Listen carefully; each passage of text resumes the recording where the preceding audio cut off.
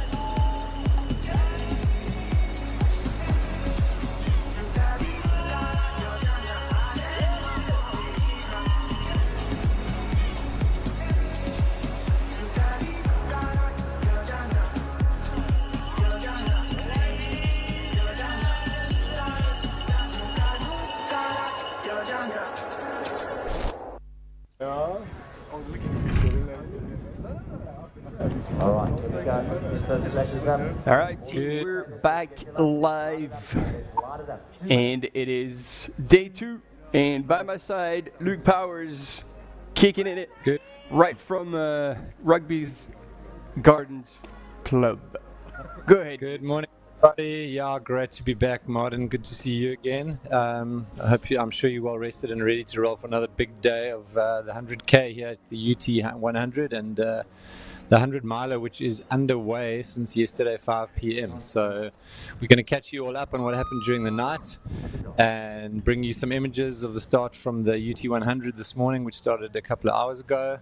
So lots to report on, lots to get busy with, and we're excited to share you. So get on the live stream and come and join us. Let's go.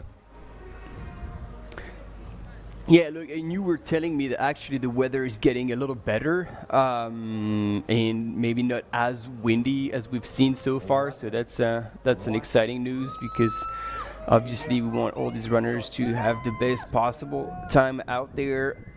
And yeah, we are again at Gardens Rugby Club. They call you crazy indeed. And we are 40 seconds before the start of the UT 100.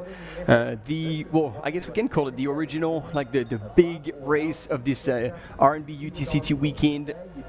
And we see a lot of familiar faces, a lot of athletes who have been here before, a lot of new faces as well. But the field is deep, world class, and we can expect a pretty fast start, looking at especially Dmitry Mitayev. Yeah. 2 times winner here.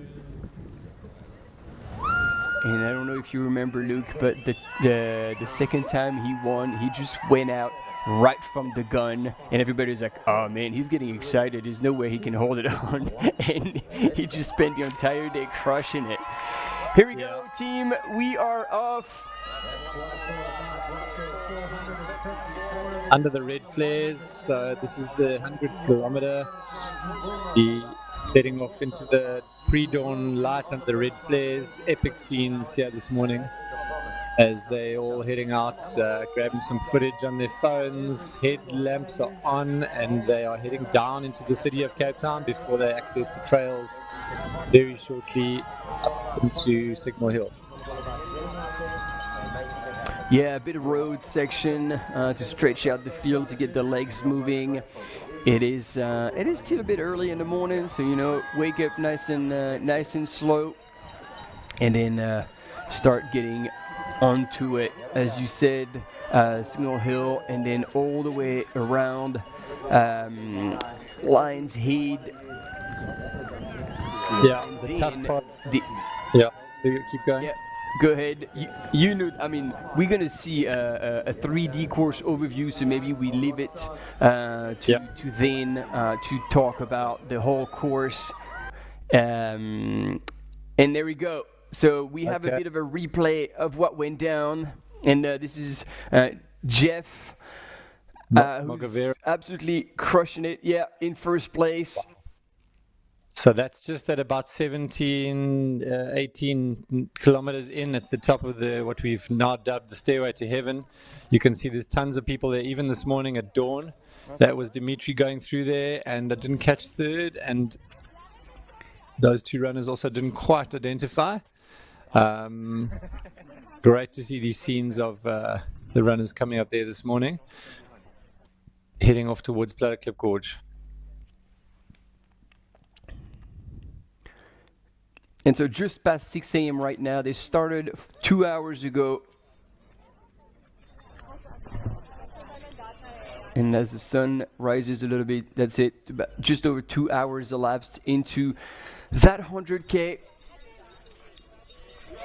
And perhaps we can give you a bit of an update. So it was, Jeff Mugavero in first, then Dmitry Mitiev in second, and it was at Kloof Neck.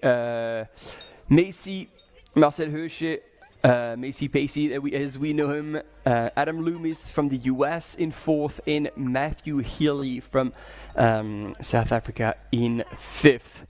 When it comes to the women, they have not made it at the time. Yeah, they have now. Last time I checked, they had not made it to Kloof Neck, but they have Antonina Yushina, who is a very solid ITRA score, like 809 for a female runner. It's insanely high. Then Sunaya Buddha, who is here to try and score as many points as she can for the World Trail Majors.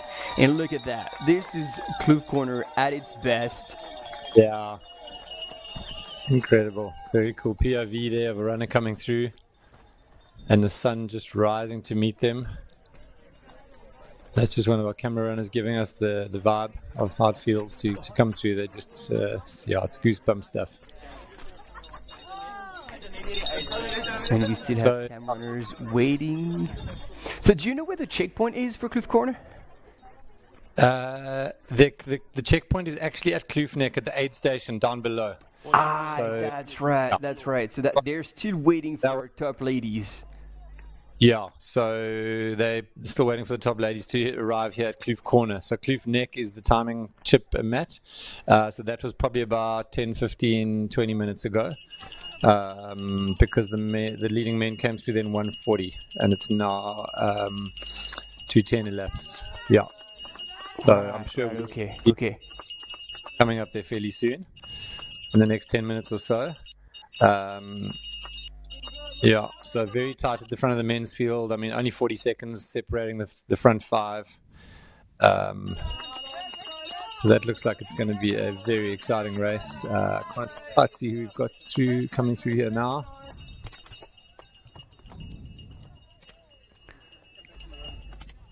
And then, So a lot has happened overnight. I was just checking in on the 100-miler when I woke up this morning, and the checkpoint in Simonstown was showing that Alexei Tolstenko, double 100-miler champion here last 2 years, was in the lead just about a minute or two over Douglas Pickard. And then Avery Collins was in third, and Adrian McDonald in fourth. And they've now just gone through Scarborough, which is quite a few k's further on, right in the deep south, before they start turning back towards us. And Douglas Pickard is actually in the lead there. He's overtaken Alexei, and he's got about a 3 or 4 minute gap at Scarborough. So Alexei's in second, Avery is still in third, and Adrian, both of those runners from the USA, in fourth. So that is Alexei, who's been, correct me if I'm wrong, he's won 2 times the miler here. Correct. Yeah, the last 2 times. We were, just to catch you up, last night, he was actually sitting very comfortably in fifth for the first couple of hours of the race. Unlike his previous style, where he's just run from the front, from the beginning, from the gun, and was uncatchable. So he sat in fifth until we cut transmission last night at 8 o'clock, and he's clearly just come through the fields, with up towards 100 kilometers, and is just running what looks like an incredibly well-paced tactical race. Slightly different style of race, but he seems to be really on the ball here. So it's game on there. The female leaders who have gone through Simonstown, 2 of them. And look at that. Yeah, Sorry, I cut you. We have our women's leader, and this is Sunaya Buddha. So we got a change. It was Yoshina who was in the lead down at Cliff Neck. So before that long climb, and it looks like Sunaya Buddha has made a move on that long, steep climb with all these steps. Yeah. It is still early on. And same again, different options, no poles. Oh, no poles. Wow, that's ballsy for 100 k's. Gold. But you can see she's carrying all a lot of compulsory equipment in a very packed bag there. She's really moving well, on hands on knees, just got a good rhythm going up those 200 steps. Stairway to Heaven is making it reasonably doable, actually. It's very impressive. Yeah, she comes up to all the noise and fanfare.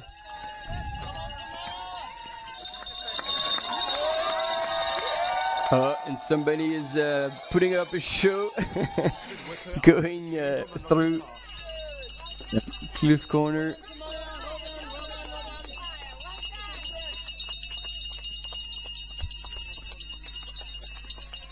That is quite a special place. Yeah.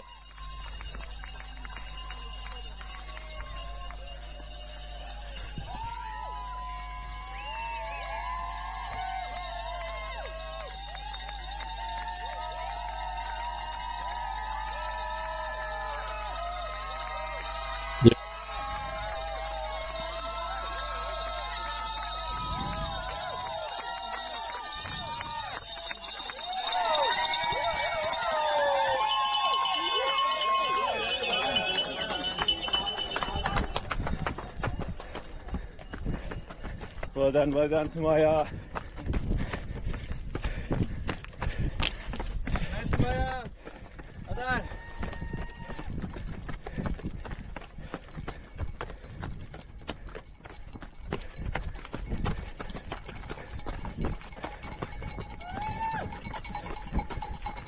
Okay, here we're getting quite a nice graphic of where they're at on the course and who's where. So she's done an incredibly strong climb since the Kloof Neck aid station up to Kloof Corner, overtaken 1 and 2.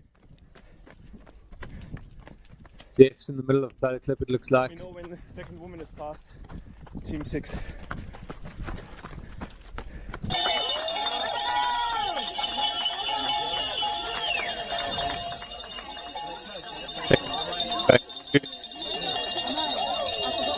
Not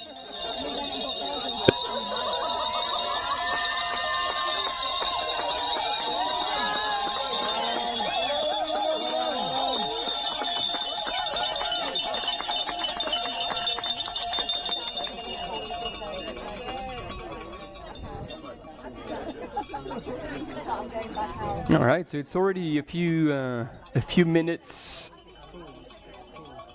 that have gone by since Sunaya Buddha in the lead in the women's race for this UT 100 has gone through. What's the second now? And then at the last... no, there we go.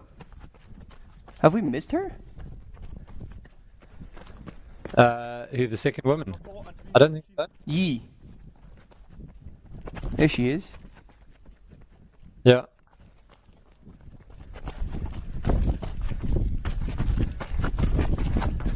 Dabei. Looks like it's probably Rosanna Buddha in third. We haven't quite seen yet. She could probably... Yeah, no, you're right. There she is.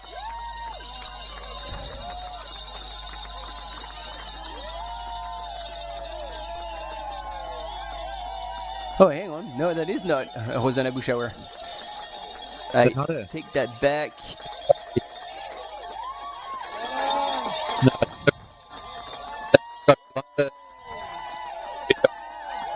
That is Rosanna Buschauer. There we go. So she went through in fourth. Wow.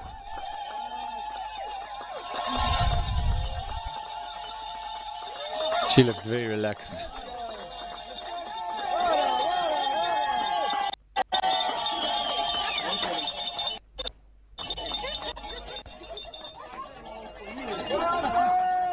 H can see third woman. It's like a different world around the corner. It's all peaceful, not a breath of wind.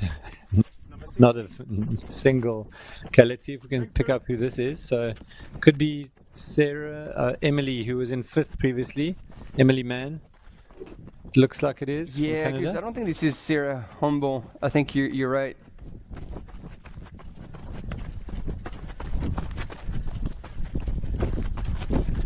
Yep. There we go. Emily Mann from Canada in third place.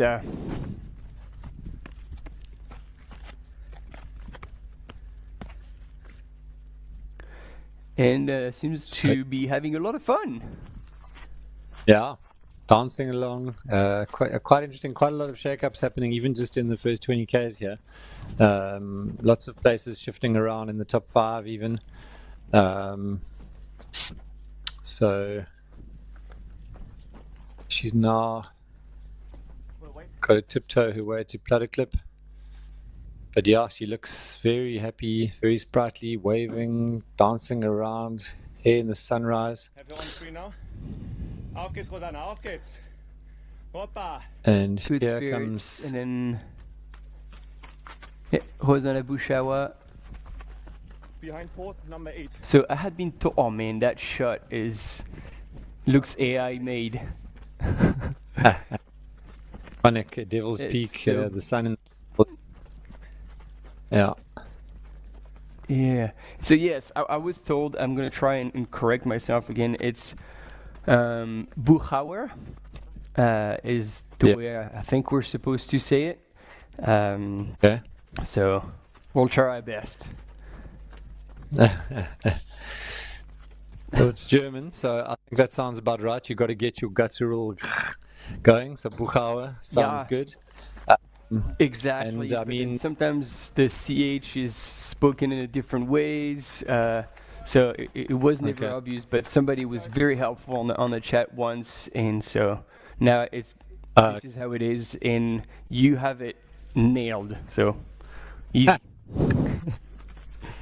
There's some Afrikaans similarities with German, so we can roll with that. You probably know Rosanna and what she's done throughout the year a lot better than I do, but I'm just looking that she's done. She won Lavaredo, which is a massive performance. I don't know if that was this year, and she had a podium finish at UTMB CCC. Which is phenomenal. I mean, crumbs. That's like, if you talk about quality, she's got all the creds here. Yeah, she's been in the international scene for quite a while now, and has like a whole lot of good results. It was a bit harder season, because as you said, like it was up and down. Like at Lavaredo, she won the long one, the original, the 120Ks, but then she DNF'd at World Champs. So there's been ups and downs. But this kind of terrain will definitely suit her, like where she lives. She has a whole lot of technical mountains, and this is where she's very comfortable, so we can expect her to shine and not be too challenged by the terrain. And you can see, as much as she is taking steps running, taking some hiking, she's creeping up on Emily Mann. Yeah, and this just really gives you a great sense, being behind her, watching these two runners run into straight with the sun into their eyes. This makes this little section extra challenging because, as you can see, it's actually very rocky and uneven. There's a lot going on. She's struggling to even use her pole. She did attempt, but I think she's given up on that plan. It's a wonderful little piece of trail, but it is actually quite tricky. And you throw in that sun rising into your face, and it's actually looking pretty gnarly right now, but they're doing a good job to stay moving in a reasonable rhythm. But yeah, she's catching Emily quite easily here. Don't know if she's going to overtake her or maybe just sit there for a while, because they're coming up to Platter Clip fairly soon, probably about less than another kilometer. And here we've got our first images of the morning of the leader of the 100-miler. So that is Douglas Pickard, who Tony and I did say yesterday, someone said, watch out for Douglas Pickard, the dark horse. And we said, no, guys, this man is not a dark horse. And here he is leading the race for about 100 kilometers. So, yeah, coming into Komaki now. So there's a little aid station here. I don't know if he's going to spend a whole lot of time here. He's got a crew. Okay, that's good. I think this is actually an important one because he's about to set off onto the beach, Noordhoek Beach, which is a long, lonely stretch across a 6 kilometer beach. So he really needs to make sure he gets this one right and just fuels up. Look how organized that crew station is. It's like an Excel spreadsheet. Yeah, it's not their first rodeo. And then, if pink, I he's got his pink correctly, like, go ahead. The pink what? No, nothing. Carry on if you remember correctly. At that point, runners can have a pacer. Yes, runners can have a pacer anytime between now and Alphen Trails. So even from long before, they were allowed to have paces from and all the way until Alphen Trails. Then they're back on their own for the last 20 odd Ks. So he doesn't seem to have any yet, but we'll see. I would have guessed if he does have someone for the beach, they would have joined him right now. So it looks like he's going it alone. He's taking his time here, just really eating, getting ready for the day. Torch is done. Made it through the night. Doesn't actually look too windy. I know we're inside a tent. I've asked for some friends who live in Scarborough to give us some updated weather reports on what's happening. That's his pink bottle. We still don't know what's in there. That's his gummy berry juice. Wow, he's putting in eye drops. Shows you stuff that was in the nighttime. Clever actually, because we were talking about it yesterday, thinking that eyes are going to suffer in this wind. It's just getting battered all night, watering and dust particles and all sorts. He's got the baby powder there, a bit of anti-chafe. The camera is going away. Yeah, everybody's turning around with a smile on their face. Whoops. Okay, what's in the red bucket? Maybe a sponge. What else? Probably he's going through the motions. Sparkling water. Getting sponged down. And go. Okay, go Douglas. 107 kilometers on the clock. He has run from 5 p.m. yesterday throughout the night. It's now 6:26 a.m. He's heading for the Komaki roads, which will lead him onto the beach. And how do you think he's looking, running movement-wise? I was just going to say, like, you can see that everything is still smooth. controlled. Obviously, the ultra kind of shuffle with the knees bit low and feet close to the ground, but the legs are not damaged but one bit. It looks like he's cracked his short open. So he might have sat on the few bushes willingly or not, and but it didn't seem like he's bothered him any further. So I don't for me he's looking super well, obviously, like after running 13 plus hours.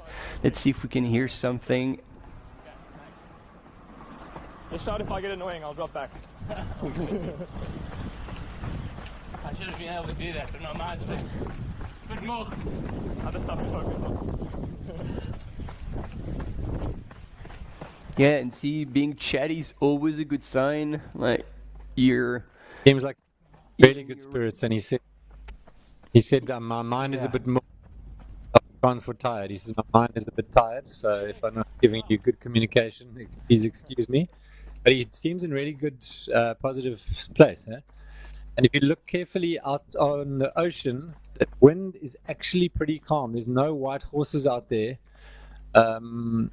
And so, wow, for the first few hours of this morning, I believe the wind was predicted to probably the least it's been in the last 10 days. So amazing news for the runners who survived the night. It was terribly windy when they set off onto Platter Clip last night. They went up into a monstrous cloud, and now it's actually looking pretty peachy. Well, that's good news. Yeah. Okay, down onto the beach. Here we go. It's got to settle into some sand, some rocks for the next 7 or 8 Ks. No. And I remember there were years, I think it was on that section, where either you were going around, I think it's coming out of that beach, so on the way out there, when you come out, like either you were traversing fully the water or you were choosing to go like over the rocks. Do you know if there's an official route that has been marked, or? Don't know, because that body of water changes all the time, depending on the amount of water that's coming in from the estuary inland, and the amount of water that's getting pushed in from the sea. So it changes quite a bit, and so you never quite know what the situation is going to be end of the beach. So I haven't seen it for the last week or two, so I'm not sure. If he's done his homework, he'll know what to do. We'll find out when we get there with camera runners.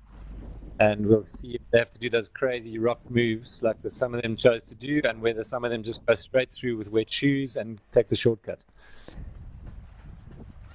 And so this is epic 3 of the course here. You can see now he's dealing with quite a lot. This is super crazy. He's got to run over kelp forest, sitting on the sand, all washed up, cranky kelp.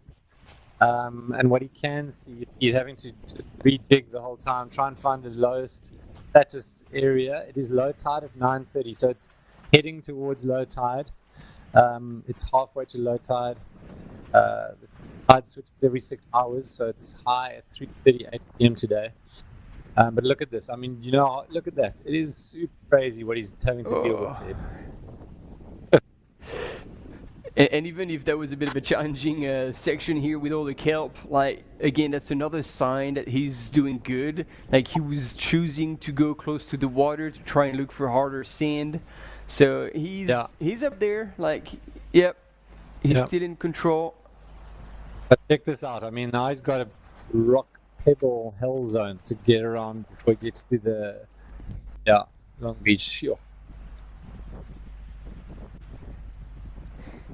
Yeah, when you willingly choose the soft sand, it means that every other option is really bad. Yeah, exactly. Yeah, he's back on a bit of a path now. He's also getting a good look at his future, which he might not want to look at right now, but he knows what's coming. That Chapman's Peak is looming, the highest peak you can see on the left there in the corner of the picture. It's going to be his next challenge of the beach. So quite a while before he needs to think about that, but it's there. And it's a huge climb up to the peak of Chapman there, and then he'll be back on the mountain trails, him towards. But as you can see, he's got plenty to deal with right now.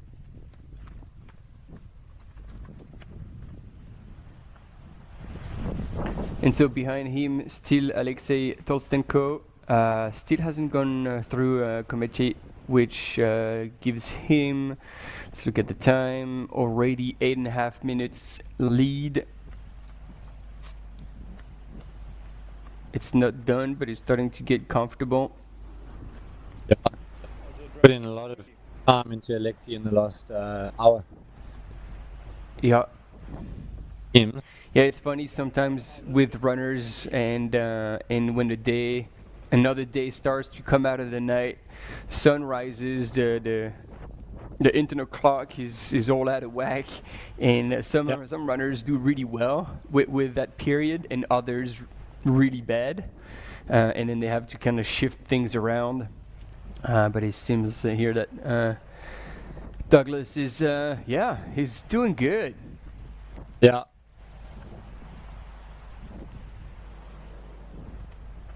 I don't know how my clock would be, but I've got a feeling mine would just be typical and great sunrise. It really come out of the night.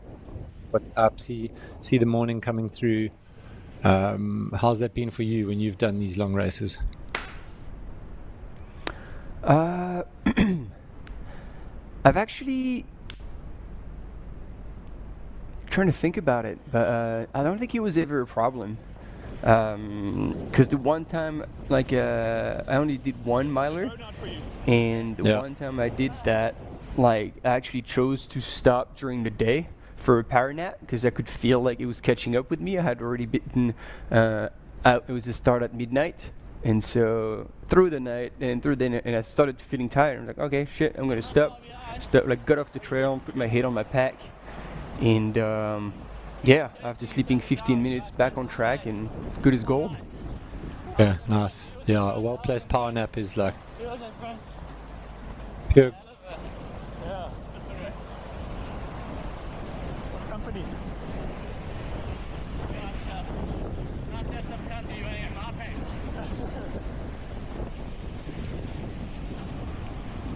Because I feel like, when you're running and you're so tired that you kind of lose your mind a little bit, you're not 100% up there, like that could be a bit tricky.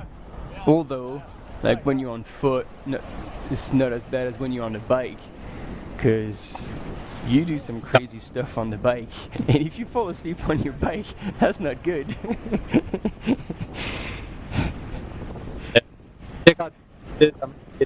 Down here, the waves. It's looking absolutely glorious out there. I mean, look at this city. It is phenomenal. I know I'm biased because I live here, but just look at that scenery we're getting from the drone up here.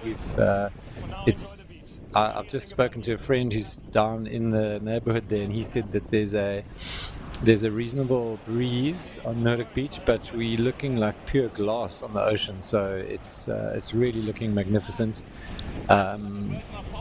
Ideal morning conditions. He's really enjoying this. It still looks a little bit wet if you look where he's running. It's not quite hardened up like it will be at 9 o'clock, but it'll be improving as he goes through this section, so not too bad.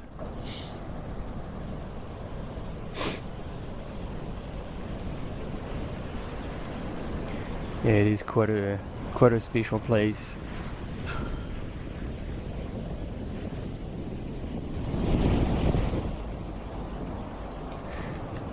Let's see if Alexei has gone through. No, still not.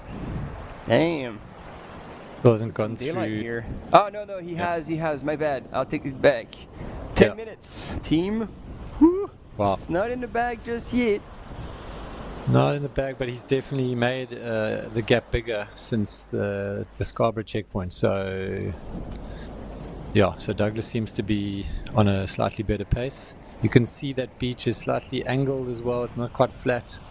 So he's having to work hard to keep what is actually quite a good cadence going here. Jeepers, that's a proper rip. It's like a rugby shorts. I mean, he... Yeah.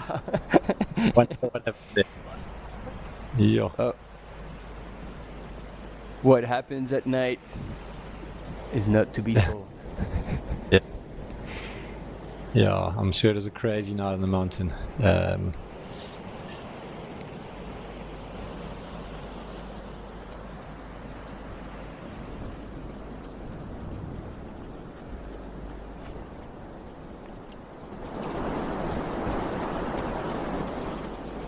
And you're right, it's always a fine balance between like trying to move as efficiently as you can, but not like blowing too many matches either, because that beach is just so long.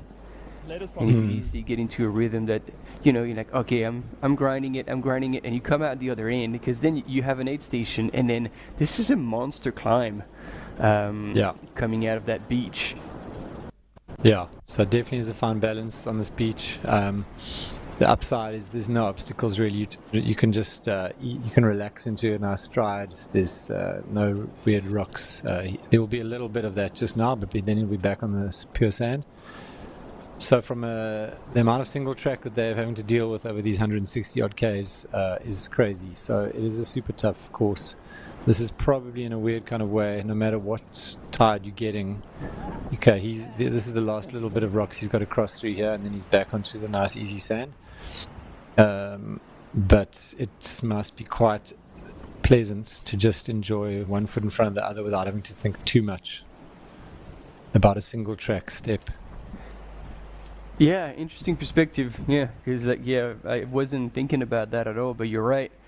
As much as that kind of sand can feel a bit like a drag compared to everything they've gone through before, it actually might be a blessing.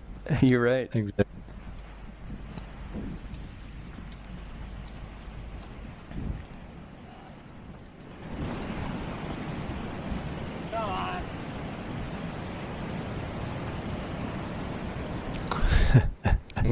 Is Jeff Mogavero's nickname Quadzilla?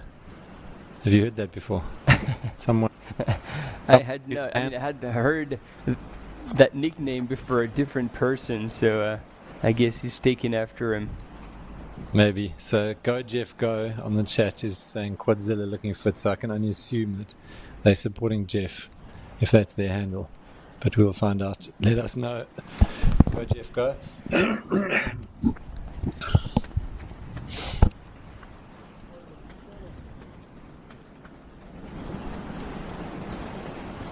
On the rocks.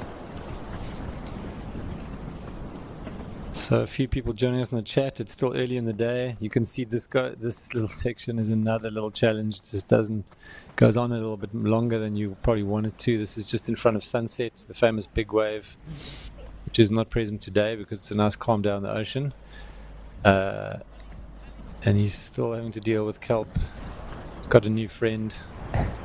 Yeah. The dog got tired. And short-lived though. Doug was like, alright, I'm done with this. Enough. So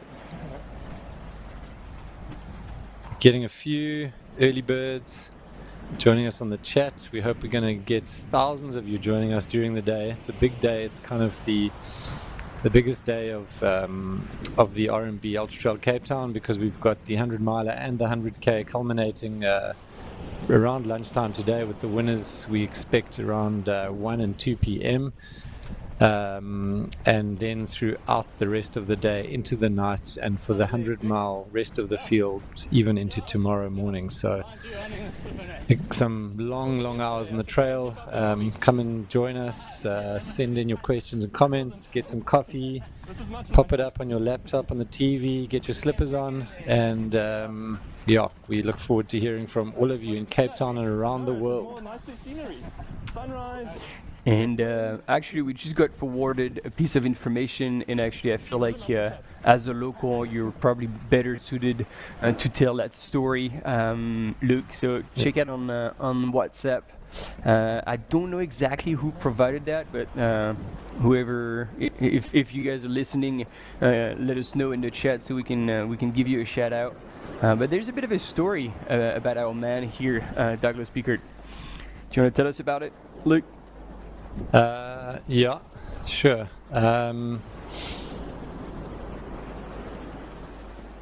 Oh, sorry, I put you on the spot. Did you find it? That's fine. I found it. I didn't know about it, so it is also news to me. I did not know that bit of detail. Wow, crazy. Thanks for sharing that with us. it sounds like he's had a really tough year. I didn't know the backstory. I've just known that he's done super well in some races over the last few years. And it sounds like he had some glass in his leg which kept him out of action for a while. It started at the Mountain Ultra-trail in George, which was a comeback race for him after this issue that he was having. Fell and landed on his left quad on a rock and basically split the quad down the length of the impact. He still finished third, gutsing it out, running the final 20 Ks downhill with a damaged quad back in May. Rehab took a long time, and he finally got back into proper training only in August, which was a couple of months back from now. So wow, he's really been through it. Incredible, and still not quite 100%, he's saying, but it doesn't look like it's stopping him right now. So that is a very freaking impressive bit of backstory on Douglas Pickard, who is leading the 100-miler race right now. Thanks for sharing that, team. Yeah, it's crazy. You don't always know what's happening behind the scenes and how hard people work to get back into a state of fitness, to not give up on their goal races. You know, it's amazing. Yeah, and like when you've gone through such like mishaps, like the pain of running 100 miles is like, yeah, whatever. I can take that easy. The self-inflicted one, I want to say, is you know, it's like, oh yeah, easy. I don't have glass in my legs. I didn't fall on my quad tearing it up. Yeah, exactly. Of course, I haven't had enough coffee this morning because I've just been told that obviously Quadzilla is Dimitri, the one and only. I had forgotten the level of... There we go. What? So yes, thanks for that, Jeff Go, of course. Just bring me another double espresso and I'll be a bit more on the program. Here is Douglas dealing with more rocks just as he enters the final stretch of this long beach. But just look at this. So you think it's a beach, but just look at what he's dealing with. It's like a boulder garden right now. He's had kelp forests lying on the beach. He's had crazy, weird slopes. He's just got to get through this next little boulder garden, and then he will only have like a seal colony is going to go after him. Hopefully not. Oh my word. Second at the moment. Yeah, he's doing well. So every little second comes the challenges. Hey? It's nuts. There's a bit of a fire there. But I can't see anything. What, like that? Okay. Small one. Yeah, but I mean, when I came down there last night, yeah, that wind was insane, okay? Hopefully the wind's dropped a bit.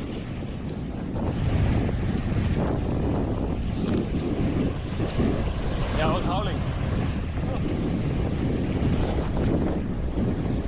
Oh, so yep. I was gonna ask you, but it is written on the screen. It is second man. It is Alexei here on that drone shot.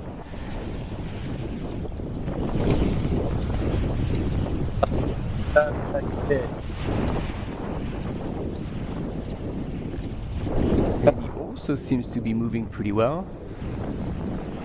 Interesting to hear from Doug, just chatting to the cameraman, confirming that it was absolutely howling through the night, the wind.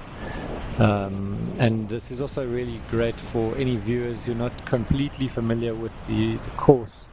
Just from this drone shot you're getting here, you can see that group of mountains on the left-hand side were some of the mountains that they ran through in the night after coming off Llandudno Ravine, across Llandudno Beach and up Suffer Peak, down Kobunkelberg, crossed Hout Bay Beach, which is right there behind Alexei's head, and then right across that whole stretch of mountains you can see sloping down towards Cork Bay after climbing up Blackburn Ravine.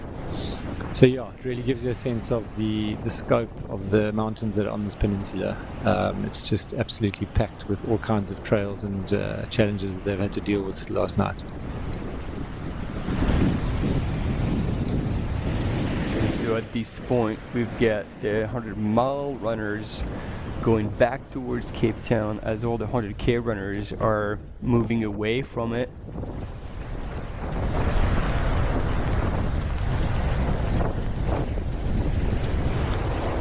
Just getting J Mac back here into the chat. He was very active in the chat yesterday, asking me if I had done my hair, especially for the live webcast, which I had. Jay, welcome back, and been giving us some intel on Will Battersby, a local Cape Town runner, a very good friend of mine, who's number 1032, who's sounds like he's had a good night. He's through Cork Bay in 42nd position. Will is the CEO of Boss, well known for being a very, very cool rooibos drink that we've all seen on the shelves here. So go Will.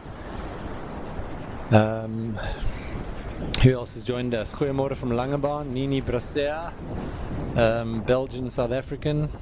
Yeah, great that people are getting in the mix. So if you are still checking out, do you know what I wanted to say was I just this morning whilst I was having coffee at home, I was scrolling through the Instagram feed of UTCT. I mean, just all the stories on the Insta stories, it is incredible. The photographers are people we haven't mentioned actually yet. You know, we've mentioned the camera runners, and we'll continue to do that throughout the day, doing a great job bringing us all these moving images. But the stills photography that if you go and look on the Instagram stories, all the action that happened yesterday with the 16K, the 55K, and the beginning of the 100-mile, I mean, it's phenomenal. Just I was getting goosebumps, you know, just these photographs of people coming down Castile's Poort, silhouetted with the Atlantic Ocean in the background. Beautiful, moody images from above of people going into the cloud, a plutter clip. It's actually phenomenal. So go and check that out if you haven't done so yet, and it'll give you a good sense of the whole of yesterday, all the various events that have happened already, and the ones that we're currently busy with as we watch Douglas Pickard finally on the sand. And if you look at that round thing, Martin, on the right-hand side, that is a wreck, a ship. I don't know if you know the story about that shipwreck. It's called... I did not know it. The famous shipwreck that happened in the early 1900s. You can see that's basically the boiler room there. And the front, it's like a rib cage. If you look carefully, you can see the rib cage kind of sticking out. So it's a modern metal ship that ran aground when the captain made an error, thinking that he was rounding Cape Point. He went a bit early and he ended up on the beach. And he was so embarrassed that he decided everyone survived because they landed on the beach and not on a set of rocks out in the ocean. And he refused to leave the ship for months, being so embarrassed that he'd made this great error. Everyone said, listen, dude, it's fine. Yeah. Everyone survived. It's cool. But he hunkered down in there for a couple of months, refusing to leave the wreck because he was so embarrassed by his great error of wrecking the ship, Kakapo. Yeah. Yeah, I mean, tradition wants that, you know, if the boat goes down, the captain goes down with it. Yeah, but so I guess it couldn't go down any further because it was beached as. Yeah. Oh, great. Thanks for sharing that story. So things have improved for Doug. I think you see the sort of terrain looks nice and open now. It actually looks reasonably firm underfoot. He's now on that second section of the beach. It's as you can see, no more obstacles ahead. So this will be quite easy and enjoyable. Reasonable sand, not too hard, not too soft. And so 13 hours, 50 minutes elapsed, and still no sign of third place, either Avery Collins or Adrian McDonald going through Komechi. So, yeah, these two gentlemen in the lead have opened up quite a gap on the competition. Yeah. And just to bring you up to speed, so Avery Collins was definitely in the mix from the get-go. Adrian McDonald, in fact, was running up front for the first 2 hours of last night, just behind Anele Bans, who it was an incredible front runner. He just absolutely was smashing it, probably going a little bit too hard. We'll find out where he is in the field now. But those two were up front. Adrian McDonald from the US was looking very comfortable, tucked in behind him for the first couple of hours of yesterday. Admire Musopamba was also in the top 3 or 4. So they are still both in the top 5, those two, Adrian McDonald and Admire. Eddie Athlete. And we'll see if we can find out where Anele is at the moment. Usually a strong contender, but might have gone out a little bit too hard up front. Yeah, I mean, Adrian McDonald is super strong on anything runnable. Like, he's had some pretty fast milers under his belt, and so yeah, that first part of the race, without going too crazy, but then that climb after Kloof Neck and then Platte Clip and then Table Mountain might indeed have reshuffled a bit the cards for the American. And then it's a 3 for 3 for South Africa in the women's with Nicolette Simon and Carrie-Anne.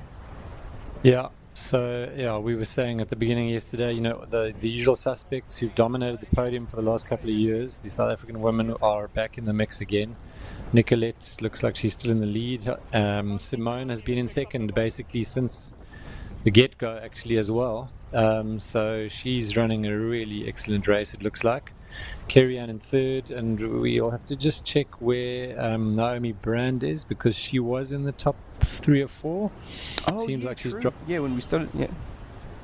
But she was definitely in the mix right up high yesterday evening, but she seems to have dropped down. Nicole Abmer was in fourth, still in fourth, and Corinne Malcolm looks like she's running really well. Also was pretty much in the same position she's in now, so they've been holding solid.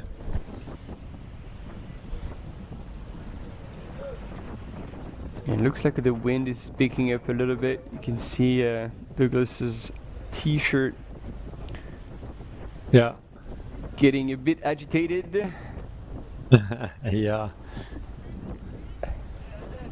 No, there's somebody getting some waves, a couple of surfers. There you go. Noordhoek's a well-known surfing beach. Yeah, shakas all around. You've got to walk a long way to get your waves, but it's well worth it. It's one of the best beach breaks in Cape Town. Hollow, clean, lefts and rights breaking on that sandbar. And nice to see that.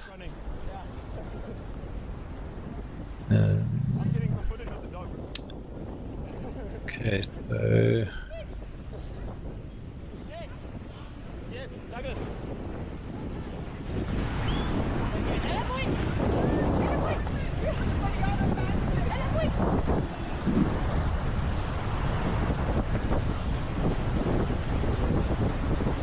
just trying to check on quickly on the 100K, see where their next timing point is, but I think there was one at the, is it at the top of Platte Clip Gorge?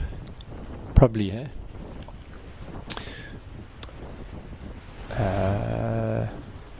I think so, because it was 2.5 hours and they were passed through Kloof Neck in at like 1 hour 49. So I reckon it's at the top of Platte Clip Gorge that Jeff went through there in 2:32.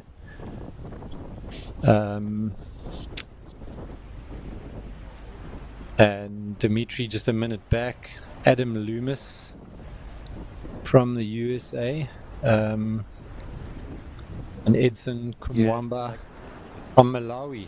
Good to see his name back in the mix. 2:36, so he was 4 minutes back of the lead, and Matthew Healy a couple minutes back. So yeah, we will probably get updates of them again as they pass through the 12 Apostles. I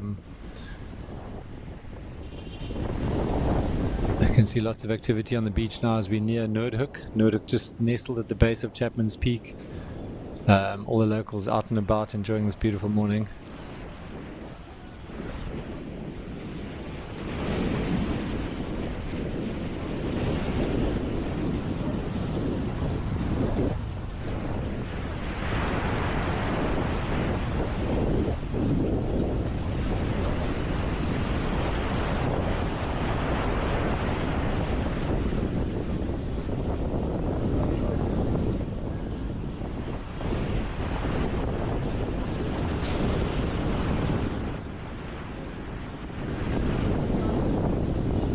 Tracker says Naomi at Rocket Road. That cannot be right. Unless she's had to pull out for some reason, but we will keep checking. Yeah, and ended up in a car somewhere. Douglas giving big high fives. Unfortunately, we can't hear him. It'd be nice to get some volume. He sounds like he's waving to his family and his fans, giving big shout outs. Here we go. That really just shows you he's well. Good place about his ball. Yeah, he's cruising, huh?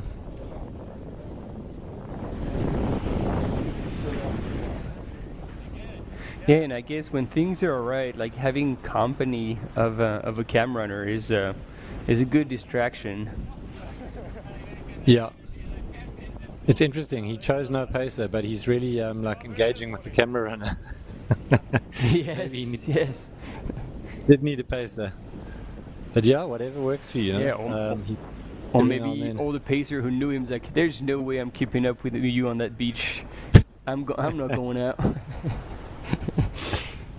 Yeah, exactly. Look at him. He's going. He's almost like picked up pace as you see he's getting closer to the mountain. Very cool. Like here, it seems like there's still another 4Ks on the beach. That is an insanely long section. Every year, like, oh yep, that is a long section. But then we actually following a runner throughout the entire length of it. Like, man. Yeah.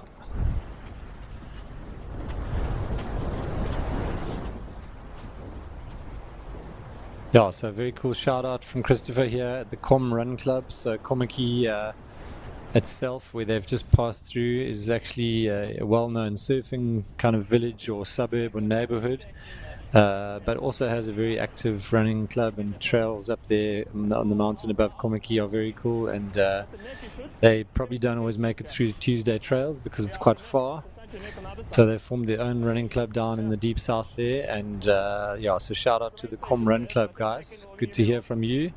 Keep us posted on what's happening on the ground as people come through the aid station there. Send your comments in the chat, and I'll be happy to hear from you. Someone also, Laura from Plet, saying hoping to get a glimpse of Petrus Maria flying the Plettenberg Bay flag. Go Petrus. Someone else is telling us that Naomi dropped at Sandy Bay. Yeah, that's not good news. She will be gutted.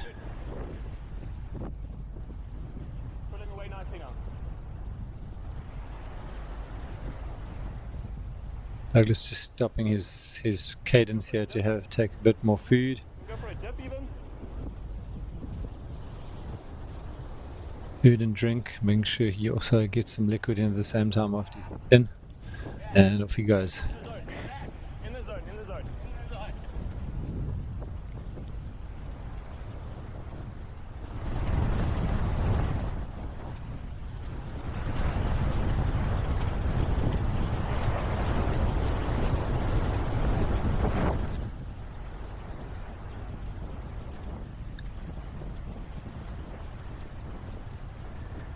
It's pretty magical.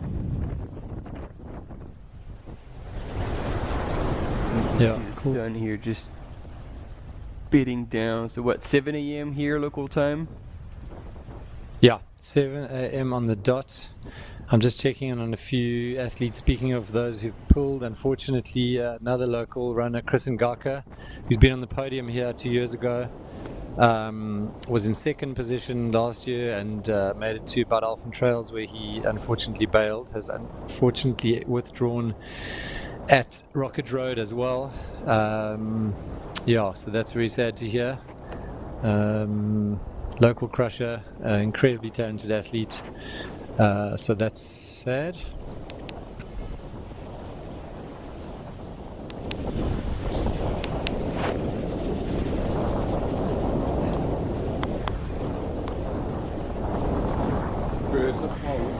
So I don't know, with the wind that seems to be picking up slightly, if we're gonna get another drone shot, because I'm actually curious. As much as Douglas is running really well, when we had the aerial shot of Alexei. Like, he looked like he was moving also reasonably well. So I'm very curious. So it's probably not going to be now, but when they get to the next aid station before that big climb, to see what the split will be between these two. Yeah, so we'll get that fairly soon. You can see the buildings coming into view in the neighborhood of Noordhoek, with the base of the mountain there, so he's not far from that.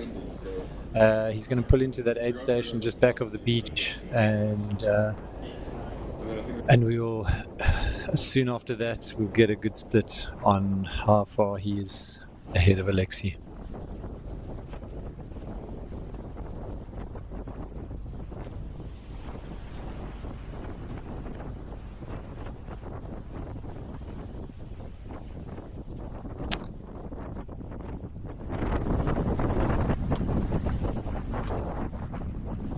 Someone just reminded me last night that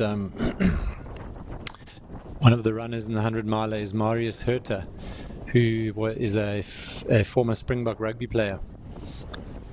He was a prop, which is, one of the big guys who locks down at the front of the scrum there. And once he retired from rugby, he got into endurance sports, believe it or not. And he's done Ironman, he's done Comrades, he's done almost everything in the endurance land. And he is here in the 100-miler, chipping away out there somewhere.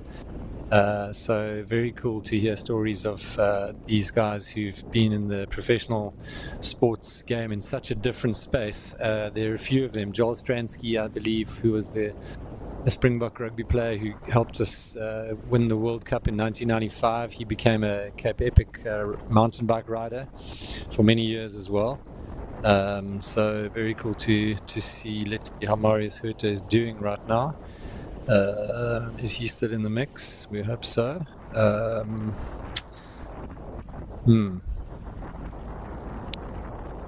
Last tracker is also only under Rocket Road, so I don't know if he is still in this game. Yeah, so doesn't next check pay. Yeah, we'll keep checking on that. Not sure. Yeah, and to echo your references and hopefully not make too many enemies, I can also bring up an All Blacks player, Richie McCaw, who's full-blown, has been for many years now, full-blown into endurance sports and mostly adventure racing. Yeah. Wow, I didn't know that, eh? Wow, okay. Because one of the top adventure racing teams in the world for many years was a Kiwi team. I'm trying to remember what they were called. They were absolutely unbeatable. Team of four, 3 men and a woman. They were absolutely just pretty much unbeatable. Okay, I didn't know that about Richie McCaw. That's fascinating, eh? Yeah, so I don't know if we've got any Irish runners. Yeah. The Springboks are playing Ireland tonight. That will be interesting to hear if there's any Irish out there. Should be a good game as well, speaking of rugby.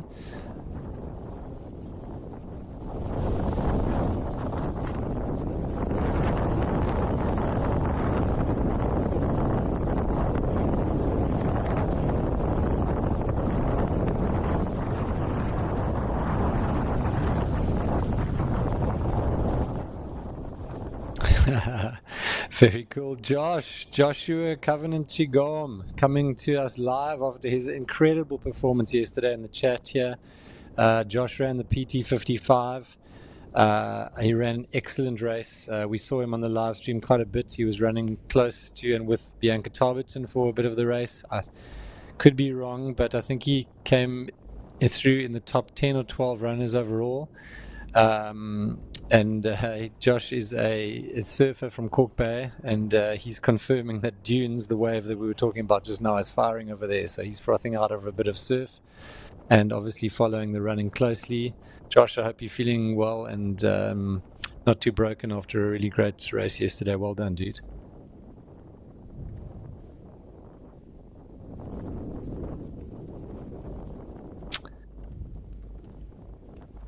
Yeah, Jay asking if 21 withdrawals in the miler so far is unusually high.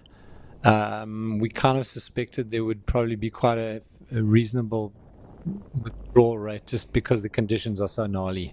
I don't know if I have comparative numbers, but it really is. Yeah, it was so tough overnight with all the winds. We suspected that it was going to be hot and tricky and windy, so I do think there's going to be a fairly high attrition rate in the miler. Marty, what do you think? Oh wow, I mean, I was gonna say, like, we're just under 14 hours elapsed and 21 DNFs. Like, for me, is nothing. It's actually, like, I find it very low, especially with an overnight. Yeah. Yeah, I mean, when we see years with like big milers and like they had to battle the wind, which adds a whole lot of difficulty, like at the end of the race there's about like a 30 to 40% DNF. So far 21, man, I think this is brilliant. Yeah, okay, so it's just 10 to 15%. Yeah.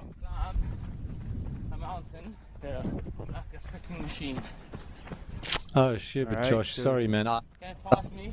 Yeah, you were running so brilliantly, dude. I lost track, and I'm sorry to hear that you had to pull at 40 Ks. What we saw of you was some excellent running. Really sorry to hear that, brother. We know you'll be back to mix it up again in the top 10. Rest well, keep it dialed. How are you feeling?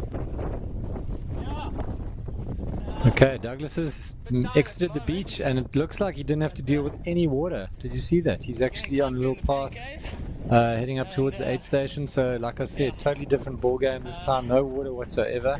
He's exiting the beach with dry feet, and he didn't have to do the Kung Fu Alex Honnold rock climbing move. I am now. He's just going to arrive in the car park here and then run up the tar to the aid station, which I think is somewhere just next to Jake's restaurant. So I'll get a nice little bit of easy tar to run up there with before hitting the aid station.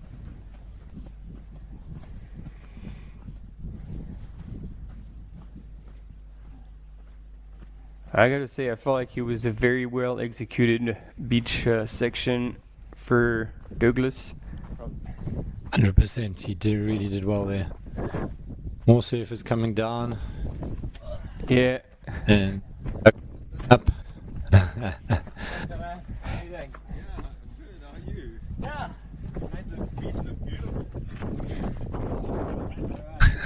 Full of beans. The beach was beautiful. Yeah. So good. All about headspace, eh? Wow.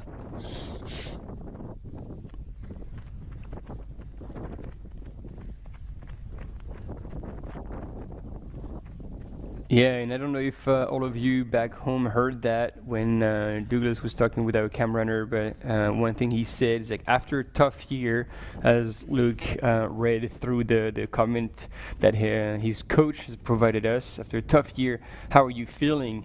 And he said, I'm just happy to be here. And sometimes it's that's your why. It's like, hey, you know what? I'm not looking for anything performance time. I'm just happy to be here, and I'm just gonna bring whatever I've got today. And it looks like he's bringing the best out of himself at this very moment. Yeah, absolutely.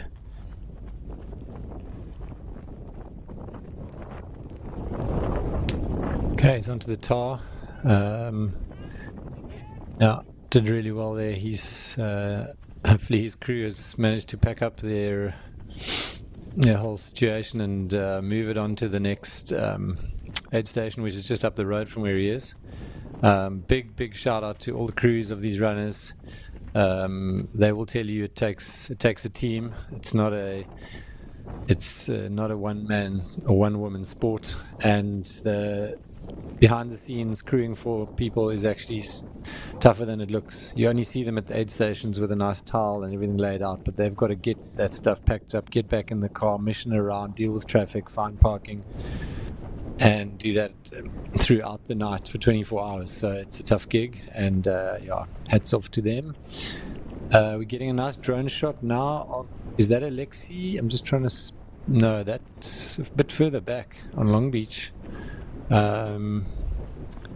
Yeah, that could be either, Adrian McDonald. Yeah. In third. Yeah, it could is be because Avery Collins in fourth has not gone through the Komechi aid station, so he wouldn't be on the beach just yet. Yeah. So Adrian McDonald is back in third. Oh, and there we go. Avery Collins has just gone through Komechi now. So he's 11 minutes back from Adrian McDonald. So either he's fading or Adrian has pushed the pace. But yeah, that's already 40 minutes plus between Douglas in first and Adrian McDonald. So it's almost the entire length of the beach. That's that's quite a lot. Significant, yeah.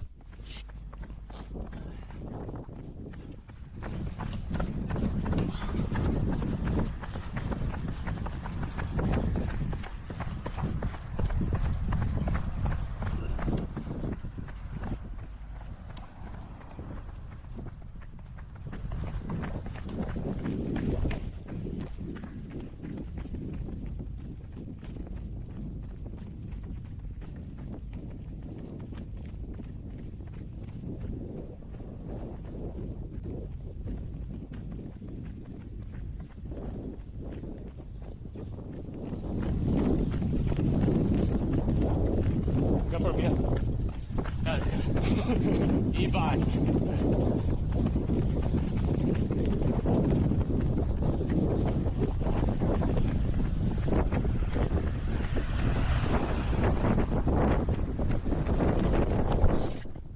Matthew Thompson, local South African, has also dropped out at Hart Bay after 8 hours on the mountain. So sad to hear that. Quality runner, finished 12th in 2024 in the miler. Yeah, so definitely took its toll out there on the top of the mountain in the night on some people, which is no surprise. It should really look tough up there.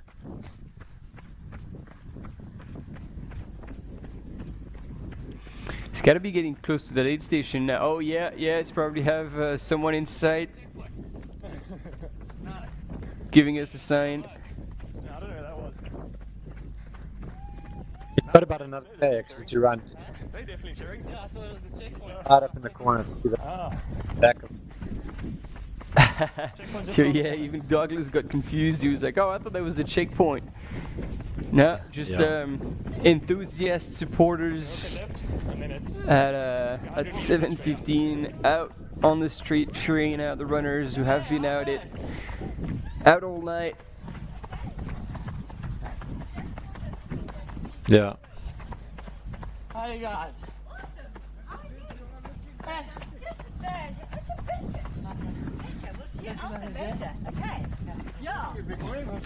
Finding his people who are out there supporting him. Very cool to get some input from your friends and family on the course. Thank you. Them looks like they just walked down to the end of their driveway. Noordhoek locals. Yeah.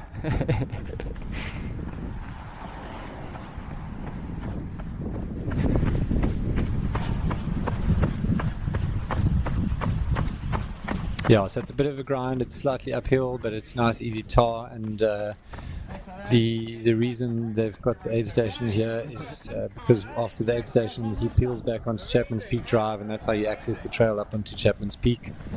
So this is actually quite pleasant. You know, I'm sure he'll be really enjoying this. Just a bit of a couple of easy Ks. You can see that it's slightly uphill, but it's nice and shady. There's no wind. It's any easy running you get in a course like this is just a total bliss. Pleasure. Bliss. Yeah. Nice fresh whiff.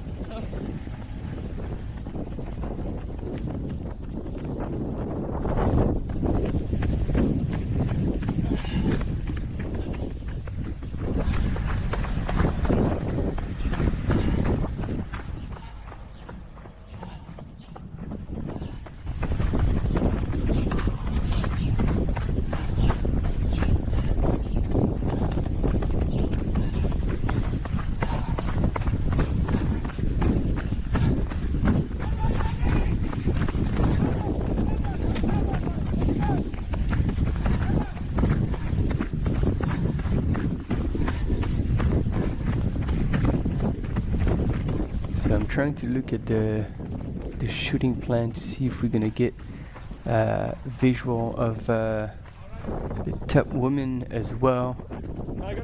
And we're anticipating to start catching them at 7:15 local time, so we might have a chance. Yeah.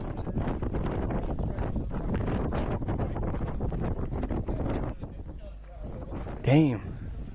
Douglas doesn't look like a small person, and so the bloke next to him is a serious That's his unit. crew. Yeah, he's a massive unit. He's the dude who was crewing for him. He's been around the whole time, so he's obviously come out. I think it was him on the chat saying, "I'm waiting." I don't know if that was him. I did ask him if that was him. Next double. Yeah. But he said, "I'm here waiting." Yeah. Giving him excellent service, checking what he's needing and what he's wanting and how he's doing. So this is really high quality crewing. He's coming out, having a little jog, getting a full rundown instead of having to do that with only the 1 or 2 minutes you have when you're in the station. It's actually quite clever. Yeah, you can do this while moving, and then if there is anything special that wasn't planned, then he's going to be sprinting out to the aid station to have it ready by the time Douglas gets there. It reminds me a little bit of one of the local races, the Puffer, where the final aid station with about 5Ks to go. After 70 kilometers, they have a red carpet. It's organized by a running club called the West Coast Athletics Club.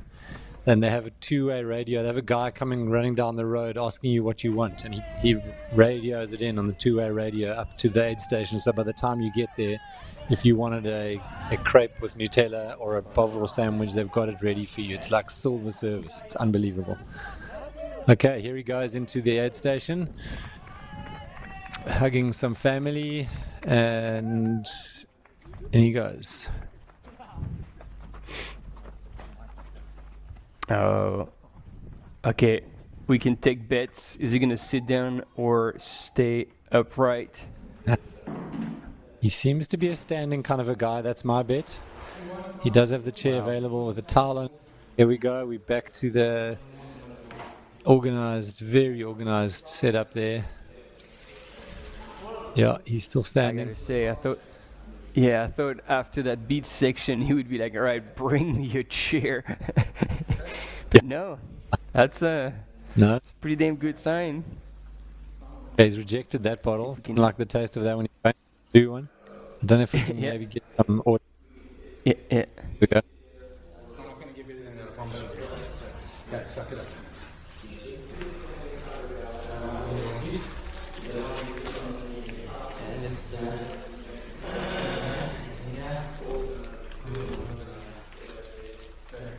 So those of you in the hotels, please look at me once. So that everyone is going to work fast.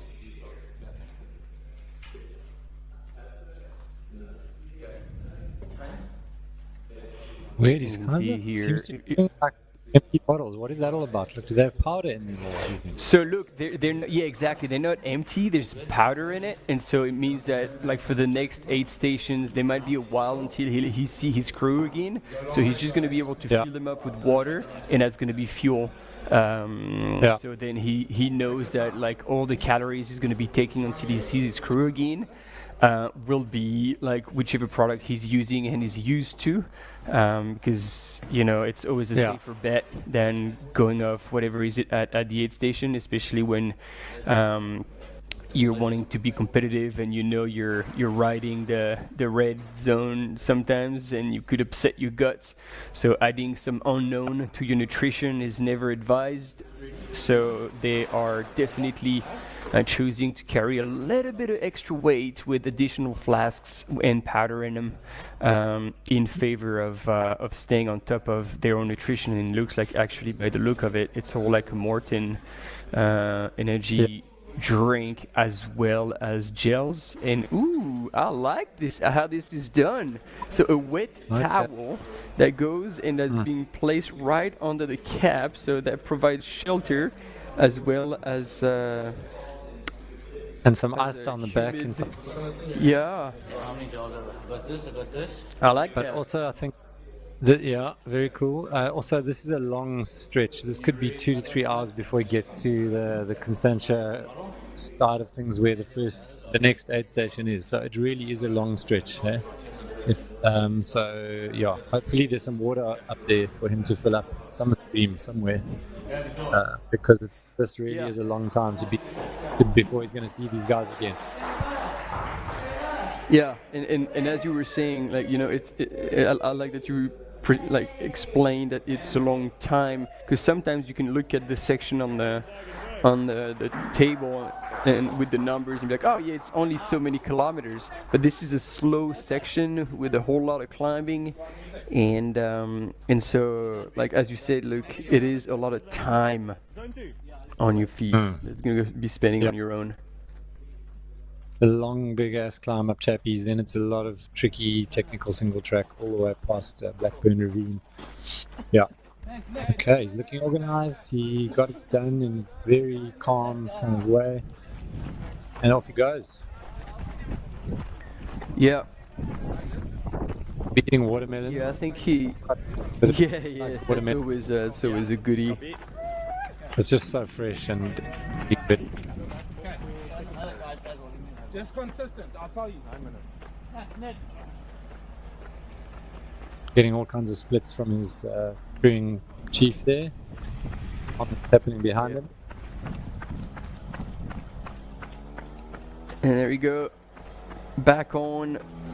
So yeah, it wasn't a particularly fast transition in terms of time, but you could feel like everything that he did needed to be done. There was no faffing around, there's no time wasted. He just needed all that time to regroup, collect everything he needed to collect, and get back out without any type of stress or Yeah. No. You can see that these two gentlemen know each other, and it was good symbiosis. All right, quick commercial break, Luke. Yeah. We'll be right back.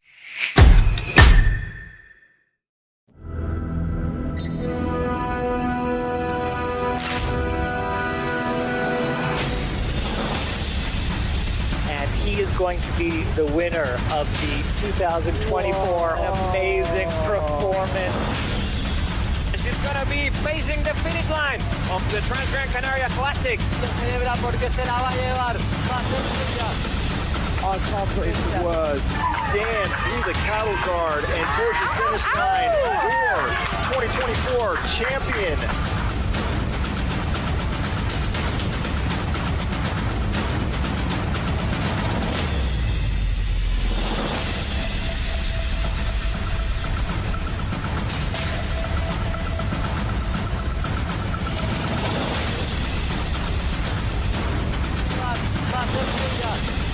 Our confident words.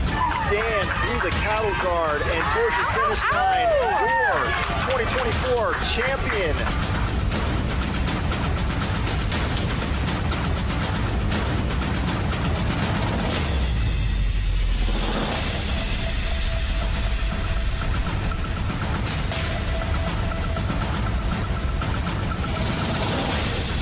Every time he's going to lap now.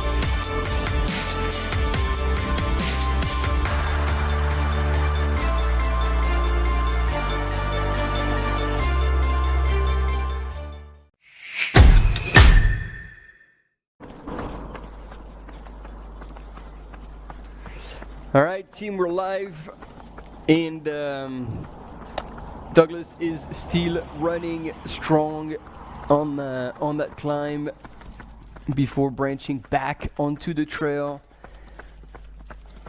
and kick off yet another steep climb. And Luke, you were looking at the 100K. Do you want to give us an update on what's been going on with the 100K runners? We had another split. Yeah. So the 100K runners are now through the Table Mountain checkpoint, which is over the back table. They've gone through Platterklip, through Echo Valley, and just by the dams on the Apostles Trail. We had Jeff Mogavero still in the lead. He's got 4 minutes on Dmitry Mitayev, Quadzilla, and who seems to be very closely followed by Adam Loomis of the USA. They're 4 minutes back from Jeff. And then Matthew Healy, local Cape Townian, who is another 4 minutes back in fourth. And Edson Kumwamba, very close with Matthew Healy. So that's the top 5 men. And the female leaders have come through Platterklip Gorge. They've crested Platterklip Gorge. And Sunaya Buddha is put in 5 minutes to the second place, Rushana Bukhar, who is just ahead of Antonina.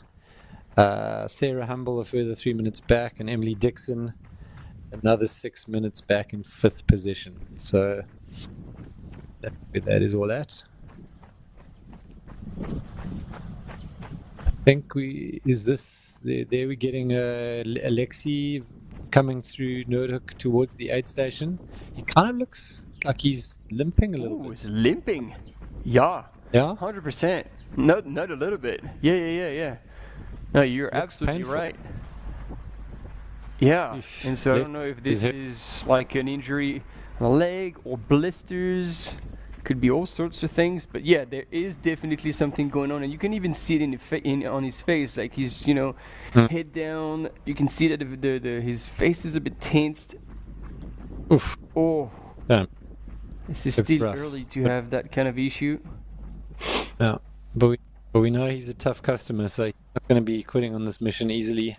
It looks like he's probably about 10 or maybe a little bit more minutes back of Douglas Pickard. We'll get that split now when he comes into the aid station in a couple of minutes' time. But nice to get these visuals of him coming around here through the Noordhoek burbs.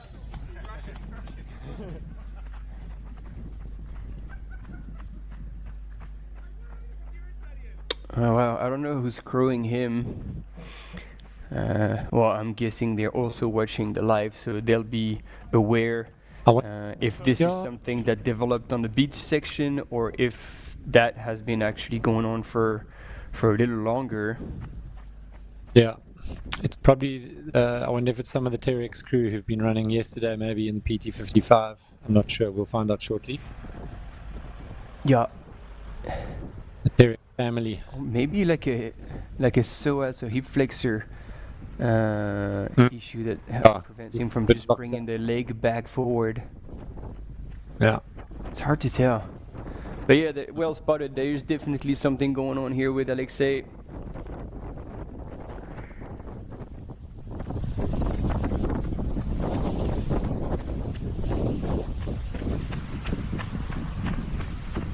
Hopefully not the TFL, because TFL also could have this kind of generate this kind of pain up on the higher up above the knee on the leg.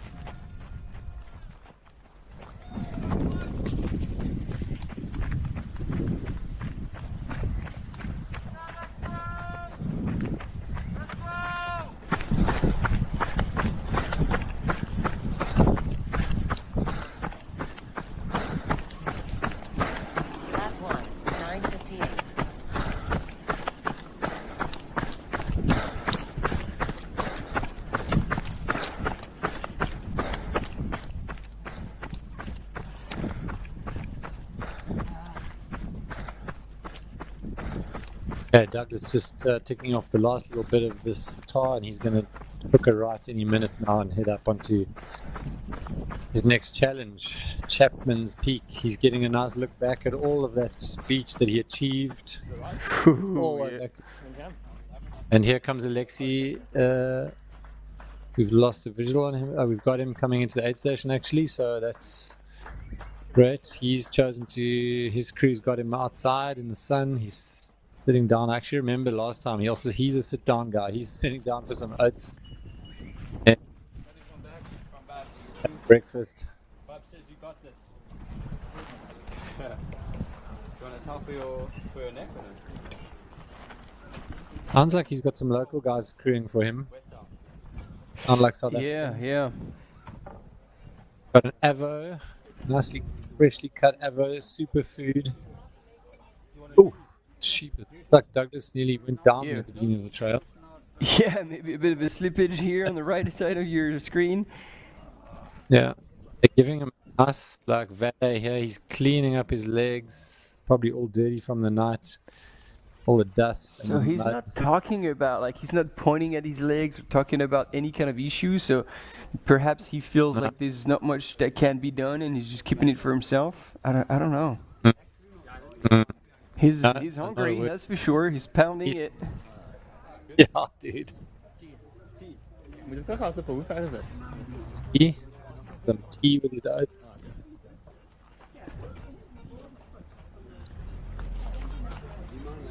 Like someone said, this is an eating race with a bit of running thrown in, and you really got to manage your intake and actually keep the body fed and hydrated. So Yeah.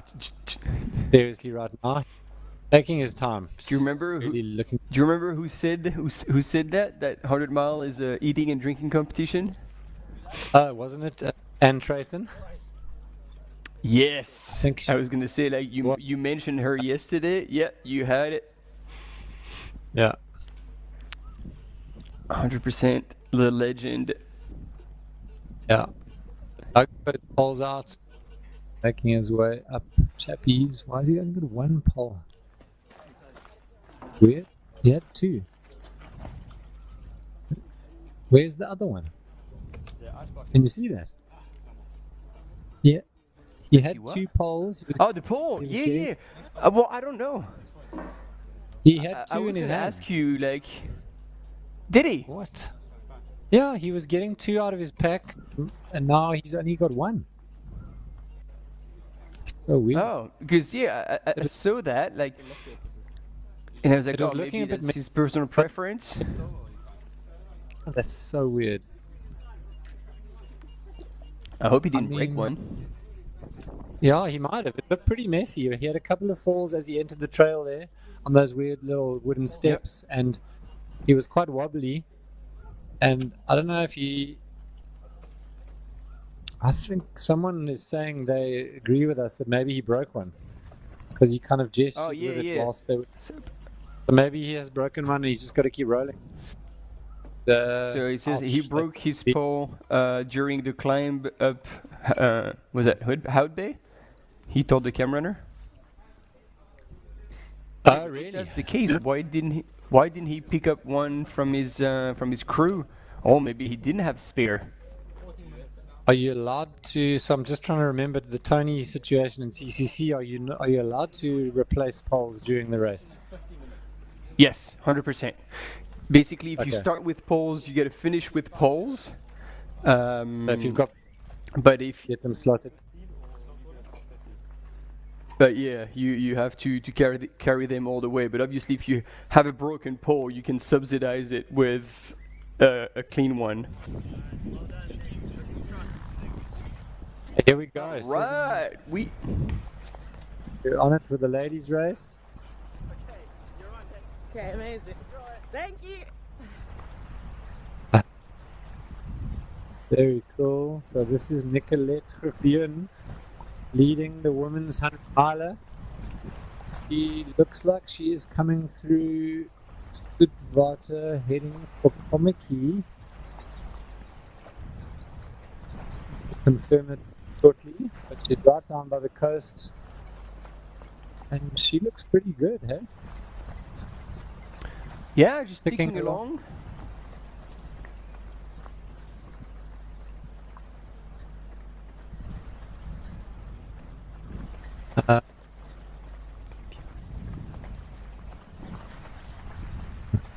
Sparta, between Scarborough and you're right. Must be pre-Scarborough. Let's just click on her last checkpoint. Yeah, she's through Scarborough, so she's on her way to Kommetjie. So she is in the Sitwater Nature Reserve, coming around the front just past Crayfish Factory. There's the Kommetjie Lighthouse in the distance. So she's got a few Ks, not far, before she hits the Kommetjie aid station.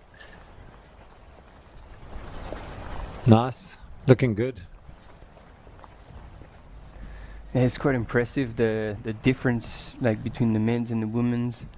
Like Douglas is at kilometer 118 and she's 102 and 103. Is it 15k difference Not actually that so far. far. He's crushing it.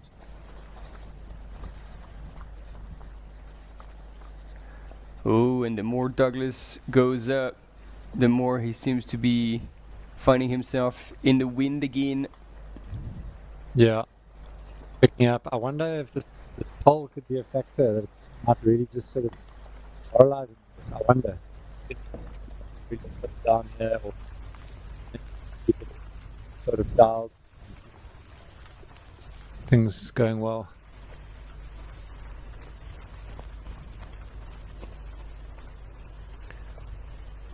And it does not look comfortable to be pushing on that one pole. Oh yeah, and not to be like fully twisted. He's actually swapping hands every once in a while. Yeah. Closer. Okay.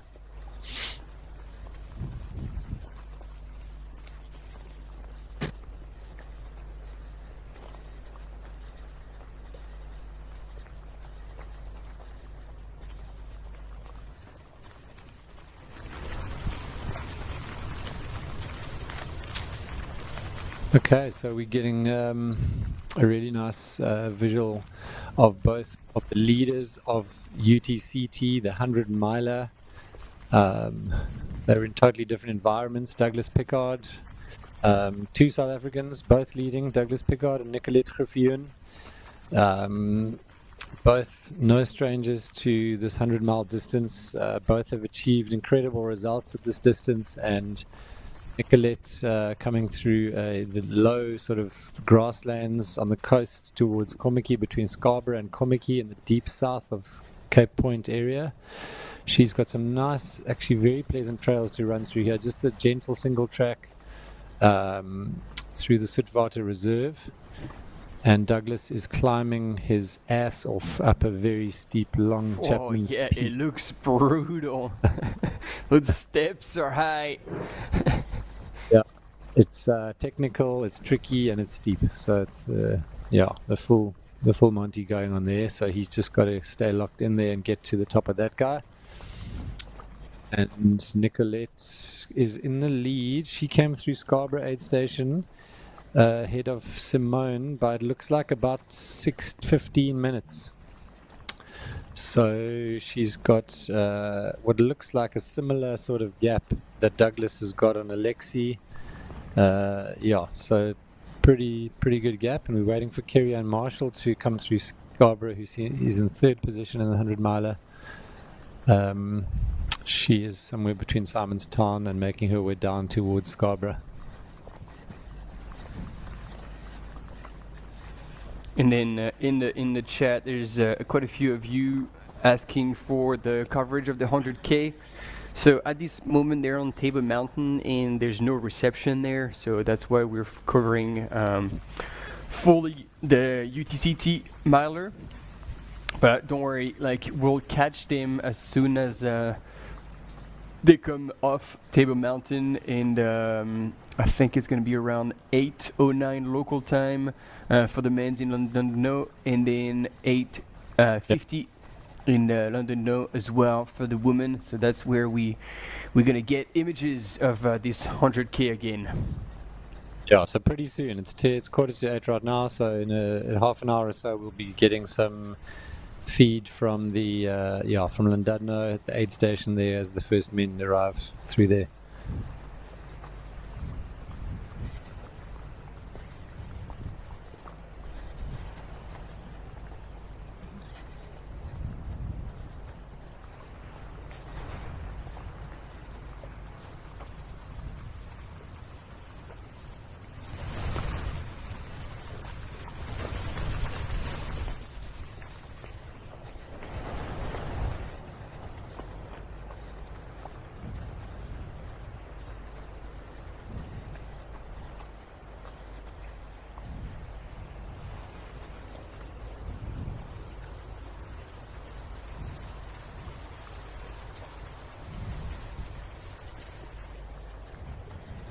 You're getting some shout outs from Chamonix, where it's cold. Just responding to.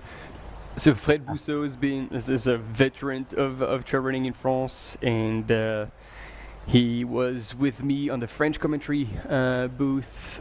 I was on the English one at the World Champs, so we did hang out quite a bit in September, and he's definitely a keen trail runner and getting involved. So no surprise to see him here, and I don't know, that might give him an idea of what to do next year around this time of year.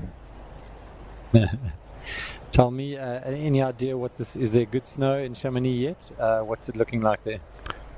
Oh yeah, it's come down the last few days, and it was funny, like from not seeing much on the feed of all the mates that are back there, Annecy, Chamonix, in the Alps, essentially. Like the feed were pretty quiet, the weather wasn't that great, and then all of a sudden there's been a massive snow dump, and all I can see is people skiing and having fresh snow all the way up their nose.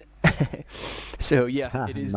It's come down hard. So I'm just hoping, just like every year when there's such a massive snow dump at the beginning of the winter season, that people remain careful, because the excitement is pretty high because of the first opportunities to ride some deep powder, but also that's it will call out for being cautious and mindful of where you go.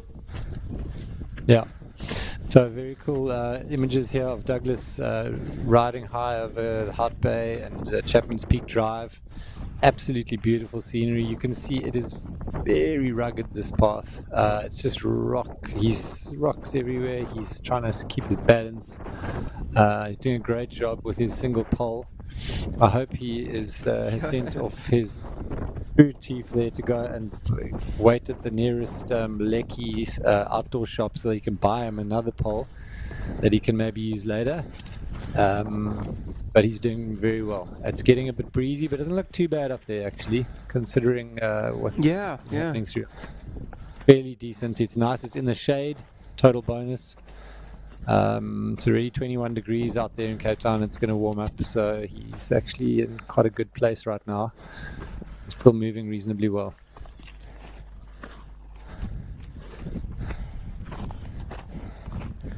Just 45 k's to go. A brutal section. Yeah. It seems so far, and yet after having done already so many k's and being out there for just over 14 hours and 45 minutes, it's you're like, oh, I'm so close, and there you go. That's what you want to take into account. So this race profile is color-coded, so obviously the green is the flattest, and then it goes orange, red, and the purple is above 30%. And so that, for those who are not familiar with this course, it will show you how brutal that climb is going to be until he gets to the top. And I remember actually Alexei last year when he got to the top, after such a grind and a big effort, I don't think he sat there, but he definitely stood there and looking around, taking in the views, and realizing the massive effort he had actually pulled off to get to that point, and how much he had worked to earn that view. It was a beautiful moment. Very cool. And it looks like we've just been had a shout out for Zachary Herbst from Mauritius, who's pulled up into the top 5 of the miler. He has also gone through Scarborough. He's probably well on his way to Komaki. He's chasing at Maya, who is in 4th. So 3 South Africans, one South African in the top 5, similar to the UT 100, where we've got Matthew Healy in the top 5. So these very internationally stacked fields. Nice to see 1 or 2 South Africans in the mix, and runners from all over the world populating the rest of the top 5. Okay, you can see Nicolette has now got a nice little bit of paved picnic site stuff to run on through Sutphatha here. Little campsite is absolutely beautiful, very underused. As you can see, it's completely empty. Yeah, beautiful. shame. I was gonna say, like, man, that would be a mint location. I know, it's weird. It's just like one of those bizarre kind of places that should be mint and doesn't get used enough. But yeah, wonderful, right on the coast. Don't tell anyone.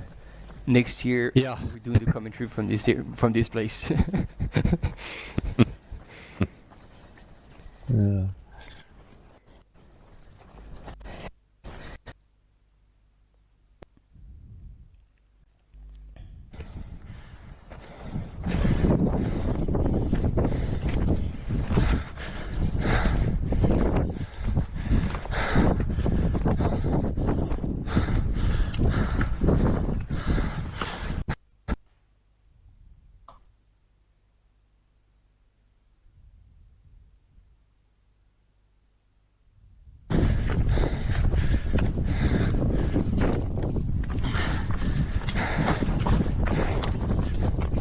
Wow, incredible scenes. You're so remote up here. You just must feel like you're on the end of the earth.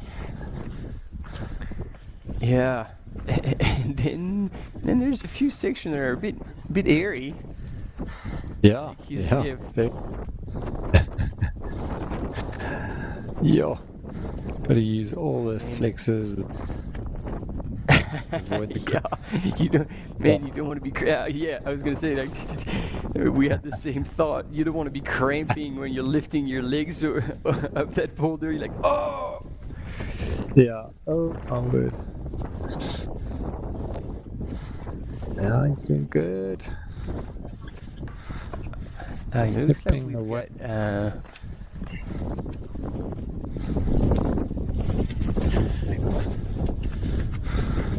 a bit of motion. It seems like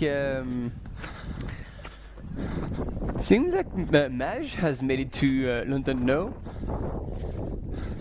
because it's starting to move. So we still have, I reckon, if the prediction were correct, about another 20-ish minutes. But maybe Maj can go and bother the people who are there, the crews that are getting ready for the runners, or have a chat with someone from the surf club. Maybe Robert Schaff is around. Yeah. I'm not going to bother anyone. Madge, you're always bothering someone, bro. Whether you like it or not. Maybe I'll bother the buffet. Okay, this is the buffet we have down in Llandudno aid station. Always a good spot. Let me just first give you guys a little bit of an update on the surf, because I know we want a bit of an update on the surf before we start talking about the running. Yes, bro. Sure. So this is the surf report from Llandudno. Waves are breaking. There's a few crew out there. I mean, what a spot for an aid station, am I right? Totally. Absolutely all time. What a spot. So this is a life-saving club, our home, our beautiful home at the Llandudno aid station. The crews are all packed up down here, frothing at the bit, which is great to see. Really positive energy here, nervous energy as always. Guess who? I can give you a small guess where the Terex athletes are set up. That's not a hard one. And what happens is I'll walk over here to the entry and give you guys a little bit of a POV because we like that. So the runners come down this section here as they've run through the township of Llandudno, which is up above here on the hill, and they come down the road. They head down into here, into their little life-saving shack cabana thing going on here. We've got a big crew photo here for the Llandudno volunteers. They're all looking amazing, probably the best looking crew of volunteers ever. And then you've got your fuel here, water, you got your stuff. Oh, they're singing happy birthday. That's a bit awkward. I'll just stay in the back here. And then we can have a look. Obviously you got your timing wand, and then there's a big snap here. So chow down on the snaps.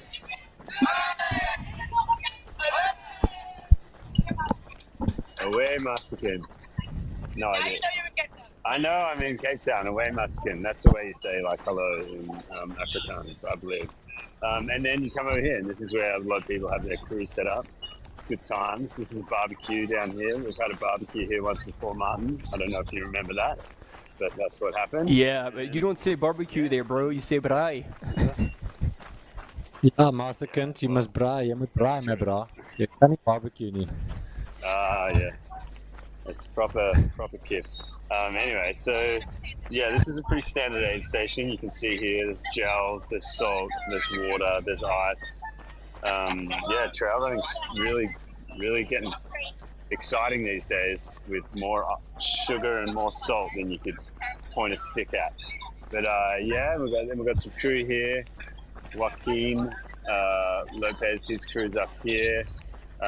This, yeah, as I mentioned before, this is like the Terex crew right here. Dimmer this is his setup.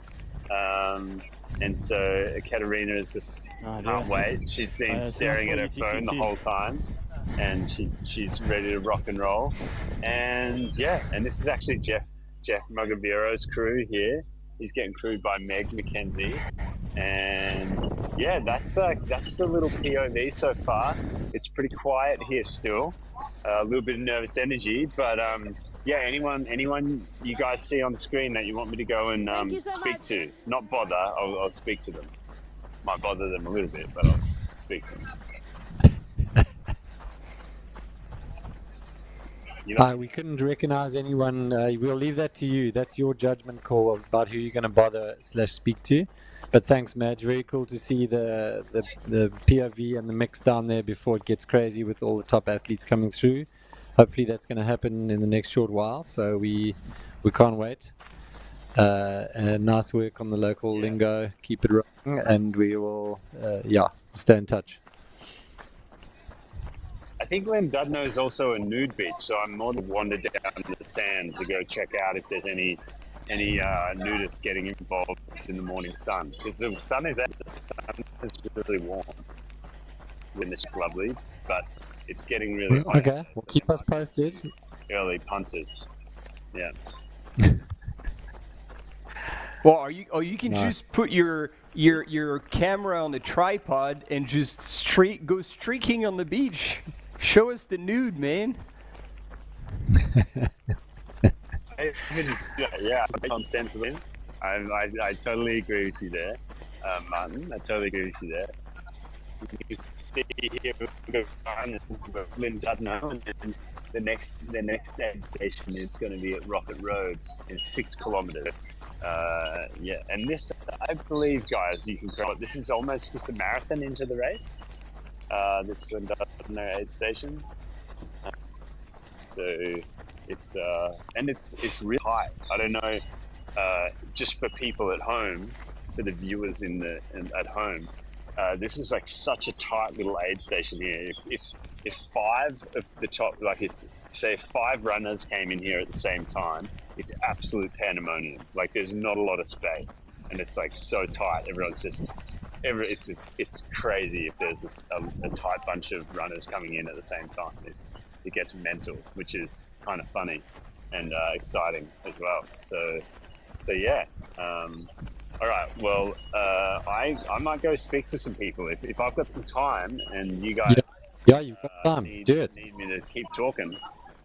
All right. Yeah. Go. Yeah, you have a bit of time, Maj, and actually you can.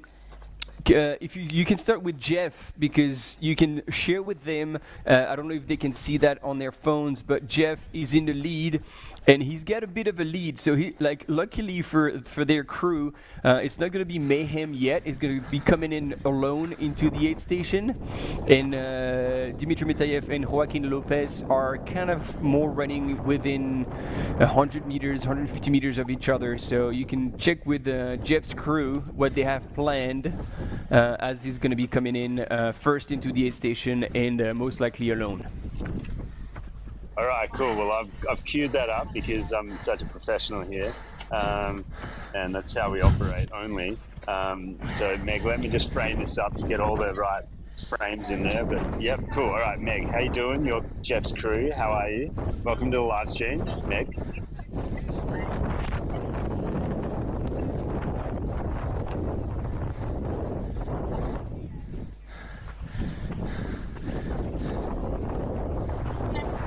So Maj, you're gonna have to repeat what she says because we can't hear her. Oh, really? Okay. Can't hear Meg. We can only hear you. Well, oh, that's a bit of a bummer. Okay. Okay, we've got Precision here. Meg is currently in a race, a crewing race with Daniel. Daniel's crewing Joaquin Lopez with Joaquin's wife over there.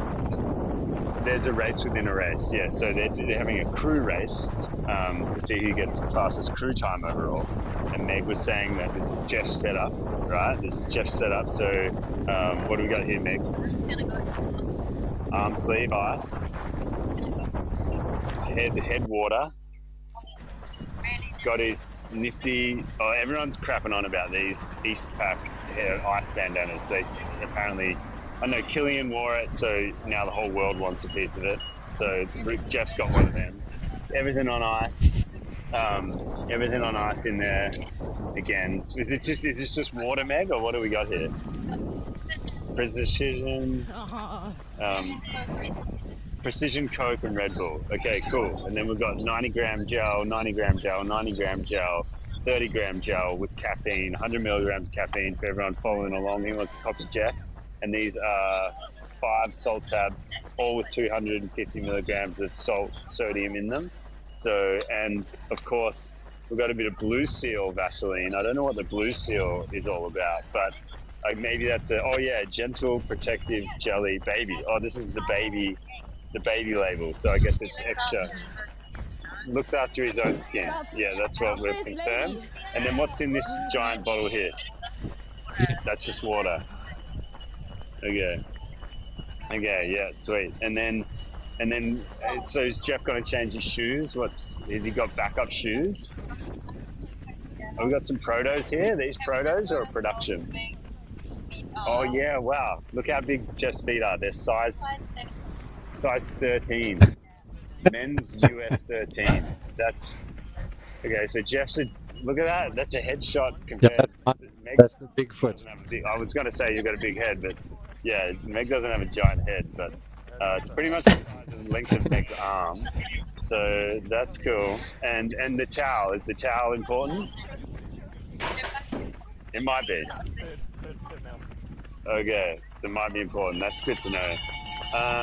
So I think we've extensively looked at what Jeff's got going on here. And that's great. So I can move on to Joaquin and we can compare. That sounds good. All right, I'm going to do that if everyone's following along. Let me grab that headphone that doesn't work off you, Meg. Sorry about that. All right, Daniel, how's it? Yeah, no, how's it is good. Talk to me, bro.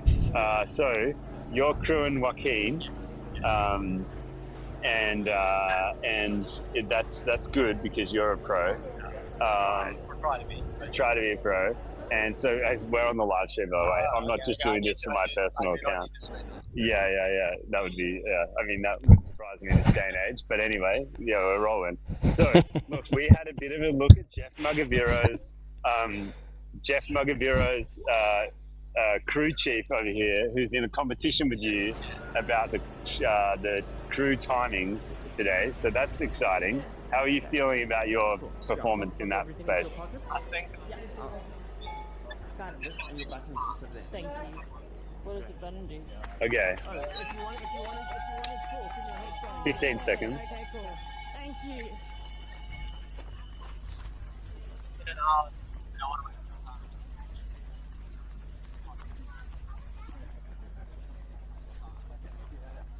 Okay, absolutely. Okay, now I'm just having a look at the live stream chat, and everyone just wants to really know what size foot Joaquin has. Jeff's size is Jeff has the size of a foot. Like, have you seen Jeff's shoe size? Look at that thing. Yeah, she actually hired someone to carry that thing in here because she couldn't carry it herself. Even though On has super light running shoes with great performance abilities. But anyway, oh, here we go. Joaquin's is, what do we got? Oh, we don't do UK, we're doing US. What are we doing US? 7.5. More or less the same. Like I said, Same but different. Okay, well, Maj, we know that size doesn't matter. but it's Yeah. all going to work out. Things get technical from that. Yes. So I just wanted to prevent that. And size doesn't matter, hey? Yes. It doesn't. Yes, it doesn't matter, yes. That's what Martin said. Yeah. Okay, so what else do we got here? Like, let's have a look at, okay, we've covered the important topics of the day. Yeah. Okay, no options. Okay. Oh, this is it over here. Oh, yeah.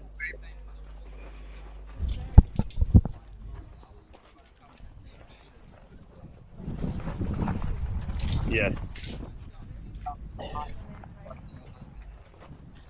Oh, sweet. On ice. Yes. Okay. Rad. So that sounds pretty good. Cool. All right. So the ice is a big thing, huh? It's hot. It's gonna get hot. Jack, don't have bib number. Yeah.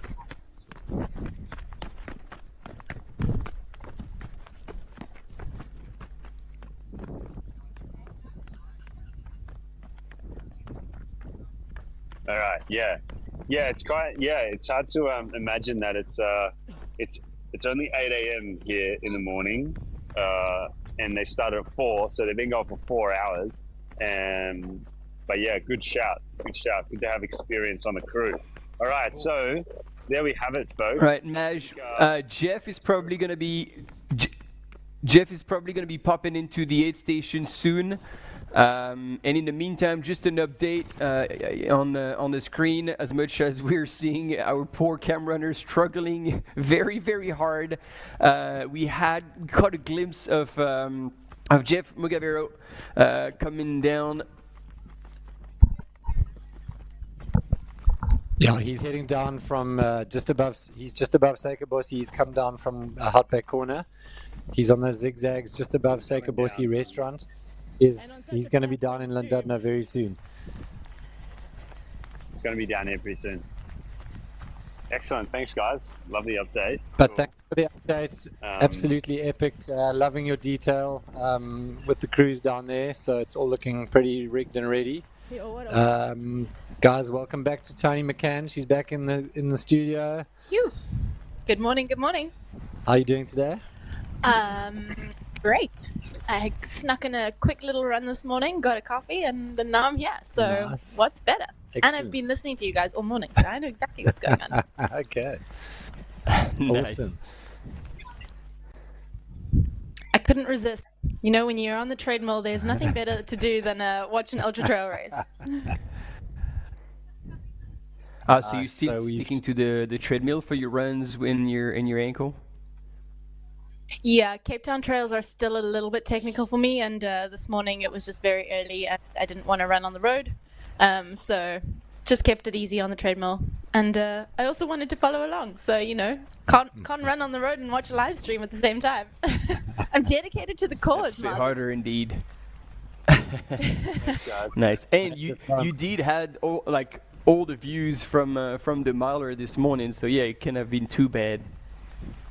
No, it wasn't too bad at all. It was like I was on the mountain with them, all running along the beach, which, I think I'd rather be on a treadmill, but I was with them in spirit. Okay, so we don't even need to catch you up. Oh my word. I Okay, know. brilliant. I'm honoured, I've told you. Invested in this. So we've just seen, you might not have seen this as you were walking into the studio, but we just did see, whilst Madge was taking us through the detailed aid station cruise in Llandudno, Marty, you probably saw this. There was some quite nice footage of Adrian McDonald, who just come through the Noordhoek aid station, third in the 100-miler. He sat down there. I don't know if he did his shoes, but he definitely got all the sand out of his shoes, and he was pretty thorough. Looked pretty relaxed. There he goes, actually. He's on his way out.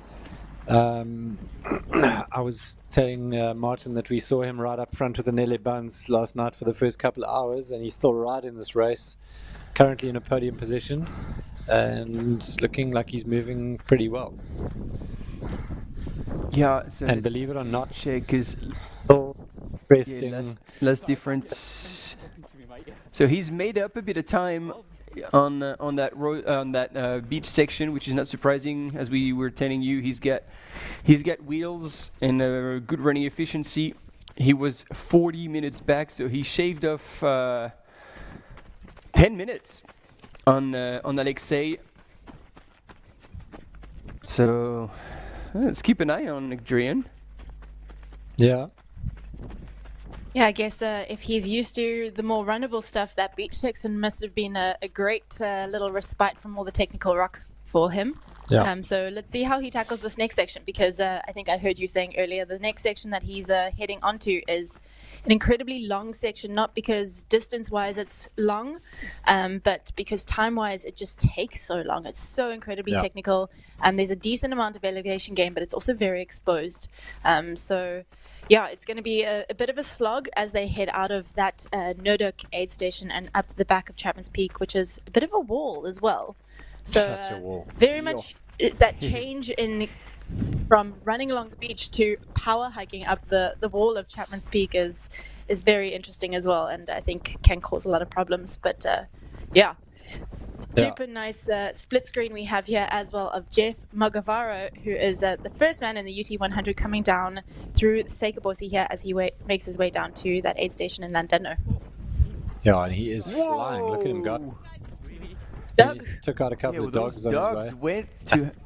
I was relieved to see people, because as much as I definitely disagree with owners not being able to take care of their dogs, at least these dogs were not wild, because that would have been a different story. Woo! Yeah. I got scared, because that can go from, and I don't want to bring back bad memories, Tony, but you can go from, hey, I'm doing super well, and either you get bitten by a dog or you hit the deck, and all of a sudden your world turns around. Yeah, no, absolutely. It's crazy how the mentality in these ultra races is so important, and one thing can derail that whole process so quickly, whether it's a fall, whether it's a dog, whether it's a dropped gel, whether it's a missed bottle, so much derail you. And I think part of the challenge of these ultra trail races is keeping your head calm and focused, and not let these small mishaps that may happen get in the way of that. I clearly still have a lot of learning to do.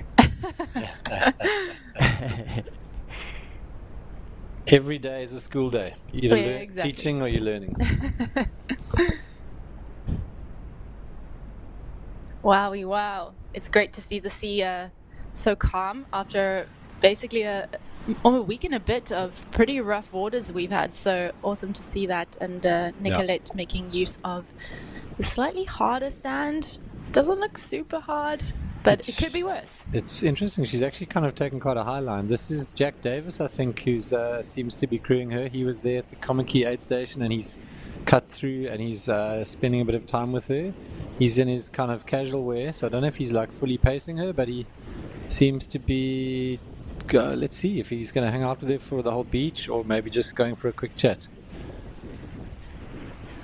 I would assume by his outfit he's just having a Quick little chat. check-in, little chat, maybe a little motivational speech Do you know what? before he peels off again. Got a feeling he's updating her on whoever's just come through the Komaki aid station behind her, because he's now got that split.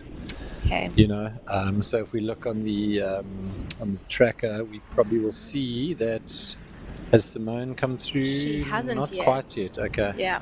So, but yeah, maybe he's just given the motivation that he's cooked up. Nicolette moving incredibly well. We spoke earlier last night about her slightly less than ideal build up to this race with the injury that she's had since about June this year. So incredibly impressive to see her still moving, still running incredibly smoothly actually this far into the race. And that injury clearly hasn't held her back all that much.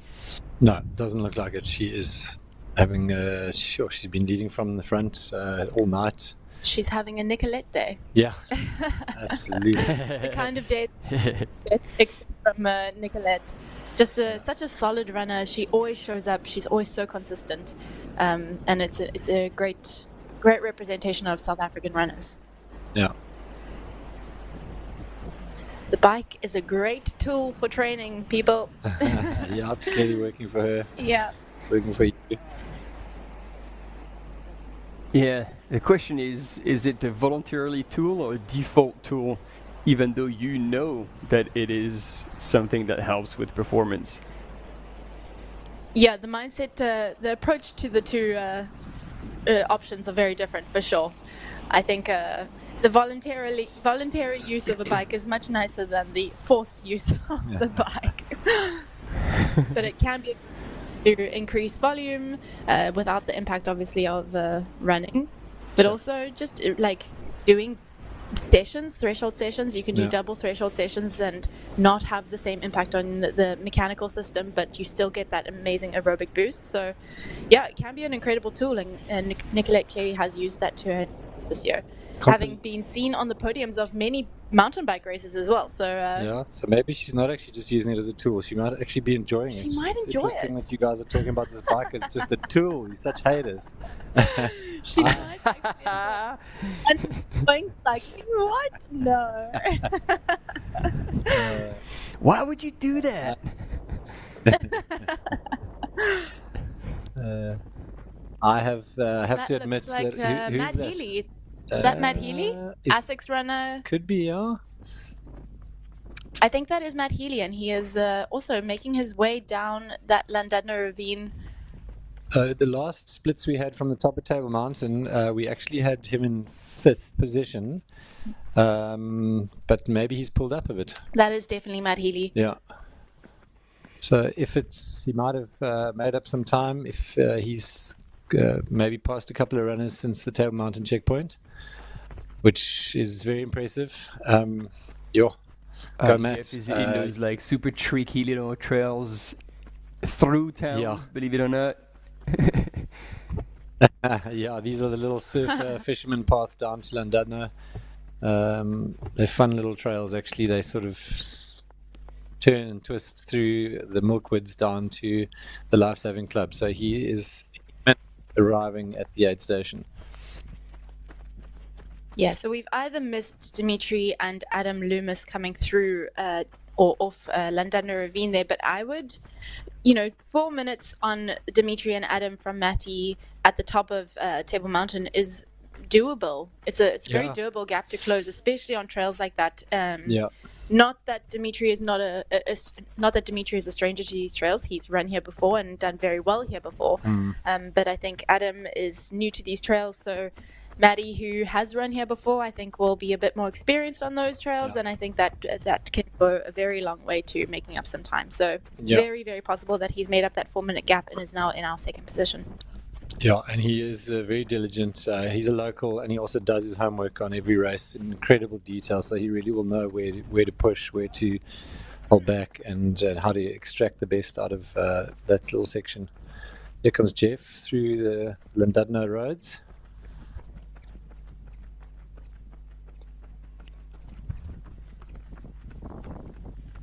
And so I don't know if we're going to be able to hear Maj again because Jeff is minutes away from the aid station. I really hope that you can hear me, because I would hate for... Yeah, we can. You've got the floor. Excellent. Well, the surf is still pumping, so that's good. But I know everyone's watching because we're a running race, not a surfing competition, so that's great. And we can hear some bells ringing above us, so hopefully Jeff is going to be hopping into this aid station in just a moment. Give us a shout out if you want the view of Jeff when he comes in. All right, here he is, folks, coming in hot. We've got a good view here. This is Jeff Nagamiro coming into the Llandudno aid station. Ice banner goes on. He's looking good. Big husband energy right here. Oh yeah, big husband energy for this Montanan. That's a lot of water going on his head there. He's getting on his arm sleeves. Silent assassin.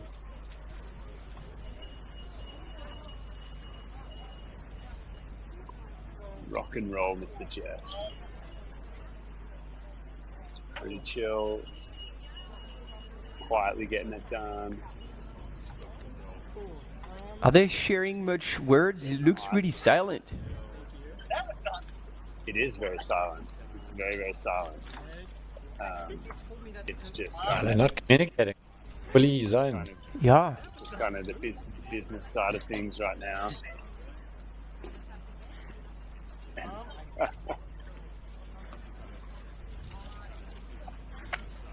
But yeah, just kind of getting done when he needs to get done. It's pretty chill. Punching a Red Bull. We can ask him. Struggling with us. Jeff, how you doing out there, man? Are you good? The coolest course you've ever run. That's good, man. Dude, you're about to run onto the nude beach. That's kind of cool. Coolest course you've ever run. That's so sick. You're a legend. Bring the comedy to the theatre of trail running. No, probably just keep it on. But it's up to you. Jeff taking in all sorts of... He's really dousing himself, eh? He's getting really nice and wet. And I like that he's just so composed and just doesn't rush at all. He's there, like as Maj was saying, usually it's absolute chaos at his aid station and people are coming in trying to get out of there as quick as they can. Look at him, he's just sipping on his Red Bull, and that's a whole can that just went down, bro. And like, that is a lot. I don't know if he also took his caffeine gel, but yeah, that's gonna get him fired up. I mean, you're heading out onto what they call Suffer Peak, so a little bit of Red Bull kick might be exactly what he needs to get him up that hill. There we go. As a Red Bull fan here, you know, I endorse the downing of a caffeinated beverage. It's properly loaded with caffeine. I mean, you cannot caffeine than a Red Bull. Yo. I mean, you probably had about the same amount in water. Probably. And since we're runners and all about competition, how quickly can you down a can of Red Bull, Tony? You know, I've been known to down beverages rather quickly. We'll have to put it to the test one day. You versus me, Martin. Let's go. All right. I like the sound of it.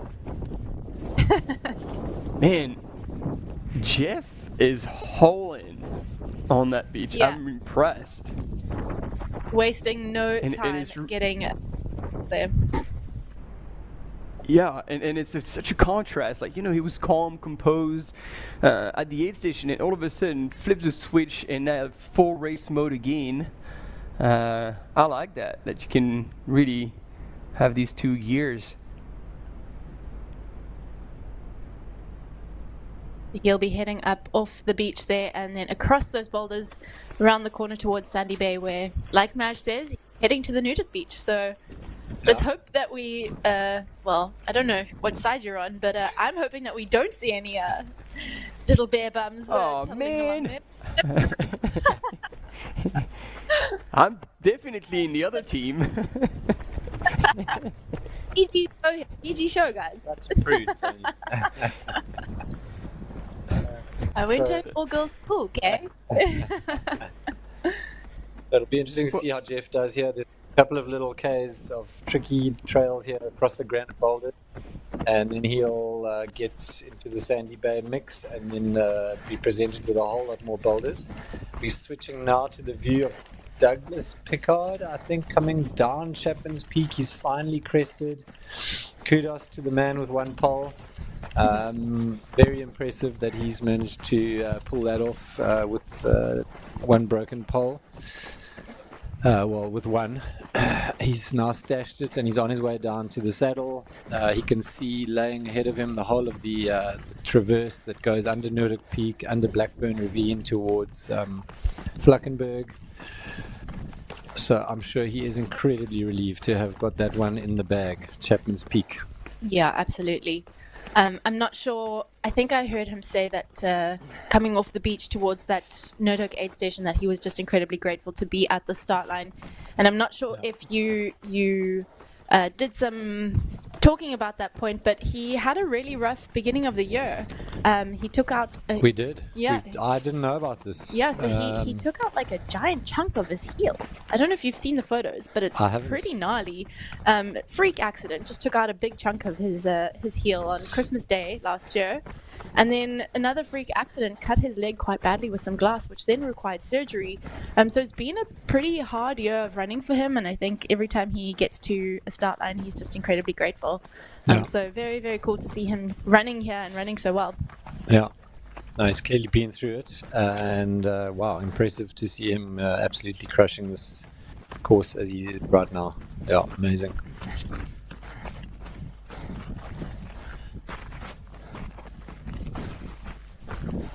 And so Great. we can't be too far from having Dima and Joaquin Lopez coming into London No aid station. So hopefully we'll have images from Maj, because at the minute it doesn't look like his image is up. Looks a bit frozen. But we've got the Halo Nicolette. Yeah, This this is- is pretty cool. and Jack Davis is still showing us the new Pacer style, which is the Hawaii shirt and tracksuit pants. He has not left his side. I think he's going to run on beach. I mean, he's locked in now. He's going old school. Yeah. That's old school vibe. Love it. Yeah. Oh, whatever filters on the screen, I'm loving. It's kind of cool. Yeah, Yeah. having her moment with the gods. Yeah. Having long So chats. back to Wow. Maj. Love it. I don't know if we can hear him. Yo, have you guys got me again? Sorry. Yeah, we can hear you now. Go ahead. Oh, rad. Yeah, you know, good old technology is amazing, and sometimes it plays with us. So I couldn't hear you folks for a while there, and I'm not sure what you saw.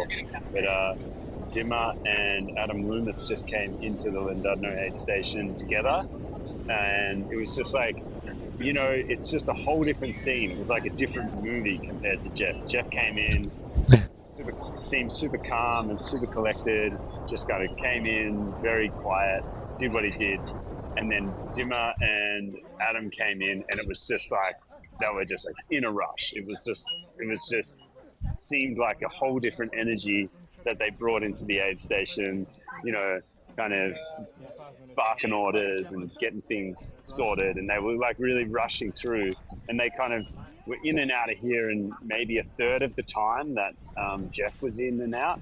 So they really kind of rushed, got a lot of water and a lot of ice on themselves, and they left together as well. So, you know, it looks like they're working together on this one at the moment. So yeah, I'm not sure exactly what you caught in that front, but maybe let me know if No, you've got any questions. we unfortunately missed it. Yeah, but be ready for the next one. I think Matthew Healy will probably be coming in soon with in either 4th or 5th. So yeah, we unfortunately missed that whole thing. We're now seeing Admire Muzopambwa. He's arrived at the Noordhoek aid station. He seems to be gathering himself for the Chappies climb. And Jack has finally left Nicolette. I don't know why he's left her in the middle of the beach all of a sudden. I was wrong. He's bailed. He's been, I think he got teleported out of there in the spaceship. Yeah, the UFO just came and sucked him back up. Yeah. Interesting that Dima and Adam Loomis through there at the Llandudno aid station. Just for anyone watching, it doesn't look like that tracker picked up their time through that aid station, so there's no update on our tracking. But we do have confirmation that Jeff is in first and Dimitri and Adam came through in second and third. So just for anyone who's following on the tracker, they have been through. We don't have that updated on the tracking.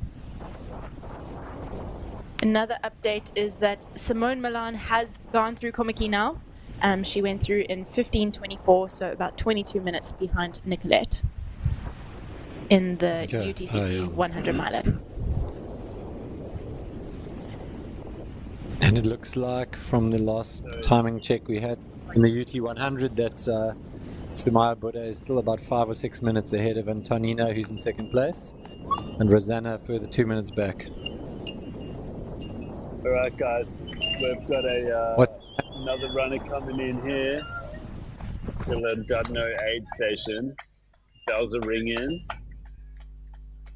I think you're right. Matt Hill is coming in hot. And he's smiling and he's coming in.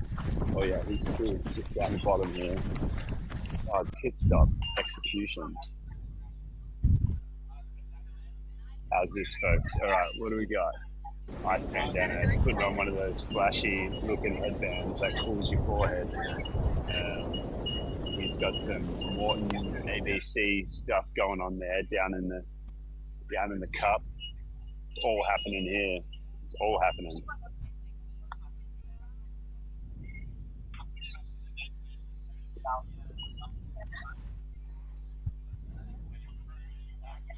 Jeez, this is like a proper setup here. These days, you know what they're doing? Pills are going in, salt pills, a lot of water, not his first rodeo, professional, getting all the words, getting all of them.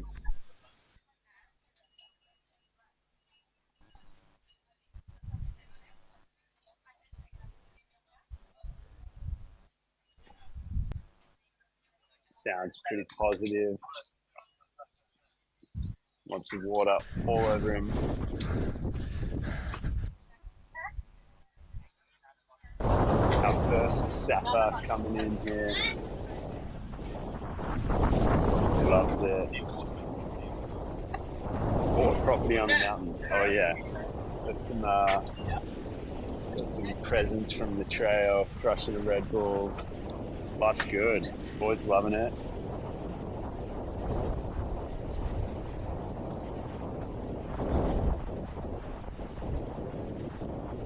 Ooh, getting in those bicarbs. Love it. That's good breakfast. Red Bull and bicarb soda. Gotta love that. What a combo. Maybe washing it down with a Coke, but this is the triple dropping on all the good things. So good. Rock and roll. Love it. And he's rolling out of here. Folks, that's the new champions of breakfast. Breakfast of champions. And it's like he left his sunglasses, so his crew's running after him with the sunglasses. That would be an absolute mistake to leave without sunglasses. And you can see she's chasing the pack of guys, and he's in the guys, and oh wow, what a combo. This is dramatic. And they're sprinting after him with the sunglasses down the beach. We even got an audience for the sunglasses chase. Confirmation the sunglasses have been delivered. Sunglasses have been delivered before they even got to the end of the beach. That is proper crewing, folks. That is proper crewing. You got to pick that's That is proper crew. That's amazing. That was. It must have been the triple threat of the Red Bull, the coffee, the oats, and the Coke. It was just too much. It just rocketed him out of there a minute before he was meant to, right? And the bicarb, I forgot the bicarb. Oh, the bicarb, sorry. Yeah. Brutal, dangerous, lethal. What a combo. And this is the scene. This is the scene of destruction as he is left. Just things scattered everywhere. Broken can of Red Bull, just being loved. Wow, what a scene this is. Jeez. I'll tell you what, ultra running is just getting exciting these days. Love it. Matty Lennon's here. Bird's eye view of just all the action. Can't wait. It's his favourite weekend in Cape Town. UT. Look at all that hair. When is he? All right. He's just Yeah. got some. I was gonna say. Luke, you're gonna have competition. No.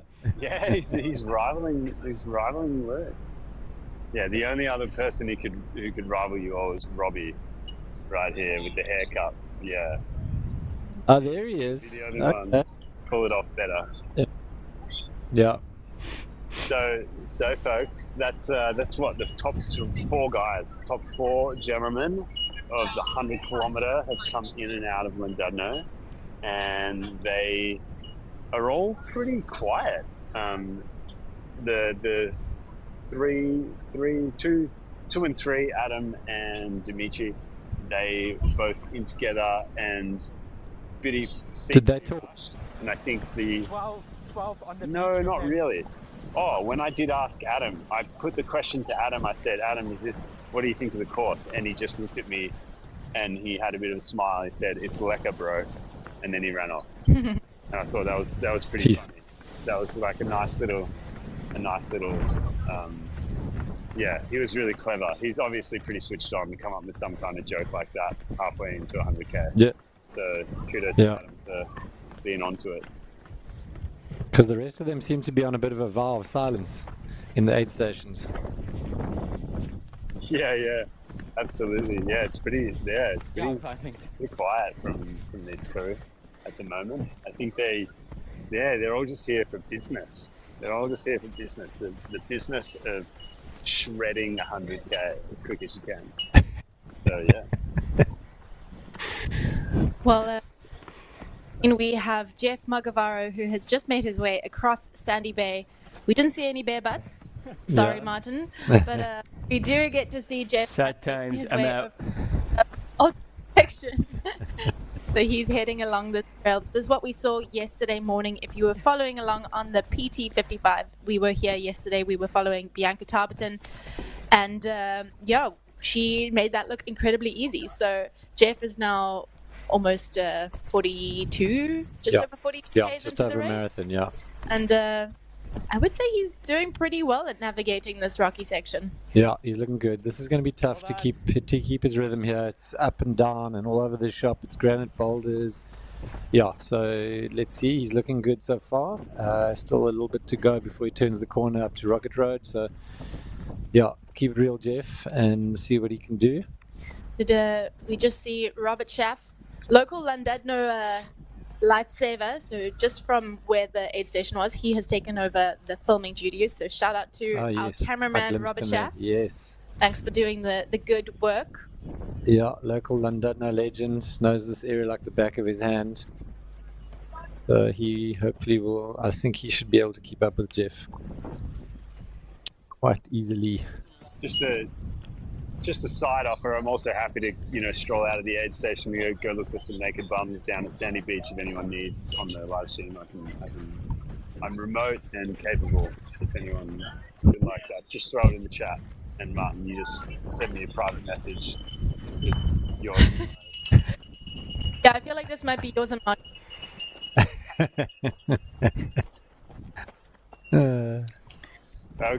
Are those...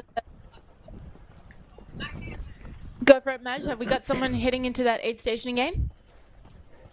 Yeah, we do hear some bells ringing, so I reckon we've probably got someone else in the next 5 seconds sitting in this aid station. I don't have the intel on who that would be. Maybe you folks could tell me who we're expecting. Yeah. It's probably Edson Kumwamba from Malawi. Edson or right? Burkett? Yeah, it is. Yeah. Yeah, man. Former Puffer winner. Biggest smile Very of the talented day. athlete. Let's see if he's going to communicate. Let us know what's up, Madge. In the pit stop.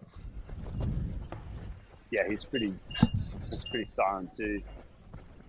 I think just a lot of positive words from his crew. Getting the bananas, dates, and the goods. Crush in the water. Loves it.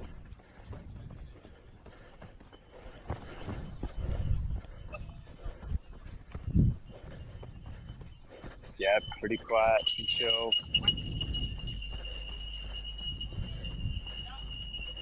Just wants to know what he's got in his bottles.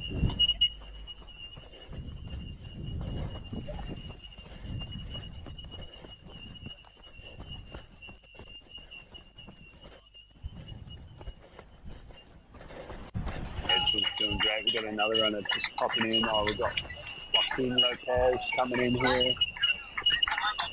Edson is just about to head out. Edson, this way down the stairs. Yeah, Edson. This way. This way. So that's Edson in and out of the aid station. Super chill and quiet. He's got the most positive crew in town for sure. And we've got Joaquin coming in here. Is Joaquin going to be the first Crew him to say in. something in the server? No. Getting a lot of water, a lot of ice. Again, pretty quiet. Crushing one of those sparkling apple drinks. No Red Bull for Joaquin. Get the horse stand Keeping it clean. so his shoes don't get wet. Keeping it clean.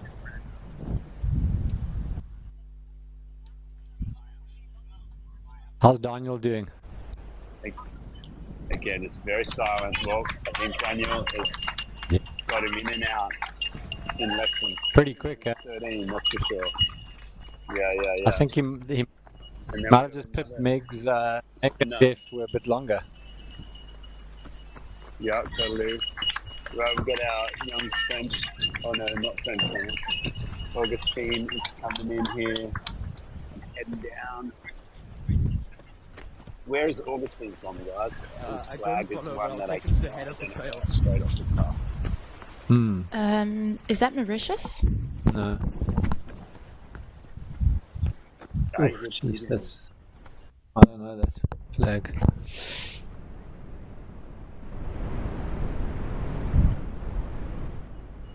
Looking good.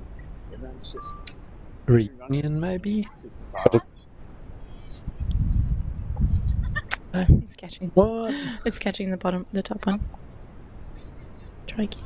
Crop it, yeah. Oh, reunion, guys. Reunion. Yeah. There we go. Reunion. Deep. Reunion. Deep. How's he doing? What's going on there? Also looking very chilled, kind of low-key.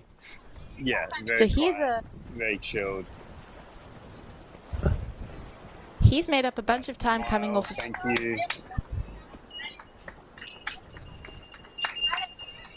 Yeah, he seems positive. Like, he's good body language. Seems positive.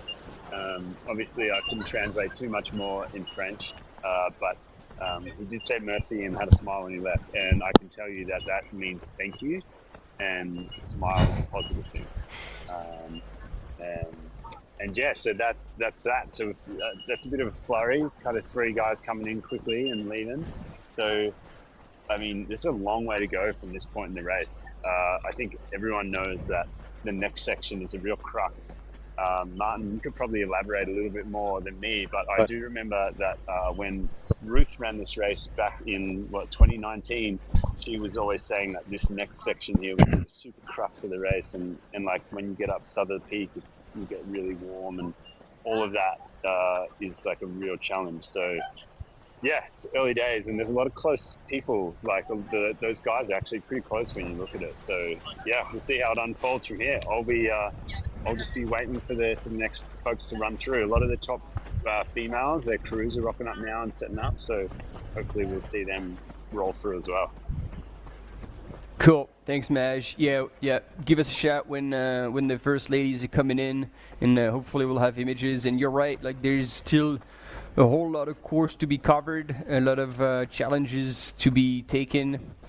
And Jeff Mogavero from the US is still leading the race, and it was interesting because several times he was trying to look over his shoulder and see if there was anyone getting close to him, but he's got a bit of daylight like here in the lead, and if we compare the way he's moving through that course to Bianca yesterday, like he's not doing too bad considering that he already has a marathon in his legs. So yeah, he's in really good position. It's funny, you know what? Like looking at him, like I don't know, his silhouette, the long hair. Here it reminds me of Cody Reed that year that he won. I don't know if if I'm the only one who's like, I don't know, that brought back these memories. Back in the days of Cody Reed. He's actually back in South Africa again. Couldn't resist. So for anyone wondering, the live tracking at Llandudno, the checkpoint, the timing has been updated. So we do have some timings of those lead men coming through there. Jeff Mogavero going through in 4:18:37. Interestingly, Hugo Deck, who won last year, went through Llandudno in 4:12. So a little bit behind what Hugo was running, although I know Hugo went out really hard last year, so maybe he just took it a little bit easier. Yeah, interesting to see that the timing is not that different, and there's still, like we've been saying, a lot of race left to go. Dmitry Mateyeva and Adam Loomis, who are second and third currently, came through Llandudno about 5 minutes back from that in 4:23, and Matt Healy coming through in 4:29, so a couple minutes back from that, about 11 minutes back from Jeff. So all pretty close together, and still lots of racing to happen. Nothing is in the bag by any means. Just if you haven't seen this before, just look at what Jeff's having to deal with here. He's like skipping around through and over crazy granite boulders. Very, very technical section this before he gets to the corner at Rocket Road, before the climb. So this is a section to always remember if you're ever going to do this race. It's not long, but it is tricky. So yesterday we, I don't know if you remember on the feed when we were following Bianca, we heard the camera runner say, "Are we going to need a medic here?" That actually was Jeshrin Small, and he had landed. He landed funny on one of the rocks and put his ankle out. So, really? Yeah. Okay. So unfortunately, that is why he dropped out. So he ended up carrying on. He went through Hout Bay and all the way to Elfin, but unfortunately did have to pull out after that just because it wasn't getting better. Okay. So good to know. So it was him who did pass Bianca on that climb up to Rocket Road. Yeah. Yeah, it was. Is this Nicolette now leaving the beach? She's heading, interesting, she's taken quite a high line away from the water quite early. It's seems a bit early to be leaving the beach. She's not quite there yet. I would have stayed down at the water maybe a bit longer, but I guess she's trying to go for the most direct line. Yeah, tiger line. Yeah, fair enough. It doesn't look too bad. I see, just speaking of the milers, that Avery Collins, it looks like, has withdrawn at Komaki. So he was in fourth. Tough. He's on the withdrawal list. I don't know what happened there, so that's it's tough for the American. He's been in the top four, I think, the whole night really, and the whole morning. So he's out. So just looking through a few of the other withdrawals. Gabriel Creel, local South African crusher who came fourth last year, has also withdrawn at Rocket Road, along with Naomi Brand. Kusengaka, Kennedy Sekuthe. Yeah, so a few of the withdrawals that the 100Miler has taken its toll on. Right, folks, we've had a few more 100k men come through. JJ, the South African lad, he was in and out here. And we've got a British runner, Alexander, pumping into the aid station right now. Getting attended to. Looking pretty stoked. Maj, we do have a quick break coming up, so I think we're gonna cut now, and then we'll be back for the first ladies coming to you. We'll be right back. Radical.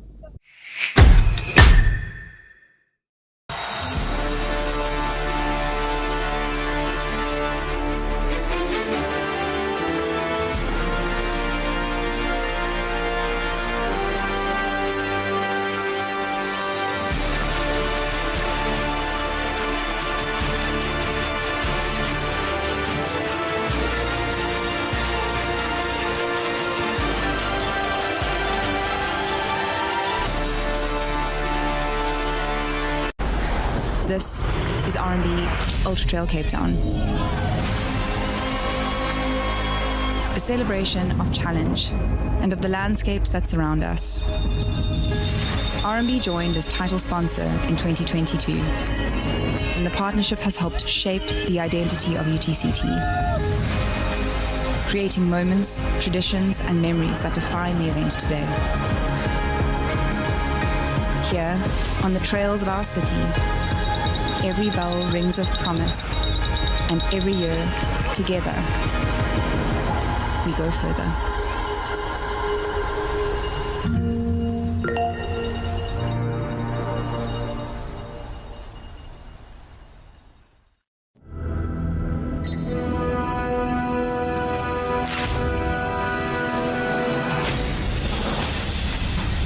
And he is going to be the winner of the 2024 amazing performance.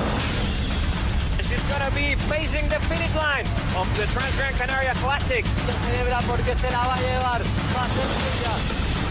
can't put into words.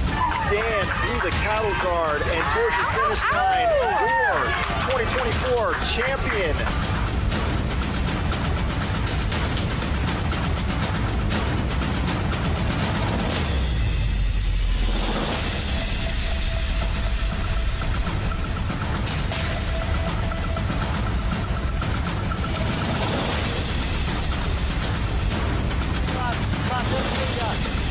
I can't put into words. Stand through the cattle guard and towards the finish line, your 2024 champion.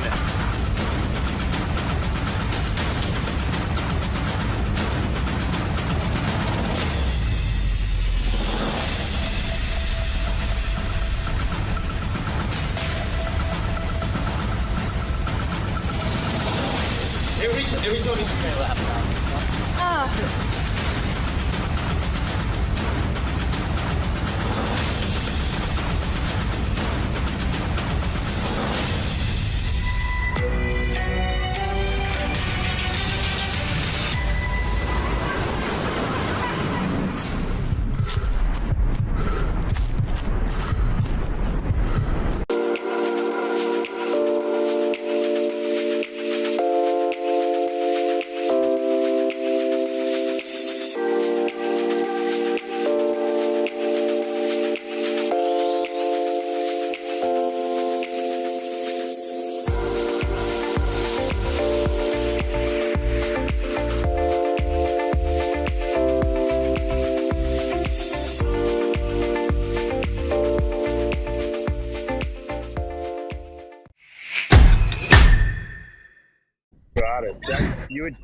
You could put your face in the Louvre right now, man. You have no idea. You have no idea what you've just been experienced to. Well, the banter is still going with good old Maj at London now, as we're waiting for a top woman in the 100K to come through the aid station, 41Ks into the race. Look at that. Stuff going on here. So good. Hang on, Maj, you're going to have to show this again. We'll put you up. All right, give us that selfie. It's definitely eligible for the Louvre. You're right. Might even be worthy enough to be stolen. Robbie Rory special. Yeah, we've got Chris Myers here. He's been sitting down for a while down in the aid station. Looks like he's having a bit of a rough one. Just sitting down, having some watermelon, just kind of rallying himself and his spirits. So probably, he's just kind of saying he's feeling really bad, and he's definitely not in and out like the rest of the kind of top 10 have been. So he's probably just rallying a little bit, having some watermelon. He's been sitting down, got a cold towel and a lot of water on himself. So he's still in the top 10 just, I think, but we'll see what happens as a few of the other top 10 guys have been in and out. And just waiting here for the top women.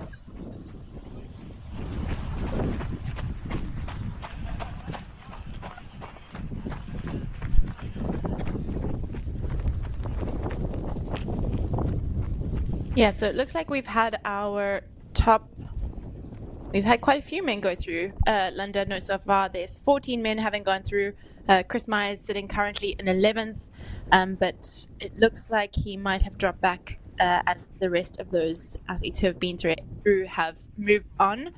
Grant Barnett coming through in 10th, Alexandra Neerink in 9th, JJ van der Merwe in 8th, and Augustin. But we are still with Nicolette. We have lost her fun filter, but she is still moving incredibly well here. She's just off the beach, heading towards that aid station in Llandudno where she will see her crew again. And hopefully we get some insight into what that looks like, some refueling, but she's moving incredibly well still. Probably quite grateful for some firm ground after having come off of the beach. Yeah, and she had started to walk a little bit on that beach, but it's good to see her back in running mode. Yeah, I think when the sand is soft, I almost think it's better to walk. You're probably moving as fast and using less energy. Oh wow, and look at that. Some darker fresh water coming off the lagoon.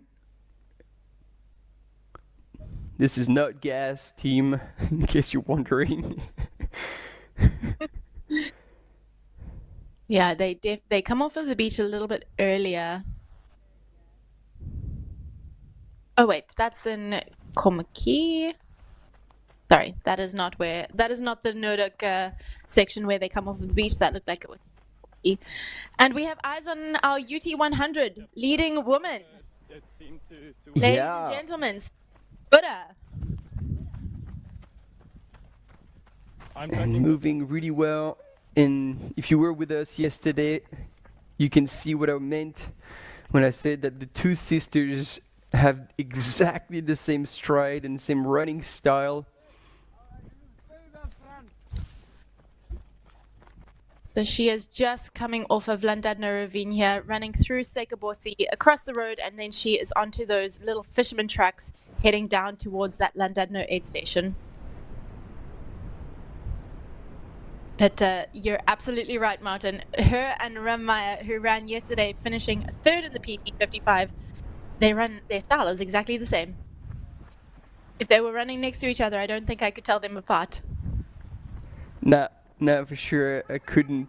And I'm sure she can, like, Sunaya is sharing all her secrets and tips and tricks, because Sunaya has been in the business for much longer than her sister. She was second at World Champs this September, second a couple of years ago at CCC, also on their previous course record. So she's an extremely talented runner. And and it's not no surprise here that she's leading the race right now. Yeah, no surprises at all. Chatting to Ryan earlier as well, he has said that it's been a difficult year for her, unfortunately, having to miss the CCC at UTMB due to a foot injury and a flare-up of a little injury that she had previously. So good to see her back. I know they rallied hard to get her ready for that World Champs, and amazing that she managed to pull off such an incredible result there off the back of a lot of uncertainty of even getting to that start line. So great to see her here running. It was also great to see her out supporting Ramaya, her sister, yesterday at the PT55. Yeah. She was at some of the stations. She was here at the finish line. So yeah, lots of sisterly support and love there, and it's great to see.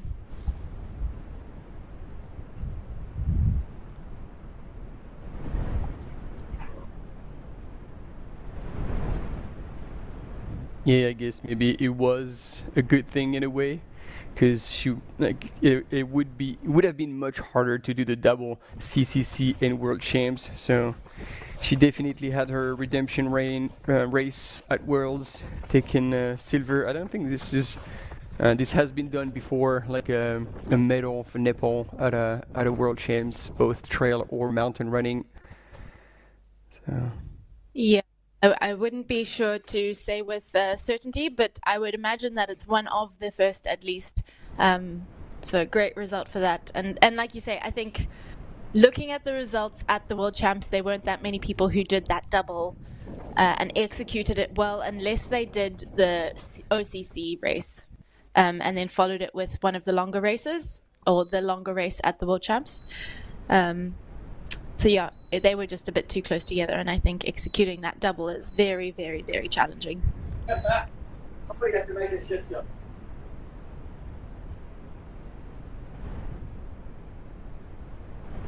we just had eyes on Jeff Mugavara. He is on Rocket Road, so he's made his way up that steep little climb coming off of the contour along the coast there, and he's now got a little bit of a flat section before he hits Souther Peak. There will be some water for him, so if he needs to refill a bottle there before he goes up and over Souther Peak towards Carbonkelberg and down into Hout Bay, there is that water point there for him to grab some refreshments. But it's likely that he will be skipping that and going straight up Souther Peak.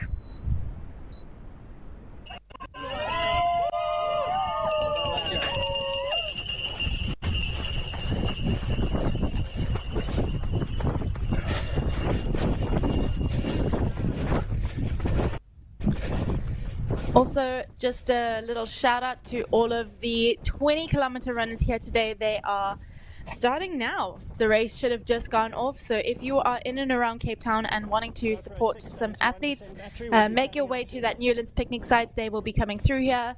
And the race village is also open. So if you are supporting someone in that 20-kilometer race, come down to the Gardens Tech Rugby Club. Come grab a coffee. Come support your runner coming in at that finish line.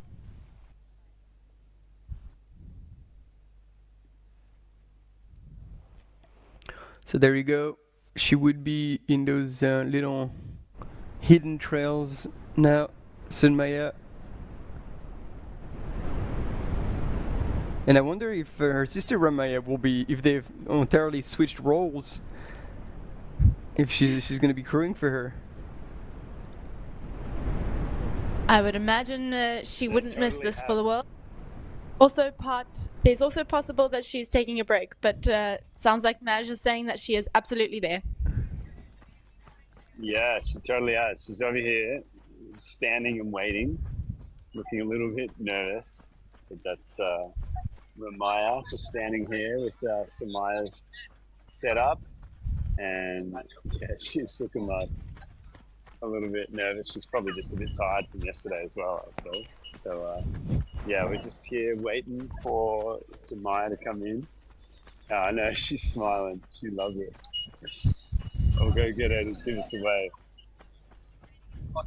Namaste. Namaste. So she's ready. Are you ready? Are you excited? Very excited. You feel good after yesterday? Yeah. A little bit tired. Okay. Excellent work. Congratulations.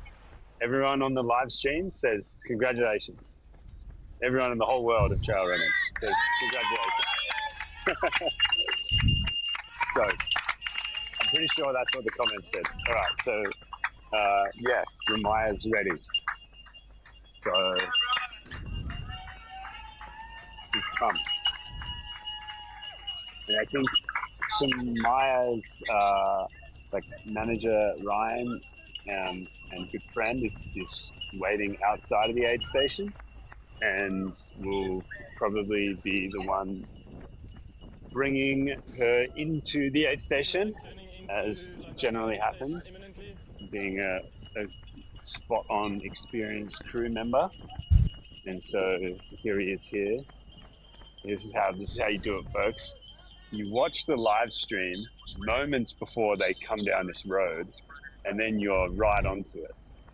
And then you listen to Martin's voice. And yeah, you got to take into account the 10 seconds delay, because if they keep looking at the phone, they're gonna miss her. She's gonna be there in 30 seconds. Yeah. Yeah, that's it. Right on time, Martin. So we'll watch her come on in. First lady in the house. All right. Sunaya, the legend.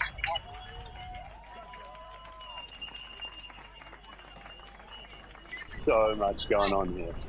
Look at this. We got 1, 2, 3, 4, 5. We've got 5 cameras. A lot of water. Not a whole lot of water. Ryan said that Sunaya hates getting water poured all over her, like every other runner does. So got some gels going in the pockets, potato, a little bit of watermelon. Doesn't want too much more. In and out. That is your lead woman of the 100K, Sunaya Buddha from Nepal, just about to put on a clinic out here.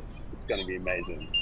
She just seems very in control of the situation, pretty cool, calm and collected, and yeah, switched on. So that was that. She knew what she wanted, she knew what she didn't want, and wow, and Maj, an excellent crew. Yeah, Maj, two things. Like, one, you didn't see that, but she still had all the old gels, and coming out of the life-saving station, she just went to the bin and offloaded there. And question, because that's my impression, but you've been on the ground, but isn't that one of the fastest transition? Totally, yeah. They were in and out. It was great. I can go have a little chat to her crew, just get a little insight. Hey Ryan, how's Sunaya? Give me an update.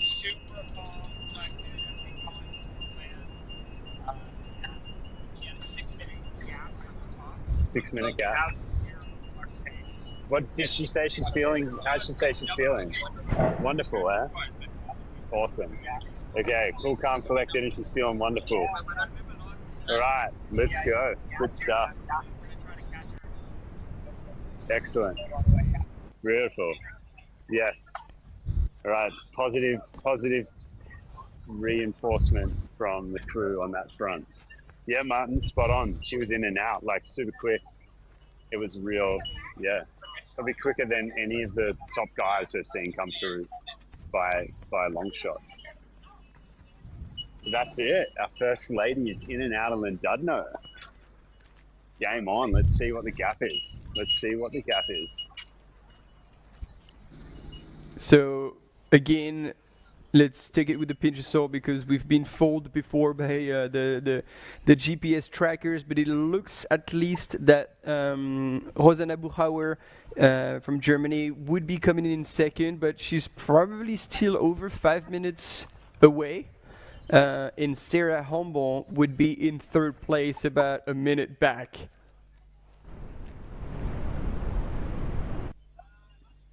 So Rosanna's crew is set up just over here. They've got a chair ready, a lot of NARC. Shout out to NARC for sponsoring the race here at Cape Town. We've got some of these things. These are NARC bars. Tony can tell us a little bit more about the genuine content of what these NARC bars are. How's about that for some insight? And none of this is NARC, just these things. And Yeah, so her crew's over here. This is the pit stop, buckets, everything's set up. That's pretty pro. So to see what happens when Latana comes into the aid station, as you said, if she's second or third, time will tell, and we'll just roll when it happens. So while we've got Maj on the ground in Llandudno, we've also got on the screen Nicolette Griffioen, the first lady in the UTCT 100-miler here at the RMB Ultra-trail Cape Town. She has got her shoes off. She has got her feet in a bucket. And it's not often that you see someone do this, but clearly coming off of the beach, she needed to clean that sand off of her feet, almost like a bit of a reset. She's getting a fresh pair of socks. She'll get a fresh pair of shoes. And then she'll be on her way. But she must have been in this aid station for a little while now, because we saw her coming onto the road and towards this aid station a little while ago. Yeah. Yeah, it's been 6 minutes already. I guess just taking her time properly. Yeah, fresh pair of shoes. As we've said, this next section that she's heading out onto is incredibly long time-wise. So yeah, just making sure, I guess, that she is properly prepared for what is to come.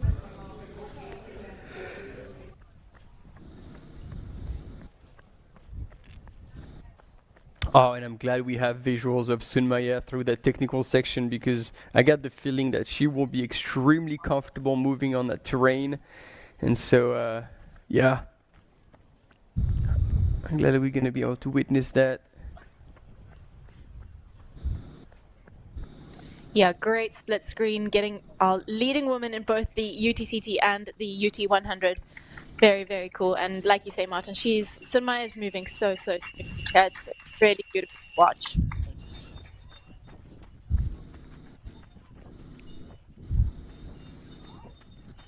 So she'll hit a little bit of a smoother section now before she just traverses across a couple houses on a little section of road. And then she hits the Sandy Bay Beach Trail before she gets to the boulder section that we saw Jeff Magavara running through a little bit earlier. She's got a little bit of running still to go before she hits the real technical trails. For now, this is relatively smooth, but she is running so beautifully.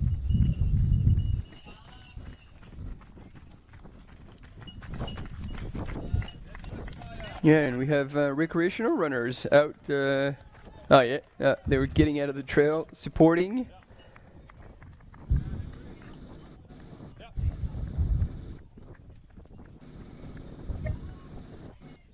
She's got a great visual of where she's heading.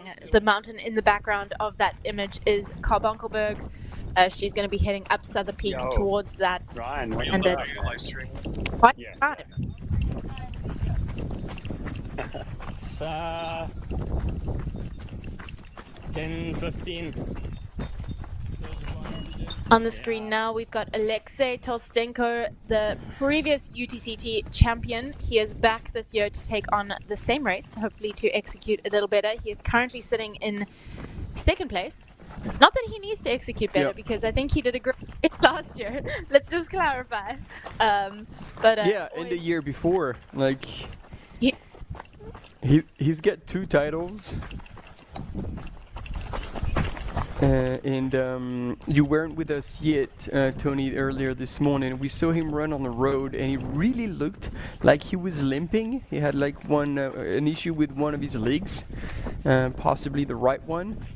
But then when he got to the aid station, his crew just did a bit of a massage on his right calf, but he didn't point at anything, he didn't show anything, so he might just have mentioned something. But the way he's moving now looks like he's not too bothered by it, and he's still moving well right now in second place. Now that you mention it, it does look like he's favoring his left side a little bit every now and again, but I wouldn't have been able to point that out to you by any means. So whatever his crew did definitely did roll that. Hopefully, yeah. And again, like when we spotted that, like he was on that flat road on the way to to Chapman's Peak, so it was much easier to spot. And this trail, just giving people an idea why we keep saying the section from Noordhoek to Constantinek is slow. This is what they're up against. Lots of tight trails, lots of rocks. Very, very difficult to find any sort of rhythm and flow here. So Alexei, no stranger to this trail, and making it look very smooth, all things considering. Yeah, and again, like before that that beach section at the aid station at Komiki, he was 40 minutes back from Douglas Pickard, and at Noordhoek he had shaved 10 minutes off of that time difference. So actually more than that. So even though he was limping, he was definitely moving better. So yeah, I think we're in for a fun back end of this UTCT Miler for the win in the men's race, and then we'll see how Nicolette can hold on to that lead and if she gets challenged. In the meantime, we've got a quick break coming up, but we'll be right back. Waiting for you with open arms. We welcome you here. Cape Town will remain a city of hope and opportunity for everyone.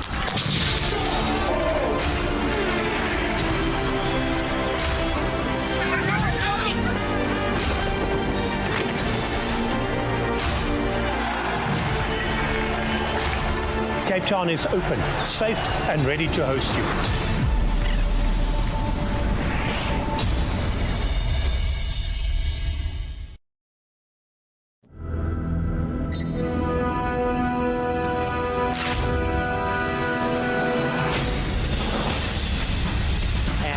Going to be the winner of the 2024 amazing performance.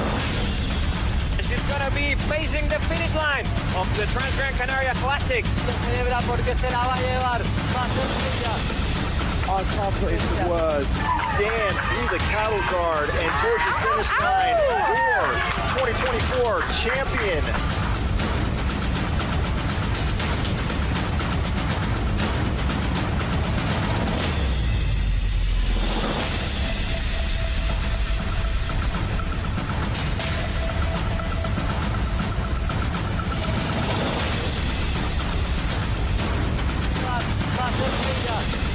I can't put into words.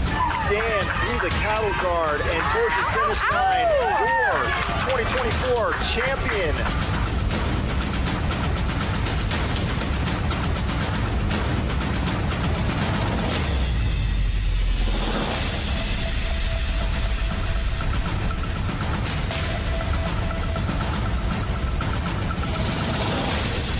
Every time it's been lap.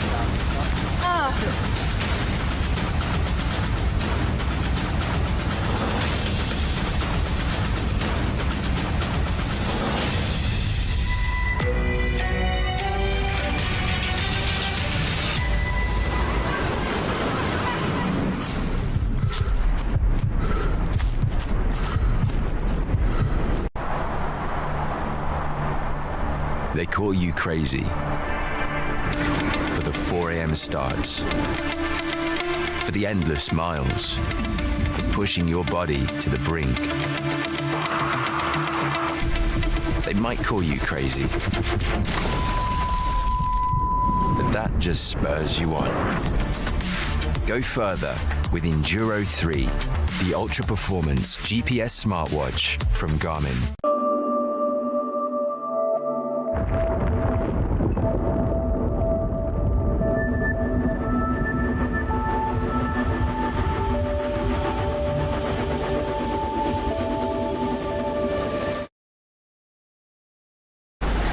This is RMB Ultra-trail Cape Town.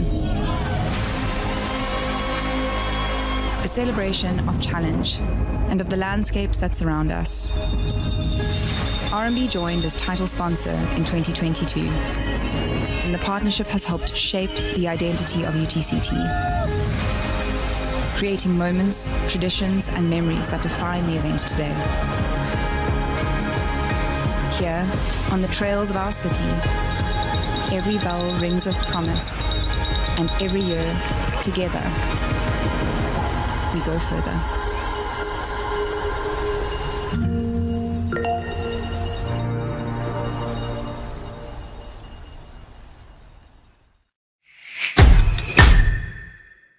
Live in 2 seconds. Sweet.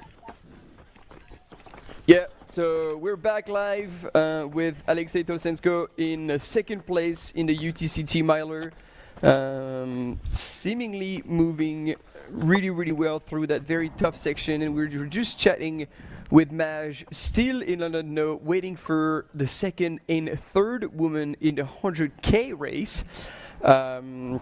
Most likely in the name of Rosanna Buschauer, if I'm not mistaken, and possibly Sarah Humble, because we were trying to spot Antonina Yoshina, who was in second place at Table Mountain, but her GPS tracker is nowhere to be seen, so it is still a question mark of where she is on the trail, and hopefully nothing happened to her. Yeah, I guess we're going to have to wait and see until the aid station. But until then, we're going to have to just assume that she's still in the race, hopefully. Interestingly, looking at her results from last year. So she was here, and I'm sure this has been discussed already, at the Ultra-trail Cape Town. She did the UT 100 again last year, coming in second woman. And then she went on to run Chiang Mai, Thailand by UTMB, the 100-miler, which was only maybe 2 or 3 weeks later. So incredible turnaround, absolutely mind-blowing, and she came in first in that race. So maybe UTCT was a great prep race for that. Yeah, that's a big double. She must like these late and early season races, because then she went on to race again in January. So November, December, January, 100Ks, 100 miles, 100Ks again. She likes these early season races or late season races.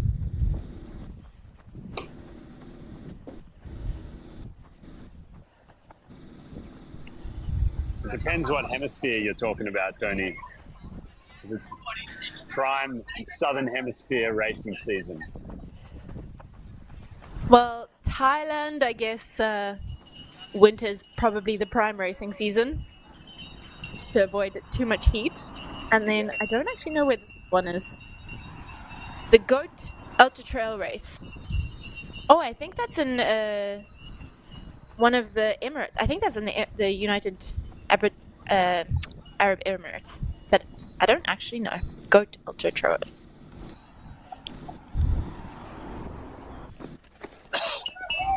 Yeah, UAE.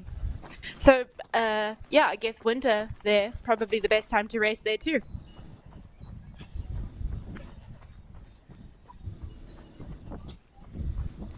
And actually, this is the same race. I think we have as well. But looking at Nele Bunce, who was our early leader in the UTCT for the men's race last night, following him absolutely cruise around Signal Hill and Lions Head, he also went to this Goat Ultra Trail race earlier this year. Oh.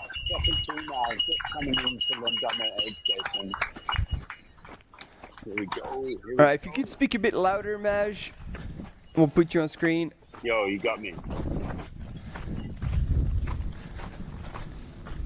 Antonina here. Looking cool. Ah, so there we go. There she is. Awesome. Great to see that she is still in this race and that we had just lost a tracker.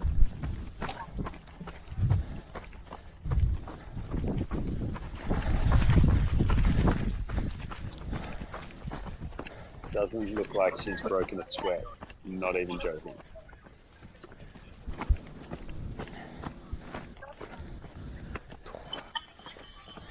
My Russian translation is not amazing.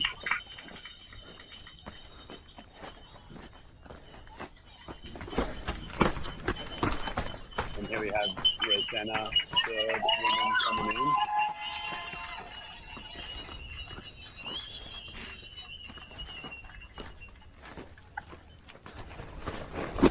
Right, so we've got second and third female right now at Llandudno. You can see third is just over here, Rosanna just at the back. So maybe I'll go get some footage of her. So this is how it's all playing out. Big crew here. There's Rosanna. Lots of glitter on the face. That's positive.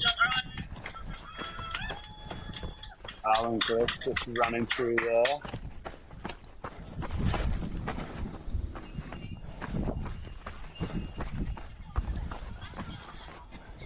Body language is alright, not amazing.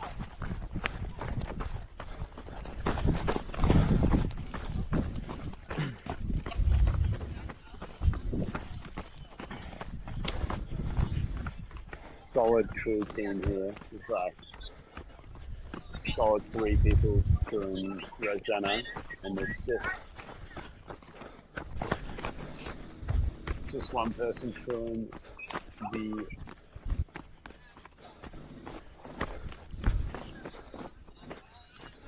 other podium lady. And it's alright, getting the water in.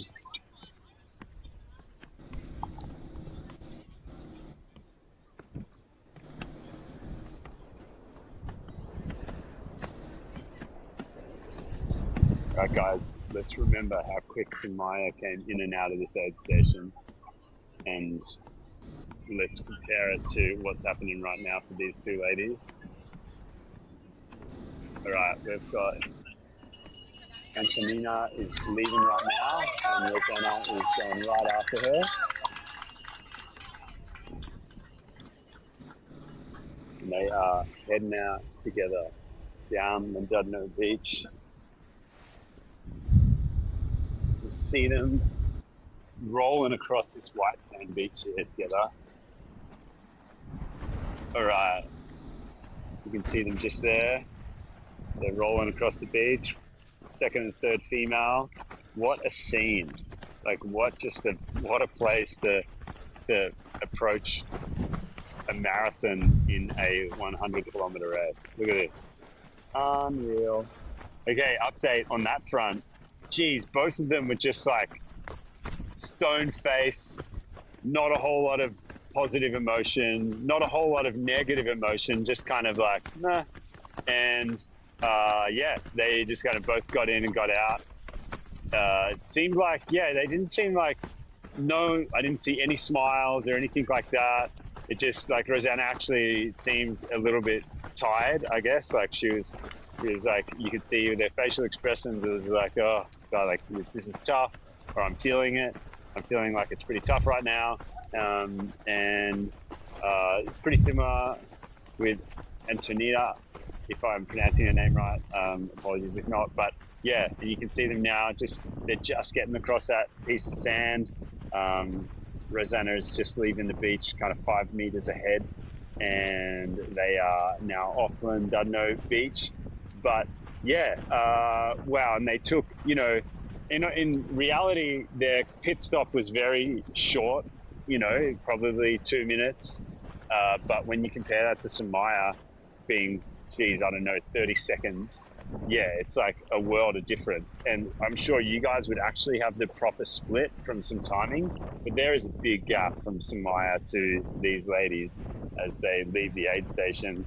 And they definitely look like they're working a lot harder, or their body language and sentiment seems that they're feeling the challenges of this race at the moment. So yeah, that's it from Llandudno. Cool. Our top 3 ladies go through, and yeah, the race is on.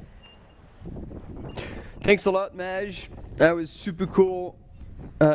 All the insights, discussion with the crew, the volunteers.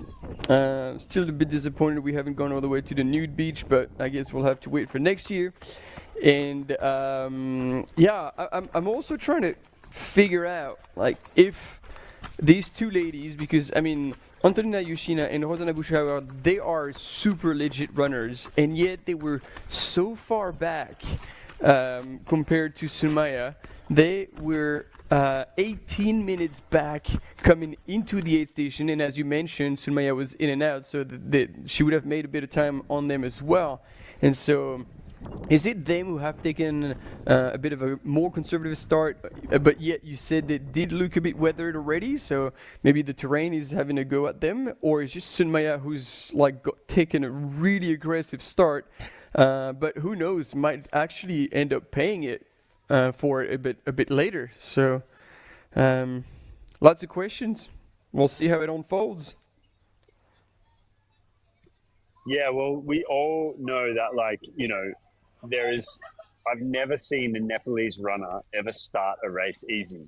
They like wear their heart on their sleeve and they are just racing from the get-go. And so I don't even, like, the word pacing does not exist in Nepali language and the Nepali spirit or the Nepali racing strategy. So I think, Sunaya is out of the gate as expected. And I reckon that, she might be pushing a little harder than the other lady, but I don't think she knows any other way to do it. And let's see how she goes. We've got our 4th place lady coming in, Sarah from the USA. I don't know if you guys have got this on the screen, if you want me to just keep rolling this out, but we've got our 4th place lady on the screen right now. Had a bit of a fall, there's a little bit of blood on the t-shirt. Oh, actually, she's definitely cut her face up a little bit, for sure. So, bit of a rough one, but some kisses from the mountain. There's Sarah Humble from the USA in here right now.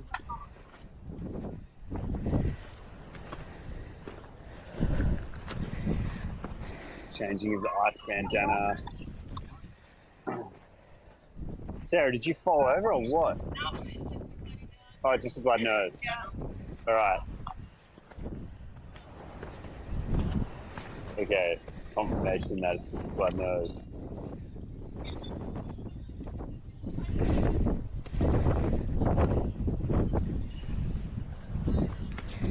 Oh yeah, can we have that paper towel? Can you grab that paper towel? Yeah. Oh yeah. Just on her face there. Damn, that's cooking. Damn. No. We just need to shove something up her nose. Maybe just like take some of this and then just stick it up your nose. No, that's pretty classic. I don't know. It's good times. Yeah. Right, so good times. Grab as much as you can. Yeah, just jam it up there. That's good times. Thank you. Rock and roll. Awesome.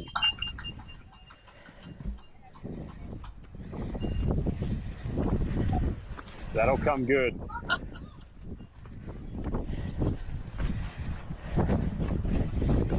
Second and third are not that far ahead, hey? So you're doing really good, yeah. They left probably like five minutes ago, not even.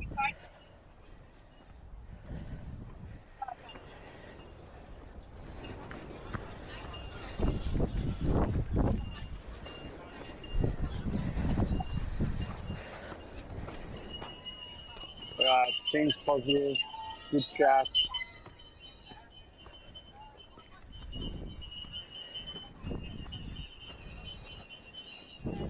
Look at this. Gotta love running out with a tissue shoved up your nose. That's ultra running at its finest.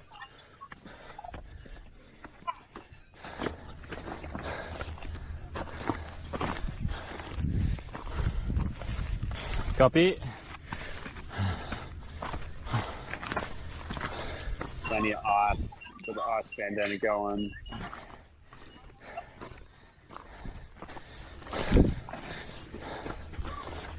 Right, so this is some really good cooling strategy going on. I haven't seen this in the top 3 females as much, but that's great. A lot of ice, cooling down, between the face, started the tap of blood coming out of the nose before. She's going to take some more paper towel before she leaves. That's good. Yes, awesome. Good strategy there. Rock and roll. All right, let's go. That's our fourth female in and out of the Dudno. Looking good, looking positive. All right. Cool. Top 4 females in and out of Dudno. Cool. Thanks, Maj. Yeah, I'm glad we waited for that. We got a bit of drama going on. Well done on getting the paper towels. And in the meantime, we are now back with Alexei. And I don't know how you feel about this, Tony, but it looks like he's going through a pretty rough patch. And it's not good timing because he's also going through one of the toughest sections of the race. I don't know if the two are correlated, but yeah. It is possible that the two are correlated for sure. He does look like he's moving with a little bit less determination, a little bit more, hunched over, standing up. There's no kind of drive in his step. But I guess I would say that this part of the course is the toughest part. Just mentally and physically, it's incredibly draining. Coming off of that beach section and then that incredibly steep climb up Chapman's Peak. You know, maybe he's just taking a bit of a pause, recollecting himself before he hopefully gets a little bit of a second wind of energy.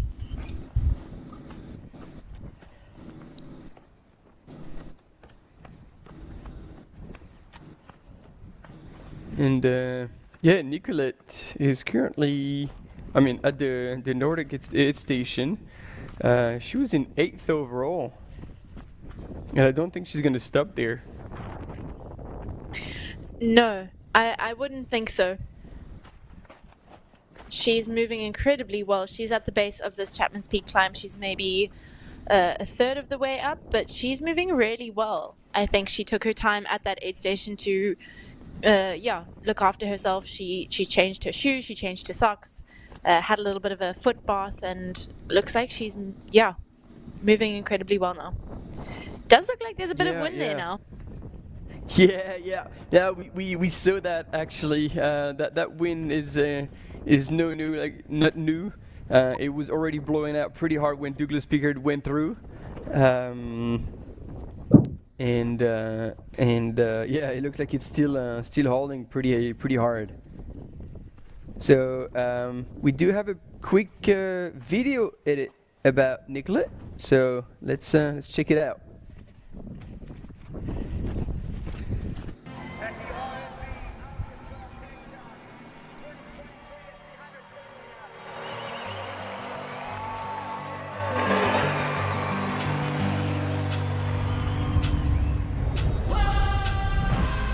I'm a dog lover, I am a qualified veterinarian, and I'm a runner, so that's what I spend most of my time doing. What's your why? My why is, it's a combination of everything. It's my love of running, it's choosing events which take me through beautiful areas, seeing South Africa. I think you make great friendships through ultra running. The ultra running community is really special in South Africa. The trail community in general, it's probably the only community I've ever felt that I fit in so well. And I'm not really a big, community-driven person. But it is just such a great bunch of people. I like to get up and get going and get my training out the way. And I think if you can do that most mornings of the week and pair it with at least one longer session over the weekend, then you're probably able to do enough to do a reasonably comfortable, average 100K trail event. When it comes to actually racing 100 kilometers or 100 miles, what they say is true, that it's much more mental than physical. There's a point where you no longer deteriorate physically, but it becomes a very challenging mental game. It's a journey. I mean, it's not about the destination, especially on 100Ks or 100 miles. If you're not enjoying the journey, it doesn't matter where you're going, if you finish the 100Ks or not. You need to, I think, really just embrace the process of getting there. Over the 100-mile distance, you can't have technical trail the whole time. And I've come to really appreciate the diversity of our 100-milers. From the runnable sections to the technical, to the climbs, the descents, like we have a mix of everything in most of our races. And yeah, I think you reach a mental space in a 100-miler where you just appreciate the change. You know, every couple of hours, something different comes up, keeps you going.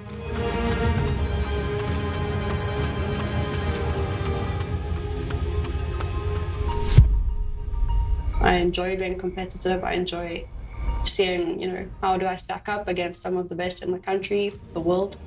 And I can pull those things together now after I've been running since 2011, so 14 years. And now I can pull those things together to get through a 100-miler in a decent space.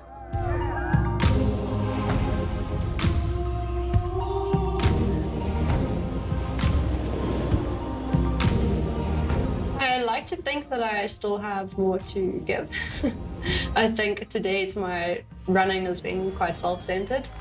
It's been all about performance, and people will probably remember me primarily for that. But I hope that in the next 5 to 10 years longer, I can do a bit more for the environment and conservation, because it is an area I'm so passionate about. What that looks like or how, I'm not sure at this point.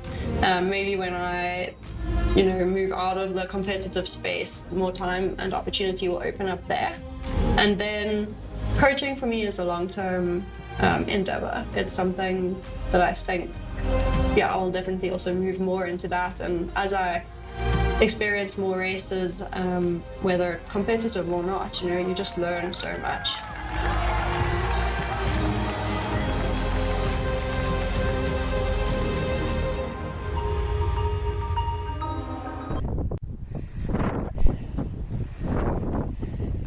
Such a cool individual, and I'm glad we had this video to help us understand a little bit the woman behind the athlete.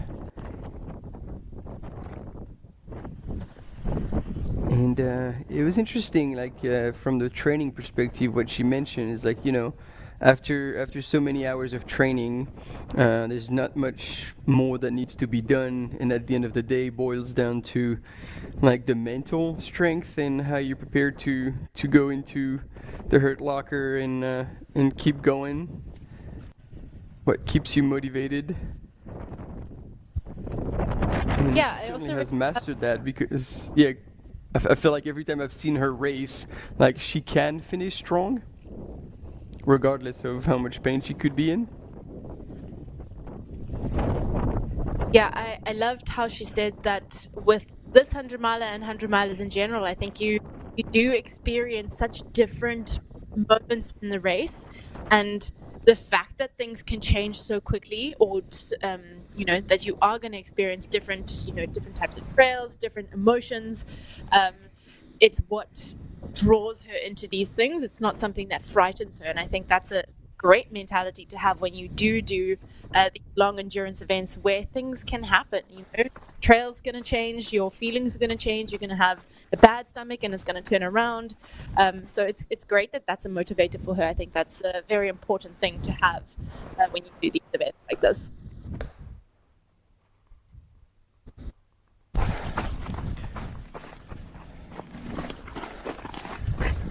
Yeah, and I'm looking at the female leaderboard in the miler, and Simone Milan is 34 minutes back, and then Kieran Marshall still hasn't come through Noordhoek aid station. So Nicolette is on her own, and I think all she needs is, as you say, like take every bit of the course one after the other, enjoy the diversity, and looks like it's gonna be another one in the bag. Indeed, indeed. What an incredible racer she is.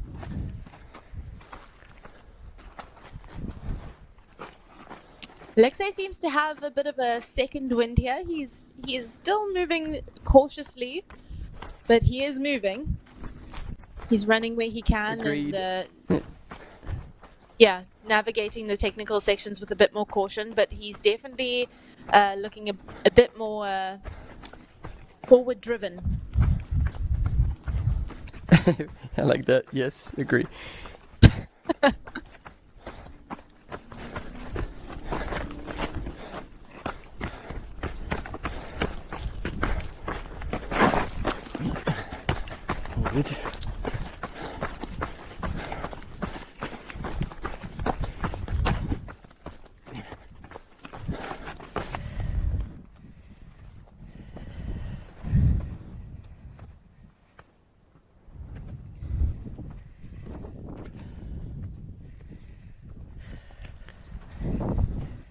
While we're watching Nicolette here make her way up the Chapman's Peak climb, coming out of that Noordhoek aid station in the UTCT 100-miler, just a little information about Rosanna, who I think I was offline, apologies, when she came through the aid station in Llandudno, but we did have a comment from Mayel saying that she was looking a little bit tired, maybe a little bit stressed about the trail, or, you know, not feeling particularly good. And I know that she was quite nervous about the technicality of these trails. It is probably a little bit more technical than she's used to. She's also a bit nervous from the heat. So I think those two things together, it's probably pretty warm up on Table Mountain at the moment, despite the breeze that's there.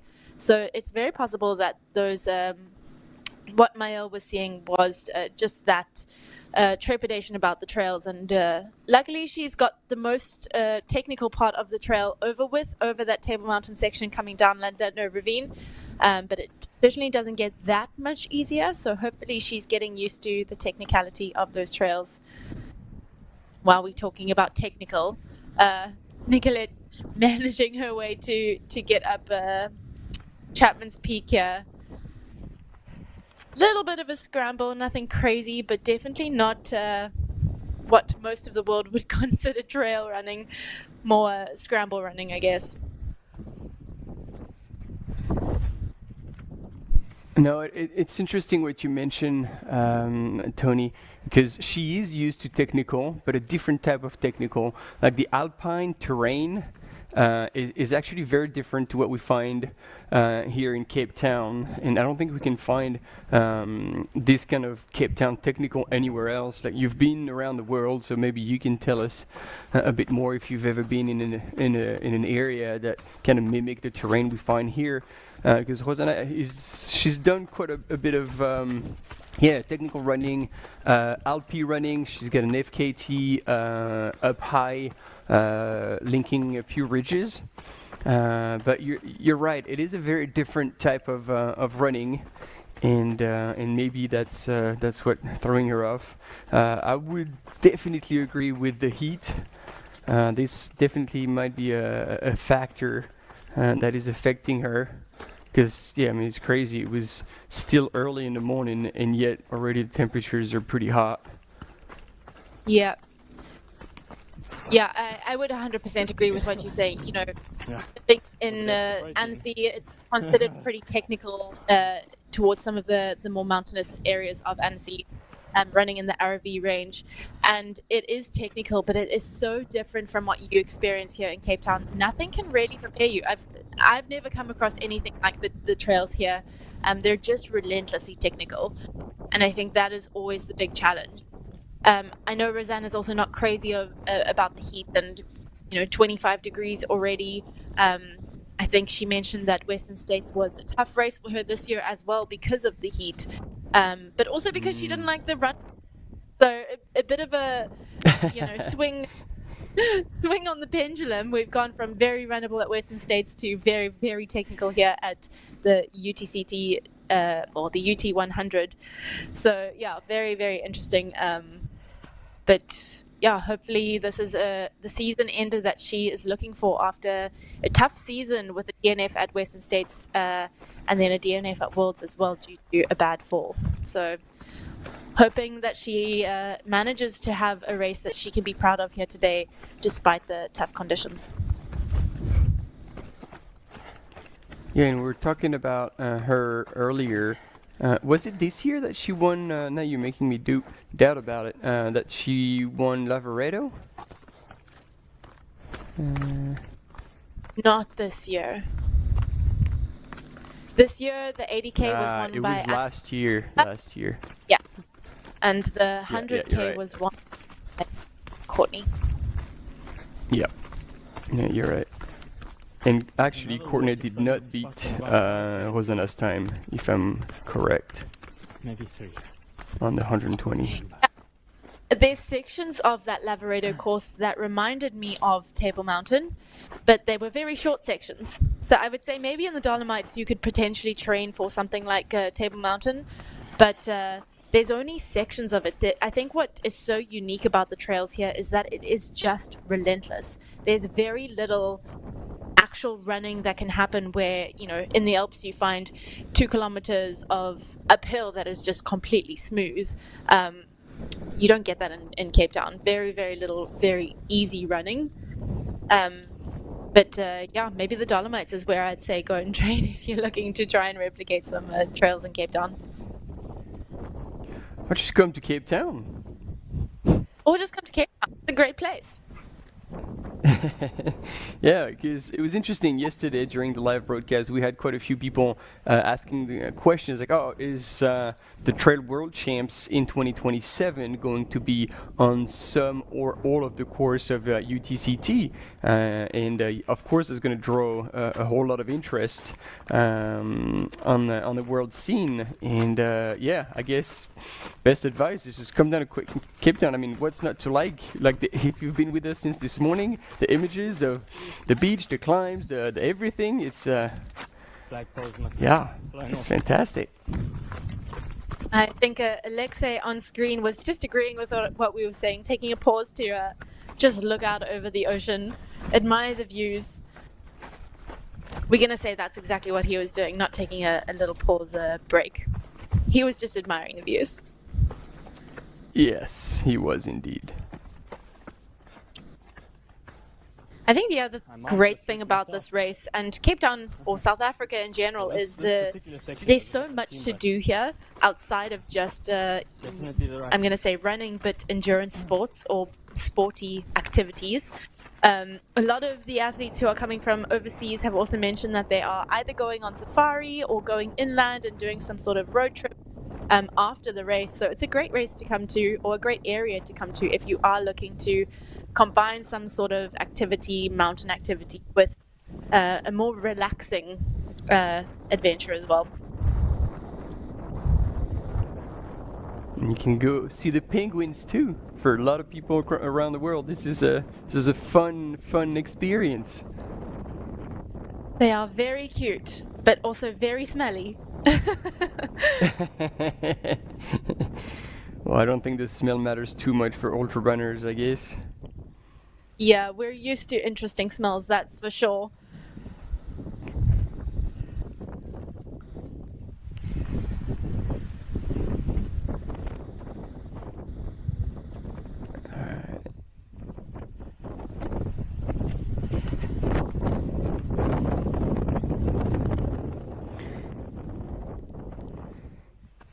Yep, the wind's back.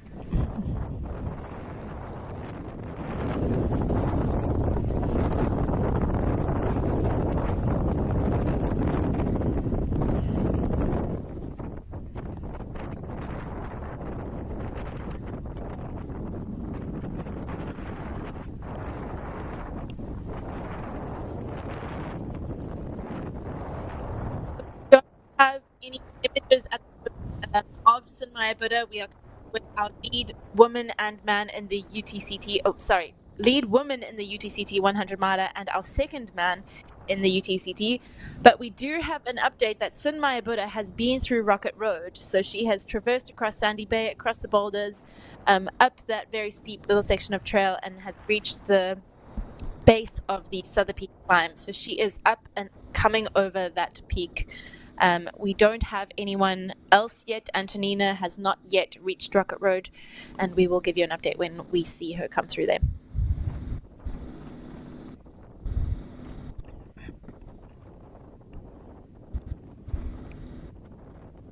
And so yesterday we talked quite a bit about the World Trail Major Short Trail Circuit, and RMB UTCT is the final of the circuit for the season. And so in the Ultra, which is the 100K, Sunaya Buddha currently has one race, which is a win, and to be in the overall classification you need 2 races, and if she has 2 wins she will be in a tie with the current leader, Man Yi-chun, and so it will come down to the ITRA score. And looking at Sunaya Buddha, her ITRA score is 815 and Man Yi-chun is 713. So if Sunaya pulls off a solid performance here, she would actually move all the way into first position and therefore be the winner of the World Trail Major Ultra, which would mean a lot for Sunaya, especially in terms of prize money, because that is a substantial prize purse for the winners. Do you know it from the top of your head, or I'm gonna have to research that? I will have a look, but it is 12,000 euros. That's a substantial amount of money. It is indeed. Plus the prize money for UTCT, which is 75,000 rands, if I'm correct, for the win. So, yeah, there's a lot at stake for Sunaya. Yep. I can't tell you what that is in euros. Sorry, it's actually 80,000 rand. Easier maths. Divide by 20. So around 4,000 euros for the win here. So, all in all, that's a 16,000 euro a day, which is not too shabby. Whew.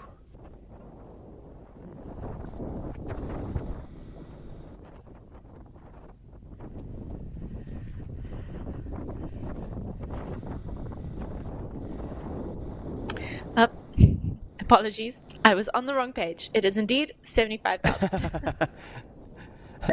Oh, good. Switching between too many tabs. Oh, yeah. That's the name of the game in these live broadcasts. Yeah. Do we have any news on Dmitry Miteyeva and Adam Loomis? It looks like they went through Rocket Road 3 minutes apart, so they are not running together anymore. They came into that Llandudno aid station together. It seems that Dima has pulled away a little bit and gotten about a 3-minute gap on Adam through that section. Yeah, and then he's only 4 minutes back from Jeff Mogavero, Dmitry Mityayev, because Ekaterina is Mityayeva, but Mityayev for this gentleman. Okay, so it's also like... I learned that. I learned that late.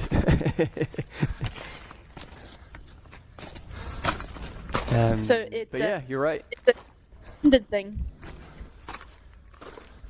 With the gender, it changed in Russian, and at the end the A comes in for female. Ah, okay, interesting. I learn something every day. There you go. So the time between Jeff and Dimitri hasn't changed since Llandudno. They were about 4 minutes apart there as well. but Adam has definitely dropped back a little bit there. And Maddie Healy, who is in 4th position, our first South African, came through Rocket Road in 5:11, so about 20 minutes back from Jeff. 12 minutes back. Goodness, mental maths today. I need another coffee. Don't we all? Another coffee and a calculator, apparently.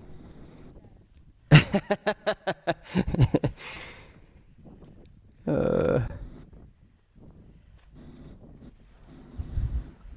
as with the PT55 yesterday, we won't have any signal going over the Souther Peak and Karbunkelberg peaks. We will only be getting images of them as they are coming off of Karbunkelberg through the Hout Bay community there, through that harbour. So we will see them coming off of the mountain and into that aid station. But for now, we are going to be sticking with our UTCT first woman and second man, and we will be seeing them shortly, hopefully.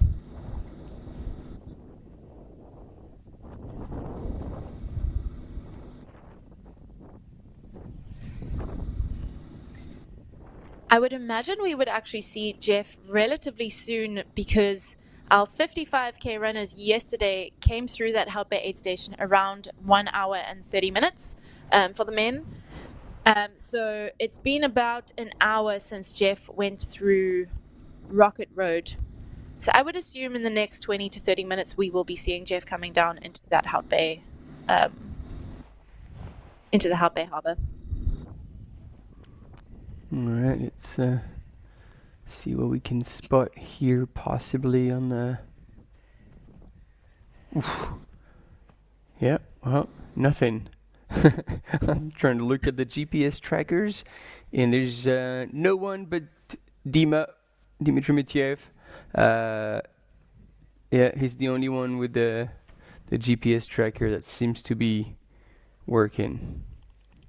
But you're right, he's right at the top of Hout Bay before going through the houses and then by the harbor. So somewhere ahead will be Jeff, and if the split is about 4 minutes, yes, you're absolutely right, Tony. We should be seeing him any minute.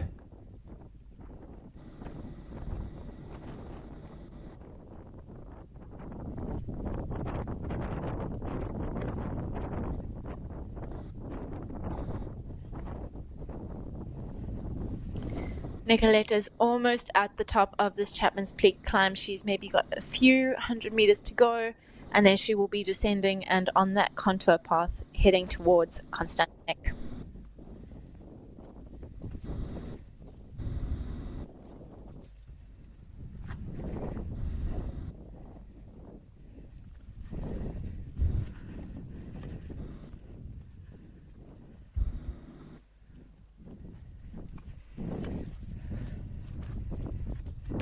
We've got Kerry Ann Marshall, who has now been through aid station at 16:32. So she is quite a way back from Simone Milan, who went through Noordhoek aid station. So about 10 kilometers, that 10-kilometer beach section separating around the same time. So yeah, 10 kilometers along the beach. I don't know how long that's taking people, maybe an hour, 45 minutes. So a pretty big gap between our second and third. But we will back after the ad break, so stick with us and we'll see you soon.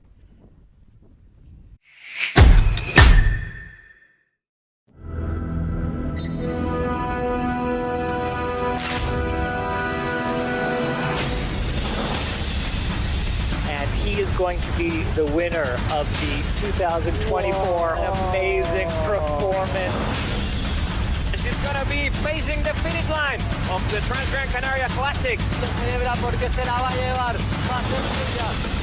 I can't put into words.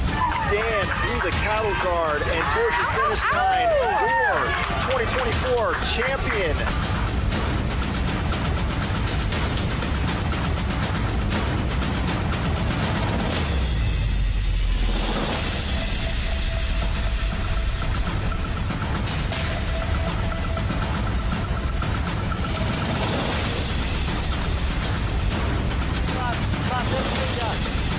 accomplish words.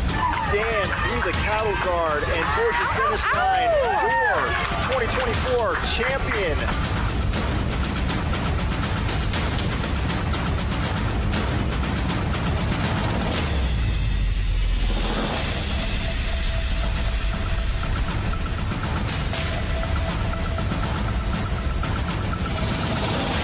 Every time he's going to lap now.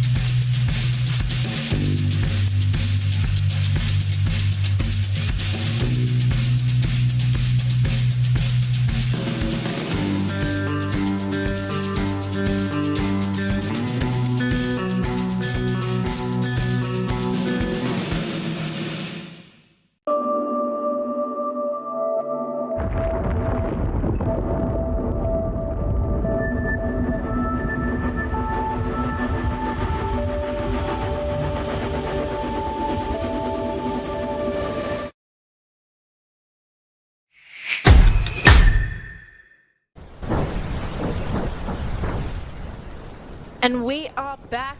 We are back with our leading man in the UT 100 here at the RMB Ultra-trail Cape Town 2025. Jeff has descended. He has come through that Hout Bay Harbour, and he is now traversing across the beach towards that Hout Bay aid station.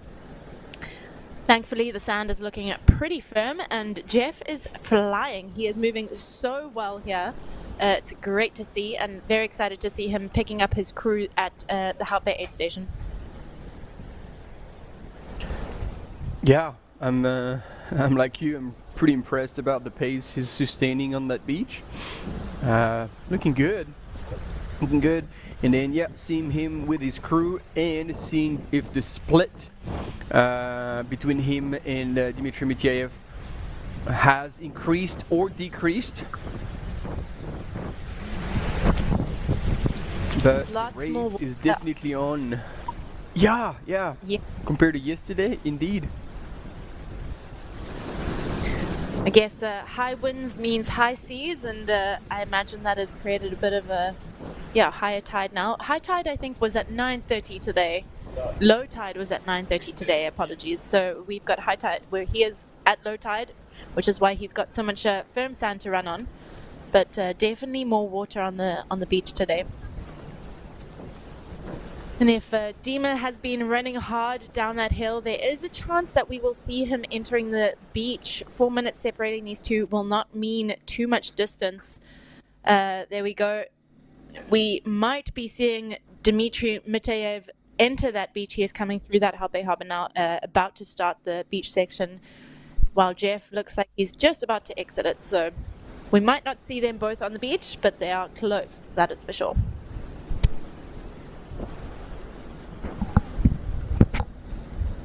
And these views never get old. It's it's quite amazing, especially for, I don't know, people like me, originally from Europe.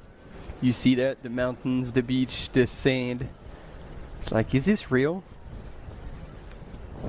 Yeah. The mountains, the beach, the sand. It's a pretty special place. And great food. grab your coffee at the Sentinel or Southeaster, go and get a croissant or some sort of pastry, come sit on the beach. It's a pretty sweet lifestyle. And while all of the people are doing that, we have Jeff just powering down the aid station, towards the aid station. He's gone very far though. I think he's missed the turn. Yeah, he totally has missed the turn. He's at the Sentinel Ocean Alliance, dude. Yeah, he needs to backtrack a Oh little my bit. word. He's going to be like fully coming in the back end. He doesn't seem to really have any idea, but he is starting to look around for some... Check your watch for the GPS track, dude. For some markers. No, he's finally figured it out. The beach is ended. Oh my word, yeah. Totally up. I hope he doesn't hit straight Must be there. Yeah, and I mean, there was a big Garmin arch. How do you miss that? Yeah, yesterday there was a huge problem. But gone about half a K too far. Yeah, there's a sign up there. Thanks, man. Good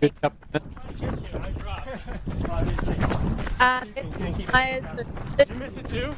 No. In Llandudno, but he is out here now, clearly supporting a fellow USA resident, Jeff Magavaro.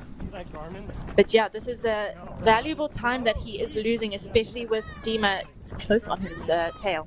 Hey, do you know how much time yeah. No, not yet. I thought you were behind me this whole time. No. I fucking dropped it to 40K. I couldn't keep it included that.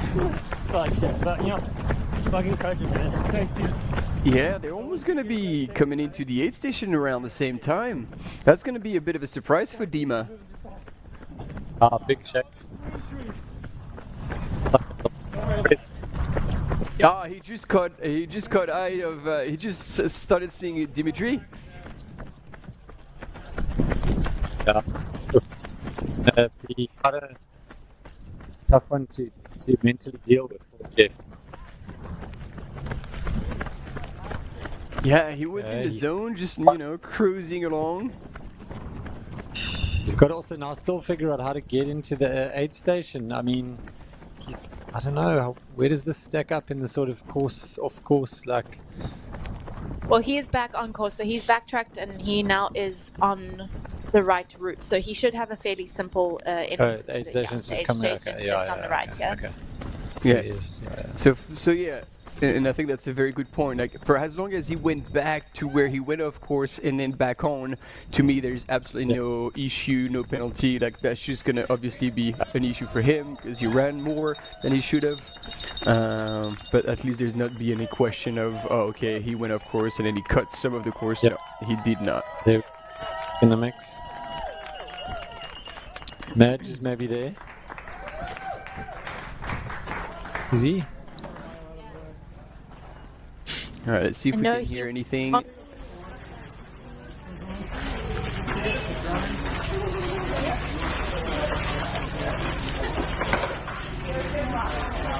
So same practice as London. No, the ice bandana, lots of water going up.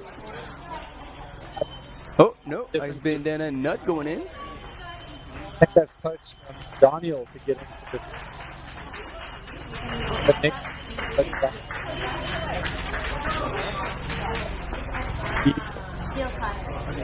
Oh wow, yeah, no, everything's going in, but there's got to be an order. Yeah. Oh man, that sport we're doing. Look at that.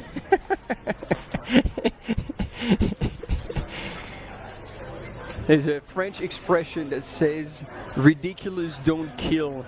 It's a good thing because otherwise we'd all be dead.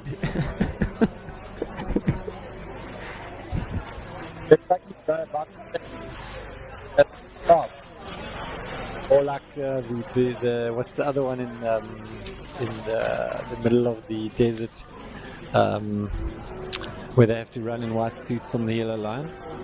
The 130 mile, man, not Burning Man. You know what I'm talking about. In the hottest place in the USA. Yeah, it looks a bit like he's got a bad water kind of gig going on here. Yeah, true. Well, having run one of the... Look at that. Downing another Red Bull. goal. He's really hitting those red goals. Is that Good Dimitri man. in the background there, guys? That is in the mix? That is Dimitri. It's gotta be. Okay, he's done it. Still just sneaking a little lead. And he's off with every single piece of white equipment that anyone has ever seen. And all loaded up with ice. Am I going in the right direction?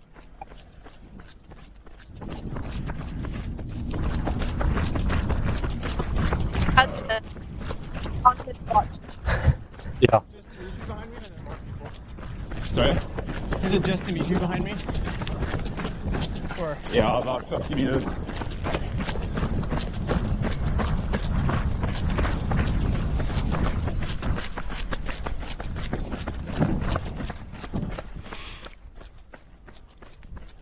I mean, that is for sure a decisive moment because he had worked pretty hard to put this 4 minutes on Dmitry Michiev, and all of a sudden, with that little mistake, lost almost all of it.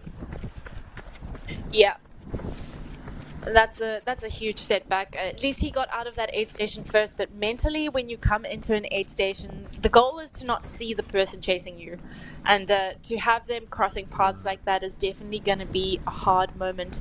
Is that Dimitri chasing in the back there? He said 50 meters. He's right. Yeah. And he's more than chasing, he was charging up that hill. He was charging indeed. Yeah, he's feeling it now. Oh, mate, look at him come.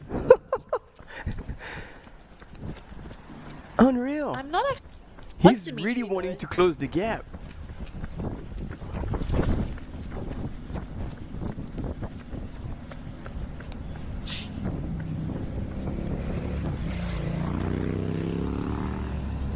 No, that's just that's the camera. No. That was it Maddie? That's Josh. He is also a local guy. Always up to put his hand up to crew, to pace, to take photos. So very, very cool to see him on the photography side of things. This is Dima here coming up now. So a little bit further than 50 meters, maybe 100, 200 meters. But also still charging. Yeah. He is down. Yeah. But not a suicidal pace that I was actually getting really worried about. Yeah, that was like a full-on sprint that Josh was employing there to catch up to Jeff. So that would have been a very brave thing to do if you are this far into. Let's go, man. Husband energy. Let's go. All right. We got Maj up the road. Maj, we can hear you. You have Dimitri Mitiev arriving onto you very soon. Yes. These gentlemen are looking very doused in water and ice. Dimitri's running with a water bottle on his head. Go, Dimmer. Let's go, man. Keep it up. Smile on his face, though. He can see Jeff ahead of him, and he is definitely chasing him down. He's just like the way he runs up this road on this uphill, you'd think that he's just in a 20-kilometer race. He's just sprinting, it seems like. So yeah, Jeff looks like he's running Western States. I can say Jeff looks like he's running Western States. He's got the full like Western States kit on with the arm sleeves, the hat with the Legionnaires thing, a lot of ice. It just looks like he's got the same outfit to keep himself as cool as he would be in something like Western. And Dimitri's basically the opposite, just like no arm sleeves, doesn't even wear a hat. He's just like no ice on him except maybe in his pack. And yeah, that's it. So I'm going to shoot down to the Hot Bay aid station and see if we can get some action in there, and then we'll go from there. So peace out from the roadside, and it's dangerous here also. Safety first. Beautiful views though.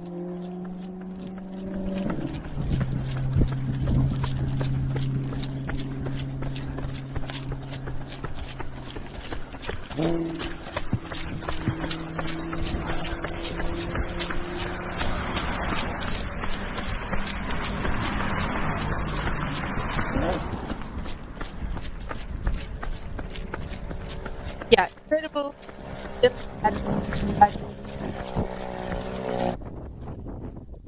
Water with the, no hat, no sunglasses, especially with the haircut that he's got. There's really zero protection on his head there. So very, very interesting that he doesn't have some sort of protective covering. Yeah, because he's employed the full mohawk shave this time around. Actually, not even the mohawk. He's just got the top bit of tiny crew cut. He's either got really good sunscreen. I don't know what product he's using, or he just doesn't care about getting fried because it's super hot right now out there. And that section going up towards the manganese mines, they head towards Blackburn Ravine and then cut up and then traverse across before they hit the manganese mine section, and it is exposed at this time of day. There is going to be no shade along that section of the trail.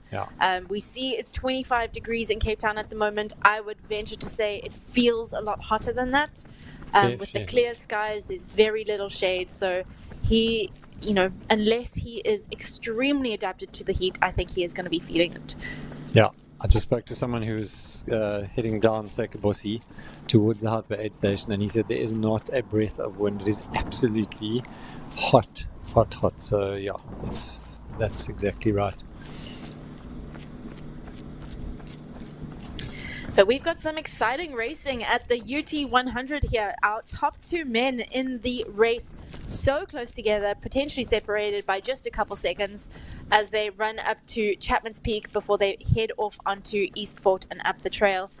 We're waiting for our third man to come into the Hout Bay aid station, Adam Loomis, and we will update you as soon as we have any sight on that. Hopefully we will have Madge down there to get us some eyes. And if not, we will see that update coming through on the live check leaderboard. So keep tuned, and hopefully we'll also have some more information on our leading ladies. We mentioned earlier that we had Sunaya Buddha going through Rocket Road first in 5:47, and that was about, oh goodness, my mental maths again, probably about 30 minutes, just over 30 minutes ago. With Antonina Lushina still in second position going through Rocket Road in 6:09. So Sunaya Buddha has really extended that lead. She has got a good buffer on that. Rosanna Buchawa going through Rocket Road in 6:13, so a little bit behind Antonina, who seems to have pulled away a little bit. But remembering that section of trail coming off of Sandy Bay is incredibly rocky.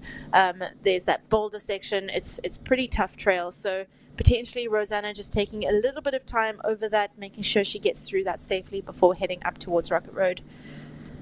And that is our top three women. That is all we have at Rocket Road. Sarah Humble through Landano, Tara Fraga in third position.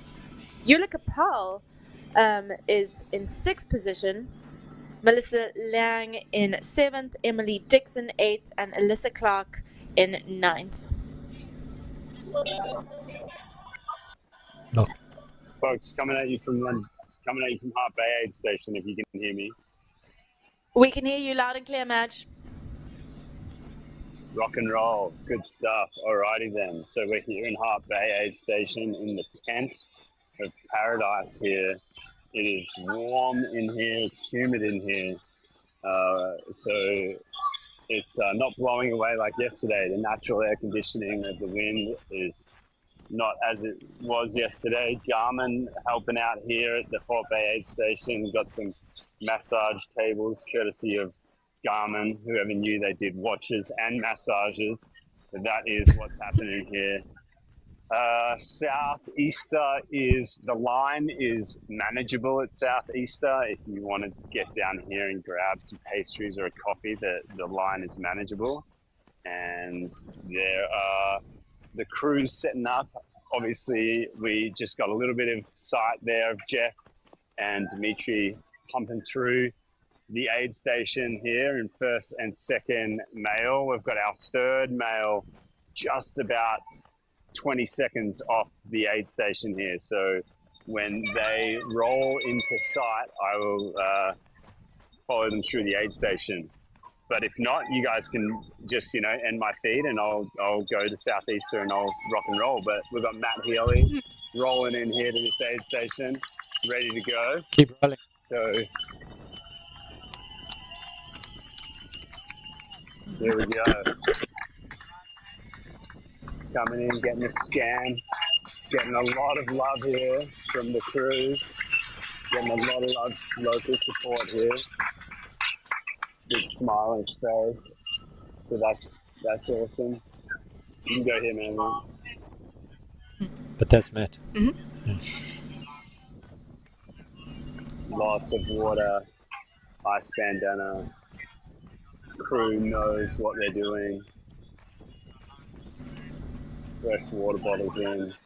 Oh, we're going for the Red Bull again. Going for the Red Bull. Is he gonna do the Red Bull, bicarb, Coca-Cola triple? We can only hope come on. That's what's gonna go You down got here.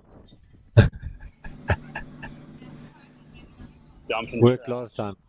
Getting that trash worked very well last time. Looking good. While we're watching Maddie Healy in the 8th station, either in 3rd position, having overtaken Adam Loomis, or we've missed Adam and Maddie is still in 4th position. But we are also watching our second man, Dimitri, running right up behind Jeff Magavaro, who is currently our lead male in the UT100. So lots going on here in this men's race. Here we go. And the Oh pass. my word, he's tapped him on the butt. That's very cute. Now, do we see Jeff try and stick with Dimitri, or Yeah. is this Wow. going to be a tactical pull-up? Get the bicarb. Do it all. Do the triple for us. The crowd wants it. Maddie. Controversial. He's sticking with him. It looks like Get punched before the end of the broadcast. I hope. Yeah, I know. We'll have that on camera. But So it seems like that. Just encouraging our runners to fuel appropriately. Okay, that's it. Well, I just tripped over actually, so that was my karma. So that's good. Yeah, it's sorting me out. Don't worry. The universe has got me sorted. Back in your box. Wow. Yeah. So it looks like we had Adam Loomis drop back off of that podium position, with Maddie Healy now coming through in 3rd. So interesting change of events there as well. We're either going to see Adam coming now through in 4th position, or Joaquin Lopez from Ecuador coming through in that 4th position, depending on what has happened with Adam. And we're seeing this bold move of Dimitri now, who's in the lead, but Jeff has got his target on his back, on Dimitri's back now, and he's just slotted into the slipstream there. So he made the move. He didn't quite make it stick and drop him. Oh my word. Okay, Jeff is back on. It's ding-dong battle here, going up to the manganese mines. Wow. Very, very exciting. It's going to be interesting to see how this plays out at the end of this big uphill. Hey guys, you want to get an update? Hey, from Jeff's crew. We can chat to Meg. Yeah. Update Yeah. about how Jeff was feeling. Sure. Oh, this is what. Bring it up. Crew here, talking strategy. Well, Madge, I want you to. Can you please ask Meg how she managed to poach Daniel, who was part of Joachim's crew? Well, how did that work out? I will ask. We've got him here. Okay. I don't want to interrupt the strategy talk here. It's never stopped you before. Come on. All right, yeah, no, fair enough. Hey, crew. Hey, so the live stream wants to know how you got involved in Jeff's crew, and we seem like it's controversial. We just want to know if it was just a fleeting moment. Maybe you were just kind of like having a little flirt in that space, or Meg thinks you helped. The reality is, okay, right. All right, it's all part of a plan.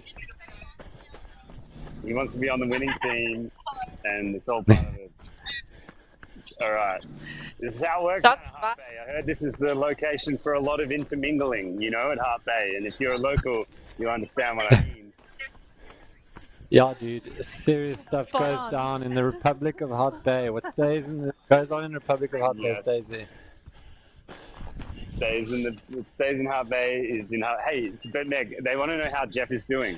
How's Jeff doing out there? How was he? Yeah, he's doing Good. Yeah, he's hot. Yeah. Oh. Okay. Oh, so he took a bit of a wrong turn exiting the aid station. Damn. Okay. Yeah, no, beforehand we saw that. Mad, you probably were up on the road. Right. He ran all the way to the end of the beach. And very good son. Choice. All right. So guys, Jeff's making jokes, having a good time, and the crews are looking after themselves too. So that's important. Plenty of hydration. Yeah. But yeah, he's still making jokes and having a good time. So that's positive. Okay. So Madge, thanks, man. You might have missed this, but on the live stream with the camera runner, Jeff actually ran all the way to the end of the beach, completely missed the turnoff into the aid station, and had to backtrack. That's how he lost quite a few minutes, and that's why Dimitri rocked into the aid station right behind him. Oh, brutal. Mm. He was locked in on that beach section and was enjoying it so much that he just had to go all the way to the end. Yeah. So there you get a nice visual of where he should have gone, crossed the river, should have turned left. Let's see if we can spot that arch. I don't know if they've taken it down, maybe because of the wind. Yeah, hard to see. Can't quite see. Yeah, didn't quite catch that. Yeah. Great No, visual it was still of there. Was it? Did you see it? Okay, so he just Yep, made a just blue. got a glimpse of it.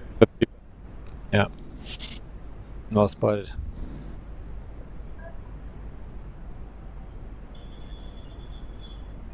big shout out to our camera runner who had to try and keep up with Jeff and Dimitri.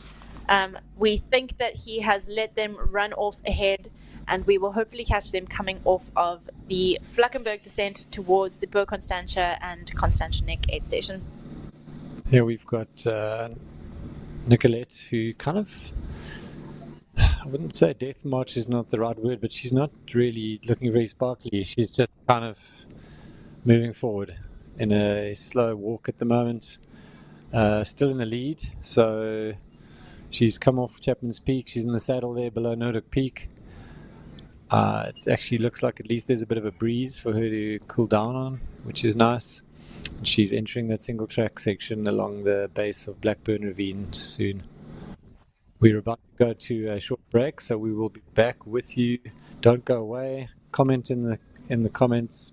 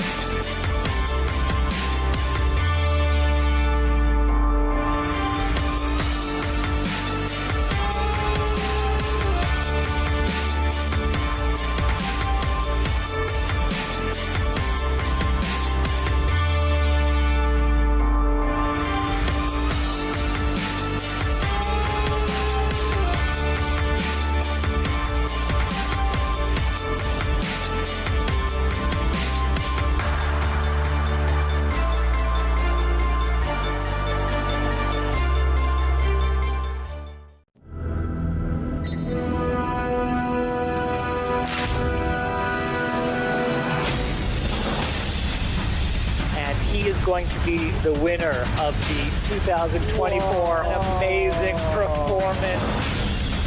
She's going to be facing the finish line of the Trans-Gran Canaria Classic. I can't put into words. Stand through the cattle guard and towards the finish line for 2024 champion.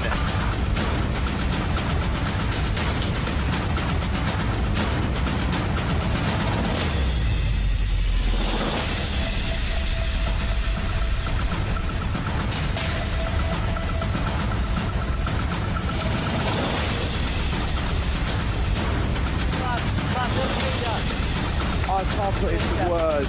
Stand through the cattle guard and towards the finish line for 2024 champion.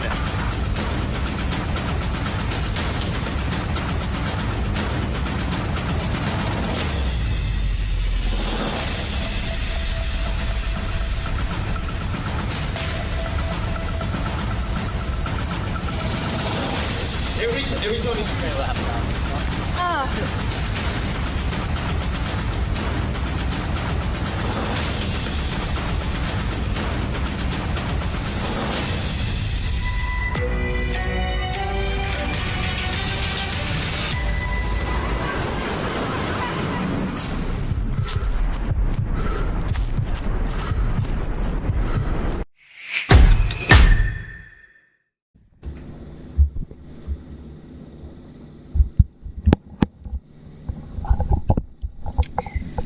Hello and welcome back. We are back with the RMB UTCT 2025 live feed. I'm here with Luke and Martin tuning in from New Zealand. And we are with Nicolette Griffioen, our first woman in the UTCT, the 100-mile event here in Cape Town. And now we finally get some eyes back on Douglas Pickard, who has come down Flakenberg and is now entering the Bo Constantia section of trail, a very runnable section after what he's just experienced, but also incredibly hot. I found this section last year, or the year that I ran, very long and very exposed, longer than at least I anticipated. So definitely these runners will be feeling this heat now. It's 25 degrees in Cape Town. Super hot, no wind here whatsoever. It really sits in this valley and it just does not move. So you're right, it is going to be hot, but very runnable, some lovely downhills, so I think he'll be happy. He'll take this. It'll be quite a pleasure from the last 2 hours of technical trail that he's had to deal with, 2 hours plus. Still running quite nicely, it looks like. Douglas Pickard leading the UTCT 100-miler.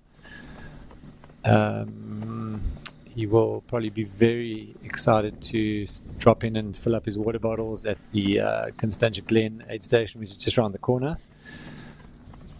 So great to see Douglas again. He managed to drop the camera runners somewhere on the technical trails back there. So he's been moving at quite a consistently good pace. We did get some intel from the camera runner when he dropped back that Douglas had taken a pretty nasty fall, but apparently popped up pretty quickly straight away and kept moving. So no damage done. But like we said earlier, you know, those falls can rattle you, especially at this point in the race. So great work to him for keeping his head in the game and not letting it get to him too much. He's, I think, got at least about 3 falls so far. He's broken his pole. He's ripped his shorts, and he had the other fall that you were talking about. So he seems to have got the tuck and roll dialed, and no serious repercussions. So well done. 3 times the charm, right? So he's got all 3 of them out the way, and hopefully the rest of the way is smooth sailing. Yeah. And while we have just seen Douglas Pickard, we are back with Nicolette. She is on her way down from Chapman's Peak. She is heading towards the Elfies Track contour path that will take her past Blackburn Ravine towards the manganese mines and on her way towards Flakenberg. So a long stretch of trail ahead of her, but an incredibly beautiful section. I hope she has lots of water because there's no water here to refill at the moment. Yeah, this is going to be a long, hard toil on the stretch. Always underestimated. Well, I'm sure she knows exactly what she's in for, but this one is one for the memory banks that you got to just really, suffer through. You can see she's moving reasonably well considering she's run 118 Ks. They're having a little chat here. I wonder if we can hear what they're saying. She is. I got really lucky in that Puma sent me shoes. They're talking shoes. I get paid shoes. I came second in the 16 yesterday. Yeah, the goal this weekend was to just film you, learn from you, give back a little, I suppose, do something for the community. It's very cool. Honestly, I've done the camera running before, and she's absolutely correct. You learn so much from running behind these experienced runners. And if you are new to the game and you're new to these highly competitive international level events, get on a camera running duty and you learn so much. I would say that's a great way for young up and coming aspiring trail running athletes to really get a very personal insight into what it takes to be at this level. So very cool to hear that our camera runner has been inspired by Nicolette and is now getting to follow her and learn from her. Yeah, very cool. She was saying she's run the 16K race yesterday and she wanted to give back and get involved in a little bit more, go a bit deeper, and it is exactly like that. It's so aspirational. My sister ran the 16K yesterday, her first ever trail race, and she had similar sentiments. I just want to bring up one little detail. You got to be fast if you want to be a cam runner, because you're juggling with quite a lot of things at the same time, like having to keep up with the runner, whether it's up, down, technical, windy. Then make sure you have them in the frame, looking after yourself, making sure you're not in their way. There's quite a lot going on. No, absolutely. But yes, if you do have this experience and the fitness level, 100% agree, you can't get a better experience than being behind one of these runners. Yeah. Do you think that was the official route that Doug just decided to cruise through the vineyards? That is the official scenic route. No, that is the official route. I remember when I did the 55K a couple years ago, I remember running through there and being like, am I on the right trail? I don't know. But what a beautiful experience. You're getting the full cool. Cape Town experience. The winelands, the trails, the beach. Absolutely. We throw it all in there. Yeah, land of contrasts. We also had insight that Joaquim Lopez has been through Halpenos now, so we've got our top 4 men in the UT 100 through there. He went through at 6:35, so he was about 13 minutes back from Matt Healy in 3rd position. Special runner. Wow. Installs. She's living the dream, this young camera runner. We're going to have to find out who it is. Having a fat chat, getting involved, super cool. With running with her idols. I see you looking at the view every now and again. Very, very cool. And I guess, I mean, Martin, just to your point, I suppose your best chance of keeping up with these runners is if you run with the 100-miler runners after they've run 120 Ks. You know, because at least their pace slowed slightly. I feel like I've experienced Ultra Cape Town in all forms, because I've done now the infield commentary, I've raced it, I'm in the studio here, but I've also been a camera runner, and I was running behind Courtney DeWalter the year that she ran the 100-kilometer here, and I got to do about 20, maybe a little bit over 20 kilometers with her. And it was the best experience. I got to follow her up Souther Peak and then through the Elfin out of the Elfin aid station to what was the aid station just before UCT at the time.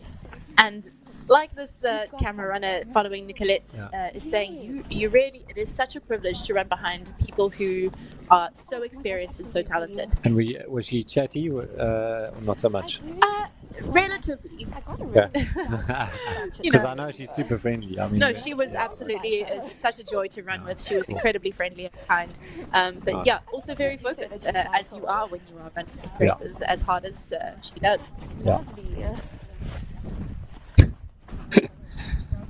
Oh, cool. I think this is what you call the runner's high. experiencing right now. Yeah, it's like having a podcast going on.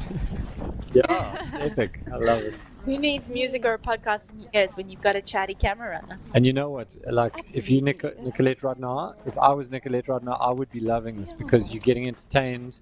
You like taking your mind off it. To me, when I've been seconding people and running with them and pacing them, like I just tell them stories and talk because it distracts your mind from the drudge and task at hand. And so this is like a little gift. And the brain scientists and the vets. They're going 100 miles. I mean, it depends on the athlete as well, right? Yeah. Some people really don't want to have noise in their ears and chatting away. And I'm sure if Nicolette was not wanting that, he would say something. Yeah. Or just stop replying. Yeah.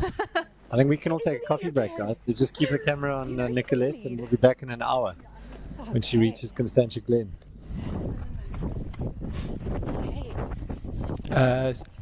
It seems like Maj is trying to talk to us. Is he? Let's see if I can put it on. Oh, yeah. There you go, Maj. We got you. Oh, no, he's fine. All right, rock and roll. Okay. Yeah, folks, we had Joaquin Lopez come through here in fourth place male. He, wow, it was just like an absolute scene. He came through. He was getting water poured all over him. He changed his shoes. He just got more and more ice. He was just looking super focused when he came through. This is the scene of devastation that he left. Just unreal. Shame that we missed it, but it was epic. Good crewing. He was in here for 3 minutes and 11 seconds, and then he bossed out of here. But folks, those four guys just look so dialed and focused right now. Like Matt Healy looks super dialed and positive. Joaquin looks very focused and like he's absolutely on a hunt. So it's going to be so interesting to see how it unfolds for that top three, because I feel like those two guys are going to have a real chase on their hands, and they're going to really they just look like they're in a really good spot right now. So it's going to be interesting to see how that all unfolds by the end. But yeah, a little bit of an update. Apologies, I'm not sure what happened with the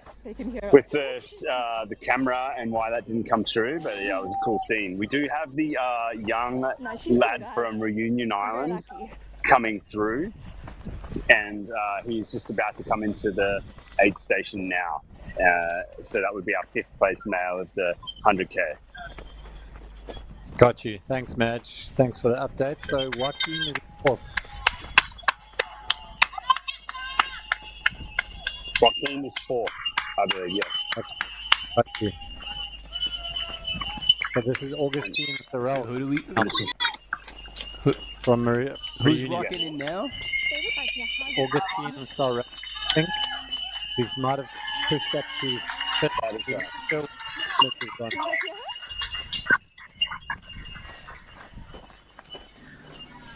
She's got some food in, guys. Yeah. She's feeling good. Chatting, moving nicely. Do you want to reiterate? She's feeling better. Yeah. He's cramming the coke. He's got his humble supporter here, getting some water on his head. Looking very relieved to get some water poured over his head. He's got some ice here. I'm a reporter from the field.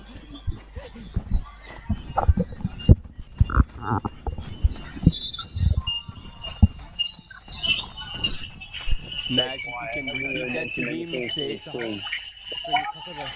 La Réunion Lela. La Réunion Lela.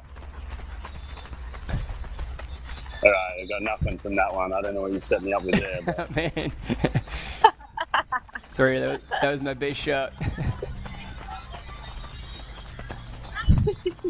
All right, and we have our 5th place male. He's just run it into the aid station here as well. Sorry? I believe his name was it Jedson from Malawi.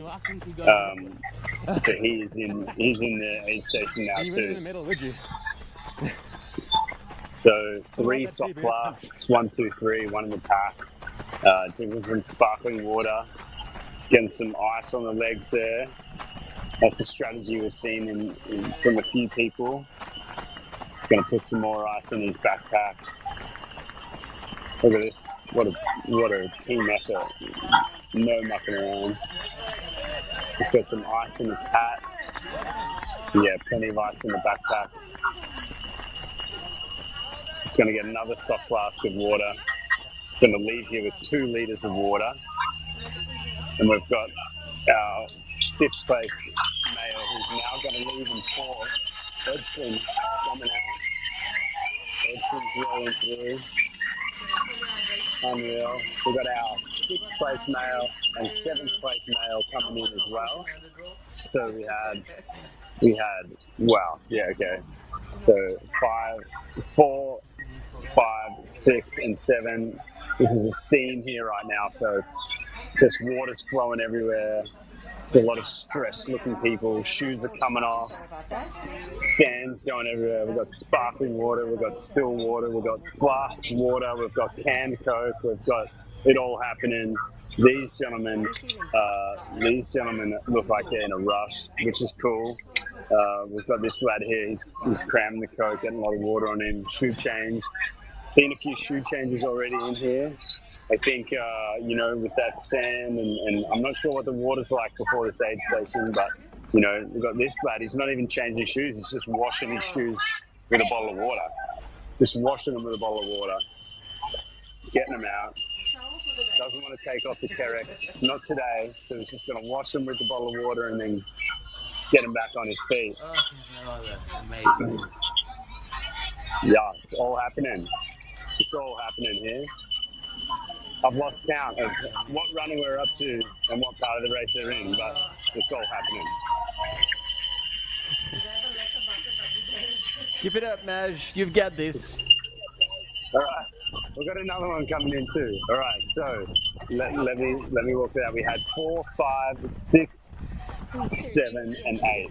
4, 5, 6, 7, and 8, all in the aid station together, and 4 and 5 have left. That was Edson and our younger dude, Augustine. They left. Now we've got 6 and 7 and 8 in here as well. So they're all in here. We've got 6 leaving right now. Our man from... And other 2? I think that's That's 6 heading out. Very international aid station right now. We've got possibly Grant Barnett from the USA. Who we see on the screen now. This is Grant Barnett. Okay. Ludovic friends from the Netherlands. We might have Look at this. This is how you do it. 2 people, 2 socks. 2 people, 2 socks. Just get them on there. And then Grant's just out the back having a party. It's basically like a mullet. Business at the front, party at the back. We've got Augustine is now leaving. Augustine's just heading out of the aid station, so there's been a bit of a change there. Augustine came in 5th place. Now he's leaving in 6th place. Grant is here, getting fresh. Ooh, they even say prototype on the side. Look at that. 85k. Flex right there. That's a Spono flex. What's going on there, dudes? You've got prototype written on the side. Like, didn't want to make sure everyone knew that, Didn't want to be subtle about that one. Wow. Yeah. I'm going to just keep my distance from him. So, yeah, rolling.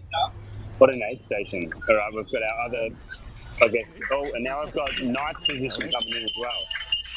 Grant Barnett's just doing his thing.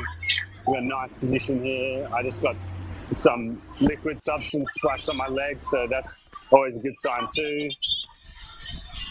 We've got our Hong Kong runner here now. I didn't catch his name on his bib.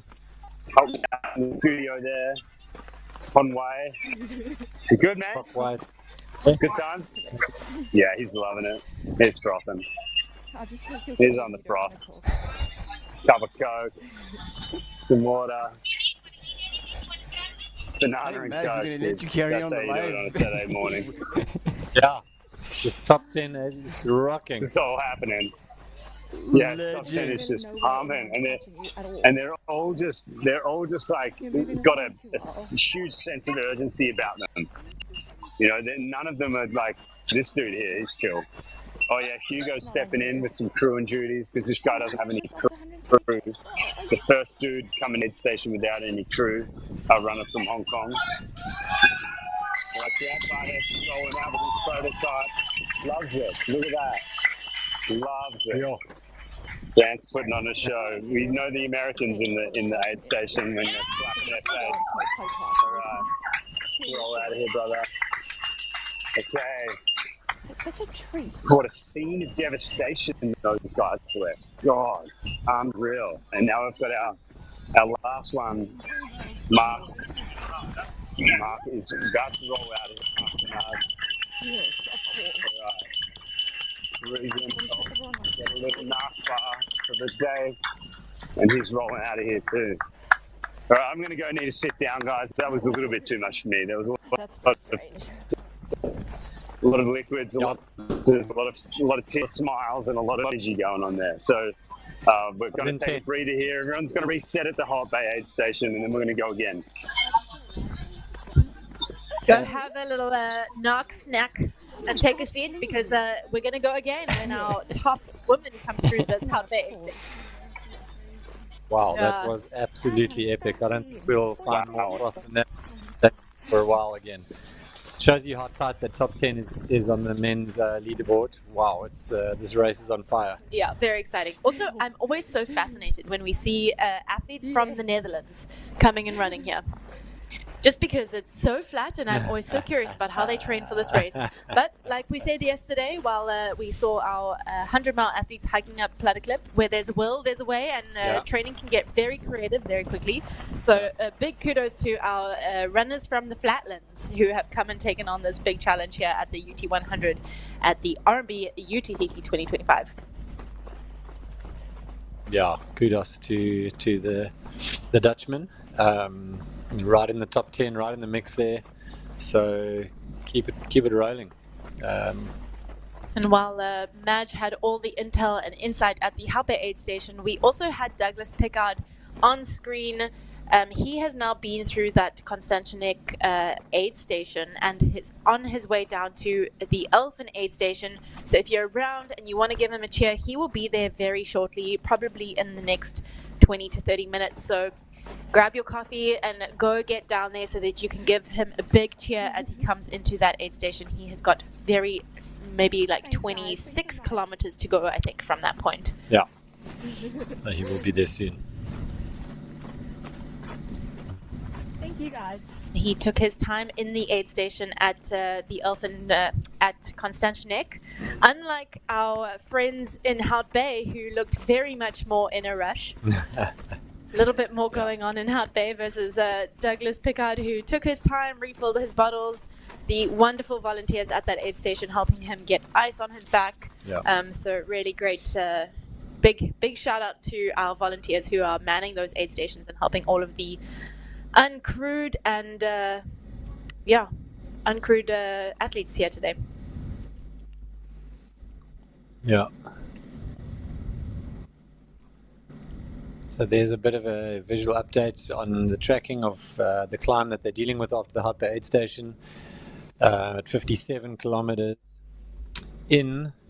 Dimitri and Jeff, we've just lost a bit of signal on where the camera feed there, so we will probably regain them in a bit, with Matthew Healy a bit behind them in third and Joachim in fourth. But if this is correct, then Dimitri has managed to pull away a little bit from Jeff. Yeah, if it's correct. Yeah. Well, yeah. I was thinking the same, but I guess until we have a proper visual, it's hard to speculate. Yeah. Oh man, and look at him go. Douglas Pickard is still sending it. He is. Yeah, he is moving so well. 25 kilometers to go, 140 Ks in the legs, and he is moving like I would move at the beginning of one of my easy runs. Yeah, he must be feeling it now, feeling good now with only 25 Ks to go. It must be feeling all possible. Really. over the huge bulk of the race. Also, just big shout out, our top, let's call it top 5 at the UTCT, so the 100-mile event in the men's field. 3 out of those 5 are vet males. So anyone out there who thinks too old for this, no. These guys are showing us just how it's done. There's no such thing as being too old for anything.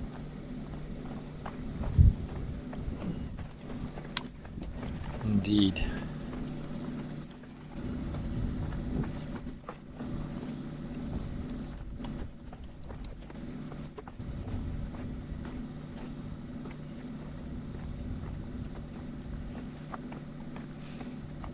Okay, so yesterday we had Smurf 8 Frog on the chat with the best name of the day. I don't know where they are today, so we've got a couple of new contenders. We've got Chicken Nuggy Ferret supporting Dougie Pickard. Yeah, we'd love to hear the origin of that name because Smurf 8 Frog was pretty good. I'm just going to scroll up to see if there's anyone else in contention. I'm still going to stick with Papa G being my favorite for the weekend. Okay. First lady passing. Who else we got? Oh, did we have a Papa G? In the 100K. We had a Papa G on the live feed, or in the comments. Yeah. Oh no. Well, my guess, and I'm 90% sure, that would be Mr. Paul Lind. Oh no. Really? Do you know Papa G? Oh yeah. Yeah, Papa. I mean, Papa G is he's the one calling me Papa G, and he's Big Daddy. There's a lot of untold stories behind those names. Okay. We have our first woman in the UT 100 coming onto the beach here in Hout Bay. This is Sunaya Buddha. There we go. She's just exited the Hout Bay Harbour and she is making quick work of this beach section. Oh, she is moving. Let's hope she makes the turn off at the Garmin Arch. But she is really cooking, hey? Yeah. She is just catching men left, right, and centre here. Yeah. She's really moving super, super well. You can see that tide is starting to push just a little bit, so maybe a little bit less firm sand to be running on than previously, but still pretty easy going on the beach here. Well, that's probably going to answer the question, will the gap between Sunaya and then the chasing pack of ladies shrink or not? I don't think it's going to shrink. If anything, it's probably going to get bigger. Yeah, with the way she's moving now, it would surprise me if anyone is going to catch her at this point unless something goes wrong. She is moving so incredibly well. Good lead already, yeah? Yeah, she already had almost 20 minutes at Rocket Road on second position. More, 22 minutes. Do either of you know the brand that she's running for the Fuga team? Just looking at their products, it looks like some incredible shoes and gear that it's a Chinese company, yeah. They've been coming onto the scene quite aggressively. Yeah. And obviously, Sunaya being from Nepal. Oh man, I would not be happy to find this guy on the side of the trail. He's just chilling. Straight in between them. Is the camera runner? That's Does he brave. have a death wish? Yeah, that's brave. Yeah. Keep moving, my friend. Dude, get back to your running, man. Wow, that's a cool highlight. That's classic. Wild animals on the route. Trooper baboons just hanging out, eating some grubs and insects and climbing trees. That's pretty standard stuff in Cape Town, so very cool that they saw that. Yeah. And that no one was injured in the making of that. Yet. Because he started sprinting, so something might have been happening. Very cool that he kept. That's amazing. So Sunaya is not going to be making the same mistake that Jeff Magavara made a little bit earlier, where he went to the end of the beach. She is indeed turning off where she should be. Yeah. Her looking probably for the part of this little. Yeah, she's going to have to get her shoes wet. She's just going to have to pick the moment. Yeah. It's nice and shallow, but she will definitely get wet She's shoes. gonna- So there you go. Show up. Yeah, Ryan is right there. Nice fresh water. The one-man band, filming, crewing, pacing. Got 2 cameras in hand. It's a live stream now. Naja, you've got Sunaya coming towards you, so be prepared. Round 2 is starting. Yeah, radical. Yeah, this is the Garmin setup here.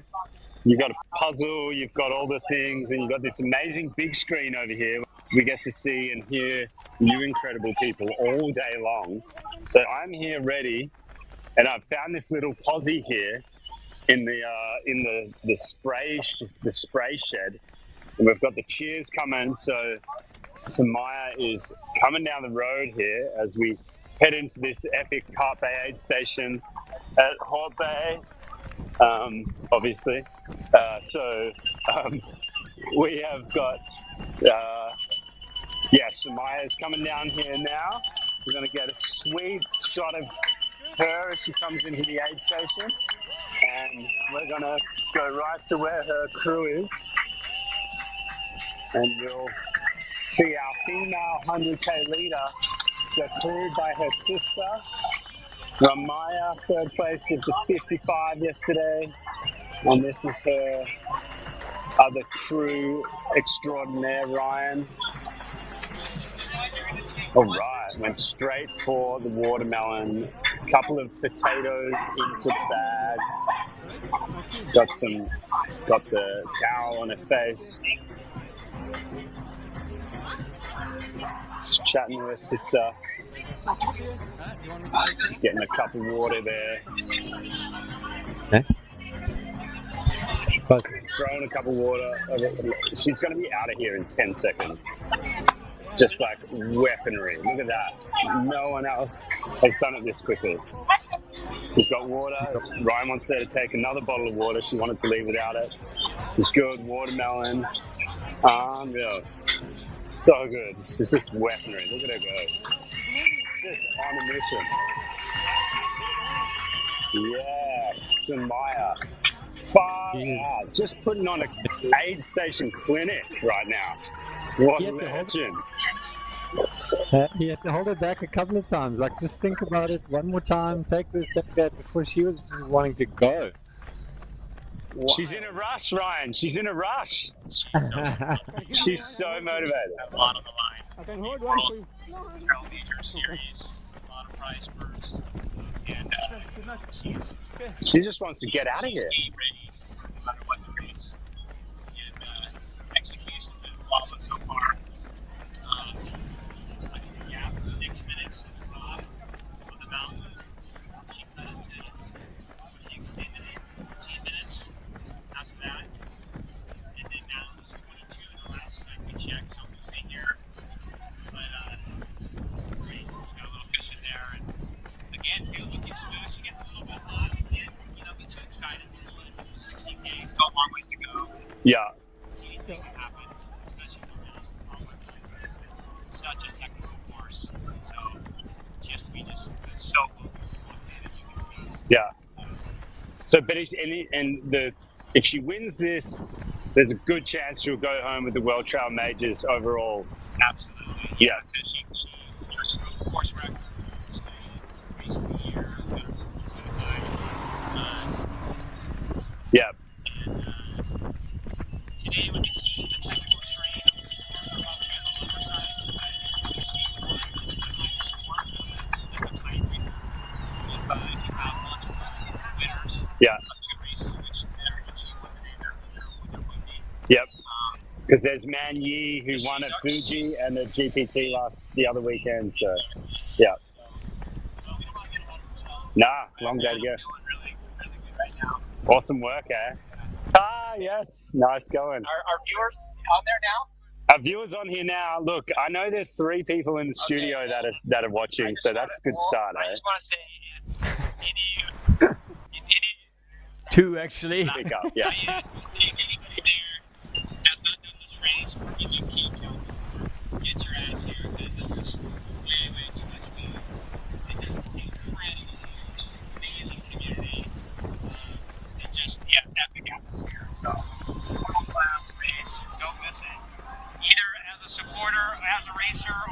like. Come check it out. Yeah. All right, then. Good luck for the rest of the day. Thanks, Ryan. Folks, I don't have the best audio set up, but I hope you got a little bit of that, or let me know if you want me to repeat anything that Ryan said. Yeah, no, we think we got like just a little bit of that. I don't know if you have a mic that is mobile, in which case you can just hand it over to people who are talking to you, and that might be a little better whenever you're having an interview with someone. But otherwise, yeah, like I mean, it seems like what we had pointed out with Tony earlier is that they are going after the World Trail Major first place, and then all it would take is Sunaya to take the win here, and she would also have 3,000 points, so she would be at the same level of points as I lost her name, but you had her name. Manyi Chung from Hong Kong, yeah. There we go, exactly. But then, so then it would boil down to how good of a performance she pulls off, and by the look at their ITRA ranking, it looks like Sunaya would bring it home. So yeah, there's 12 grands on the line from World Trail Major, and 4 grands for the prize money of the RMB UTCT. So yeah, I mean, if you bump into Ryan again at the end of, like before the end of that race, it'd be interesting to hear if you know, if she has plans and what it would mean for her to make that kind of money. We can go ask him right now. How about that? There you go. Do it. Alrighty. Give me a sec. Hey, Ryan.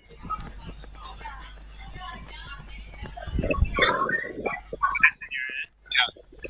Listen. Us? Oh, they're gonna talk to me? Yeah. Listen. Yeah. Can't hear anybody yet. You there? Yeah. Yeah, go. Can you hear us? Okay, I can hear you now. Sweet. So yeah, like we had made the assumption with Tony earlier, and Luke is there in the studio as well, about obviously Sunaya coming here to try and claim the World Trail Major title for this season, and the 12 grands euros that comes with it, plus the 4 grands for the win here at the RMB UTCT. So what would that mean for Sunaya to make that kind of money? I mean, massive life impact no matter what. And I think for any pro trail runner, though, that's great money. And I think it's really, really important for the sport to treat our professionals with respect and the fact they need to make a living no matter where they come from. But certainly, you know, Sunaya spending half the year in Nepal and being able to, you know, support her family back home. She's putting like at least 3 or 4 of her siblings and cousins through school right now. And yeah, so she, you know, certainly one of the breadwinners of the family. And so a payday like this would be absolutely massive. But, you know, like we talked today, money's not really what completely drives her, but you can't ignore it, and it's definitely important. Yeah. So I'm glad to hear. Thanks for sharing, because yes, that kind of money indeed is a lot of money for every runner and trail runner out there, including professionals that are getting money as well from their sponsors. But as you're saying, like, this kind of money changes lives, if not directly hers, like the one of her family. So yeah, fingers crossed. No pressure. Yeah. Yeah. Her mom always, you know, her mom's dream is to have Sunaya build her a house one day. So I think she's on the way. She's on the track. But yeah, no, it's great to see. And it's not just about, you know, it's not only World Trail Majors, but all the major events need to, you know, there's still several out there that don't have much prize purse. I think it's, you know, time to step it up. The UTMB's made some great strides the last couple of years, but, you know, they still also need some improvement. Yeah, so I think the sport's headed in the right direction. It's it's exciting to see that, especially, you have to remember, like, Asia, and I'm sure Africa is the same, and certainly parts of Europe, smaller countries in Europe, you can't get the same, sponsor contracts as in the U.S. or some other bigger other bigger countries. I mean, certainly Sumaya's had a huge breakthrough this year, and that'll make a difference. But for a lot of athletes, that might be, like, for example, one of the athletes I work with is, the number one from Thailand. It's going to be a lot more limited. So professional prize purse is super important. That's a fair point. Well, thanks for being out there and helping her out get to that level. Oh no, it's my pleasure. Super fun helping athletes, and it's like I got a big passion for it myself too. I'm a little old to be out there pushing the pace now, but it's actually almost, I can say, probably more fun out here with the younger guns and doing whatever I can to share advice and just be here to support. Well, throughout this whole chat that we've been having, we had Sunaya on our screen, and I can tell you that she is moving extremely well. And by the look at where the other female runners were, and obviously you are at this aid station and still haven't seen any other female. She's got a bit of daylight, so hopefully it stays that way. Thanks so much, guys. Really appreciate the kind words and support. Yeah, great stuff, Ryan. Great you crewing, and really cool to hear all your input from behind the scenes there. Okay, cheers, guys. Hopefully we'll see at the finish with a big smile and some champagne, maybe. But again, we're not going to get ahead of ourselves. Still a long ways to go. You guys know us better than anybody. This sport is full of drama and unexpected. So, yeah. Okay, cheers. Cheers, Ryan. Cheers, Ryan. Okay. Yeah. All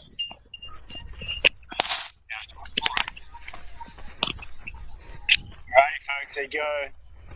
Ryan Blair, APA Athletes Extraordinaire. Thanks, Madge. About yourself, Madge. Yeah. That was very cool to get that nice, clear audio there, Madge. So thanks for that. And in case any of you didn't hear what Ryan said previously when he didn't have the earpiece in, he was using lots of superlatives about how incredible this route is, how amazing Cape Town is, and he's loving the vibes here, whether it's running, crewing, or just visiting the city. So yeah, we love to hear that kind of stuff. Yeah, he said, "Get your ass here." That's what he said. We've got a couple other men in the aid station. Kyle Bucklow is in here, one of the locals, and we've got Adam Loomis has showed up. He's in the house. Chris Myers there dropped out earlier on, but he just went and grabbed a whole bunch of salt and gels from his race pack and passed it on to Adam in the aid station here. So you can see the bucket of water here. So he's washing his feet and changing his shoes. Kyle's here just looking like a man, looking at the 1,000-mile stare if I've ever seen one. So good. Loves it though. And yeah, so we've got a couple more guys here having seats and using what the crew's for, hey? Changing socks and washing feet and changing shoes. Yeah, if you don't meet the mark, let them out.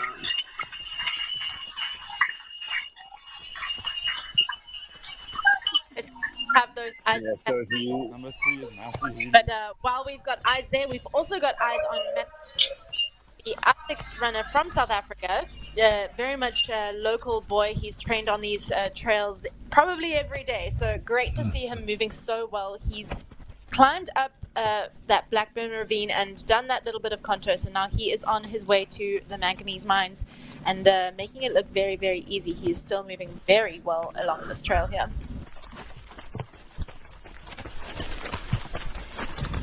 If he can pull this off, this will be his best result at UT 100 by quite a bit.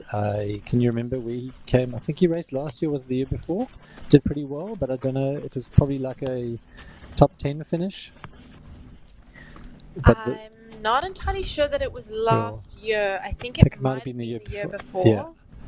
I kind of remember it being like just inside the top 10, so we'll look that up. But I think he's having pretty stellar day right now. I mean, look how nicely he's moving. We talked about this section yesterday. It's slightly uphill. He's actually kind of crushing it, looking really fluid and dealing with this section really, really well.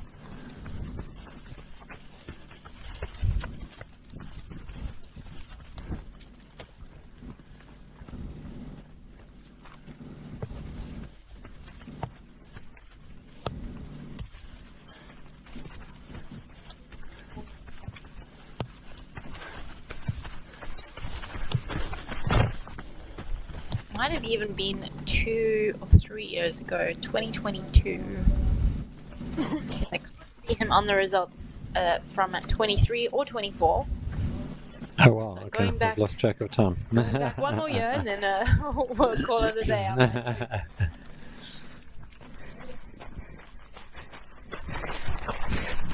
Sunaya on that trail now, heading towards the junction of the turnoff at Blackburn Ravine. So she will head up that trail there and then turn right onto the contour path.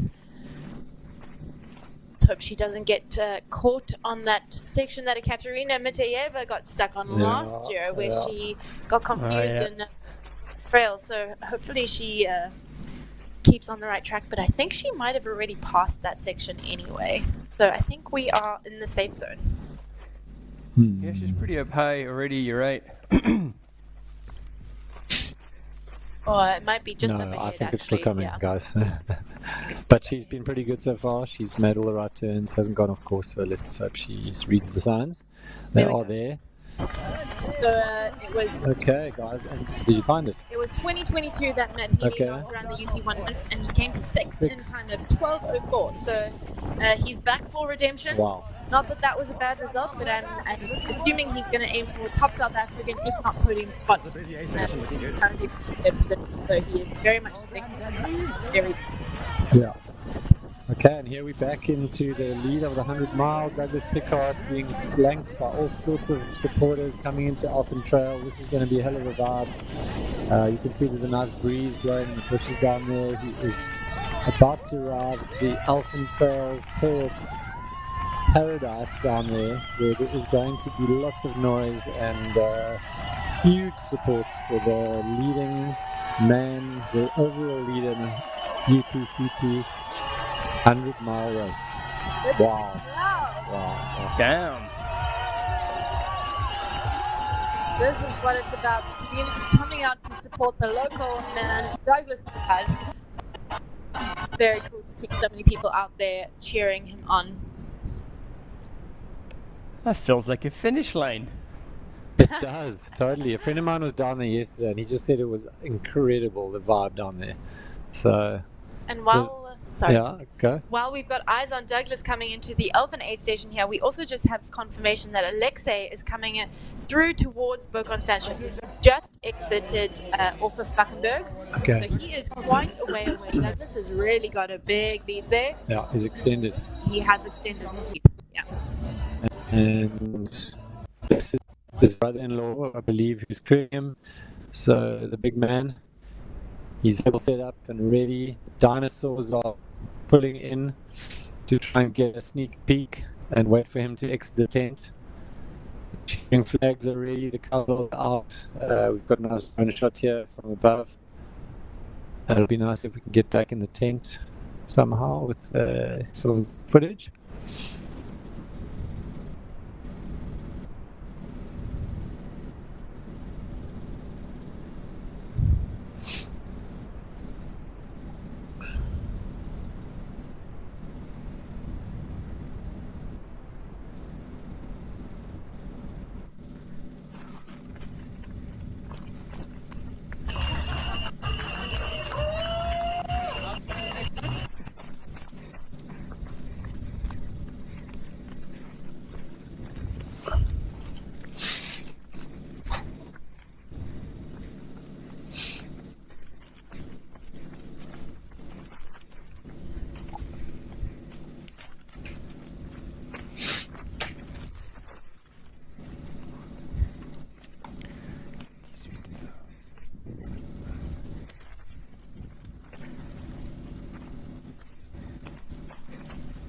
watching. I'm checking the time splits, and so he came in. He's in Alpha Trail at 18:20 elapsed.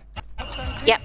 And the forecasted time for the male leader was 17:31. Oh wow! So, is he running way back, or the prediction was off? It's I'm not Who's that, Doug? sure if they're going off the course records. It's the timing schedule that is on the official RMB UTCT website. I believe the timing schedules were based off of previous year winners, so potentially they're a bit slower this year. Maybe the wind last night and the conditions last night really slowed them down, or he's a lot slower over that section than he was expected to be.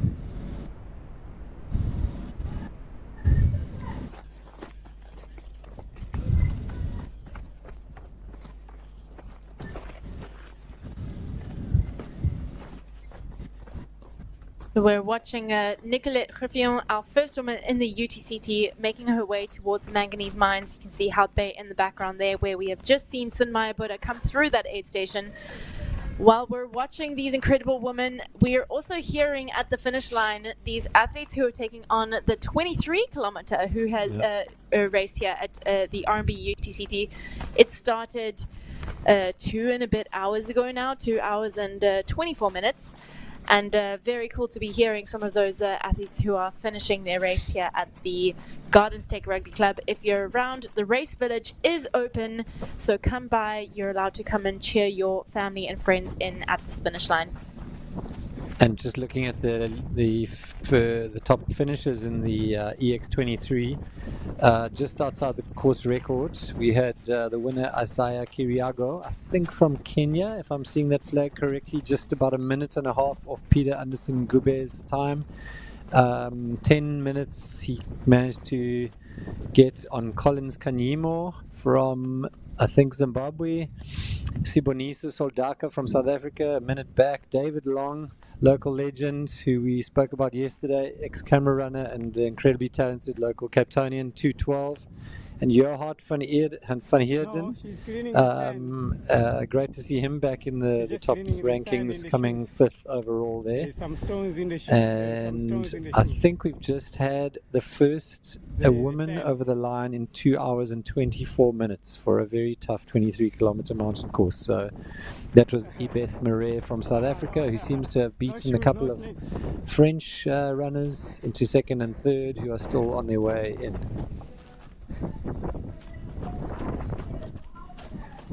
Yeah, Marie Nivet from France is actually, they were I can't remember who did that, but they looked at all the ITRA rankings from the beginning of the year throughout to the end of the season, and the biggest progressions, and Marie in France was the fastest rising star. Oh wow, really? Sure. Yeah, so Ibeth Marais did perform really well to be able to edge out Marie Nivet.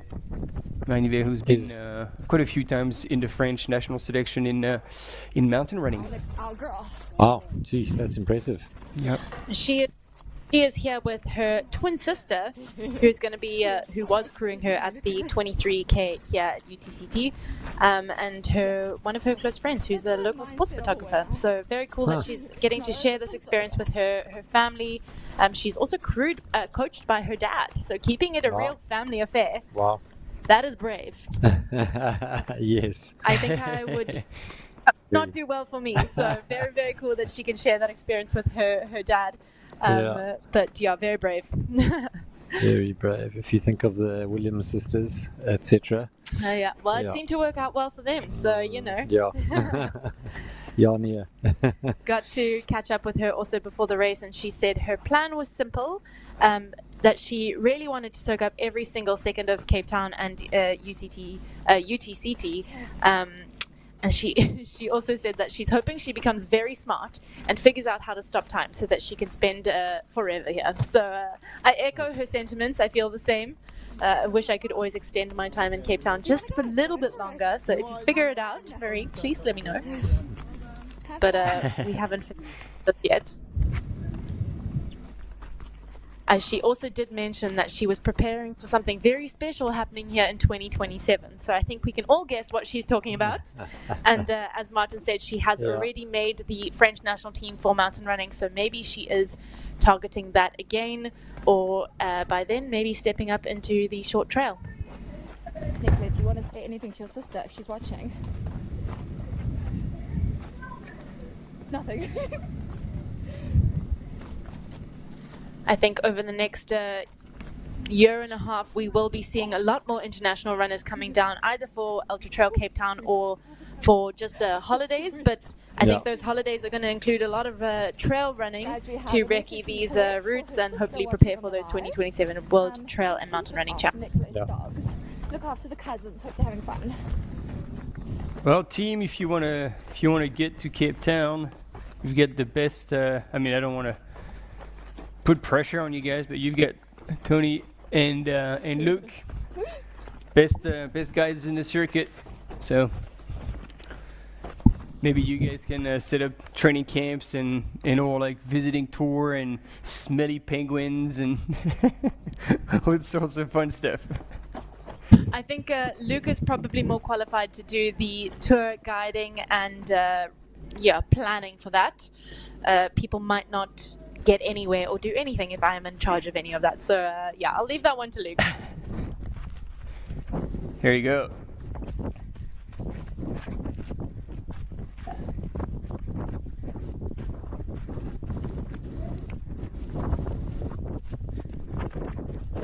So Sunaya here, the first woman in the UT 100. She is making her way up towards the Blackburn Ravine. She will start climbing up there before she takes a sharp left and she heads onto that contour path heading towards manganese mines. As you can see, it is very exposed and a little bit windy, so it's going to be maybe she won't be feeling the heat as much, but it's definitely going to be drying her out. She's probably going to be feeling pretty thirsty. If there is water at this point at Blackburn Ravine, I'm sure she's going to splash her face, maybe try and put some water on her arms to cool herself down.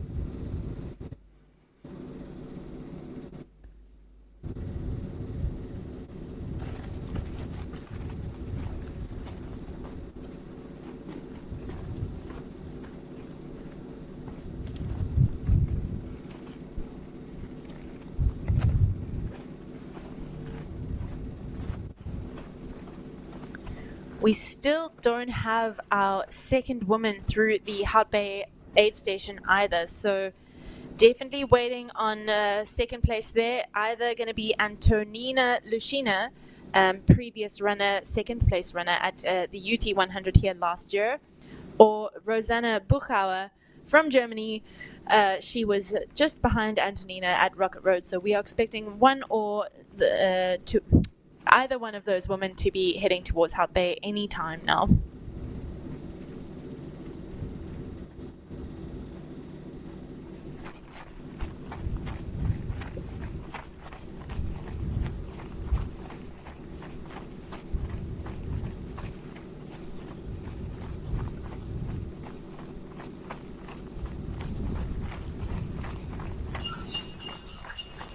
Yo, folks, are you with me?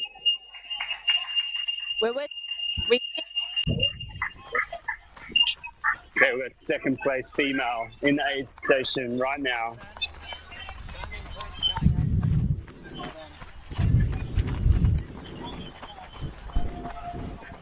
The water treatment is real.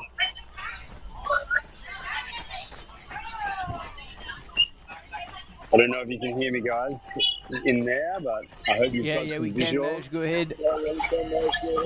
Excellent. Yeah, we've got Antonina is here. Antonina is here doing her very best, grabbing her gels. You can see they're nicely bundled up there. Grabbing a lot of ice. Had a huge amount of water poured over her head. That's good. Getting one of these, I don't know what those tubes are, magnesium. Definitely downing a tube of magnesium. She's got her gels there ready to go. Handy to wrap your gels up, but see how much time it's taken to unwrap them. So, folks, don't be doing that at home. You know, just like a pain in the ass. Look at that. Just might look cool when you're getting ready, but in reality, don't wrap your gels up like that, okay? Water over the head, gels jammed in the pocket. She's doing great. Look at this, getting a shower right now. That's what you need. Getting some ice on the legs as well. Getting the ice rubbed down on the legs. A buff, cold, wet buff on the head. Smashing the oranges. God, what an orange monster. Look at this. Just smashing oranges. Unreal, so good. Just gotta love it. Right, ice down the front of the t-shirt. Ice on the legs, water, ice up on the buff. Okay. Downing some Coke. And so, Maj, I don't know if you can hear us, but that's 28 minutes back from Sunaya. 28 minutes back. 28 minutes back, and she's moving out of here. That was a great pit stop. Oh, going for the more oranges. Love it. All right. Antonina is out of the aid station, strolling down the road there. That was a good quick transition. Oh, Southeastern's favorite man. Yeah, that was great. She was like in a rush, but super efficient. The amount of water she got poured on her, ice that she collected, oranges that she smashed, Coke that she drank, water that she picked up, gels that she picked up, and yeah, that was a great pit stop. I would say it was well timed, and she got a lot out of it. So yeah, that's our second place woman in and out of the Heart Bay aid station. As you said, Martin, 28 minutes back.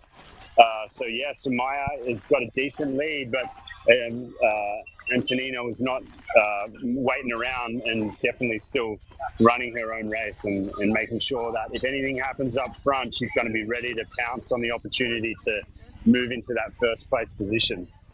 So that's action from Heart Bay. We're going to be here waiting for our third female to come through anytime soon. Back to you folks in the studio. Thanks, Maj. Thanks, Maj.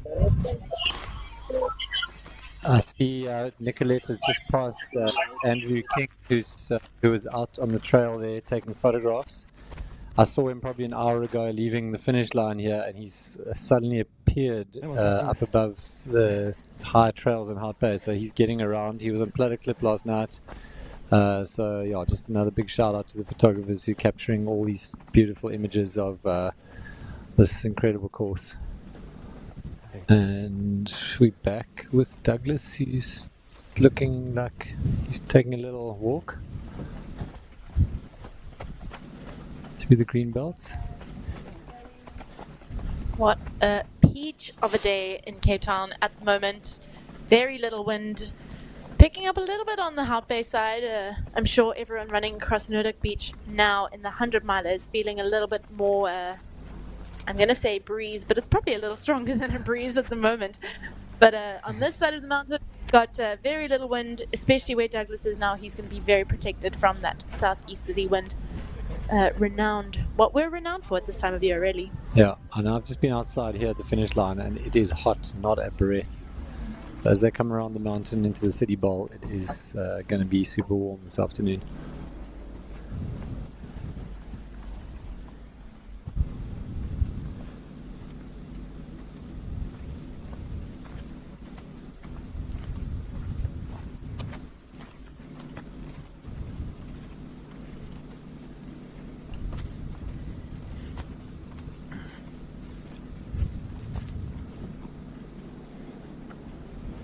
And I'm looking at the times in the UTCT Miler, and both in the men's and the women's, it looks like the position are pretty much locked in.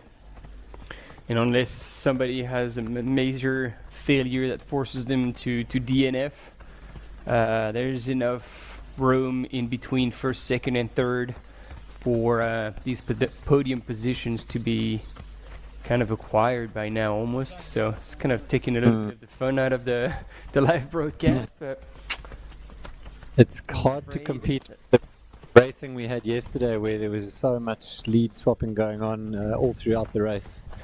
Yeah, but I think you're right. It is I'm still hopeful for the 100K. Yeah, Yeah, I would yeah, I would yeah. say that the 100K is shaping up to be something pretty interesting, especially on the men's side of the race. We actually don't know who's in the lead at the moment.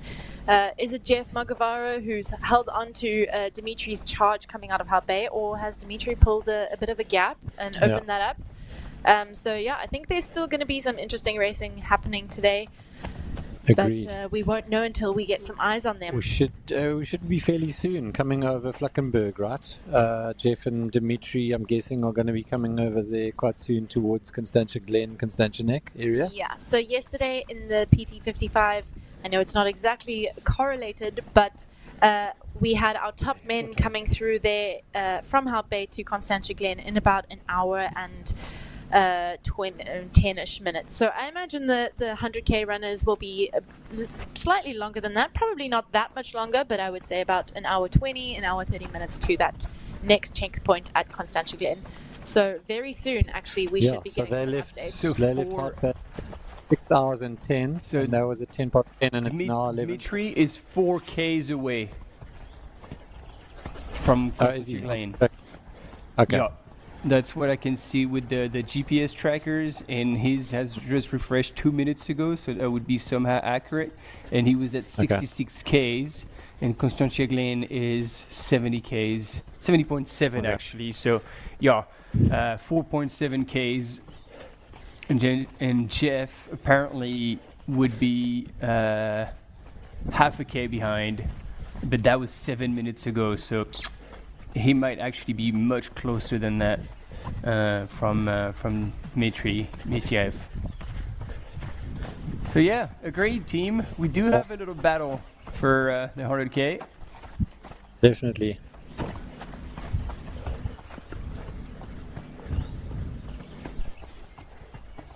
And when we're looking at the World Trail Majors provisional ranking, at the moment, Joaquim Lopez is actually in the front running for that win. But unless he wins here today, he will not go to the top of that leaderboard. Jeff Magavaro, a win here would put Joaquim not in contention.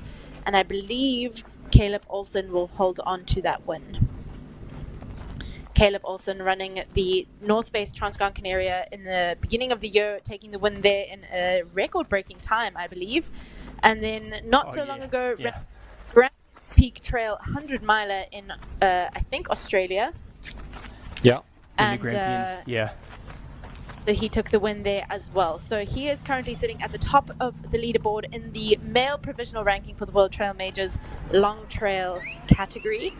And Joaquim Lopez does need to take the win here today to get to the top of the leaderboard, and then it will go to the tiebreaker as well. So he would have to run an incredibly strong race here to get an ITRA score high enough to bump Caleb Olsen off of that top position. Yeah, no, exactly to your point, Tony, and that is going to be extremely hard because the 2 races that Caleb did, he scored extremely high. Like, he pulled off world-class performances, and so I feel like even if they're in a tie with the points with 2 wins, 2 times 1,500, so a total of 3,000 points, I think it's going to be hard anyway to score better performances than Caleb's ones. So, I mean, kudos to him for giving it a crack. And like, there's money far further the win, so that would still put him in second place. Which, in second place again, if I go back to the page with the prize money, we're still talking €6,000. So, yeah. Still a great amount of money, plus the UTCT prize money. So still walking away with a great little purse at the end of this day. But, you know, speaking to him before the race, he said, you know, coming to Cape Town and running at the Ultra-trail Cape Town here has been something that he's wanted to do since the days of the Ultra-trail World Tour. So he's had this on his bucket list for a while. So I think regardless of what happens today, he's going to be super stoked to have ticked this race off his bucket list. having experienced Cape Town, he says it's great. The people, the food are amazing. So take it from Hokim. We really do have the best of everything. Trails, food, culture, people. Why would you not want to come down here? And speaking of coming down here, it's 11:45, and in the next couple of hours, 2 to 3 hours, we're going to be welcoming the 100-mile leaders, the 100K leaders into the finish line area. So come down and join the support crews and create the vibe at the finish line. It's really wonderful down here. You can get a beer, get a glass of wine, Jack Black beer on tap, Journey's End wine. There's a bit of shade in the bar there, and you'll be right by the finish line. Jump on here. Getting the vibe. Hey, Madge, folks. what's happening? How we doing? Yes, we've got Tara Fraga coming in here, third female in the 100K, women's 100K. So she's about to come into the Heart Bay aid station. Her crew is ready to go. She's going to be psyched that she's in third place, making up some spaces along the way. And yeah, so you guys got me on good audio, got some video, ready to see this action? Yeah, all good. Keep going, keep rolling. Here we go. Oh, this is good. Wow. All right, we're going through here. All right. See if we can get it Tara in is into looking the... like, oh, ice bar. Yes, sick. This is crazy. That's how you do it, folks. Check this out. Yes. Get in the freaking ice bar. Tara, you're looking amazing. That's what you do. How good is this, folks? That's how you pull yourself down.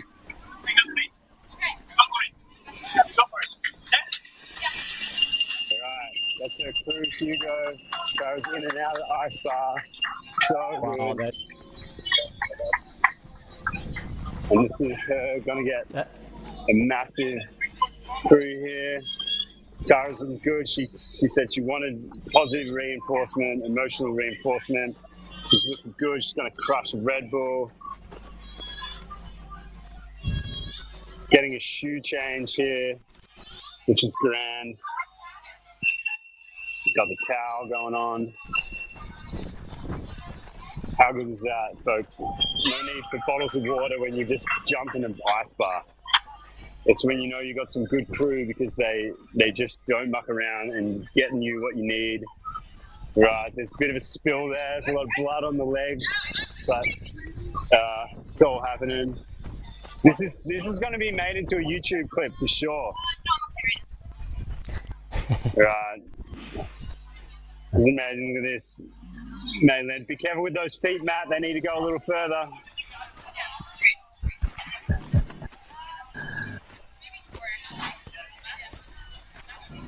All right, she's just chatting with her crew, making sure she gets the amount of gels that she wants.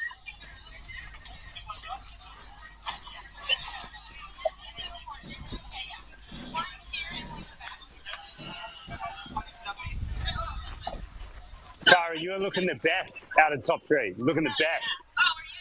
No, I'm not. No, I mean, doesn't matter. Doesn't matter what's true. You pocket dialed your mum. I'm sure she was pumped. Oh, right. Yeah, that's a call for concern. Right, you're doing great though. Doing legitimately good. I'm not even lying. What do you think of the course? It's amazing. Is it tough? Oh, so hard. Awesome. Yeah. But I'm so glad I got a chance to review it. That makes such a big difference. Yeah. All right, taking 4 soft flasks, so 2 liters of water, 2 in the back, 2 on the front, shoe change here, ice water, and all of that.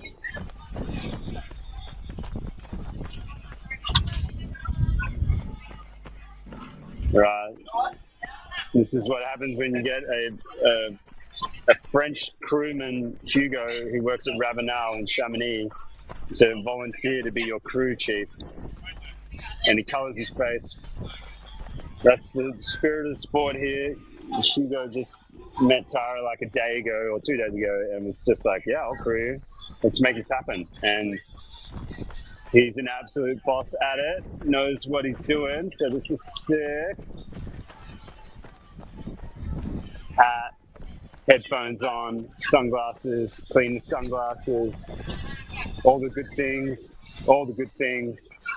taking some, I don't know what that is. Oh yeah, it's the anti-chafe sunscreen getting sprayed on the shoulders. It's all happening here. Sorry, that lady's just moving out of the way because it's turning into a scene of goodness and excellent crewing. Tara's going to get out of here soon. Crush that can of Red Bull. Tara, go get on a mission. Get on a mission. Go get on a mission. Go get on a mission. Go get on a mission. Go. Nash, have we got the fourth lady in there as well? We've got Sarah Humble puppet. So if you can get that would be Alrighty. Top 3 ladies in and out of Hop A8 station. Sorry to interrupt, Tony. That's what's happening. Not sure if you can hear me, but there's a Sarah Humble, who is apparently in 4th position, has come through Hop A as well. Just 1 minute behind Tara Fraga. So not sure if she came in and out of that aid station or if she's still in there. Oh, dude, spot on. I've got her. Let's get over here. Sorry, I told you, dude. But, yeah, dude. Okay. Sarah, how's the blood nose? Cleared up? It's good. Ripper, you're doing great. Doing amazing. Rock and roll. How's it feeling out there? Yeah. Nice. Great stuff.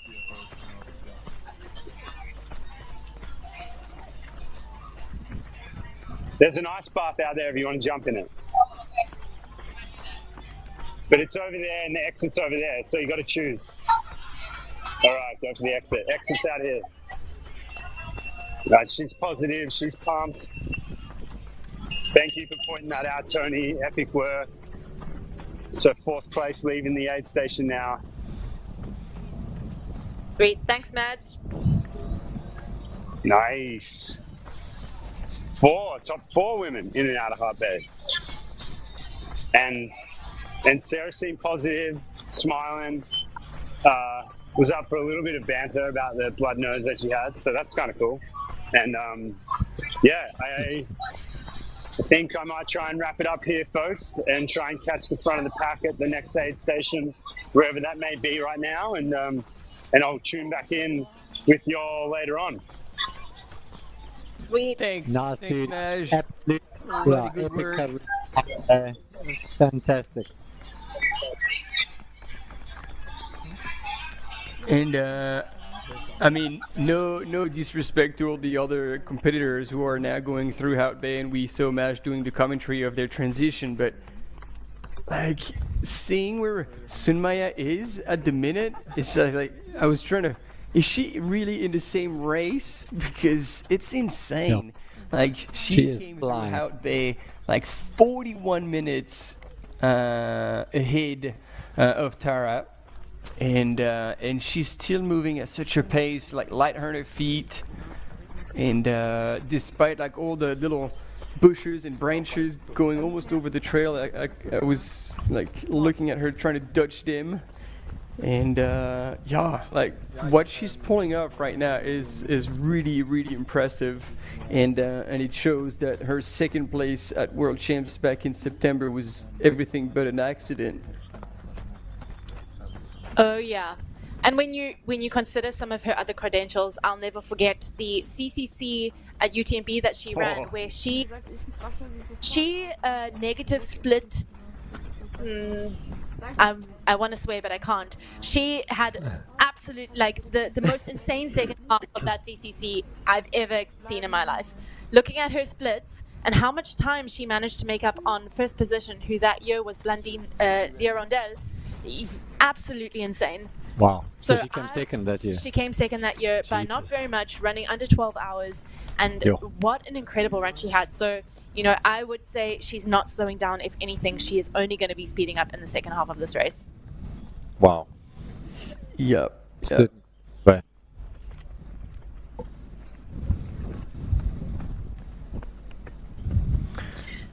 So, talking about leaders, Dima shouldn't be too far away now from Alpha Trail. Let's see. He's announced 68.2. Oh, wait! And now they announced Alpha Trail at 75.1. Now it's got longer. Yeah. Did somebody just go on a website and change that? Huh. They should definitely be nearing at least that Constantinik aid station at this point. Yes. No. Yeah, that is totally me clicking on the wrong egg station. Yeah, I was earlier checking Constantinik, and then so Constantinik, yeah, 70.7, still there. Nobody changed anything. It's just me. And then Dima is 68.2 into the race, and that was 2 minutes ago. Okay. We're just getting some quite interesting visuals here of Nicolette stopping at where there is normally a stream, but there's definitely shade. Doesn't seem to be any water like we noticed yesterday. Spraying some of her water from her bladder onto her shoes, and off she goes. Needs to cool down her toes, it looks like. Really enjoying that shade, maybe though. Tony, she wasn't watching the light yesterday, and she was maybe hoping for some water in this creek. Yeah. Yeah. Okay, well, she's back on the road, back on the trail. She is nearing the top of this section of trail, Yeah. so hopefully there's some water up there. I know they do normally try and get a water table up there because it is an incredibly long stretch. So maybe she is... Do they have one on the tar where you pop out? I don't know if... Or maybe down in the valley, because you can get a vehicle up there just before you get to the base of Fluckenberg. They sometimes do have one before you leave the tar. Yeah. So we'll see.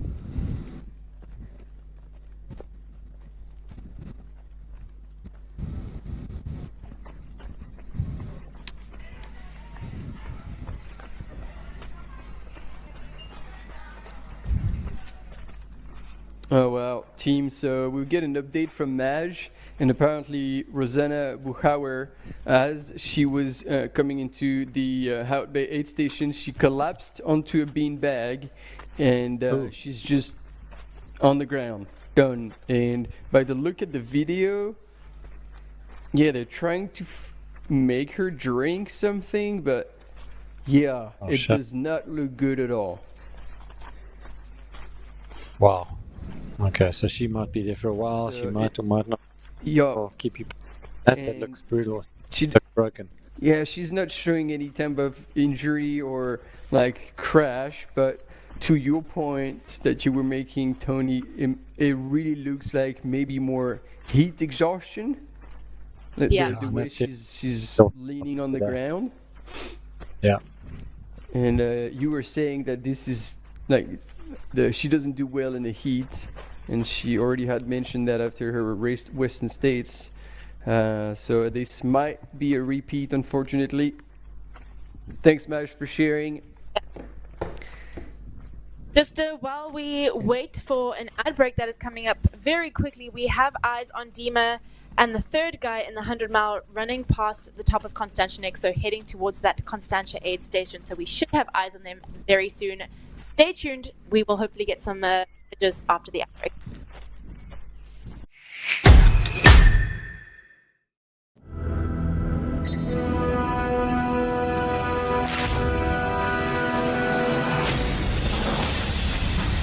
And he is going to be the winner of the 2024 amazing performance.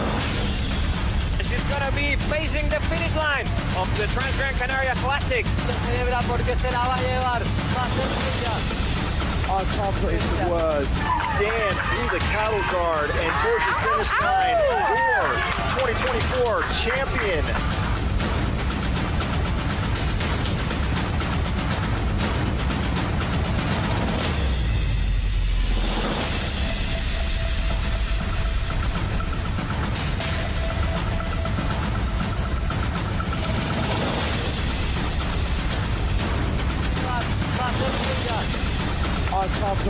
was stand through the cattle guard and towards the finish line for 2024 champion.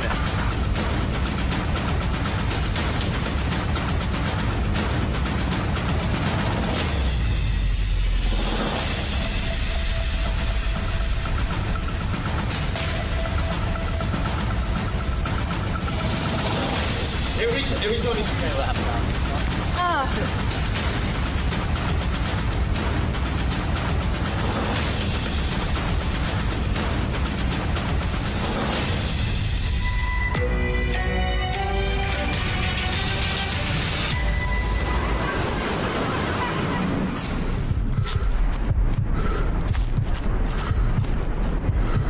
Waiting for you with open arms. We welcome you here. Cape Town will remain a city of hope and opportunity for everyone.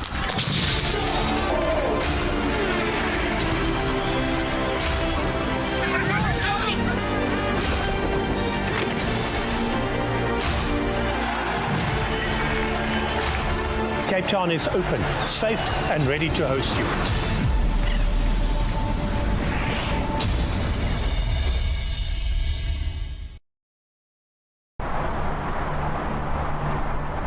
They call you crazy for the 4 a.m. starts, for the endless miles, for pushing your body to the brink.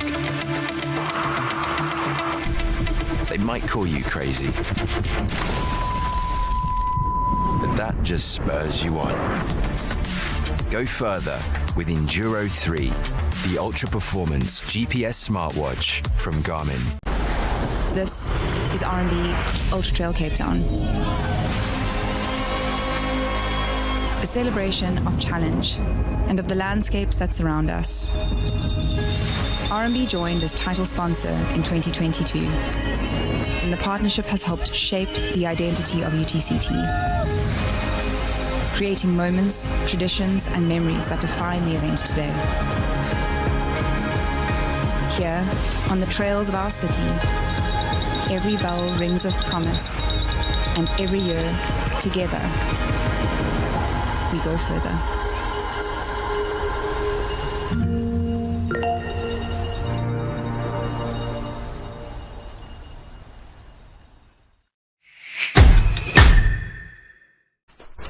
And we're back.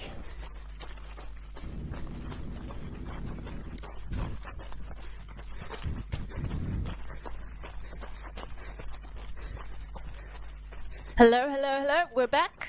We're back following Sunaya Buddha, the lead woman in the UT 100 here at the RMB UTCT, still running. She is still running. Like we said earlier, I think Sunaya is the queen of the second half of the race, and while she has crushed the first half, I think she's only getting faster. And watching her run up the manganese mines, which we saw a lot of people walking up yesterday in the PT 55, she has got quite a few more kilometers in her legs, and she is still running. So absolutely incredible performance here from Sunaya Buddha. Kalai's Fuga team from Nepal, showing us just what a class international athlete looks like. Yeah, and she's just so constant. Like, the way she runs is the way she was running 3-4 hours ago. It's really insane how she can maintain such an effort, and where it looks like it's going fast, like that's just her base pace that she's just sustaining no matter what. And as we saw yesterday, this is not an easy climb. Like, this is kind of the douche grade, constant douche grade, all the way through to the col, to the little pass. And man, I feel sorry for the cam runner. Yeah.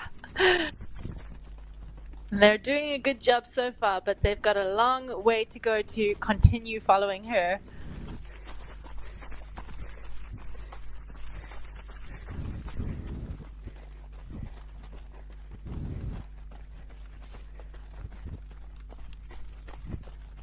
Just ticking away. I love how the stride shortens as the gradient steepens. She becomes a lot more efficient. She's kind of tiptoeing around those rocks. You can tell she's no stranger to technical terrain either. Oh yeah. No, that's her jam.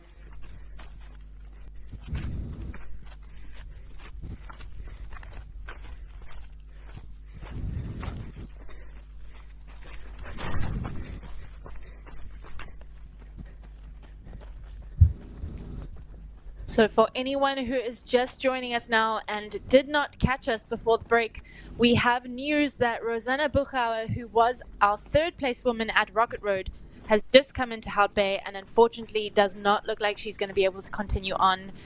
She was not in a good way coming into that aid station, so she is currently recuperating. We are unsure if she will get back up and carry on, but we will let you know as soon as we know. Well done, buddy. Well done.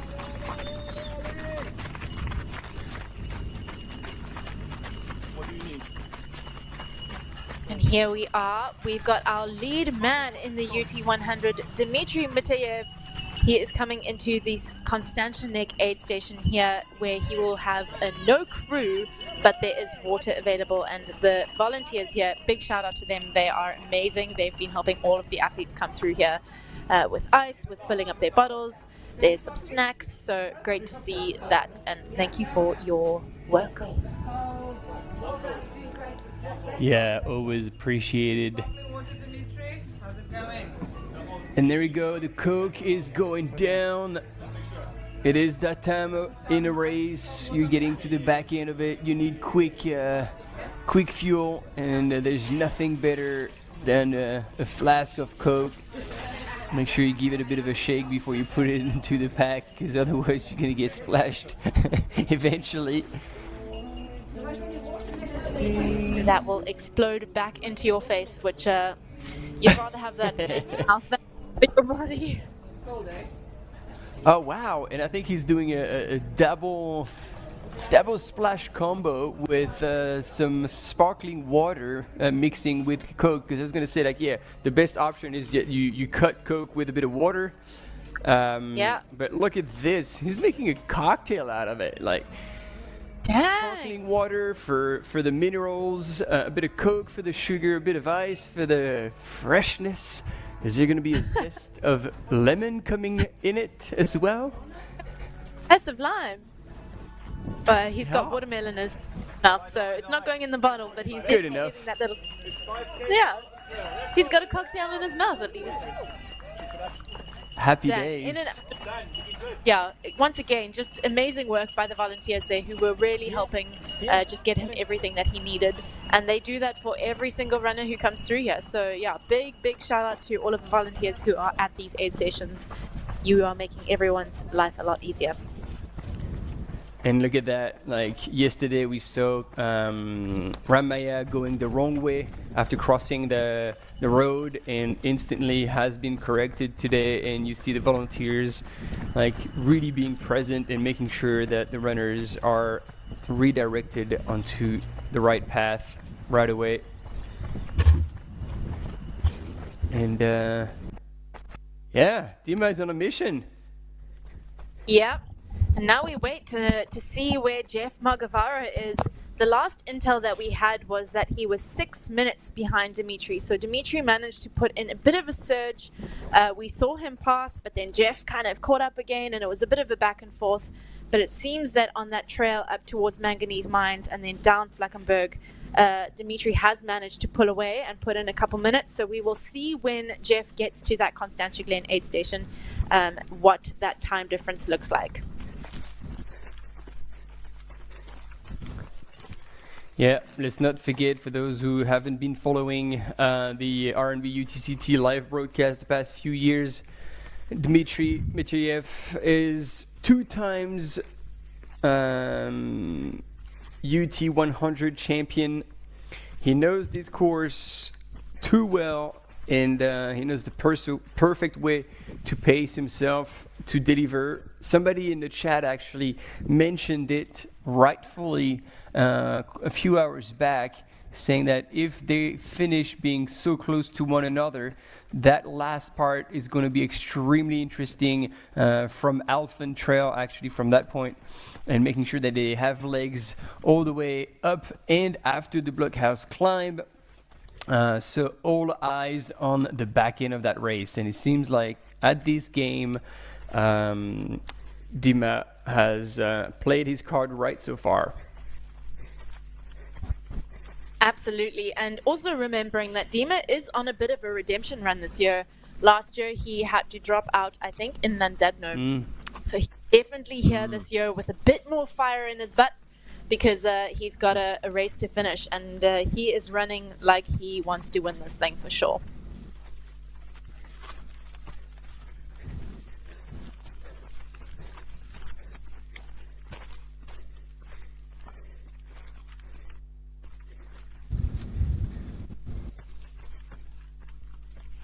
Still here with Sunaya Buddha.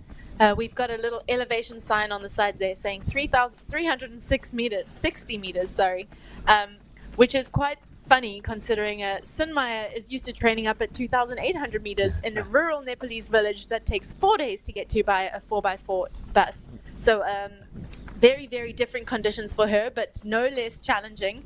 I'm sure she's not used to this kind of heat up at 2,800 meters. But watching her run up that Elfies track towards manganese mines, she does not look the least bit bothered by the heat or the trails. So very, very impressive running on her behalf. And someone in the chat actually earlier did mention, I don't know how they have this intel, if they know her or very well, but they seem to, because they said that she actually does very well in the heat. I think some of us are just built to do well in heat, and some not. It doesn't necessarily depend on where you live. So it does look like she's thriving. So it's kind of suiting her. Yeah, absolutely. Anyway.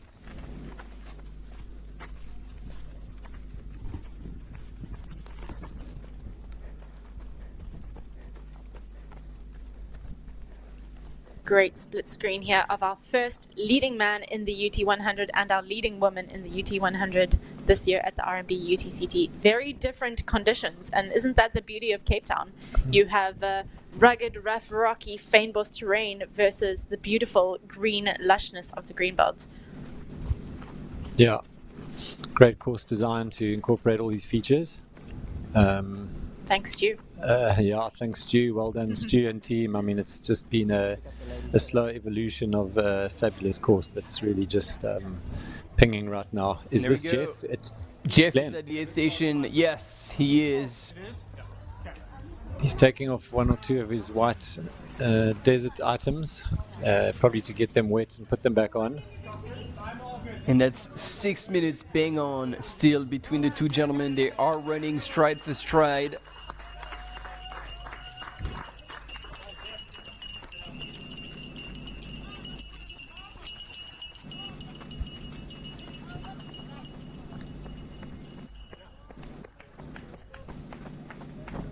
Great work from the volunteers here again.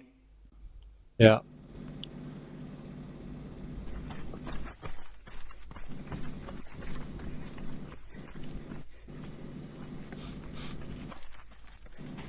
Now in the men's race, we are waiting for Maddie Healy, who we expect to be coming up to that Constantia Glen aid station in a couple minutes as well. Last intel we had was that he was 11 minutes behind Dimitri, so probably relatively soon, depending on how well Jeff has managed to run that section and how Maddie Healy is feeling as well. So I think we're going to have a pretty tight race in the 1-2-3 men's race. Yeah.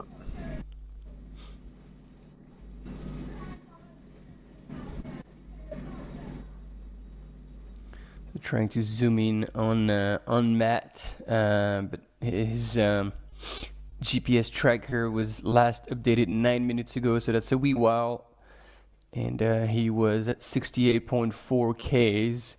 So yeah, he might actually get to Constantia Glen quicker than we thought.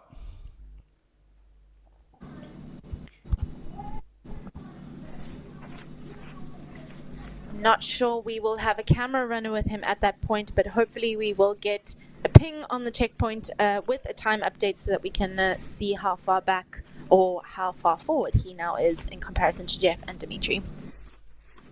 Good point. Yeah.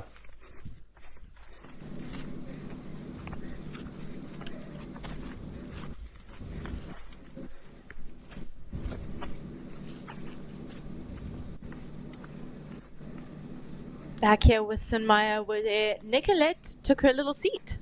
Yeah. So I think we might have our two lead women in the UT100 and the UTCT crossing paths relatively soon. She's definitely on her way to catching Nicolette. Almost summited this little section, flying towards the tar road coming down from the Constantiaberg mast. She can see the sand dunes of Sandy Bay in the background there. Hout Bay dropping away below her. Beautiful scenic section this, and we've got Dimitri coming up through the forest here.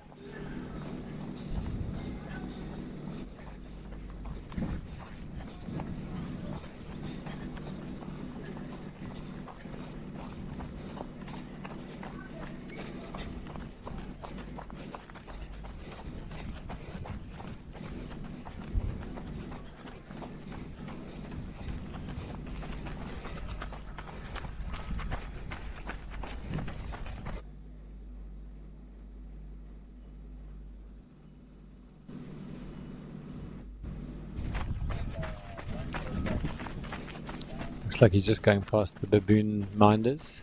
He hasn't seen any actual baboons yet, but those are the NGO called Baboon Matters, who make sure that the baboons stay clear of the humans and the humans stay clear of the baboons.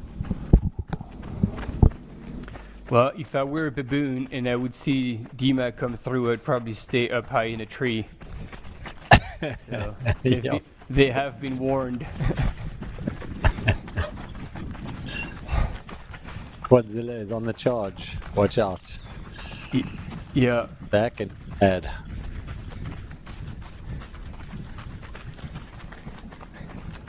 He knows what it takes to win that race. He's done it twice, and he might be on his way to do it a third time. And as Tony was saying, last year was not his year because he had to actually drop out. And it was good to see him back out a little bit at the early stages and make the move when it mattered the most. Yeah.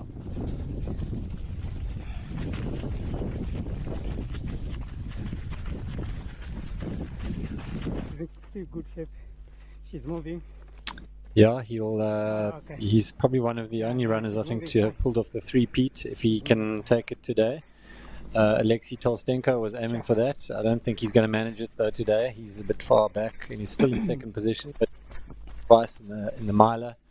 Robbie Simpson has won 3 times in 55. So there's a bit of a Hall of Fame type of theme going on here. If Dimitri can pull this off, will be very impressive. Yes, indeed.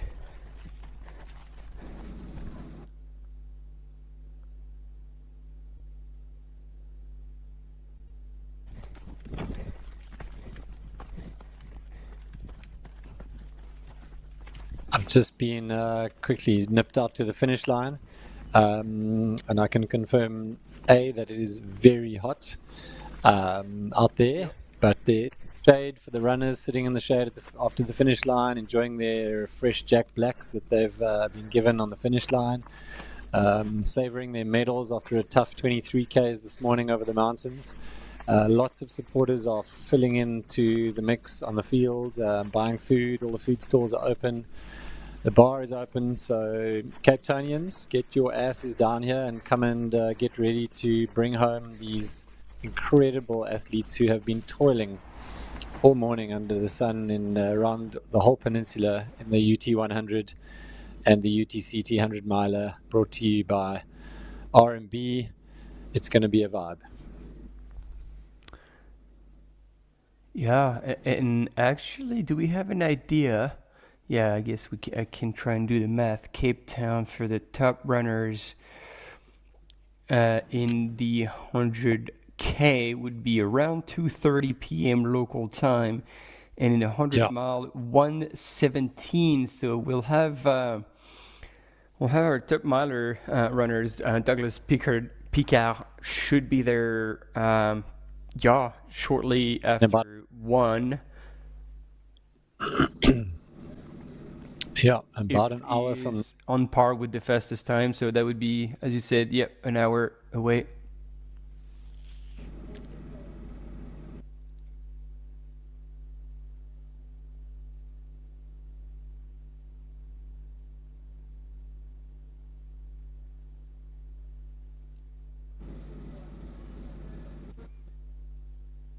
Beautiful aerial shots here of Hot Bay Beach. Idyllic today, very light little breeze. The drone giving us an awesome aerial perspective of the Dizer River. Yeah. See how it's bleeding into the ocean there. Dark Fynbos stains. Okay, guys, we're all going to a break just briefly, and we will be back shortly. Don't go anywhere. Live action soon.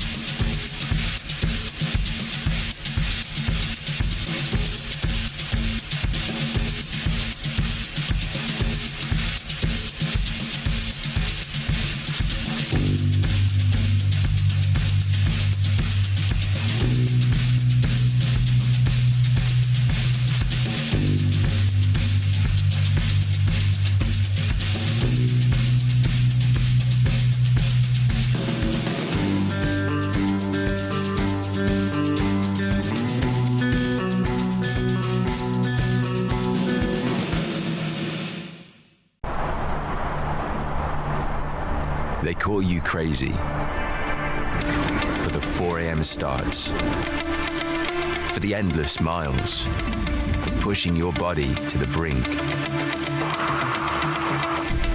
They might call you crazy, but that just spurs you on. Go further with Enduro 3, the ultra-performance GPS smartwatch from Garmin. We're waiting for you with open arms. We welcome you here. Cape Town will remain a city of hope and opportunity for everyone.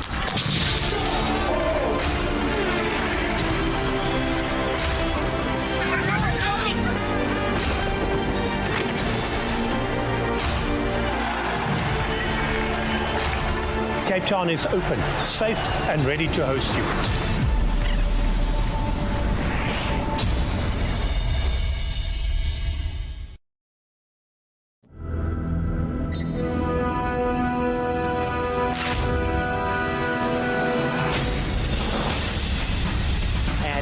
Going to be the winner of the 2024 amazing performance. She's going to be facing the finish line of the Trans-Gran Canaria Classic. I can't put into words. Stand through the cattle guard and towards the finish line for 2024 champion.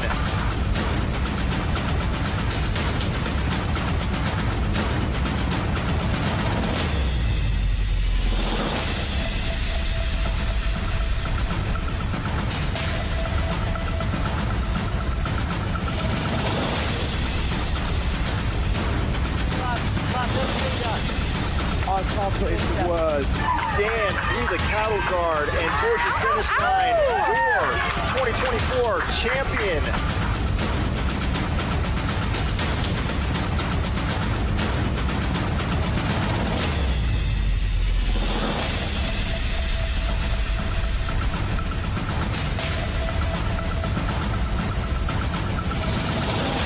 Every time he's going to lap.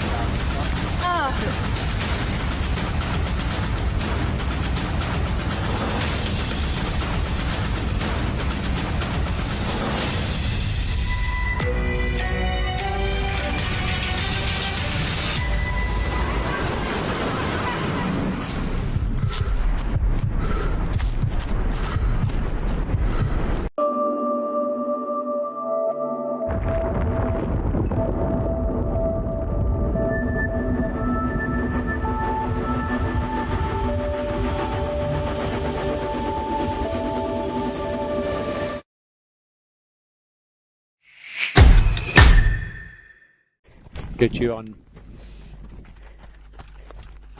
Ladies and gentlemen, welcome back to the RMB Ultra-trail Cape Town live webcast. We are broadcasting from the finish line in central Cape Town, the City Bowl under Table Mountain.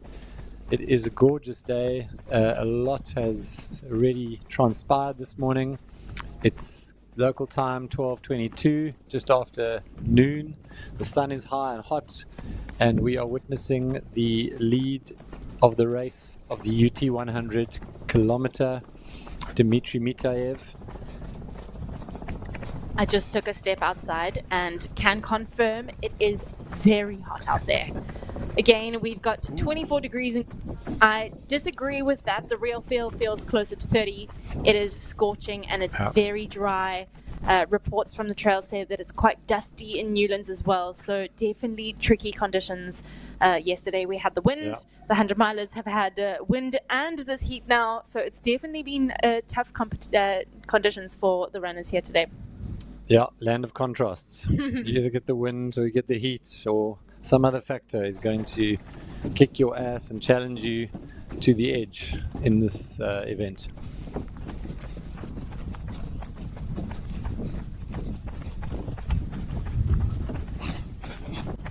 So Dimitri, am I right in saying that he's heading towards Alphen Trails? He at has, the moment? he's got not very far to go, maybe a couple hundred meters, and then he'll drop into that aid station. He is running well, moving really well. Such a powerful stride. Some people, what we saw yesterday, the leaders, Rebecca, and I know we're comparing women and men here, but they had such short strides, like a little tick, tick, tick, tick, tick. Dima has such powerful, long strides. Slightly you know, his longer. cadence is slightly slower, but he moves. With every stride, he's going so far forward because he is so powerful. It's graceful to watch. Yeah, it's kind of like a stomp. Yeah.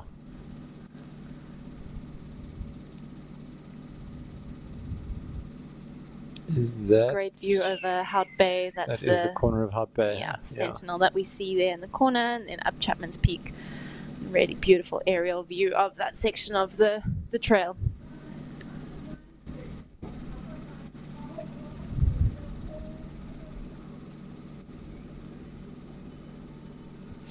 What you're seeing now is a suburb, part of Hout Bay, called Hangberg, the Hanging Mountain. It's an old traditional area of many fishing families who have been fishing from that harbour for generations live. The runners came down through there just to the right of that suburb and down into Hout Bay, past the yacht club and into the Hout Bay aid station. Off Kop Bonkelberg, some of them are still coming down the UT 100 after they've tackled Souther Peak. And probably say lots of people are still coming down there, not just many, some. Yes, many are toiling, and very happy to see that beach and that aid station. And I think we are now with Nicolette Griffioen leading the UTCT 100-miler. She is tackling that horrible little Flackenberg climb, not so little actually. Just getting it done. I know that feeling. Hands on your hips. From up there, it's downhill. And just getting it done. Been a long, hard section for her. It feels like she's been on this section since Chappies forever. Yeah. And I think, has Sunaya actually overtaken her? Not quite. She's coming up. Yeah, so Sunaya is dropping down into that little still coming up. Little gorge there before she starts that climb. Alrighty, our UT 100 race cap starting here at the race village where we are currently sitting at 4 a.m. this morning. Yikes. Yeah, in the dark, flares were up and off they went down into the city bar. An iconic start here in Cape Town. Yeah. And these were the first images we received of the runners in the daylight, just as the dawn was breaking, coming up to the Kloof Corner Stairway to Heaven section, getting cheered on their way to the Plutterklip climb. First men, first women. Sheesh. Glorious watching the sunrise over Devil's Peak in the background there. Yeah. And then we had Jeff coming down to Llandudno at the head of the race. And Sunaya as well, already in the lead by that stage with 40 Ks on the clock. Look at that. Epic ice baths in Hout Bay, and the man with the white gear got overtaken by Dimitri. And on this section, Dimitri managed to put in about 6 minutes into him, which is very impressive going up the hill.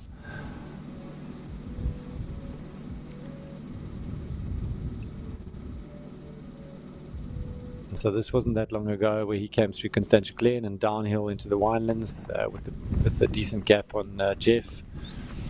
And they are both now on the Constantia trails.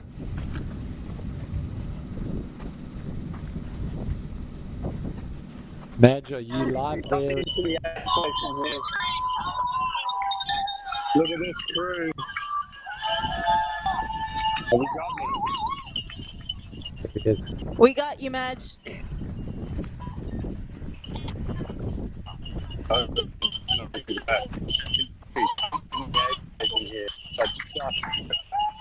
That's a sweet welcome. Two-time champion. He's here for business time. He's got his partner crewing in. Coach going straight into the flask there. He knows what he's doing here. Down the cola. He's just kind of taking his time. Yep. You know he's a character athlete. 96 cameras taking photos and video of him, so that's good. But he is said many words. I think Katarina knows what he's just getting Coca-Cola and all of his stuff up. Yeah. Down to sparkling water. Walking some on his head. He's got the full on. He's got his esky or a cooler or a chili bin, whatever you want to call it. We call it all sorts of things here. There's a massive crowd of people outside that are gonna follow and cheer him on as he gets out of here. Huge chunk of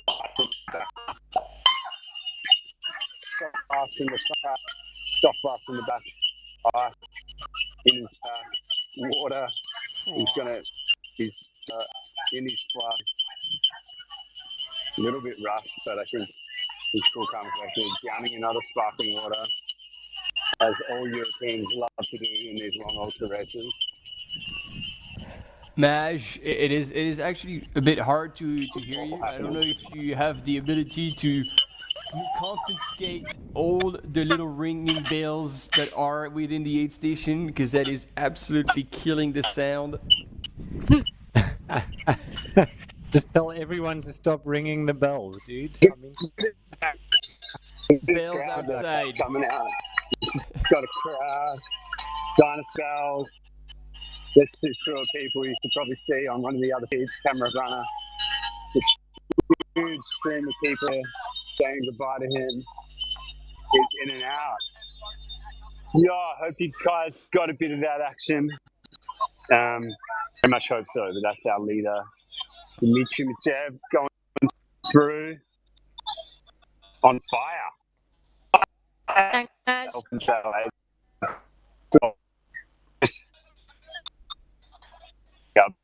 Yep.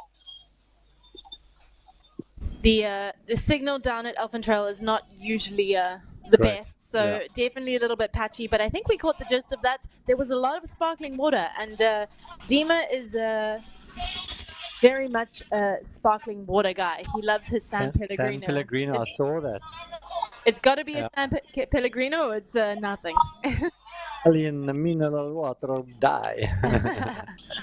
Yeah, I love it. Hopefully we will camera run out. It's through that Constantia belt and with the new. Hopefully we get some eyes on Jeff coming into that aid station as well.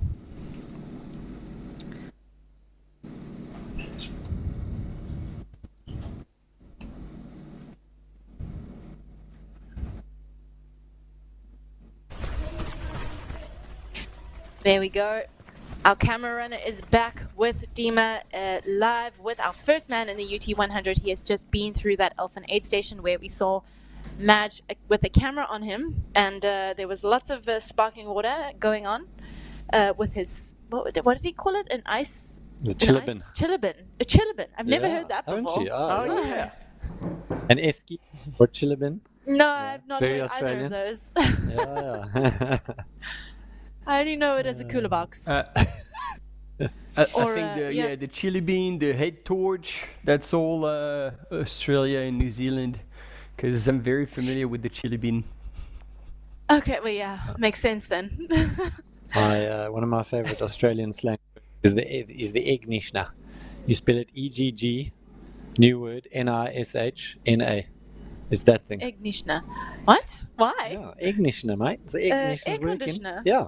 Air conditioner. Ah, Ignishna. Yeah. Oh, yeah. I see. Hey folks, how we doing? We've got some action here, Ultra-trail. Send it. Ready for the chaos. Sorry. Have we got you folks? Go down the bag.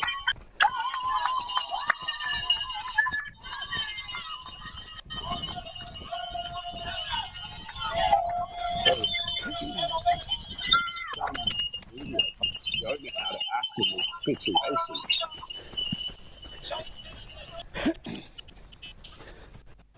Huh?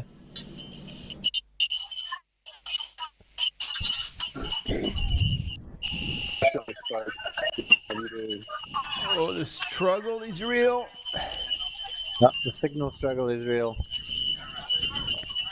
There you go. We do have the split though, and Dima went through an 8:28.38, and then Jeff went 8:34.02. So he's made 25 seconds. Yeah. Or similar 6 Not minute a whole type of lot, situation. but at least he's not getting dropped any further. Excuse me. Dima, can't relax. Good.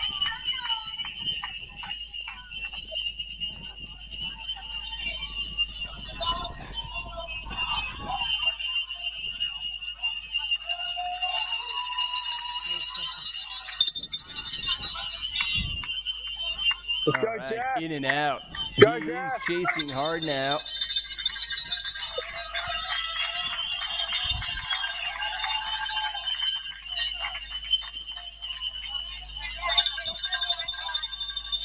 That was a much quicker, it felt at least like a much quicker than what Dima went through that aid station in. It did.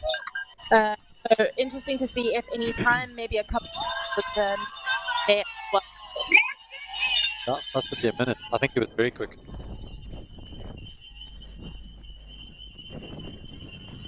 Yeah, it was quicker. And you could see, like, he came out of that tent, like, with an intention. Yeah. And it's going to be interesting because if he's creeping up a little bit on Dima, even though it's still quite a ways away, we've seen on the back end of this race a whole lot can happen, and that climb up to the blockhouse, and then that little bit of a roller coaster around Table Mountain before getting to the City Ball. Yeah, there's plenty of action to be had. yep. It looks like we have Addy coming into that Elephant aid station as well. That's what that ringing of the bells we heard just as Maj dropped off there. So Admire Muzopambwa has also entered the Elephant Trail aid station. So we've got 1, 2, and 3 in our UTCT 100-miler men's field through that Elephant aid station. Yeah, so he's overtaken Adrian McDonald somewhere on that section between Chapman's Peak and Constantia Glen and Elephant Trails. So he's currently in the podium position, which is incredible for Admire. Yep, about 31 minutes back from Alexei. So a bit of time, but really pretty still close up there and, with the mix. Yeah. So speaking of that 100-miler, here we go. We've got a race recap coming to you yesterday from 5 p.m. The starting line of the 100-miler. These intrepid 160-odd runners set off from Gardens Tech right outside our studio here into the city, above the city, trails above the city onto Lion's Head. Broke out the poles, and there you're seeing Adrian McDonald and Ele Buns. They were leading up front in the beginning. And Nicolette Graffion led pretty much from the gun, and she's still in that lead with Simone Milan still in second. So that's been a very consistent race for first and second in the women's race of the 100-miler. Adrian McDonald tried a few times to overtake Anele, but he was having none of it. This is late in the afternoon, coming to the Kloofnek aid station, the first aid station at 16 k's, before setting off up to tackle Kloofnek corner, Kloof corner, and Bladderklip Gorge.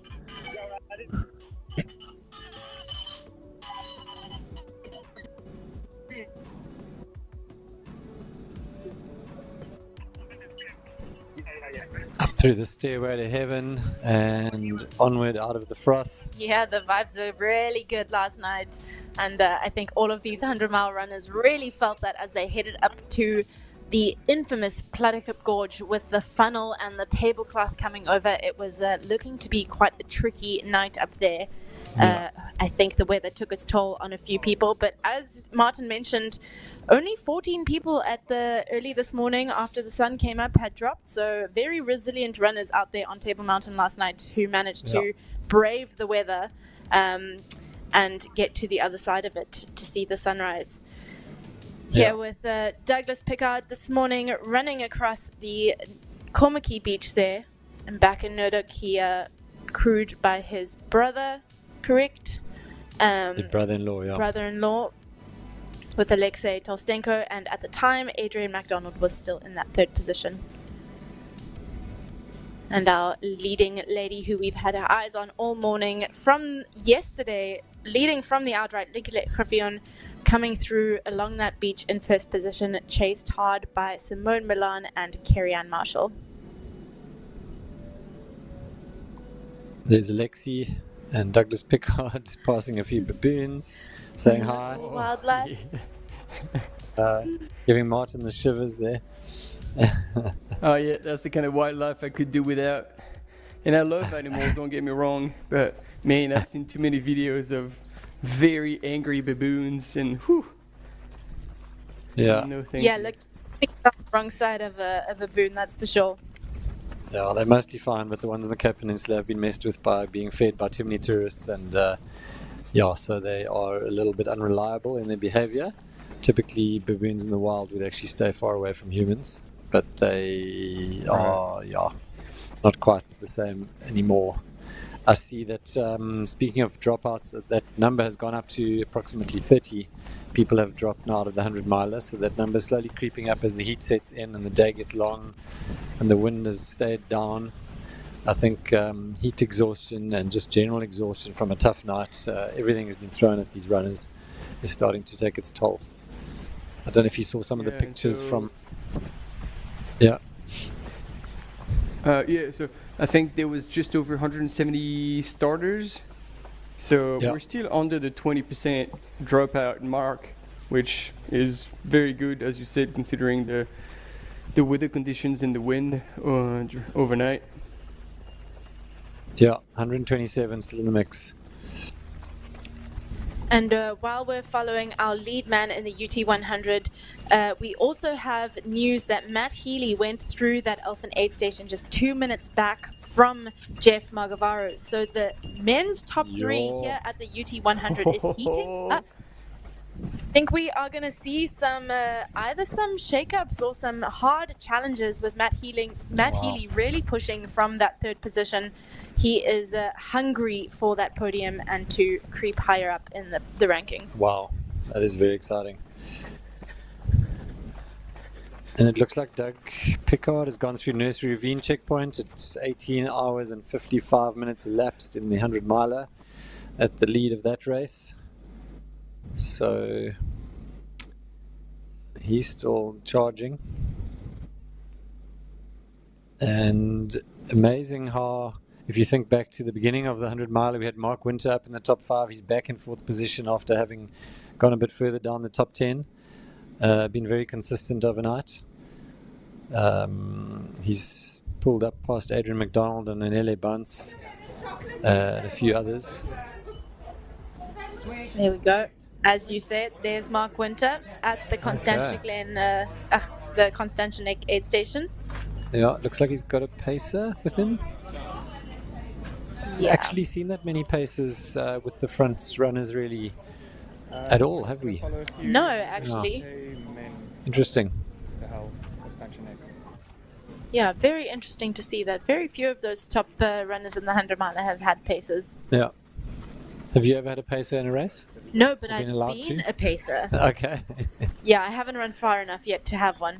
Who but did you pace? I got to pace Ingvild Kaspersen as she did her debut Western States, running one of the fastest debut times ever, which was a privilege to be a part of. A very, very cool race to pace. Great vibe, great Was great that energy. this year or last year? That was last year, yeah. And what is your pacing strategy? Did you I don't know. What was her requirements? Did you talk about like what she wanted from you? Entertainment, distractions, or what? You know, I think she more needed just the moral support of having someone there versus someone chatty. Okay. She definitely likes to keep to herself while she is running, so every now and again, just gentle words of encouragement. Okay. I was the nice police, and Danny Moreno, who picked up after me, was definitely the bad cop. Yeah. Good cop, bad cop. I was good cop. Danny Moreno would not let her walk up any hills. So as soon as she started walking, she was like, "Oh no, you got to keep running." So definitely had the bad cop role there, and it clearly worked because she got to that finish line in a really incredible time as a debut Western States finish. So what section did you do? From which mile to which mile? I ran from Forest Hill to Rugby, so 62 miles. 100, yeah, it's about 100 k's to about 120 k's. Yeah, okay. And Danny, the last bit. Yeah. Okay. I can't imagine you being bad cop. That would be a challenge for you. Yeah, I tried, but I'm not good at bad cop. I feel too bad for people. No tough love coming up from Tony. Nah, look, I can do it sometimes, but it's not easy. Dima looking really strong here as he's coming up to the Cecilia Forest parking lot.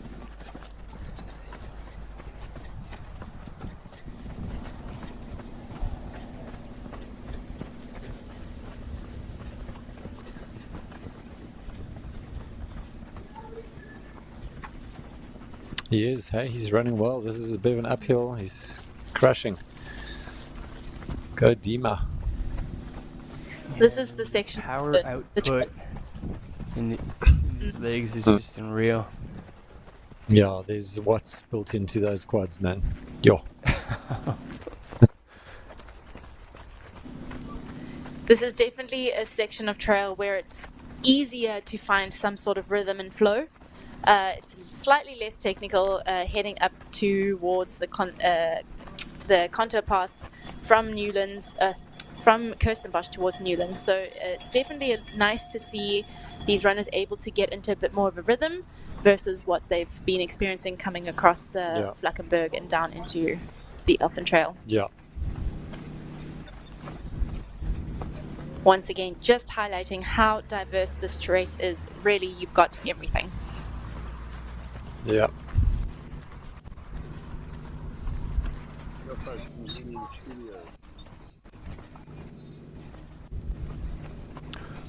Yeah, Maj, go ahead. Oh, what's up? Yeah, What's happening? it was a heated battle down here with Jeff Mugavering in and leaving the aid station just moments before Matt Healy in third place of the 100K rocked into this aid station, and just had just the biggest amount of support and people cheering for him. So Matt Healy is just the standout local favourite at the moment in third position here.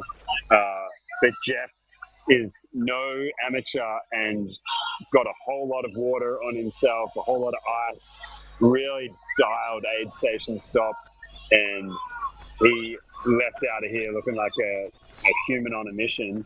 Matt Healy, though, just had this like smile on his face the whole time, and if body language is anything to go by, he just looked like he was in a very, very good space and ready to take on the rest of this trail, knowing exactly where second place is and knowing exactly where first place is. So this race is very, very far from over. Dimmer is an absolute warrior out there, so he might be able to hang on being so strong, but he's definitely got some very hungry runners chasing him down, that's for sure.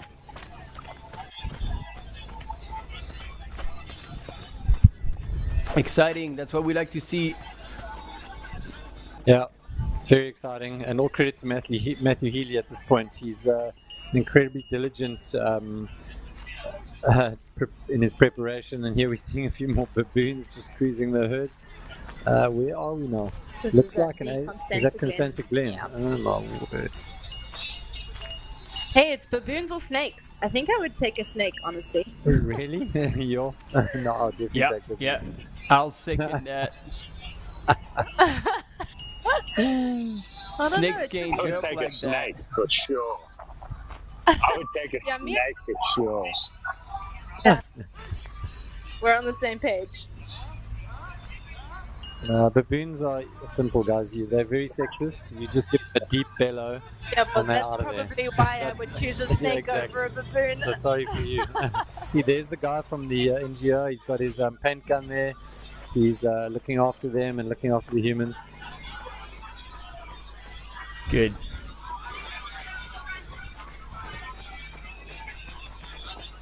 Great vibe down here at Elfin Trail Aid Station. We've got the bar, got Jack Black punching out beers. We've got Journey's End, there's wine, there's champagne here.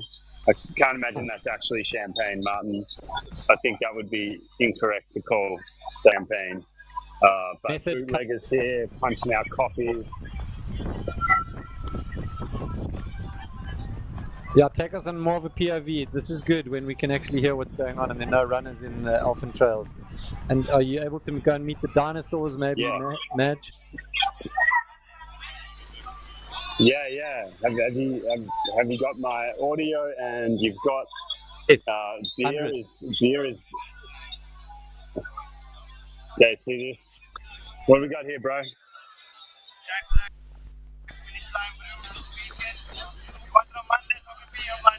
Yeah. Folks, this is Black, the finish line brew, made for today, made for the finish line, and he said if you want it Monday, it's not going to be here Monday, because it's going to be done. These fresh ones, everyone's just getting beers on tap here. Big shout out to Jack Black.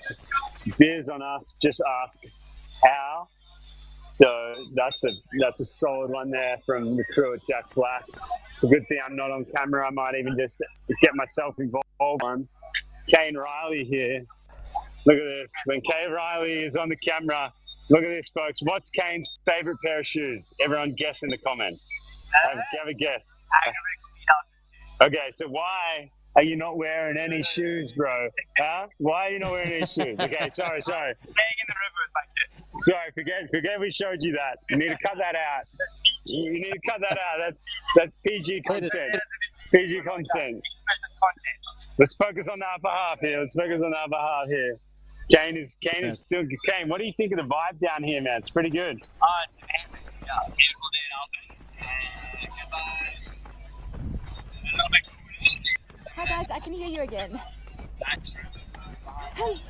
Hello. Hey, throw this in, bro. Throw this in you. Oh, we got some fast. And I'm gonna ask you some questions. Good job, guys. Now, tell me 100-miler. what's Terex doing down here? The 100K lady just. We've got kind of like.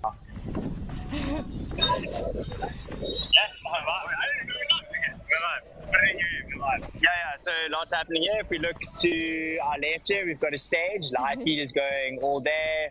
We've got a DJ playing some very upbeat tunes. We've got some nice seating and some shade for all the spectators. And there's a little kiddie zone behind us, right over there. So yeah, fun for everybody. Food vendors, beer, coffee. We've actually set up our Terex store here today because the race village has been kind of like open close. So yeah, selling event merch, and yeah, just like a nice long tunnel welcoming the runners in. So yeah, good experience for both runners and for supporters.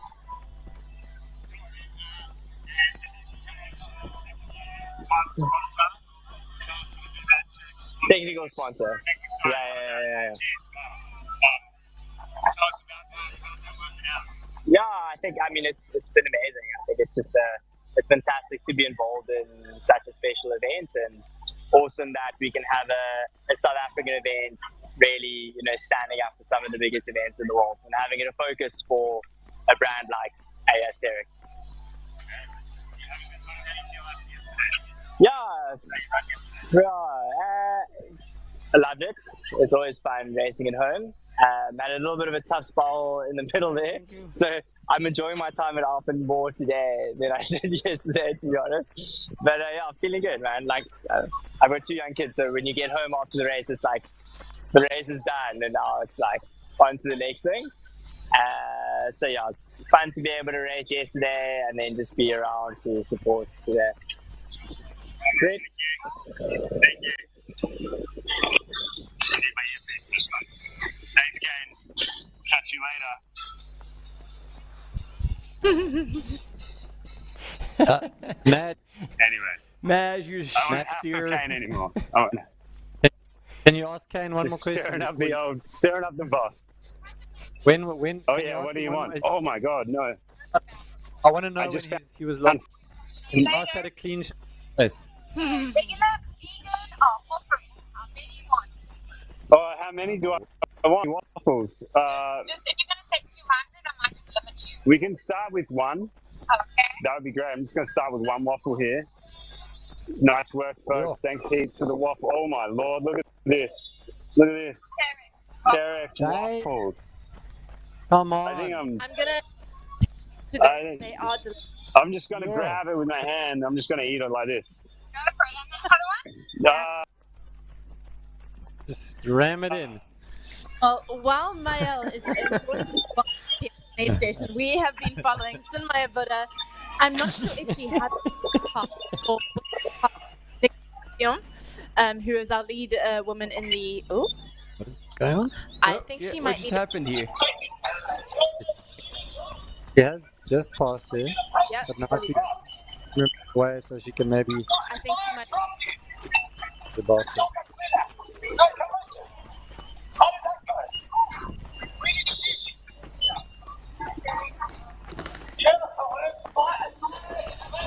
As the day progresses, getting more and more face paint. Luke, what question did you want me to ask James? When did he last have a cleanly shaven face? Could be a question for anyone out there who knows that. Alright, don't show this on the live stream. I'm just going to grab myself a cheeky little beer with my waffle. That's how you do it. You get a Terex waffle, you get a beer. Life's good. I hope life's good this good in the studio, folks. I hope life is just good in the studio. Well, crack a few open. It's only going to get better. I don't know where Kane is anymore. I don't know Kane. I don't know the origins of that question either. So I think you've set me up. But if I see him, I'll ask. It's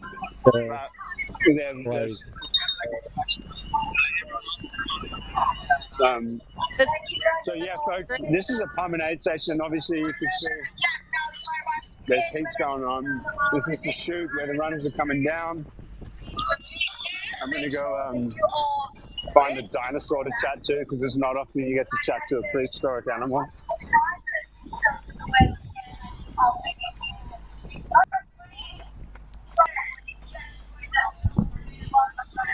Hey guys, what's up with the dinosaur kits? Just trying to create the vibe with an extinct animal. That's not. How does that work? Oh, bringing it back to life. Okay. Nice work. Handing out stickers. It's all a vibe there. Yeah, look at that. Terex tattoos, Terex dinosaur stickers. Hey, I hope you're paying Ruth Croft rights to be able to print tattoos like that. I think she's got copyrights on that stuff. Okay. I'll be asking her. Don't you guys get too carried away. That's trademarked. I don't know if that's true, but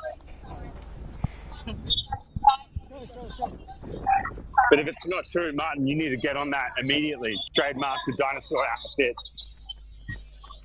I'm onto it. We need all the trademark and money we can get. Call the lawyers. Call the lawyers. So outfits are getting a lot of attention. Okay. We've got some little shreds here. Got their Adidas flags. What's up, dude? You good? Yeah, dude, stoked. Okay. Our queen Lopez is going to be coming pretty. Going to come in here pretty soon, and we'll get it going.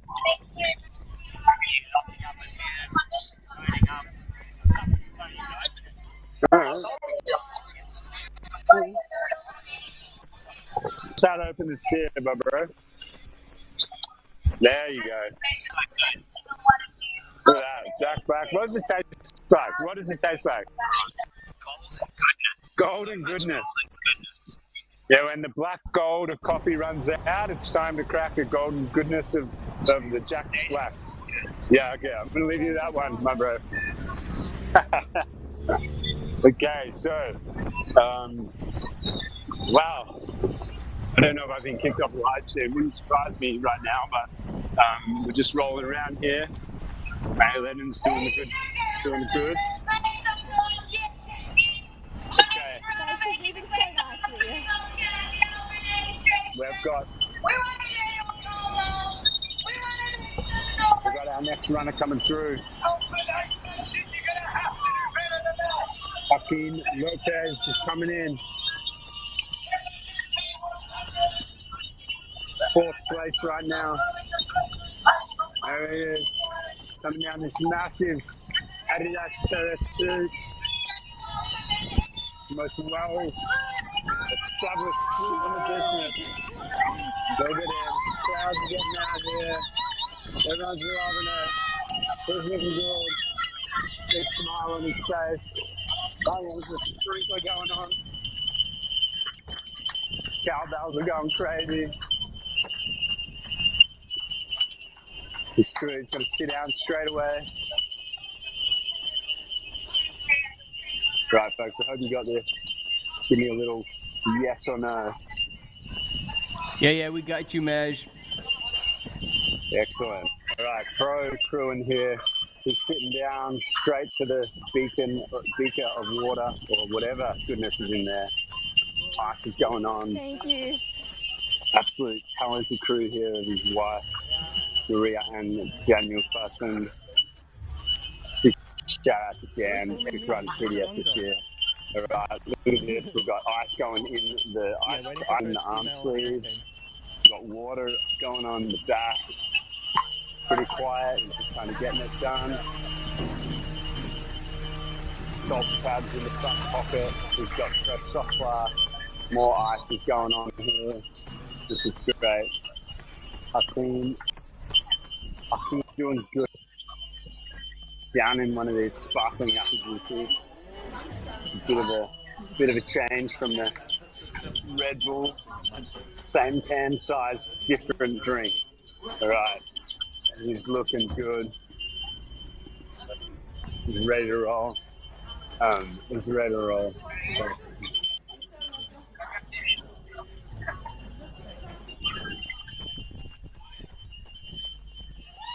It's all happening here.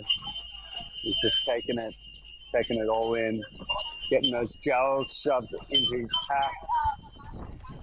Looks like he's finished all of his drinks, getting some sunscreens sprayed on there, rubbed in. Now he's asking for a split. Thank you. Dan's looking for a split here. Going to give a bit of an update. He's going to put some ice up his shorts. All right. Deep breath. Ready to rock and roll. A little bit more ice. Vamos. Let's go.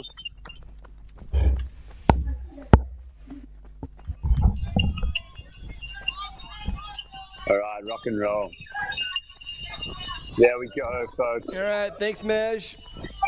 That was yo. Most welcome. Go have that beer. You've deserved it. And then we'll tune back on with you when our top women tune in.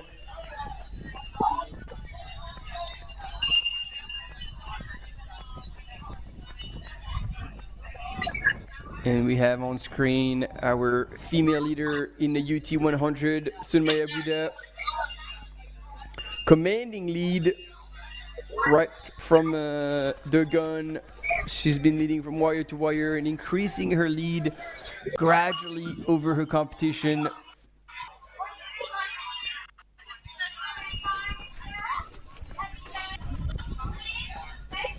And yeah, she's got 28 minutes. She had 28 minutes at Houtbay.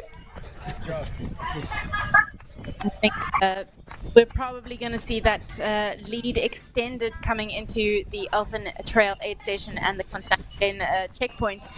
But we won't know until we see the second and third female coming through there. But yeah, she is making her way towards that Constantine Glen aid station. And I'm sure she's going to be grateful for some water and some ice, because the second is incredibly exposed, incredibly brutal.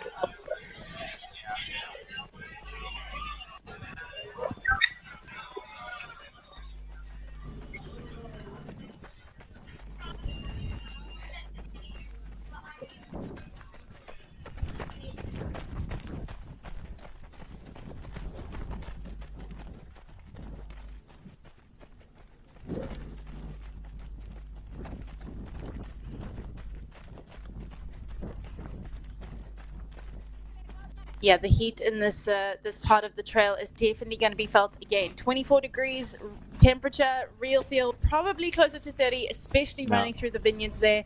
The heat deflecting off of that Jeep track, and it's going to feel hot and it's going to be dusty. Yeah, and this is great to have this footage of Dima on the contour path here above Kirstenbosch. We weren't able to bring you much of this yesterday, and who have we got here? Coming down through the vineyards, it looks Douglas. like Adrian McDonald. Oh no, it's Adrian McDonald. You're right. Who's been up in the top of the leaderboard, top 5 for most of the race. He's looking kind of a bit. We had some intel a little bit earlier from Flo Winkler, who is one of our teammates here from Germany. And he said that he saw Adrian McDonald a little bit earlier on the course and was struggling with hamstring issues. So was walking it down from Fleckenberg. And I think that is what we are seeing now. He is probably not going to continue from this point on. Yeah, he looks broken. Yeah. Not walking with any. A bit of a death march. He's coming in. Through, though. Like, he didn't hand over his bib so far.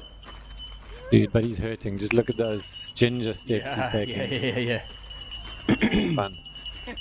He's considering his options now. I don't know if he's already made up his mind, but this will be a tough one to push through. And he's talking about a hamstring.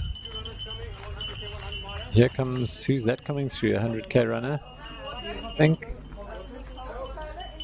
11, was it 11? In the bib.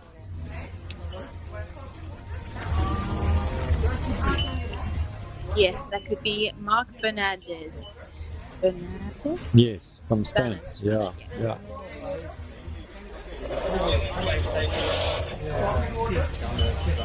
yeah. So we have our top 3 men in the 100-kilometer also through Nursery Ravine.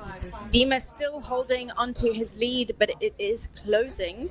So Dima had about 4 and a little bit minutes on Jeff Mogavaro at Nursery Ravine, and Matt Healy dropping back just a little bit from Jeff down to about 3 minutes difference there. So really all to play for in that top 3. There's going to be a fight to the end. Yeah, absolutely. It's all on the table. Fighting it out for that podium is happening as we speak.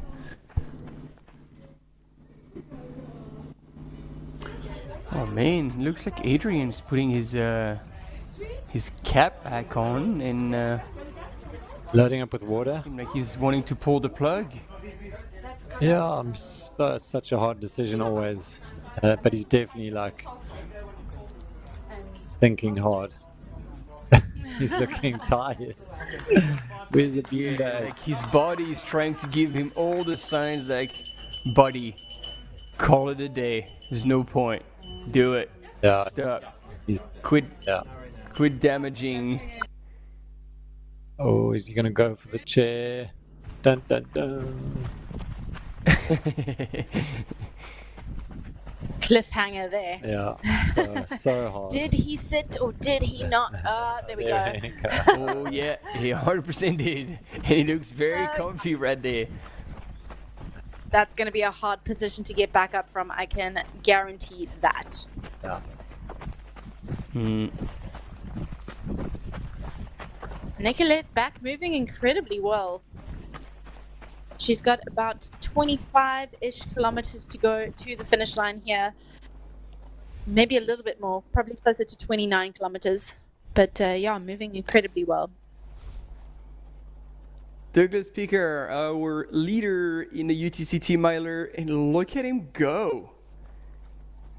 Here we go. Just as someone asked in the chat, where is Douglas Pickard? Here he is, moving really well towards the Newlands aid station right now.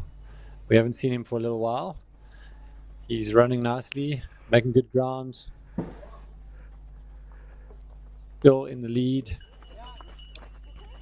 Yeah, and I mean, just over like 20 hours, and he is cruising.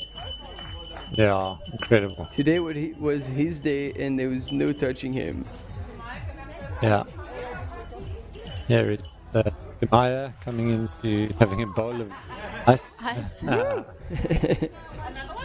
Very happy to see this nice shady, watery aid station at Constantine Glen. Another bowl of ice. No, she's not stopping for that. A little bit of food. I promise you she's going to be out of here. Good old watermelon always works. It seems to be like the go-to fresh food for like almost everybody. It's just so good. Yeah. It's so fresh, so easy to get in. And super hydrating as well. Yeah. Wow. And go. He doesn't need that. Yeah, and again, like an absolute textbook transition at the aid station. Picked up whatever she needed to pick up. Got great help from the volunteers, and not a second was spared. She lives with Coke, which is exactly what you want at this stage. Yep. Bit of sugar, bit of water, mix it up. Perfect. Perfect execution. Yeah.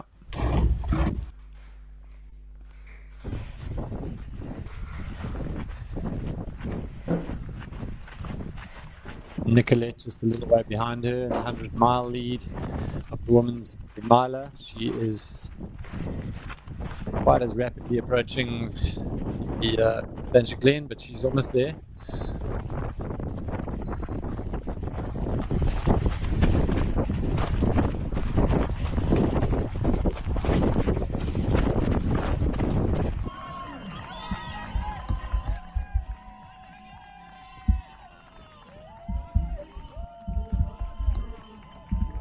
It's pretty cool. He's starting to give away high fives. He knows probably the lead that he's got on his competition.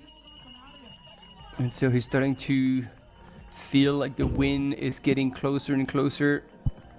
Yeah, okay, that's Douglas coming into Newlands. Another aid station. His last one before he comes back around and completes the loop. He's still not sitting down, hasn't sat down once that we've seen. He's just, he stands and delivers here.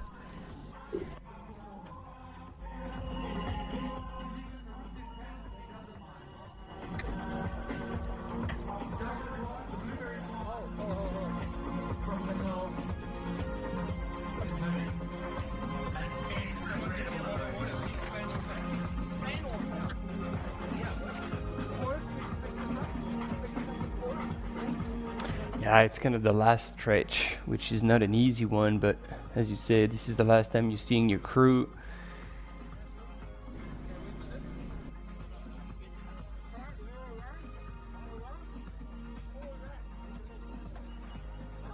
I love his Oh man, brother-in-law bottle in the mouth to hold it. yeah. I mean, hands. Oh, he's busy. Well, He's focused. I don't know what's more borderline, this or the water is just coming out of the bucket and straight into the flasks. Yeah, that too. Hey, look, we're trail runners. We're But- used to bottles and dodgy water.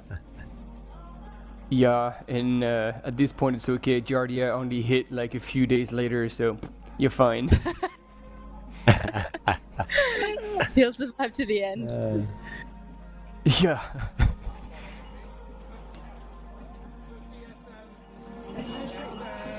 They're sticking to their recipe. Ice down the back of the pack. Tons of sparkling water. A bit of pink gummy berry juice. We love some pink juice. Yeah, restock the pockets. Bit more food. He's been drinking this pink Educate juice. us, what- Yeah. Yeah, Yeah, what is that pink juice? Is that local from South Africa? I'm sure. No idea. Not even gonna hazard a guess. It's potentially something like game, Yeah, maybe. yeah. They've got like fruity flavor, maybe. I'm absolutely no idea. If anyone knows what that is in the chat, Yeah, I thought you guys recognized that. It's like, oh yeah, yep, nah, sweet as this is what we have here. But no recognized idea. At the first aid station yesterday afternoon, and it's kept up with the theme, just the color. So he's going with bandana around the wrist. Where's his head bandana that normally goes under the cap? He's ditched that, and he's out of here. soaking it up. Energy at that aid station looking great as well. Yeah.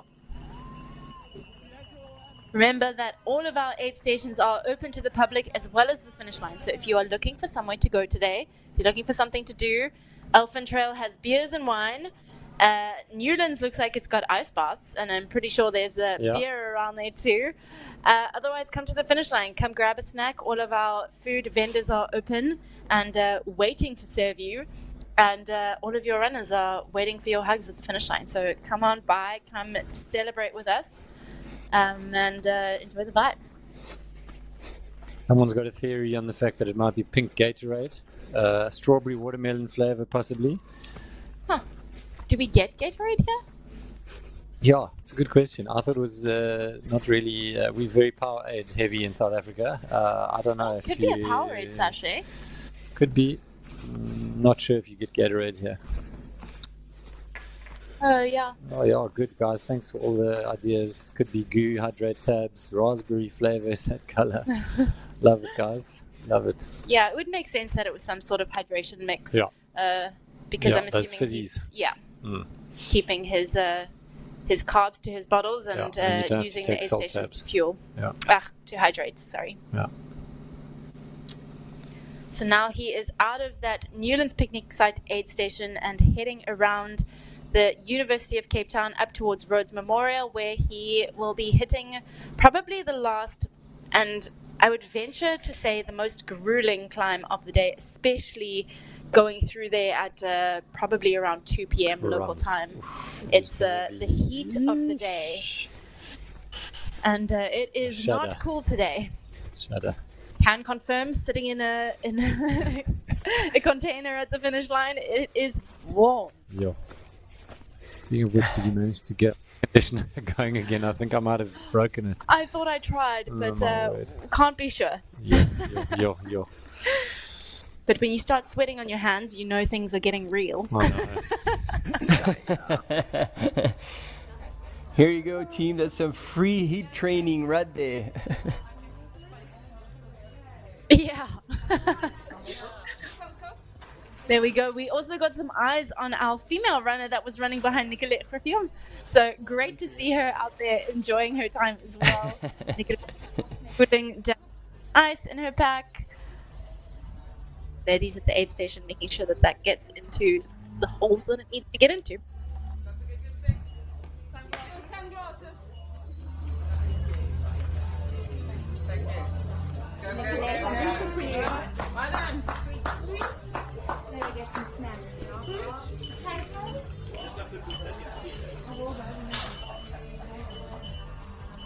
Okay, Tony, I've got a couple of, or Martin, I've got a couple of questions for you. Someone who's just sent in a...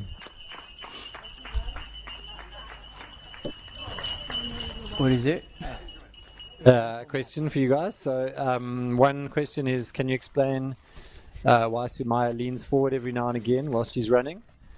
And the other one is why sparkling water as opposed to normal water people are drinking in the aid stations? I'm not sure I understand the question. Yeah, I'm not sure. Sunaya, I think that's just her her running style.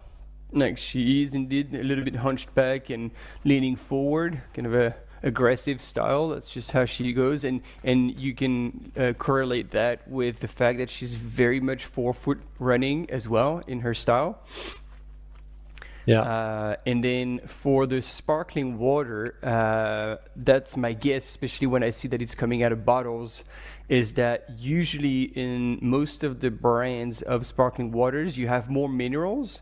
And so when you're trying to replenish what you've sweated, sometimes if you don't want to, or if you can't handle all the salt tabs after so many hours, drinking some sparkling water coming out of bottles, so spring sparkling water, if I may say, like San Pellegrino that we saw with Dima, then you know that you're not only drinking fluids but also electrolytes.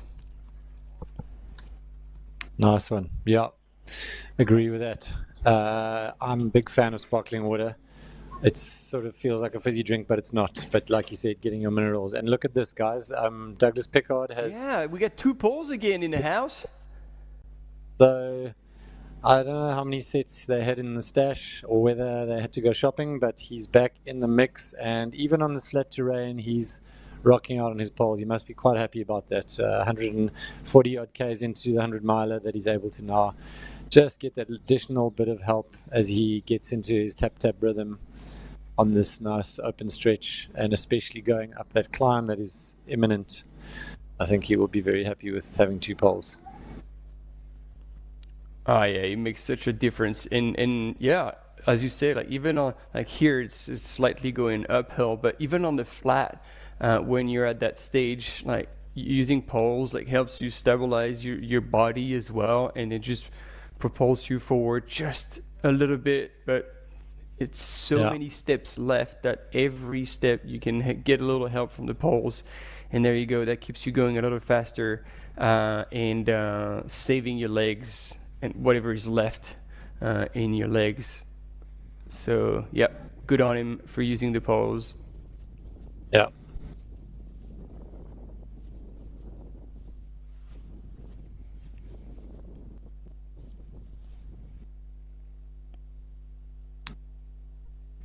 Yeah, and just when you thought you'd been challenged for the last 20 hours, you get sent back out of the forest into the baking heat and up to the blockhouse for one more sting in the tail. Yeah, it's going to be real.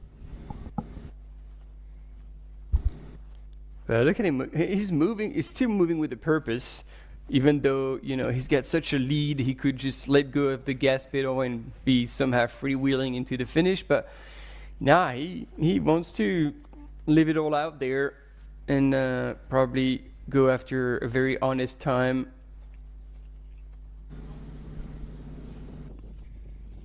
Yeah.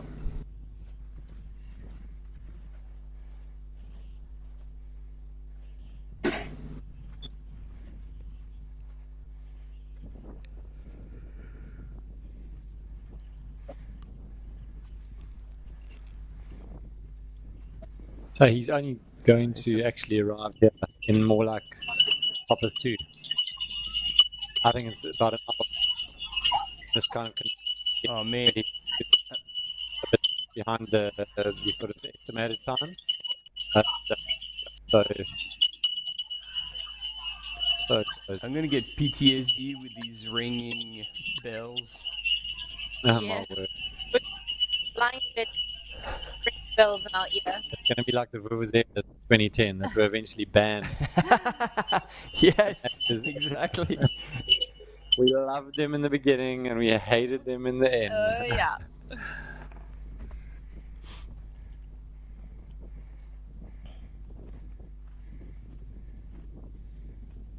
We still only have our top 3 men in the UT 100 through that nursery ravine checkpoint.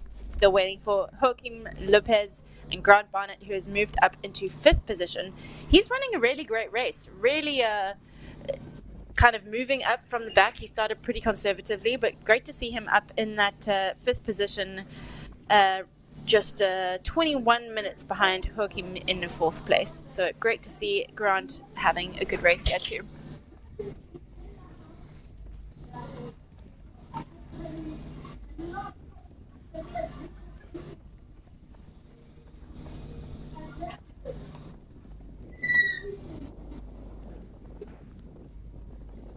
A little bit of easy running here along the road before he gets to the Rhodes Memorial. So he will hit that and then start climbing up towards the Jeep track, which will take him to the infamous blockhouse climb.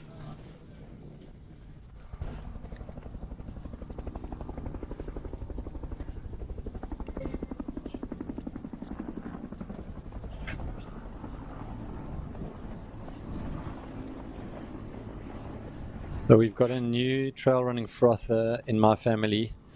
My sister, who ran the 16K yesterday, her first trail run ever. She can't ask us on the live comments. I don't know if she has a YouTube login or whatever. She's just sending me question after question. She's glued to the webcast. Hallelujah, guys. Thank you for our fan back in the mix. Hang on. Yeah, so she's I'm gonna just put you on the absolutely screen. and asking all the questions and learning all the stuff about the realities of trail running and loving watching these pros do what they do.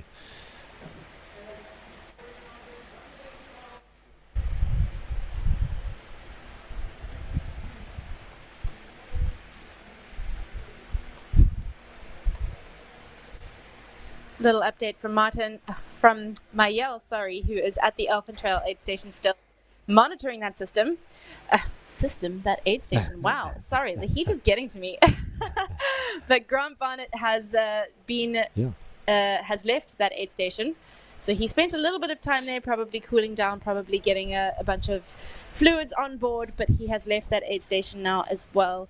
In 9:21 he went in, so quite a way behind our lead men, Dimitri and guys. Jeff, but definitely still in that mix for that top 5 position.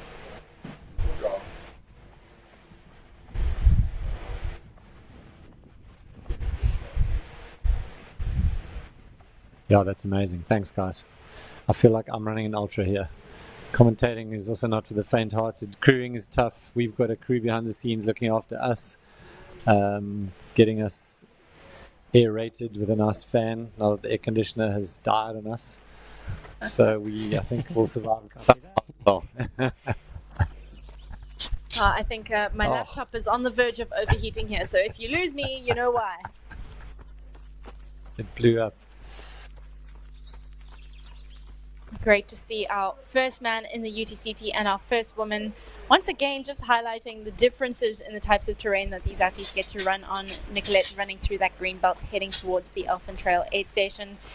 And Douglas Pickard on his way to the blockhouse climb, infamous blockhouse climb, I should say, on his way home to the finish line here at the Garden State Rugby Club. It is open, it is vibing. Come join us, come say hi. The food vendors are open. There's beer flowing.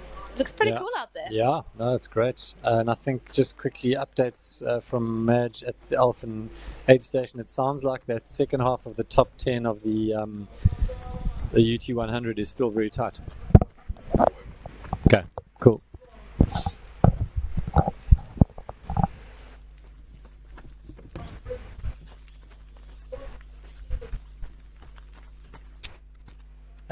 William on the chat, we are trying to cover both of the races to the best of our ability.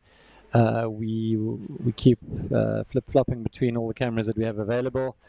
I don't think Matthew Healy is leading. Dima Mitayev is leading the 100K. No. The UT 100. And Matthew was closing in on again, a nursery ravine. Yeah. So let's just check what that was on the last split. So now just over 4 minutes. So it's still shrinking because it was 6 minutes, just under 6 minutes, and now it's just over 4 minutes between Dima and Jeff Mogavero, and then Matty Healy 9:04:26. That's 7 minutes, exactly 7 minutes back from the lead, and so 3 minutes back from Jeff Mogavero.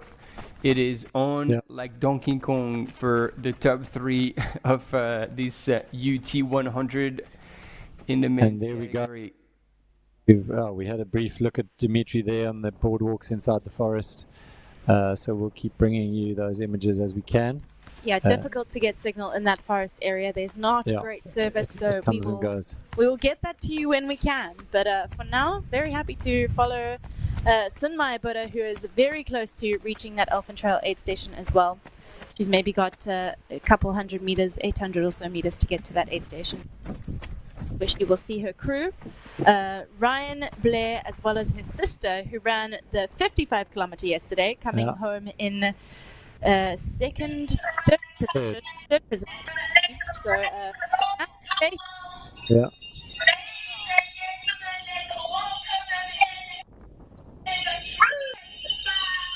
Oh, so that's going to be not the best timing because we are going into a commercial break as we have Sunaya Buddha coming into the aid station, but we might very well have a replay of her transition, and if not, we'll give you a bit of a recap if you're missing out on that, but we'll be right back.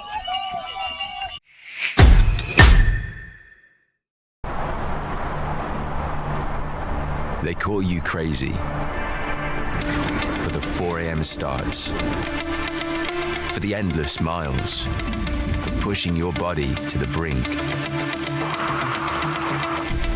They might call you crazy, but that just spurs you on.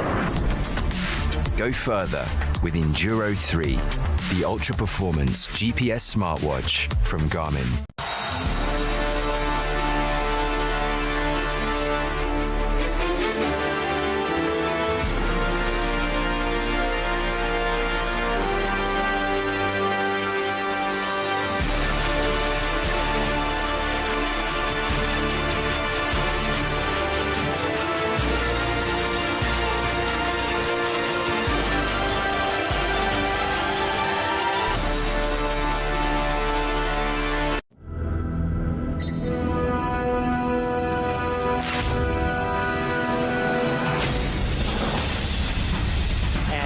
Going to be the winner of the 2024 amazing performance. She's going to be facing the finish line of the Trans-Gran Canaria Classic. I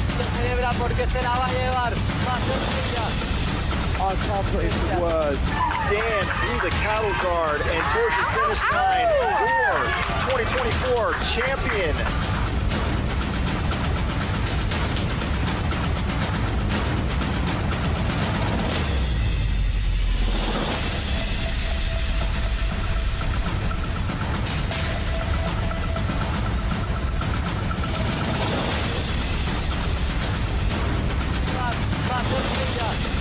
I can't put into words.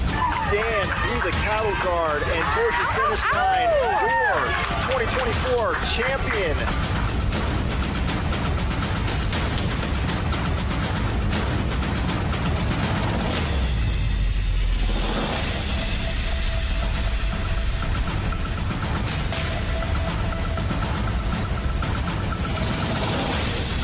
Every time he's going to lap.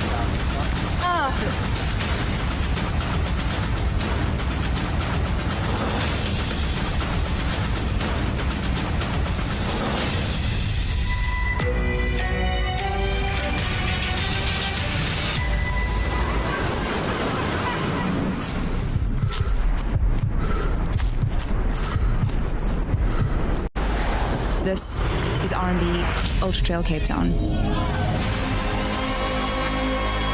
A celebration of challenge and of the landscapes that surround us.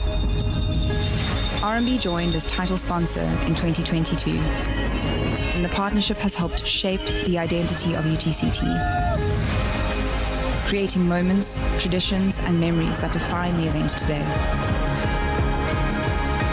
Here, on the trails of our city, every bell rings of promise, and every year, together, we go further.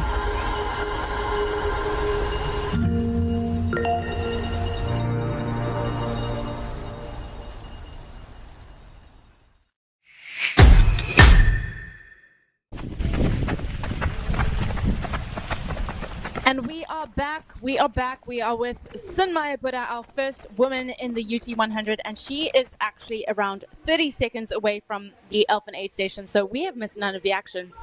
Don't stress. That little ad break there did not make us miss her coming into that aid station, and hopefully we will have eyes on her all the way through that, where she will be met by Ryan Blair, her coach and manager, as well as her sister, Sunaya Buddha, who ran the 55-kilometer yesterday and coming in third position. So a great weekend for the Buddha sisters, and Sunaya is absolutely incredible, flying in the lead here towards that Elephant Aid Station. We also just had a quick glimpse at Dmitry Mitayev, who is still in the lead as far as we know along that contour path towards the Newlands picnic site. We will only have official information on that as he gets to that picnic site, but we believe he is still in the lead. And then Maddie Healy, local boy, coming up in third position.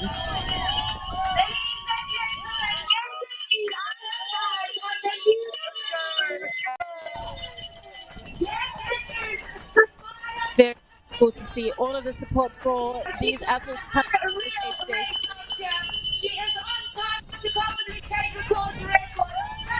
Tony, it looks like you're offline still. Yeah, we are. Oh no!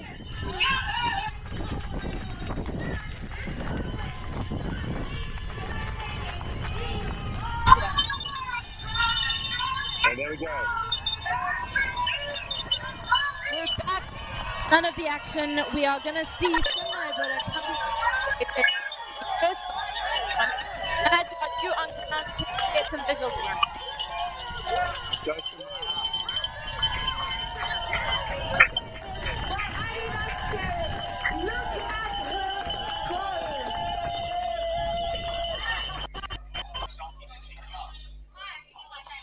Yes, Maya's in the aid station, getting the pit crew stop that she always gets.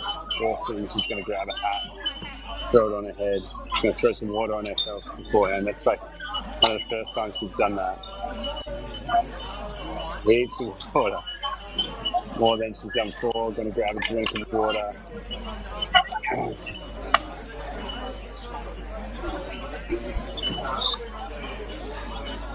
Good to go. Going to take any gels? Classic Sunaya fashion. Just rock and roll. Ripper. So Sunaya in the aid station and out of the aid station, just like that. You can see her leave. It's a good thing to see her. She looks super collected and smiling, and she just looks stoked to be leading this race. Just what you want to see from me now. Yeah, the crew, she grabbed a whole bunch of watermelon and some potatoes and just got in and out of there looking like a boss. And amazing, thank you. I think that's the update. Yeah. So now we are back with our lead man after we've just seen Sunaya Buddha running through that Elephant Aid Station in and out, like Madge said. Very little fuss there. She got some watermelon, she got some potatoes, a bunch of water on her head. Actually, more water poured on her head than we've seen all day. So someone said earlier that she wasn't a huge fan of getting water dumped on her. So it seems she's changed her mind. I think as the heat has started getting to her later in the day, she's decided that actually the water on the head is a great idea. But she's got cap in hand, and she got in and out of that aid station really, really quickly and is still moving so well.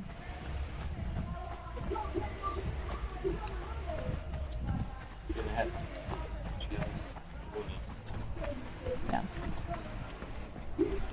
And back with our lead man, Dmitry Mateev. He is doing this gnarly little descent off of the contour path down towards the picnic site. It's a pretty technical section and pretty slow moving. I know a lot of people don't like that trail just because it's pretty rough. And I mean, personally, I love it. It feels like a playground because there's so many trees that you can grab as you're running down there. You kind of like swing yourself around the trail. Yeah. But it is pretty technical and pretty loose in places, so definitely one that you've got to keep your head on for. And this far into the race, I can imagine that it is very, very tough because it is quite a steep little descent.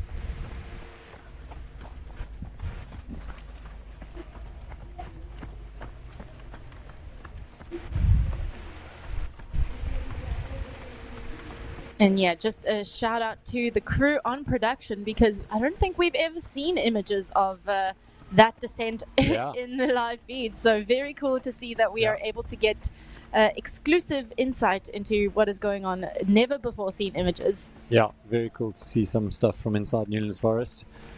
Awesome.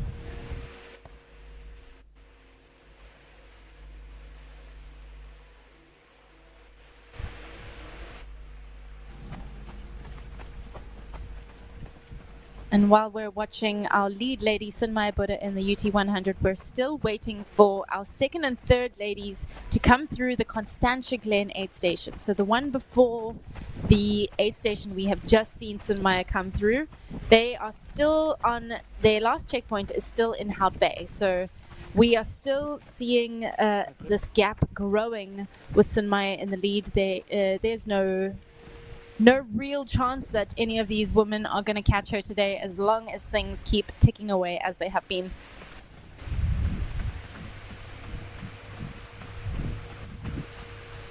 Yeah, Tony, you were one step ahead of me because I was trying to see where they were, and indeed there are 2 aid stations back from Sunaya.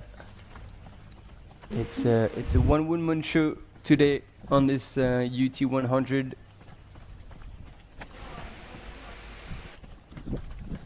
And what a show she is putting on. Yeah.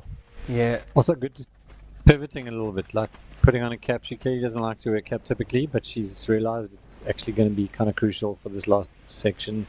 And for Douglas Pickard, what a bonus for him to actually get some wind up on the ridge. There's basically always a little bit of a breeze up there, even on this stinking hot day like this. So that's going to really help him just to survive this blockhouse climb.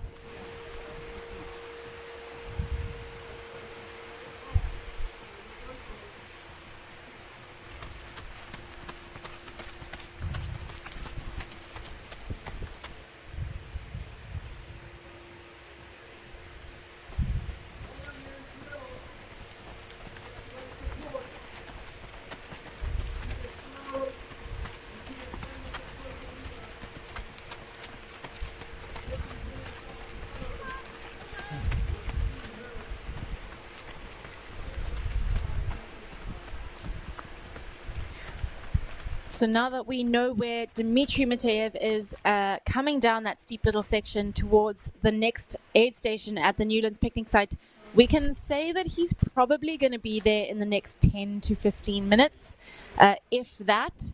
So hopefully we will have some insight then as to what is happening in the men's race. We think that Dmitry Mateev is still in the lead, with Jeff Magavaro chasing hard and Matt Healy hot on his tails. Everything is still to play for in this 1-2-3 men's UT 100, and we are about to see all the action unfold at the Newlands picnic site, the final crude aid station before they hit the finish line at the Newlands Rugby Club here in Cape Town. Beat 6, we are halfway down the Constantia Group bus, following lead 100-miler lady.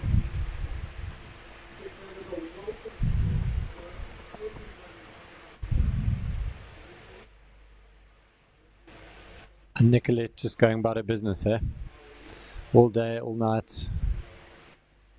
Quietly getting it done. Yeah.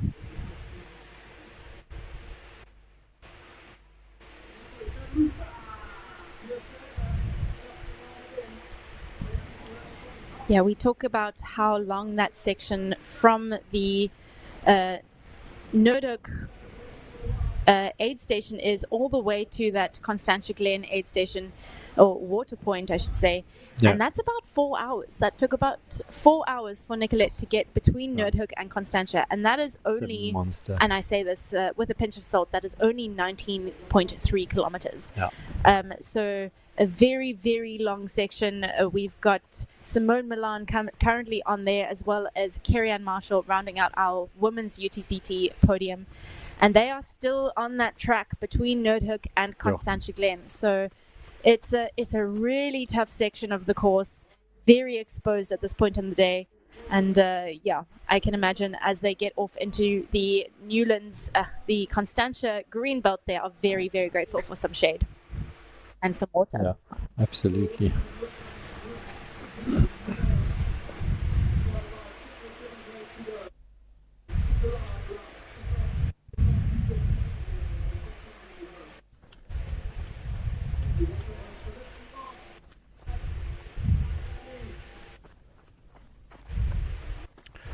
So I'm trying to get a bit more details on Sunaya Buddha, and there's a few facts that I was missing up until now, and so perhaps some of you out there listening will learn a thing or two. So she's 27 years old, and coming from that little village that was so remote, it took 3 days on a four-wheel drive jeep to get there. It's Jumla in western Nepal, and she nearly died from malnutrition when she was a child, growing up in extreme poverty.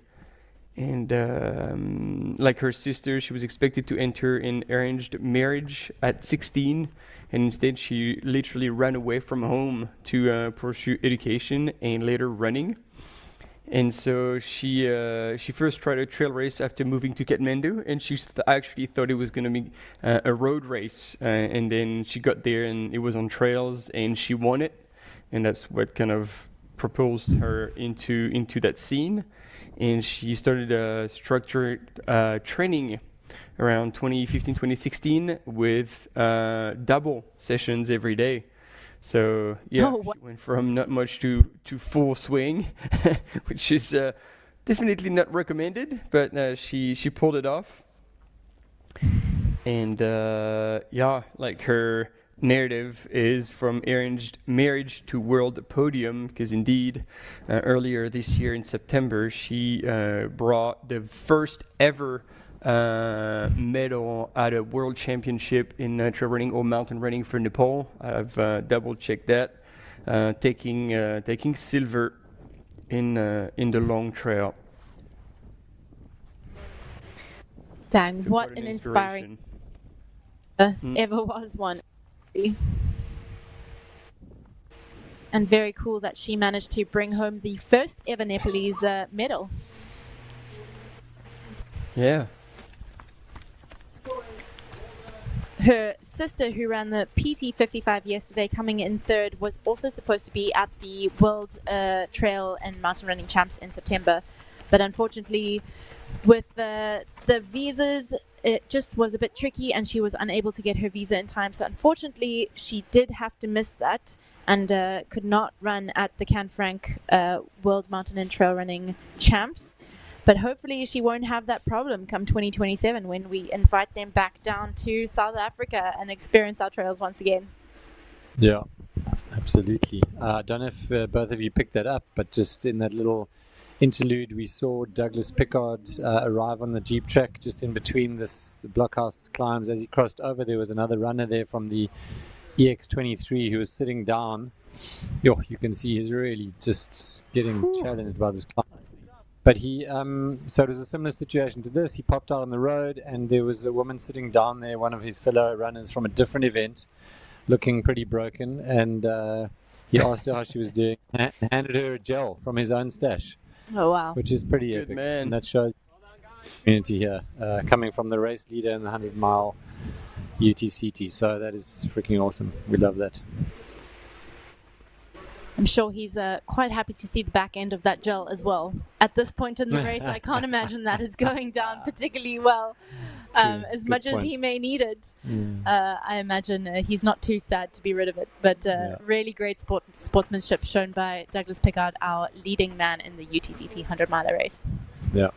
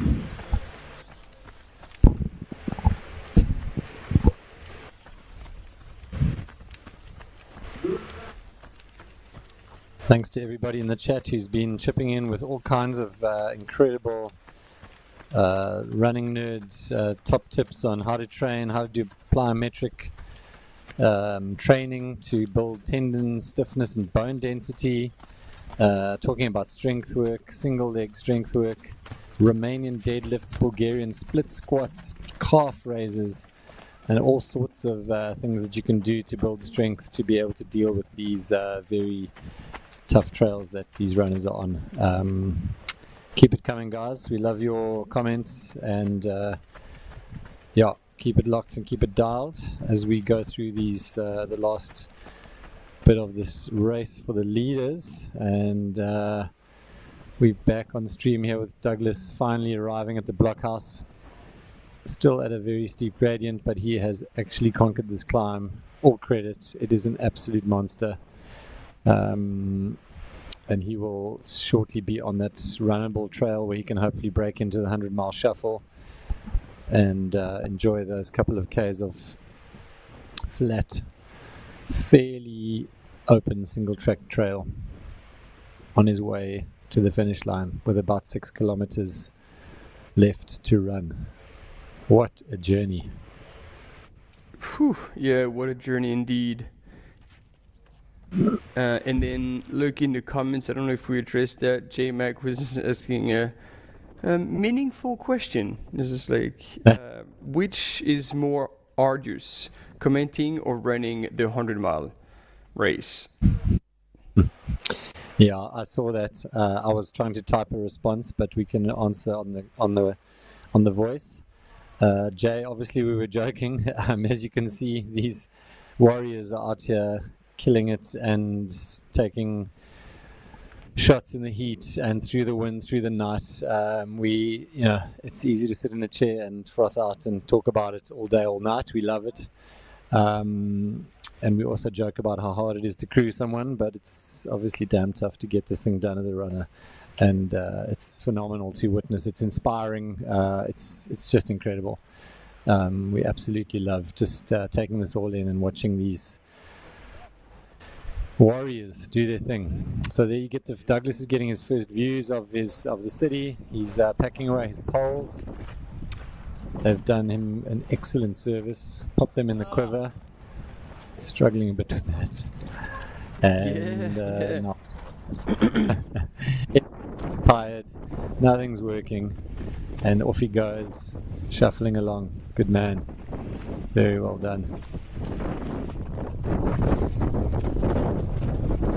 Yeah, he knows that course. He knows how much there is to cover until he can let go and finally sit down after choosing not to use any chair at aid stations.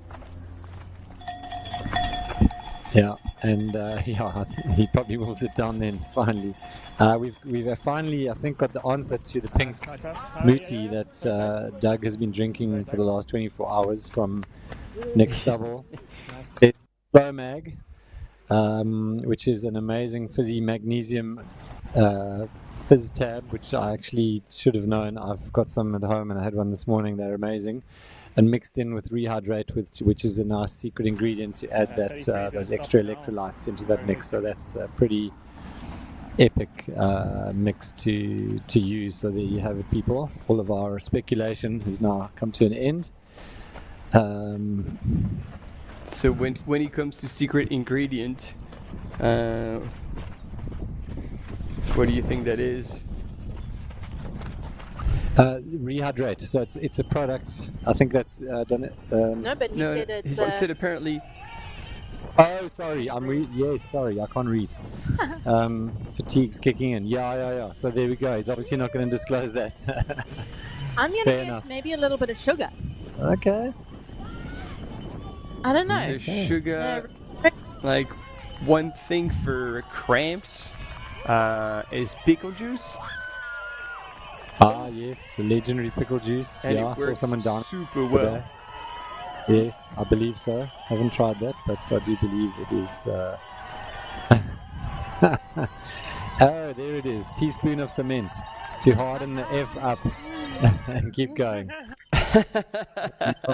that old nugget. Love it. Yeah, there we go. And we also had a comment from Sojalat1428. Downhill now, Doug. Only a little bump left. Let's go. That is not entirely true. As we saw yesterday at the PT55, there are a couple of significant little unnamed bumps. Probably 3 or 4 of them still left on this little trail around the corner after Opperskop. But yes, he's getting close. Alright, get in there, Maj. Get amongst it. We've got you on screen. Right, folks, I'm not sure if you can hear me, but we have got Nicolette here in the aid station. We've got a big crew of people checking out the action. Feet in the bucket, shoes on, feet in the bucket. Getting a lot of water on the legs. Not a whole bunch of smiling going on, but just understanding what lies ahead. Another 25 kilometers or so left from this aid station to the end. Oh, actually no, we got a smile there. That was good. So I think positivity is still there. He's having a chat with Matt, and that is a good sign. He's loving it. That's the best cameraman in the house here. Look out. Look out.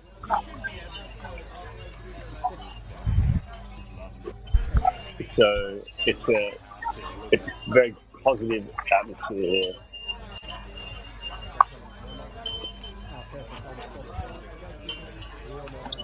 People are in the bucket still, which is good. Cooling down.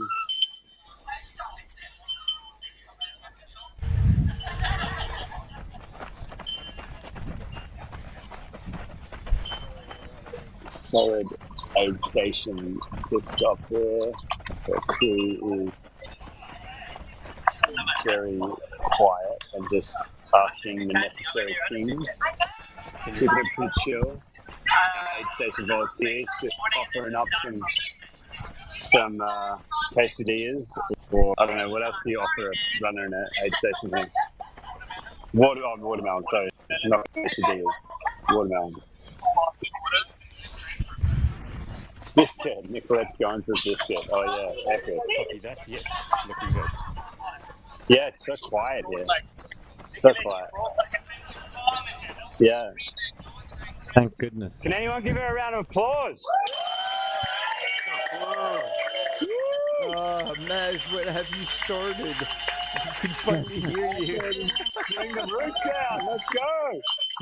Dude, not the bells. I'll give this lady some support. Sorry, my bad. So,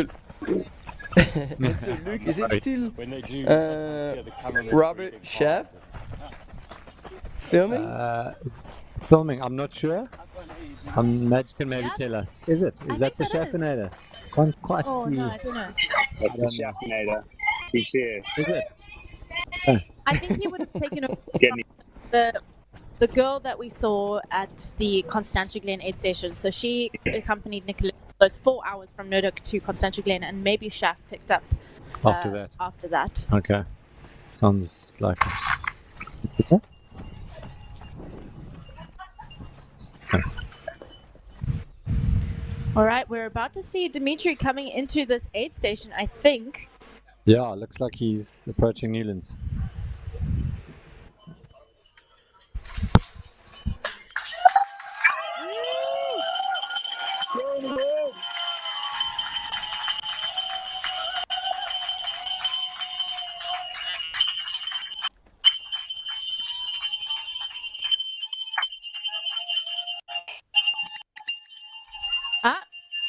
I think we've missed.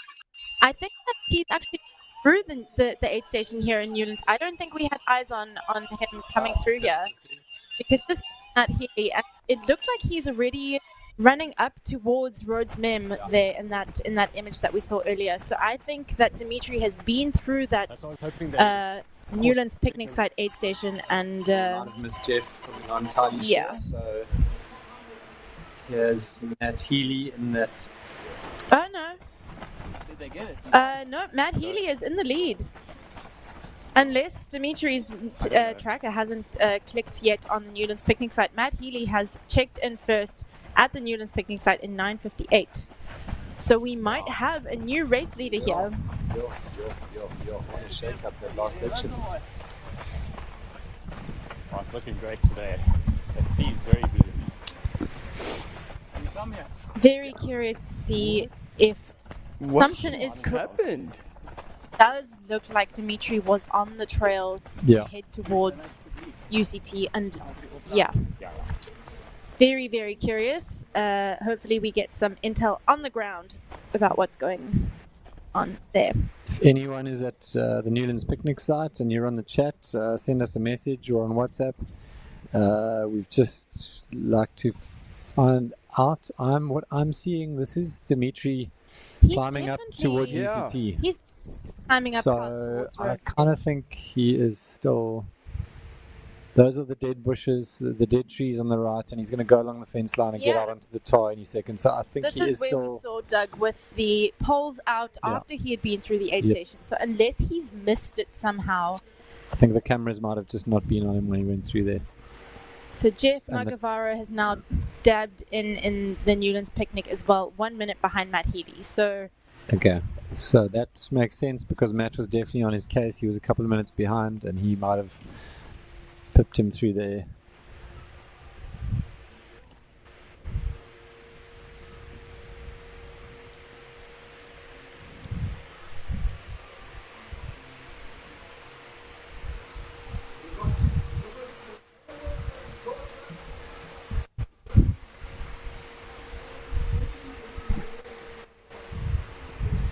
Man is just hitting the tar at Constantia now. Okay, so the race is on in the UT100.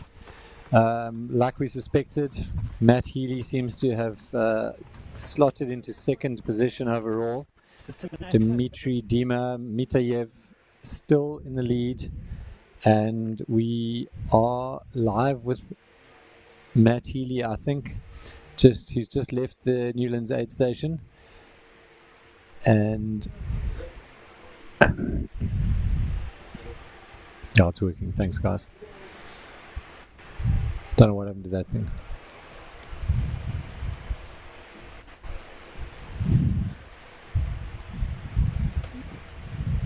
Dima definitely still on his way up towards that Rhodes Mem road. So just, I'm reaching out to everyone I know on the ground. Hopefully we'll get some insight into what has happened in Newlands. But at the moment, we only have Matt Healy and Jeff Magavaro who have checked in at that aid station there. Yeah, on the trackers, but on the visuals we're seeing on the course, we've got Dimitri still in the lead by a few minutes at least from Matt Healy, who seems to be in second position, who just left Newlands, and we didn't get a visual on Jeff, how long he spent in the aid station. But here he comes up to the fence line. He's going to turn right onto the tar road. So Dimitri is still charging out front. Yeah. Yeah. Yeah. I'm a little bit concerned that he's missed that aid station. Because I don't know, does he look like he's had water dumped on him or... Not really, but he kind of never does. And I guess with the runner with him there, yeah, you would potentially have some news. Yeah.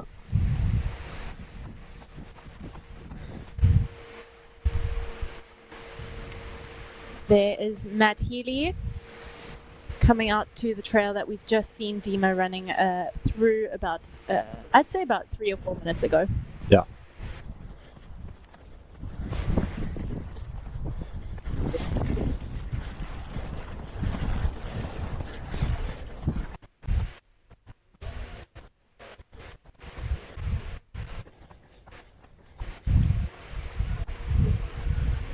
Yeah, I mean, I can't imagine that Dima would have missed the aid station. He's too hard today. Too hard, yo. Well, he's still laughing and chatting, so... Huh? Yeah. Now you gotta go up there. Now you got this. Strong. Strong, brother.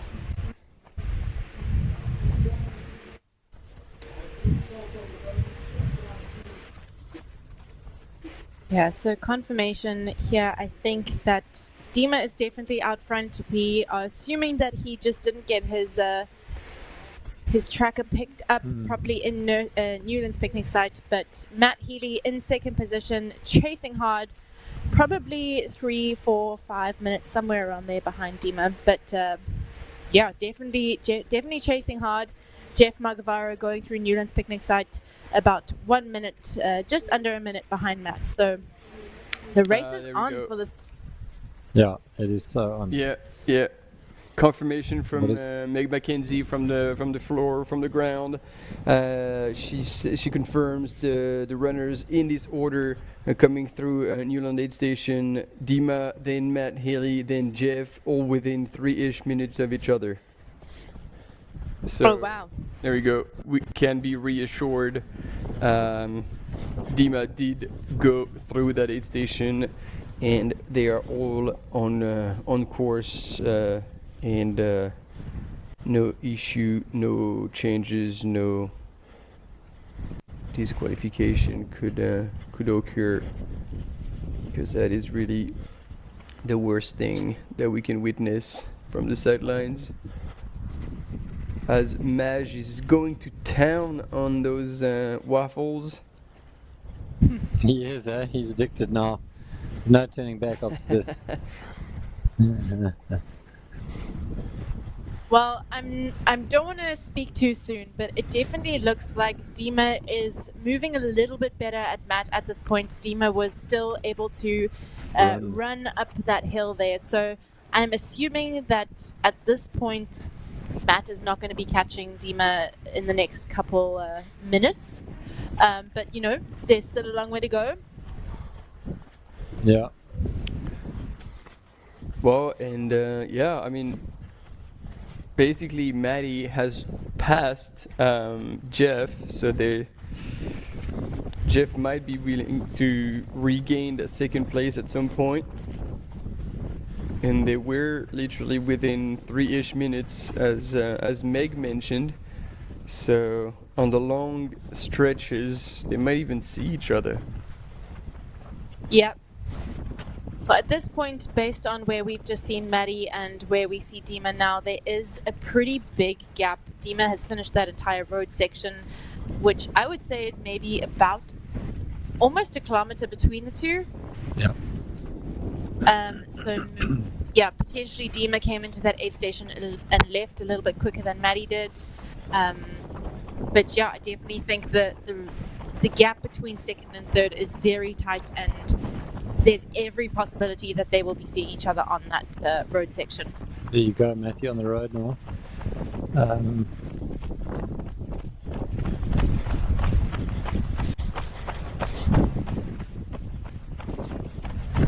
And this will be a really incredible race from Matt Healy.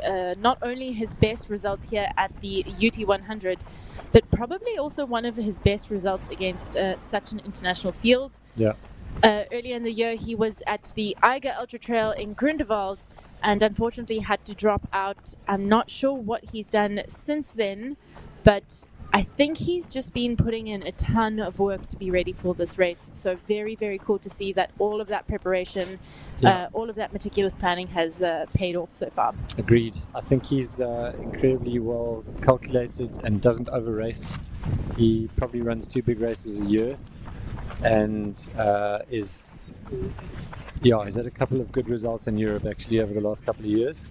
Top 10 finishes in the various races, and I agree with you. This will be an absolute standout race for him if, as it stands, coming in the top 3 against an international field like this. That Doug just finding a tiny little half a puddle on the contour path. Very pleased to have found any water whatsoever. It's just hectic out there. He's almost in our neighborhood. He's coming towards the city. There's not a leaf moving. He's dabbing and dousing with everything that he can find there before he heads on. What a bonus. So we have Robbie Simpson, who was at the Newlands aid station. He has timed the transition. So Dima was 4 minutes and 10 seconds ahead of Matt in second. So a little bit longer than the 3 minutes that we were initially given, but definitely still close, and confirmation that Matt and Jeff were within seconds of each other. So it is a very, very tight race up front in the UT100 miles, UT100 men's race.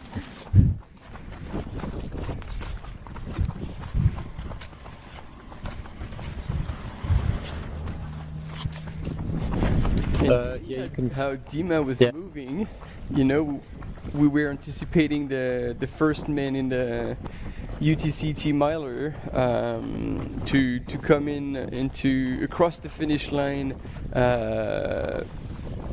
before the 100K runners. Douglas Pickard here on the screen, but what do you reckon? Could Dima eventually catch up with him? I'm gonna say, oh, actually, I don't know. He's pretty far along. Oh, I guess he's still got Opelskop to go around. I'm gonna say yes. I think if Dima keeps moving the way he's moving, knowing that he's being chased, he's probably running pretty hard. I'm gonna say yes. We are gonna see Dima finish before Douglas here. I'm gonna say no, but I think they're gonna end up on this field. They're very close to each other. Okay, he's chosen to pull out his poles, get some stability back in his life. Good call, I think, especially on this runnable section. Yeah, it's going to be tight, and I think normally we have about an hour separating the UT100 and the 100-miler, and so it's kind of cool to see these races culminating at a very similar finishing time. It's going to be a hell of a froth up at the finish, so get on down here, all you Cape Townians, come and get on the field at Gardens Tech Rugby Club up in the top of the City Bowl. Come and join us to welcome these runners home. They should be here within the next hour, so you've got time. Cape Town is not that big. We have got confirmation once again that Dima is still 4 minutes and 15 seconds ahead of second at Rose Memorial. So he hasn't lost time on that climb, he hasn't really gained time, but he does have that 4 minute buffer between him and Matt Healy. But 4 minutes is not that long when you've got this final section of the race to go. Yep. Also, a little update on our women's UT100 race. We have Antonina Lushina going through Constantia Glen. So we've got an update there, and Tara Fraga in third position coming through Constantia Glen as well. So we have our 1, 2, 3 women all through Constantia Glen. Obviously, Sunaya Buddha having gone through now Nursery Ravine, so still about 2 checkpoints different.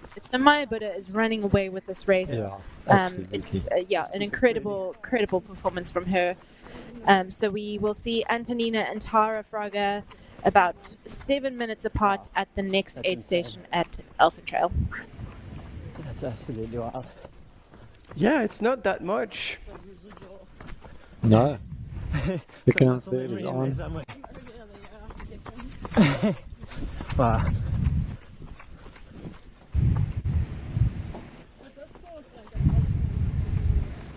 Yeah.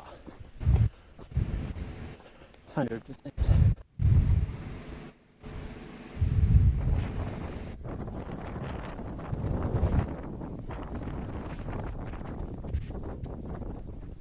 And up he goes. The blockhouse climb, 8.2 kilometers to go to this finish line. Will he pass Douglas Pickard? Will Matt Healy catch him? Will Jeff Mogavaro take second and catch Matty? There's so much going on. It is. Just going down the leaderboard here on the UT100. I've just spotted Michael Hauser from the US. He's actually moved to South Africa and has been living here for the last couple of years. I can't quite remember, but I think he ran this race a few years back. He's in 22nd overall, so all credit, Michael. Keep it up. Little edit to that, because yes. he actually moved back to the US for a little while, but is now in Eswatini. That's right. He lives in not South Africa, but very close by. Yeah. Eswatini. Thank you for that. Amazing. And Julika Paul, South African, German, Namibian, doing also an incredible run. She's in 24th overall. But then you kind of So 6Ks drop into the farmlands. that is awesome. Like run on some farmers. Once hills again, with just a- scrolling through like 40, 50 Ks and then the athletes finish with a running full here section. today. It's great to see So so again, many it's not that fast, international that last section is representatives at this race. But while we watch Doug Pickard make his way to the finish line, we are going to take a quick ad break. Don't go anywhere. There's lots going on.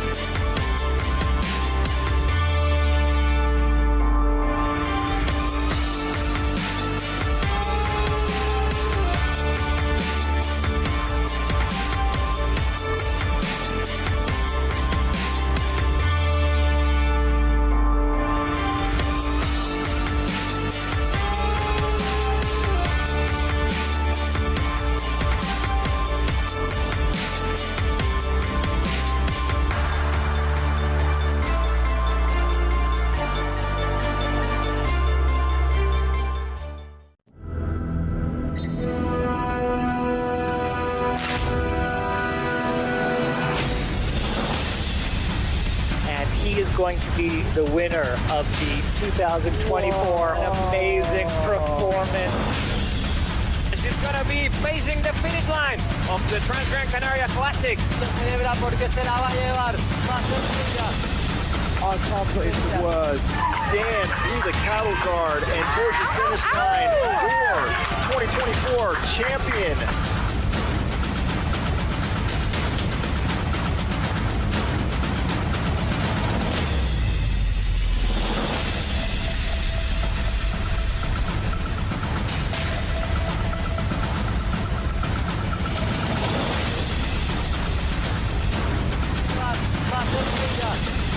Our place was Stan through the cattle guard and towards the finish line for 2024 champion.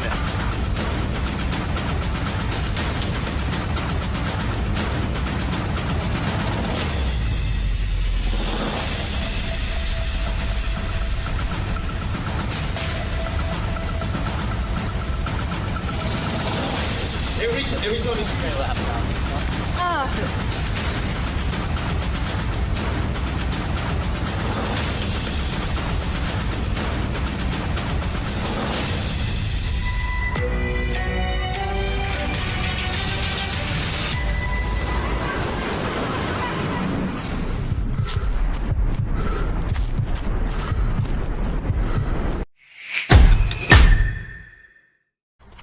Hard. It's flipping harder. All right, team, we're back once again. Our head in the game. 21 hours, 18 minutes elapsed in the UTCT Miler. All over the descent of and then this uphill that we just done. Yep, Nicolette has been showing that she is here and she means business. She hasn't given anyone else a chance to be in the lead or get close to it for that matter. She's been ticking along the entire time. She's gone through the night and now throughout the day she's gone over beaches, mountains, wind, hot, everything, and just like the Duracell bunny, she keeps going. Yeah. Apt description for sure. And here comes Douglas into towards the city bowl. He's running around off Boskop. Yeah, passing a few 23 runners who's still out there, and he seems to have pretty much passed all the climbs. I think he's on his way down to the junction at the Devil's Peak Trailhead. So he must be feeling broken but happy.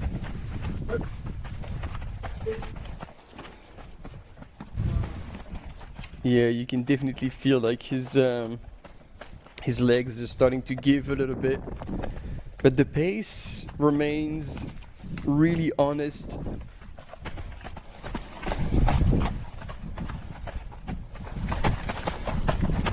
Imagine that, 4.4 Ks to go, and it's all downhill. The relief must be real. Yeah, happy days. He'll start hearing that finish line vibe soon, and that will just hopefully give him the extra energy he needs to get down that hill in one piece and cross that finish line in first place.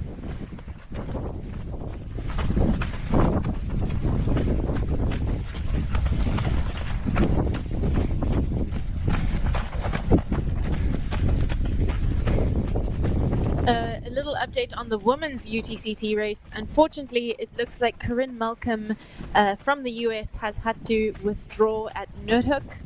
So I'm not sure what has happened there, but yeah, taken off her bib at Noordhoek, and hopefully she's gone and jumped into the ocean there too. Oh, that's a pity for her. Yeah. Pity. She was doing so well. Yeah, once again, Cape Town proving that the local knowledge of these trails and just being on them is it's like a superpower. It really can make all the difference, and I think we've seen that consistently year after year in this 100-miler, which is just relentlessly technical and tough. We always seem to have South African winners, and I think that's just a testament to the fact that it really helps to know these trails and to train on them. Yeah. There we go, Come on, Dimi. admit it. You guys know a shortcut across Table Mountain? Of course we do. If we knew, we wouldn't tell. Oh! I hope the left knee didn't touch the ground. No, I think he caught it just in time. Okay. Oh, damn, that was a close call. Dust yourself off, keep going. Come on, Douglas, you got to get there in one piece, please.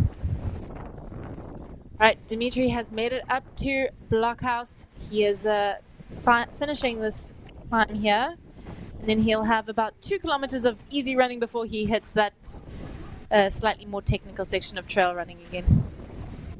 Oh man, and look at how strong he's still going. Like every runner going up, even yesterday in the 55, by the time they were getting to the blockhouse, like they were spent. And look, he still has power in his legs, back into a running stride. No free. He's on a mission. Stride. He's on a total mission.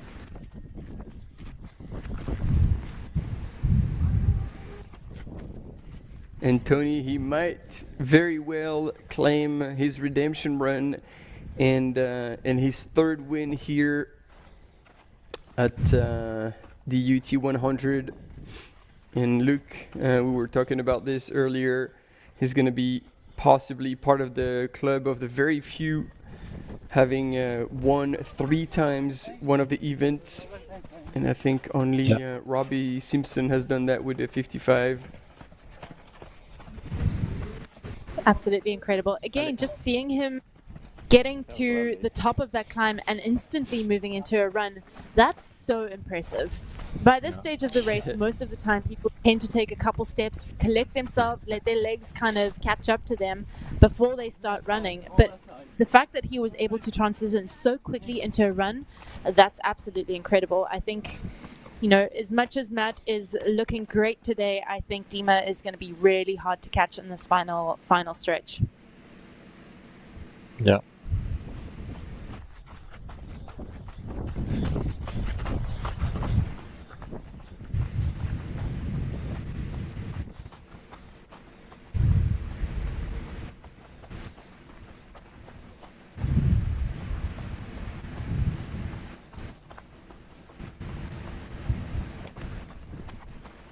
Interestingly, in our UT 100, we actually only have one South African represented in the top 5 in the men and none in the top 5 in the women. Yeah. Very, very interesting to see that. Especially considering I've just been speaking about how local knowledge in the UT1, the UTCT. But yeah. Americans actually showing up in full force here with 3 in the top 5 in the women's race and 2 in the top 5 in the men's race.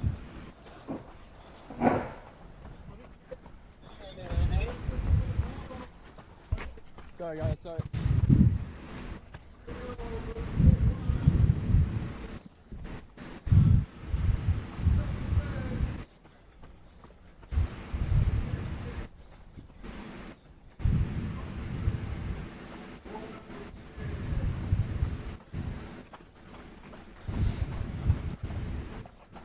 Yeah, I mean, it seems like the top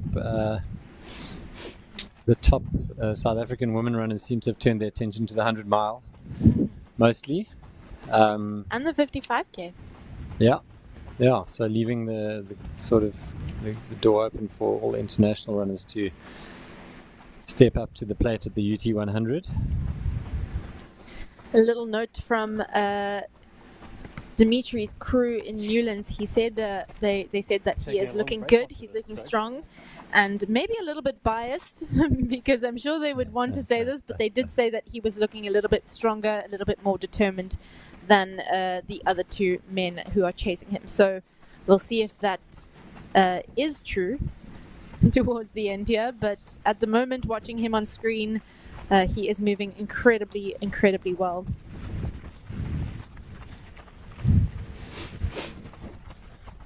And so, just looking at the times of the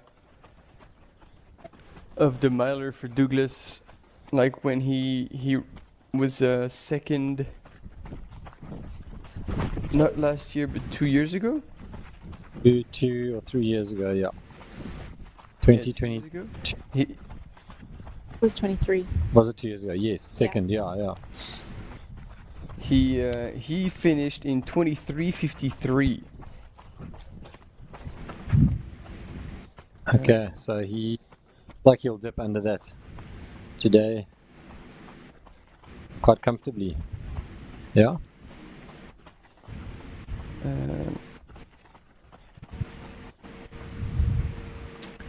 Yep.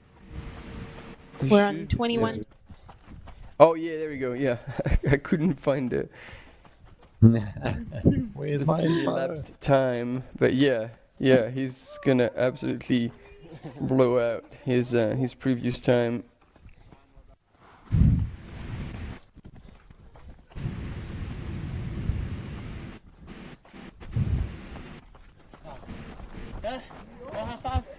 There we go. He's on Tafelberg Road. Wow. Ladies and gentlemen, he is on his final 3 kilometers. Once he hits Deadman Tree, it's one tiny little hill just to get over the kopie, and then you're on the boardwalks on the way to that finish line. He is going to be stoked.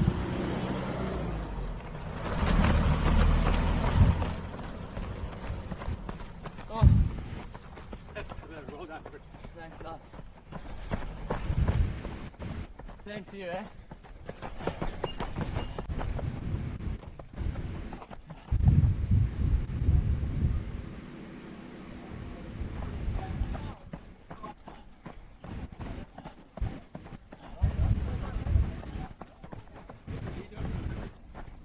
It looks like we might actually have a bit of a race on our hands for the 2nd and 3rd position in the UTCT race, with Admire coming through only 13 minutes back from Alexei, which this far into the race, it sounds unmanageable to catch that time, but I think he has been creeping up on Alexei consistently throughout this this race. So, you know, if Alexei is struggling on this final section, it is very possible for Addy to be able to catch up to him, but we will not see that until we get some eyes on them or another checkpoint, which will probably only be at Deadman's Tree.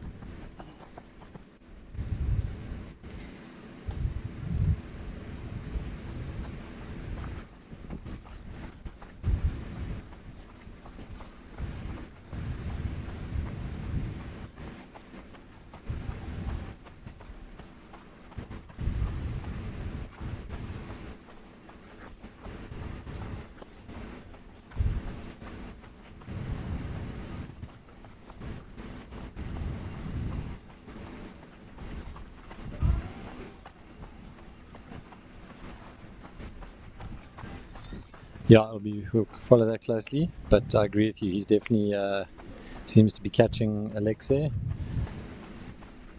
13 minutes. And just to see down the top 10 of that leaderboard, Nicolette in 6th overall. Anele Bans has held steady actually on that leaderboard in the top 5 since the get-go.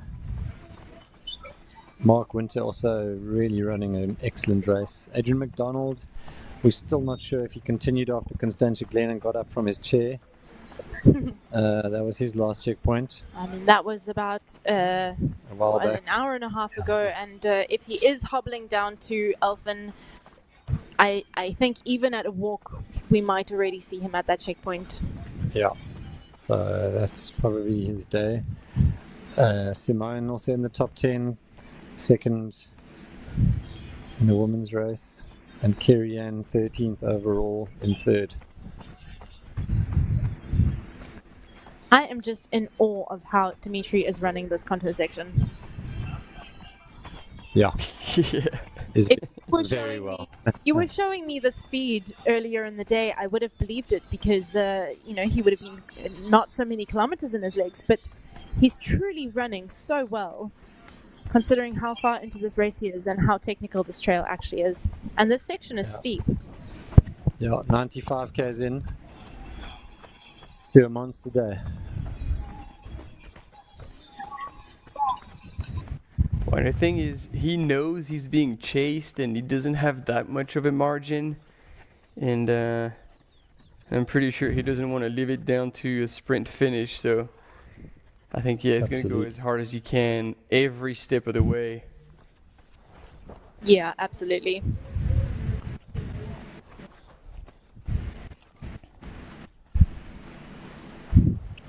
I'm just looking at some splits back to the UTCT race.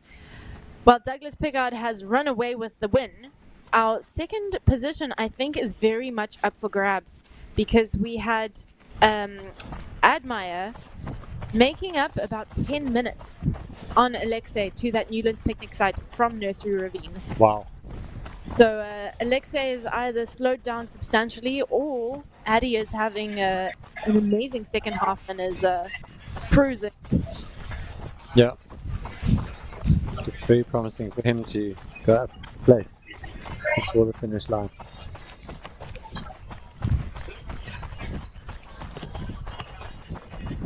Here we go. We've got some intel Some on action that. with Maj.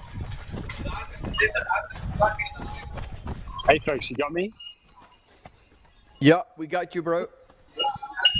Yo, okay, so Antonita, I think I just pronounced. Anyway, she is the second woman in the UT 100. She came through and left 3 minutes ago at Alpha Trail, where we are here. And she was in and out super quick. She was super quiet, really composed, and just like pretty much been all day. But definitely made this a really speedy stop. Didn't sit down, didn't need to sit down, and just got out of here. So really positive signs for her and her race. Looks like she's like well in control and really looking to hold on to that second place. And I guess, yeah, just remain available if anything was to happen up front with our leader, Sunaya. But yeah, she was in here in super quickly, and that was all she wrote. And she's on her way to the Newlands picnic area aid station, and we are waiting here at the moment.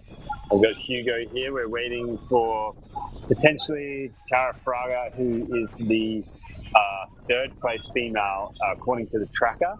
So we are hoping to expect her in the next 5 or so minutes, maybe even a little bit less. Oh, actually, I've got vision of her. She's coming in. So she's going to be here in 20 odd seconds. She's going to run down the chute here and get involved. And she's sprinting in here. She's charging. So she's moving super well. Looks really good. And we will go get some footage of her coming in and getting her crew. Yeah. So she's charging down. The dinosaurs are going crazy. The bells are back. Sorry about that. She's running in here. Big smile on her face, big smile. Big breath. She's coming over here.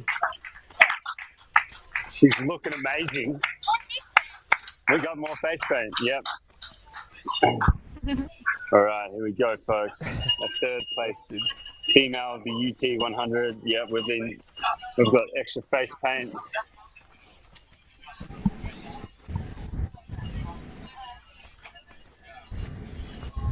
Can of Red Bull. Tara's favorite drink. I mean, Tara, you look great. To reduce the gap. The gap's reduced. You've managed to reduce the gap, so you must be looking great and doing great.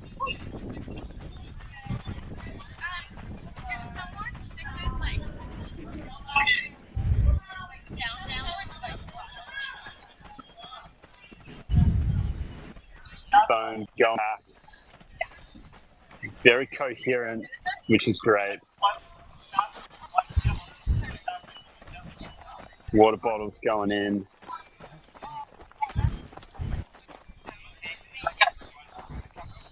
Yeah, Maj, you can tell her they're just over 6 minutes, 6.5 minutes back. She should get up and go. Just on 6.5 minutes back from second place, okay? So when you can get the f*** out of here, you know? Yeah, is that what you said? Yeah, Martin told me to say that. Get your ass out of here. Word, buddy. Right?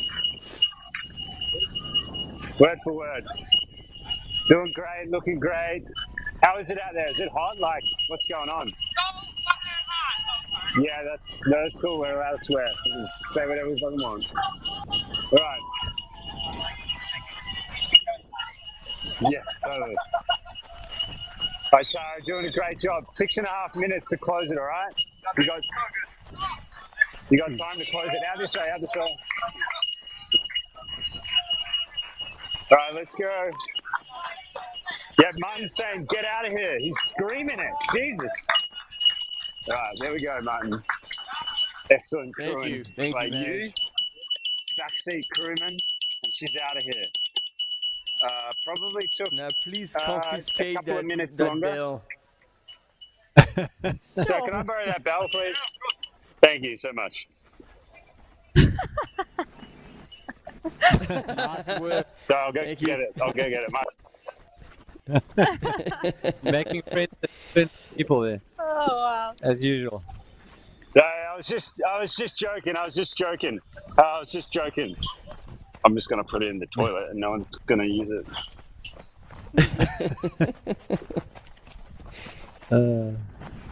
Thanks. What a very I was cool being split returned for screen. anyone who's.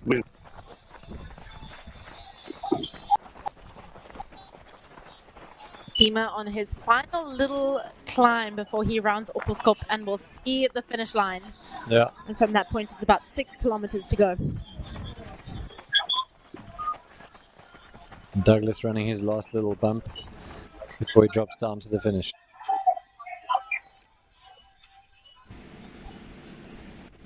You can see all of those 23k runners as well streaming into the finish line here at the Garden State Rugby Club in the City Bowl.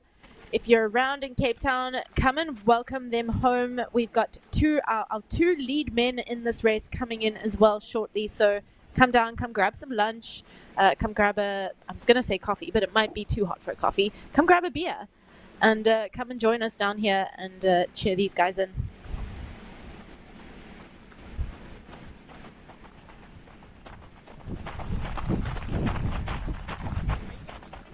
We were saying last night how incredible the City Bowl is, and this angle as well. Just Table Mountain in the background like that. I mean, come on. What a backdrop. Yeah. If this doesn't make you want to Magnificent. get out there on the mountain, I don't know what. Don't know what will.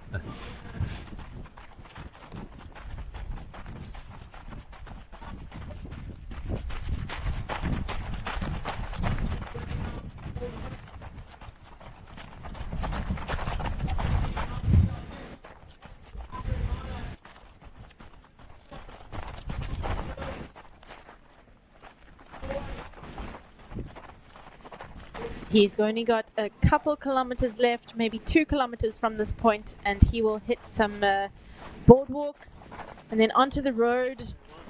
And then it's just one little climb up onto the field here where he will be welcomed by some cheering fans for his incredible race here today.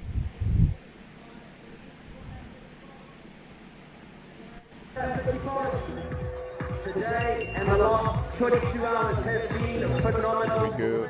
The familiar voice of Max. He's getting everybody fired up. That is incredible in these conditions. He was second here in 2023, where he went 23 hours and 53 minutes. He's going to beat his time by over 2 hours. For the last time he pitched up to And yet he's indeed mentioning that he's gonna better his time from 2023 by over 2 hours. Indeed. Yeah. And this drone shot just gives you an idea of what he's running down through those last little bits of forest before he arrives in the field. You can see the trail coming down there. on the RMB Ultra-trail Cape Town, and now he's going to come home and he's going to beat his best time ever by over 2 hours. Doug Pickard out of KwaZulu-Natal, Nottingham Roads, is coming home. Ladies and gentlemen, he's had an incredible last 22 hours on the trails. He's won the George Mountain Ultra-trail. He's been second here at the RMB Ultra-trail Cape Town today. He is going to put his name and etch it. Back with Dmitry Mateev, our leading man in the UT 100. He is rounding the corner of Opelskop and he will be hearing the finish line now. So not only does he have the motivation of Matt Healy chasing him from behind, but he also has the motivation of that finish line drawing him ever closer home.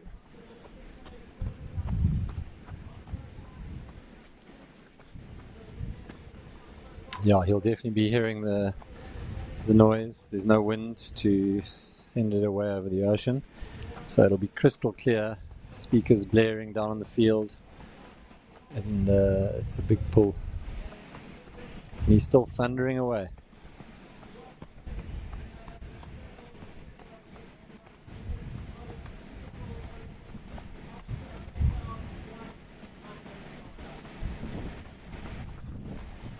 And as lush and as green as it looks, there is no water on the mountain at the moment, and there is also very, very little shade and protection from the sun. So he will be feeling the heat. It is 2:45 here in Cape Town, and it is hot. Yeah, but he's done the work. I know it's a dangerous thing to say, but it is downhill to the finish. Everyone always tells you that. Not the drill. Yeah. They always lie. But you can see the gradient there on the graphic. Apart from the little bump down above Deer Park, which is insignificant, he is rolling downhill into the City Bowl of Cape Town to the finish of the UT 100 at Gardens Tech Rugby Club in Cape Town. You can just see how this trail really just works to break any sort of rhythm that you're getting. Yeah. If you're not jumping over rocks, you're ducking under trees. Yeah, and then the wind is picking up again. As you can see, At the least trees really like being shaken. Mm. Yeah, it's always so there on the outside of the blockhouse climb, the exposed ridge on the outside of Devil's Peak is the one guarantee of wind in Cape Town, and the other one is in the saddle here underneath Devil's Peak. There's that little funnel where it's often windy even on a calm day, so that's why you're seeing that little bit of breeze there fanning those bushes.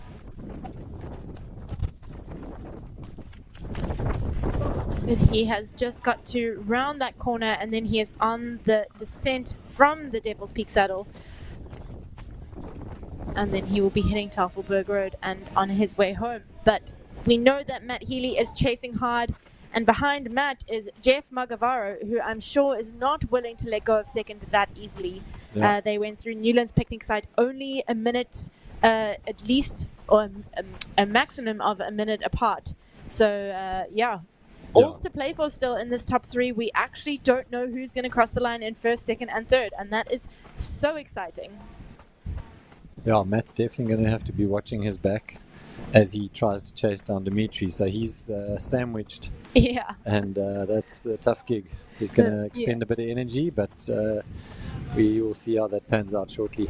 We talk about the mentality of being chased versus chasing. Matt has got to deal with them both right now. Yeah. Okay, the finish line is preparing for Douglas Pickard, who is running down through the streets, imminent at the finish line, the UTCT 100-miler. Great to get these drone shots today. Yesterday was a tad windy for the drones to be sent up, so it's awesome that we get to see Doug running along the road here. He's got maybe a couple 100 meters before he hits this grassy field where he'll be welcomed home in the City Bowl of Cape Town. Here he goes. Yeah, straight across. He can hear Max now for sure. And I hope he's taking it in. This is a very special moment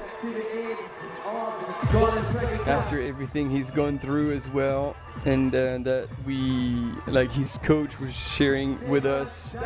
And he was just happy to be here.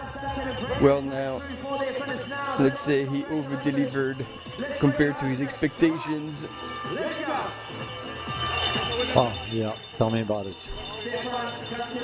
All together on the Explorer 23K, starting at 9 o'clock this morning at Alpha Trail.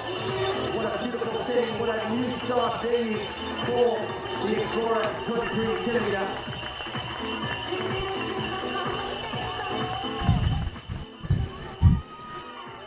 There he goes up the stairs and entering the field. Is that him or is it? Oh, maybe no, not. I think that was someone who's just running away because I was like, that is very, very fast to go up those steeps. Maybe somebody like that's probably our spotter. Yeah. He's just dealing with the little hill up onto the field.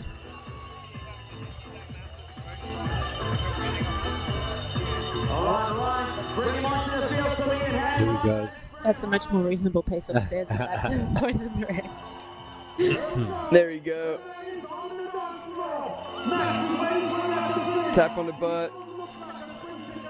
The job is done and well done. Yeah. Phenomenal performance, Douglas Pickard. Hats off.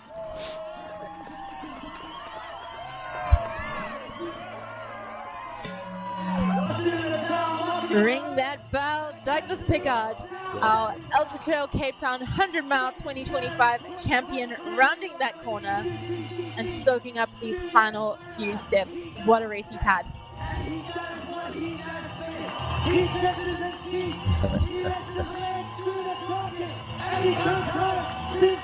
There you go, everybody showed up. Appreciate that.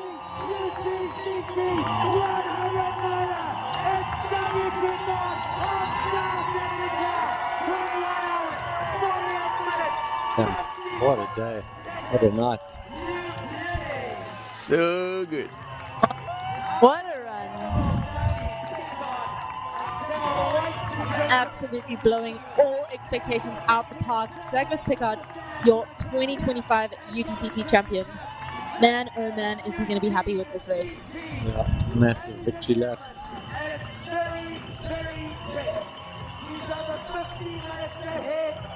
And hats off to his crew, who's delivered nothing short of perfect, always there, running ahead. It takes a village, especially over the 100-mile distance. Yeah.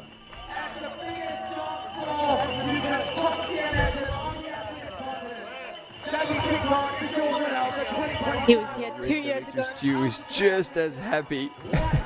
Yeah, he is. 2 years ago with a second position, and he's come back here to take the crown. Absolutely decisive win here today in Cape Town from Douglas Pickard. What a run.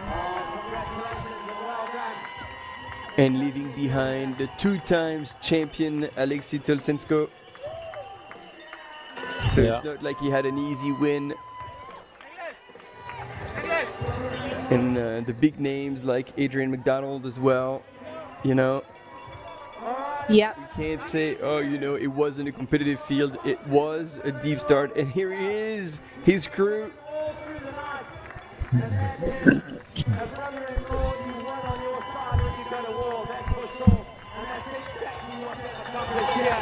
While we're celebrating. Okay. I gotta go. Go. Oh, yeah. Interviews. Finish line interviews. Penny's our woman on the finish line. She's running out there to capture a few words with Douglas, who's about to have his first sip of beer. He still hasn't sat down for 21 hours and 48 minutes. Last man standing, first man standing, still standing at the finish line. Yeah, incredible. It's quite a feat. And excitement is not going to end because Dmitry Mitayev has only got about 2 kilometers to reach this finish line. So don't go anywhere if you're at the finish line. It's all happening right now. Well done. Well done.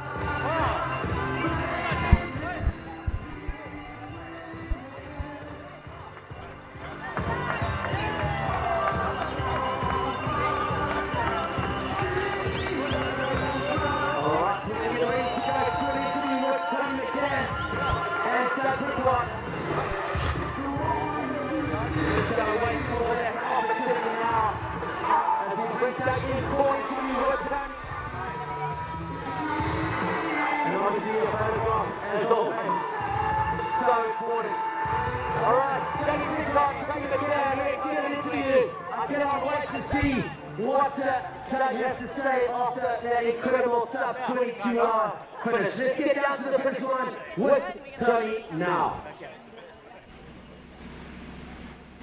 Oh my goodness, what a day you've had. Tell me, first thoughts, what are you feeling? How are you feeling? Yeah, that was a hell of a run. Aleski and I chased each other down from the start. I was leading him, he took me somewhere, I took him somewhere, and yeah, it was a proper race. But feeling amazing. We pushed each other to the max. So super chuffed. What a finish! And crowds, spectators, seconders, Flimin, all the, what do you call it?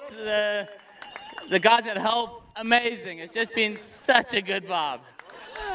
Yeah, shout out to the UTCT organization for making today happen. It's so great to see everyone here to welcome you home. You got second position here 2 years ago. Was that an additional bit of motivation to come back here and maybe take the win?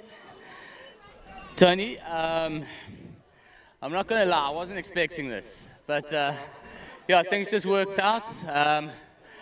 Aleski overtook me, and I saw my seconder, Nick. He's a big oak, and he just said, "Don't let him out of your sight." So I just pushed hard, and yeah, but chuffed I got it. Very chuffed I got it. Yeah.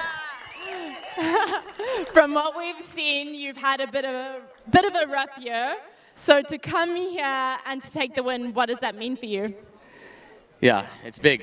To be honest, I wasn't sure I was even going to be here. Thank you, Stu, for being so patient with me and waiting till the last minute to get my email and say, yeah, I'm in. So I'm just over the moon. It's yeah, very, very chuffed. What an event! It's been proper. Oh yeah, well, we are ecstatic that a South African has taken the UTCT title this year. Oh yeah! And we can't wait to see what you do in the future. So congratulations, drink that beer, rest up well, and we'll see you at the next one. Thank you, Tony.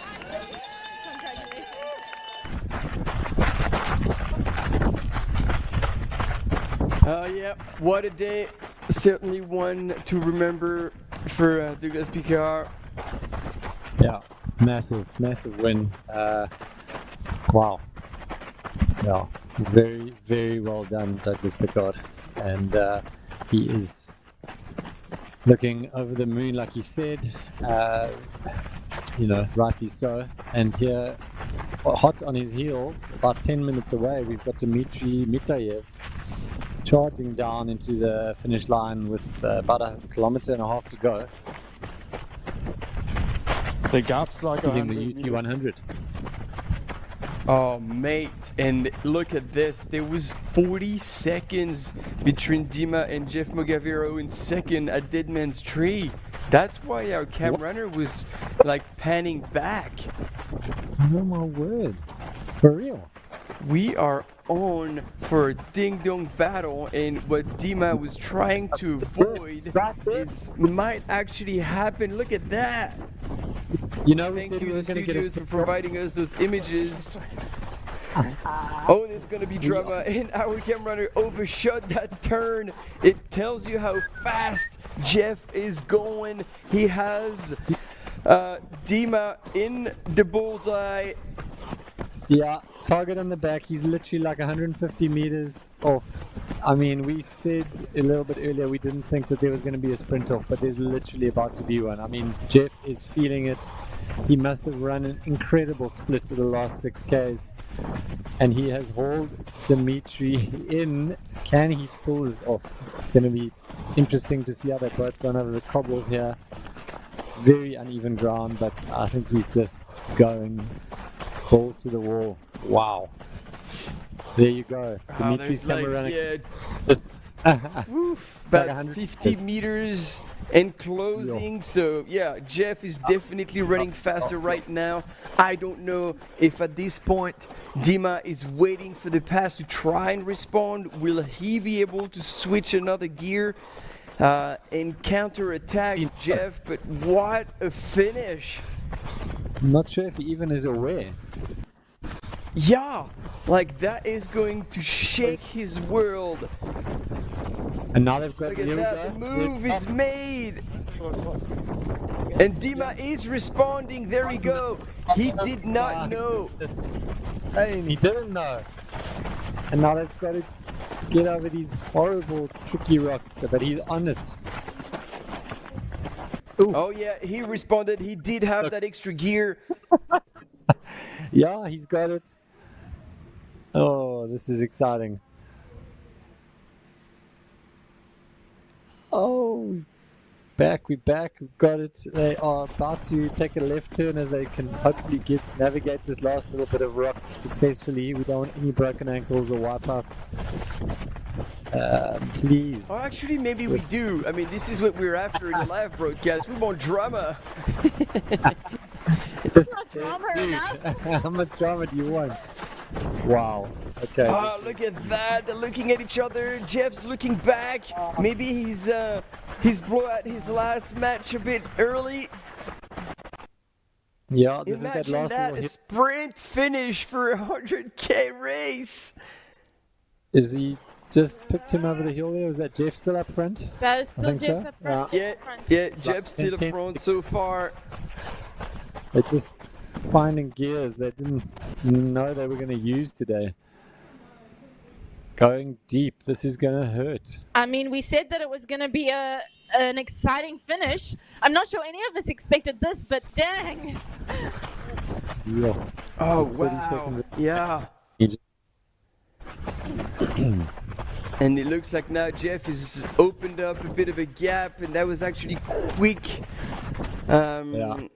Dima might have responded and held on for a little while, but it looks like now you see there is 20-30 meters. Yeah.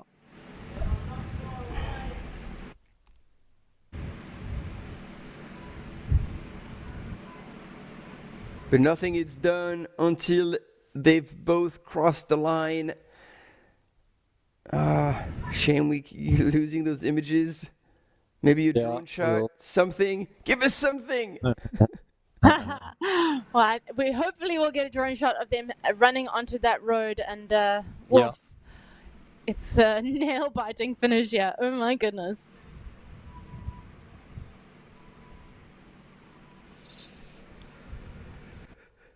No.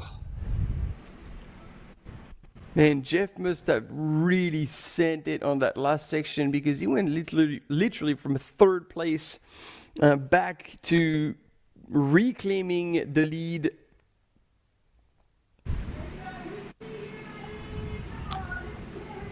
Come on, let's patch in. Hopefully we can just patch in for this last 3 or 4 minutes of drama as the top two dice it out for the finish line here in Cape Town. I'm sitting UT100. sweating in this container. My heart rate is so high. I feel like I'm running. This is so stressful. Oh my goodness. Okay, we've got the drone up. They're going to emerge from the forest. All right, above ladies and Deer gentlemen, Park any minute we here. know we had you on the finish line waiting, but our guesstimate is in about 6 minutes' time. We're going to have our first 2 men. I've got sweaty palms. Max, it's probably going to be less than 6 minutes, I reckon. Yeah, way less. The way these guys are duking it out, there is definitely quicker than 6 minutes on the cards. This afternoon, Jeff Mogamera of the United States, Dmitry Metayev from the Russian Federation, and I'm right. They've still got to deal with the boardwalks after that little bit of forest, that indigenous forest there over the river. So they're probably swerving down those boardwalks together. It would be a hard place to overtake, so I'm guessing they're just going to keep an eyeball on each other, and Jeff will be pushing hard if he's still in the front, and Dimitri will be just trying to keep contact, keep the elastic intact, the elastic band.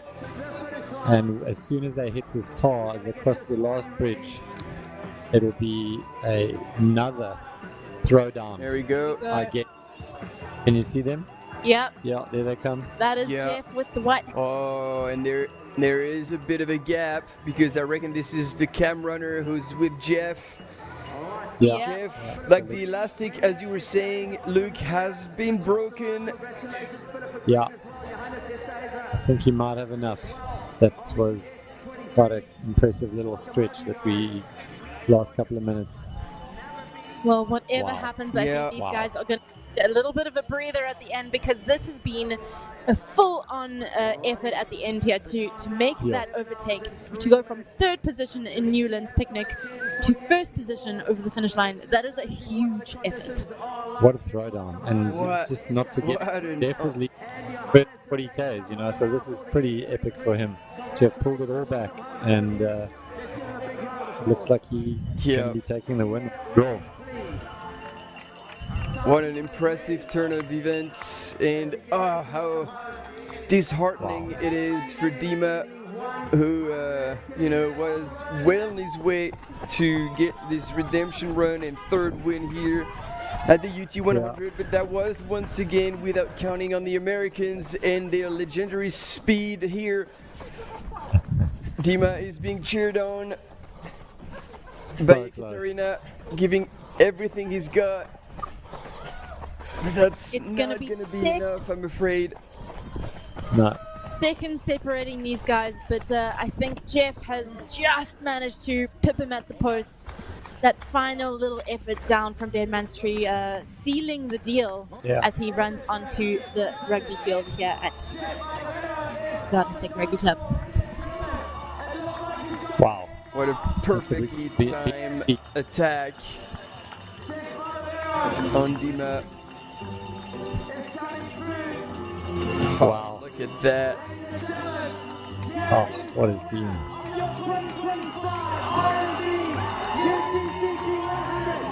And here he comes into the finishing chute, having just reclaimed the first position.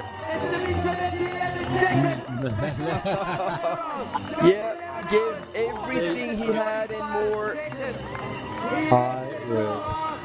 What a massive, massive effort over the last 3 Ks. I mean, that is insane. And Dimitri will have to graciously accept seconds after such another incredible run at the RMB Ultra-trail Cape Town UT 100. Great to have Dimitri back in the mix. What a boss. Second place to Jeff Mogavera, and mutual respect all around for an absolutely monstrous effort by both of them.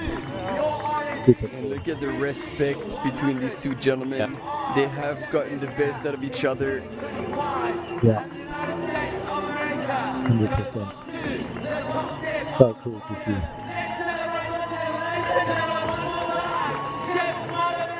From the United States of America is your RMB UTCT 100 champion in 2025. I think Jeff's like my new kind of outfit role model. I think I'm going to adopt that marathon Desab look. It's like a kind of the I mean, hell, if you're going to go for a bold move, might as well go for Dima's haircut. Yeah, fair enough. Yeah. But I don't know. I'm just say goodbye to my hair. I think Katarina is my role model. No, we can't do that. So we're going to have Tony McCann very shortly on the line to carry on the finish line interview with Jeff, who's celebrating that win together with his crew, Meg McKenzie, his crew, and actually team manager. Who is his team manager? You know? What's that? Who is his team manager? Is he here? He or she? That's she. That's Meg McKenzie. Oh, right. Oh, okay. Sorry, my bad. Yeah. Yeah. Oh, got you. Catching up here. Wow. Very cool. next shortly. He's going to have an interview with Spurman McCann. And as we're waiting for the interview, we have Sunaya Buddha leading the 100K in the women's race. But let's get ready now to go. Where is she? At Newlands. Yeah. Yeah, that's the last state station. Was all about. She's got Ryan there. Lots of help, her sister. And she's out again. And again, yes, indeed. Gosh, I don't think we've ever had a a race finish like that. Tell me, when did you think that you had it in the game? Like, when did you think you could make this first place finish line? About 200 meters from the finish in the first 30 miles. And then I fell back a ways, clawed my way back. Yeah, we saw you run to the end of Hout Bay along the beach. We assumed you just enjoyed the beach running, but then you circled back. How did that affect you mentally, and how did you come back from that? I mean, I couldn't really let it affect me. Like, it happened. So I turned back and Dimitri was right there, and I was like, there goes my lead. And then it made it a lot harder to catch back up. Yeah, well, you had a super impressive race. I'm curious, you ran Western States earlier in the year with one of the fastest times, I think actually the fastest debut Western States ever. What made you come to Cape Town? Why this race? Very different terrain, very runnable at Western States, and now Cape Town, which is very different. So what made you come here? It's just so different. It's awesome. Like, there was 3 miles that reminded me of Western States, and the rest was rocks and sand. And it was so much fun. Felt like New Hampshire, if anyone's from the States. Just slabby, dry rock, you know, scrambling, and then rocks everywhere. So this is something you were used to? Kind of. I don't think I've run a rocky trail in like 2 months. So I just decided I'd have to figure it out. Well, you definitely figured it out, so congratulations. I hope you soak up this win. Enjoy your time in Cape Town, and yeah, really well done today. Thank you so much. All right, let's give a big round of applause, please, ladies and gentlemen. What a day and what a memory for Champion Monero from the United States of America. Dimitri Mikhailov in second place. We're going to try and interview him as well, but please help us watch the field. We wait for Matthew Healy. And here we go now. It is Matthew Healy coming through to the finish line. South Africa, bring your boy home. Matthew Healy coming in to round up the podium. Epic effort from Matthew. This is just phenomenal. He's going to be so happy with his third position here. Just a few minutes back with these guys. He wasn't that far back, eh? And he certainly has had an incredible Amazing. run here today. He's going to go home in third place here at the RMB UT 100. Ladies and gentlemen, from South Africa, I give you Matthew Healy. He's going to come home in third place today. Let's give him a massive round of applause. The fact, the crew, the friends, the local boy comes good. Wow. Incredible. Just walking it in. There we go. What a run.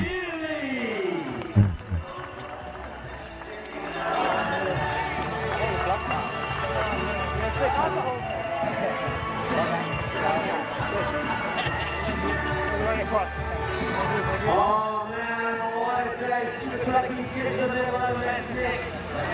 What a day, what a result. 3 incredible humans. Less than 10 minutes apart on the day. Congratulations to all of you. Jeff, Dimitri, Matthew, well done. Matthew goes back to the fans. I'm sure we'll get an interview with Tony shortly as well. But wow. Have we told you yet though that Nicolette Vermeulen from South Africa is currently in 6th place overall in the men's fields.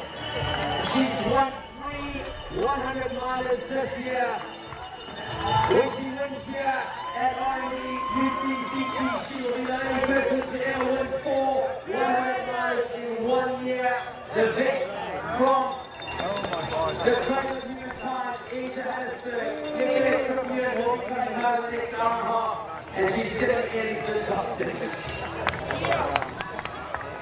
Alright, let's get in now and have an interview with Dimitri. Dimitri's won here in 100 before. We shared Dimitri as well. Dimitri Nikolaev.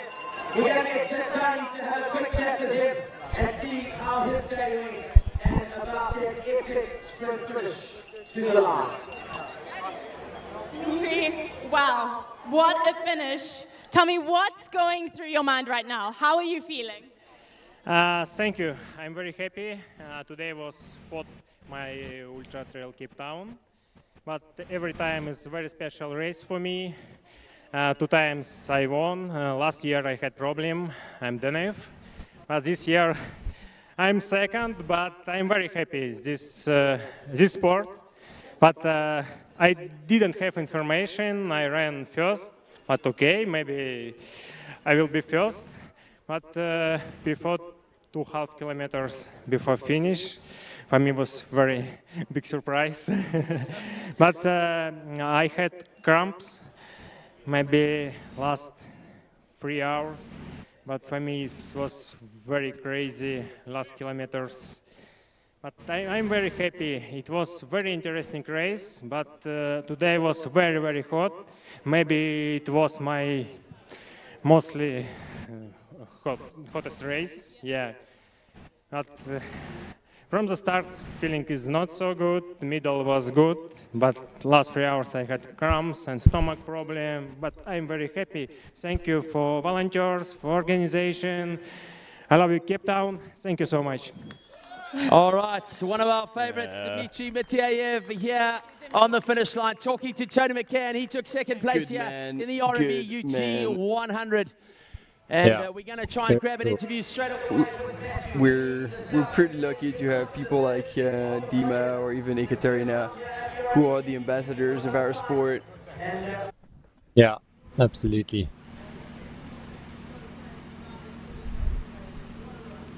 And another person we're super lucky to have and delighted to see what was your goal soon to become the 2025 champion, Sunaya Buddha. Let's hear it from our third place in the 100K. Yeah, tell me, what was the goal coming to Ultra-trail Cape Town this year? Well, firstly, for me, it's just so nice to run at home. I haven't been here for about 3 years, running on home trails, so I'm super stoked to be here in front of all you guys. Yeah, it's nice to run in South Africa. And then goal time, what was my time in the end? 11 hours... and some change. And some change. So about an hour faster, if I'm not mistaken, than your previous time. 11:26. Yeah. I think I just wanted to play the field, run a smart race, and then just play my cards a bit later on in the day.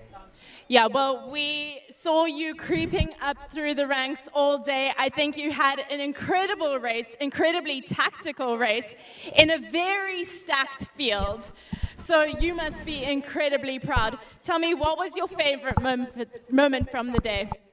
To be honest, running behind Jeff for a couple of kilometers there. Yeah, it was just cool to kind of share that space with him, and he totally dropped me up Blockhouse. But yeah, my favorite moment was just running amongst the community. It was so awesome to see familiar faces, so yeah, really happy. Well, we are incredibly proud of you, Maddie. Well done. Top South African here today at the UT 100. Really well done. I hope you soak this up. Rest well, and yeah, back to you, Max. All right, at 11:11:26 for Matthew Healy, 11:11:26. We got it. With our top 3 quickly, so we can get that for our incredible media team here, both local and international. So we ask our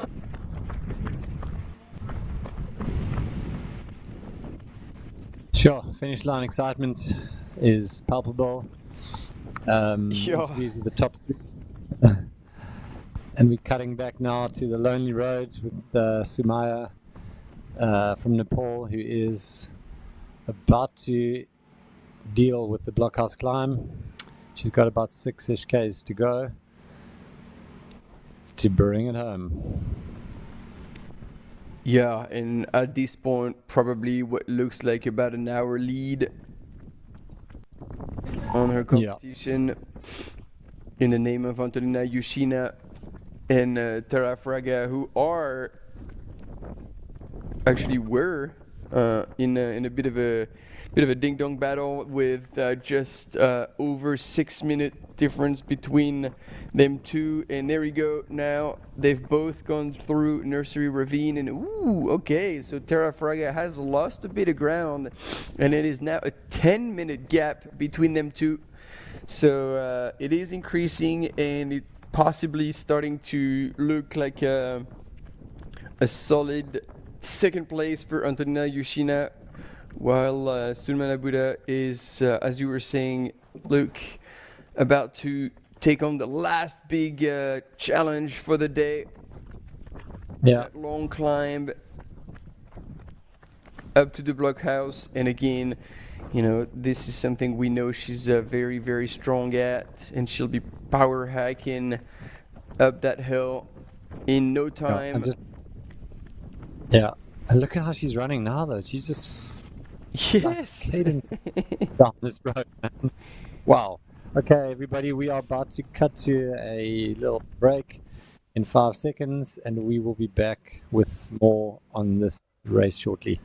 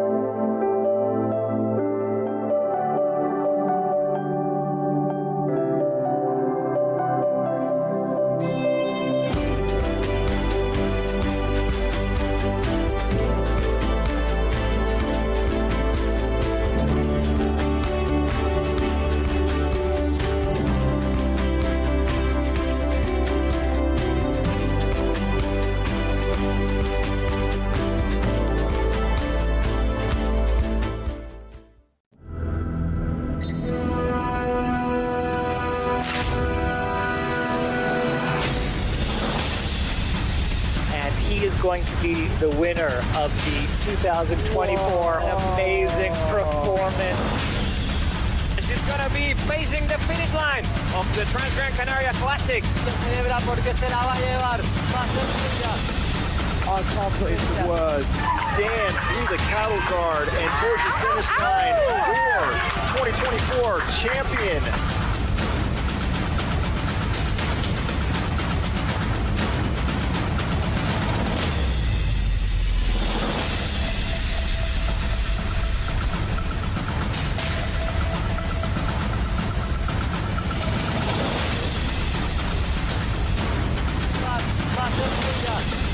I can't put into words.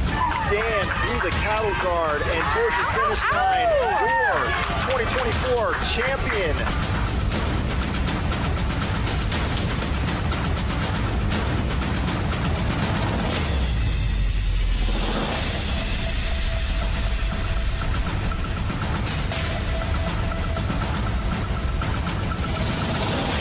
Every time he's going to lap now.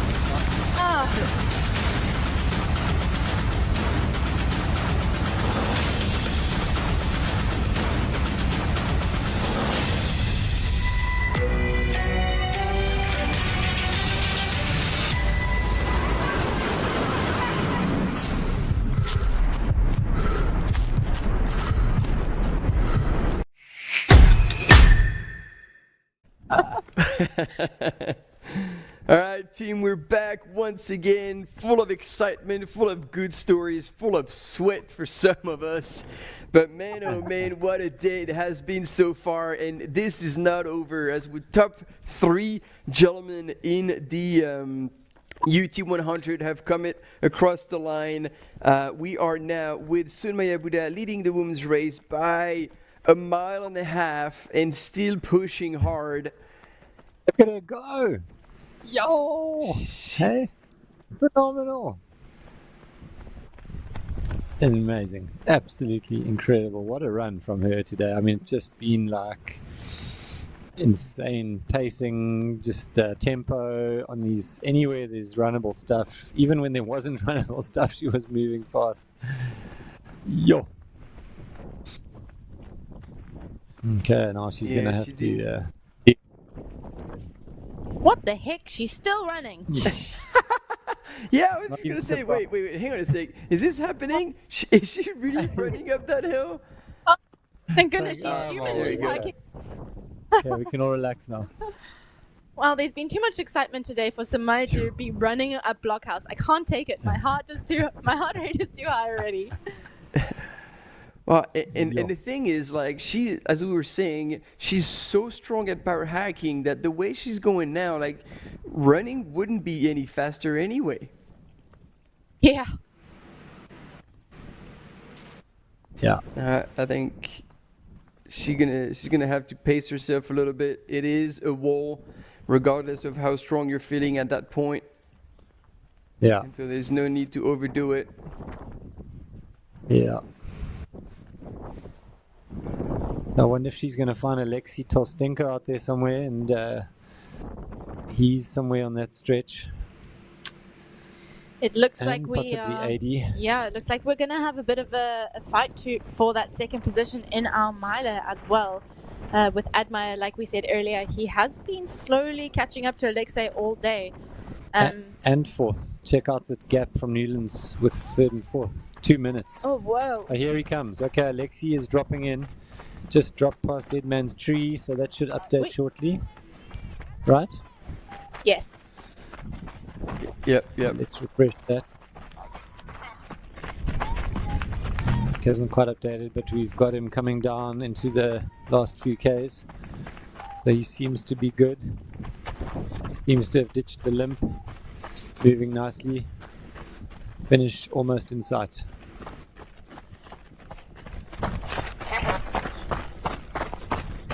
Yeah, I guess at that point you just accept the pain and stop thinking about it. Yeah.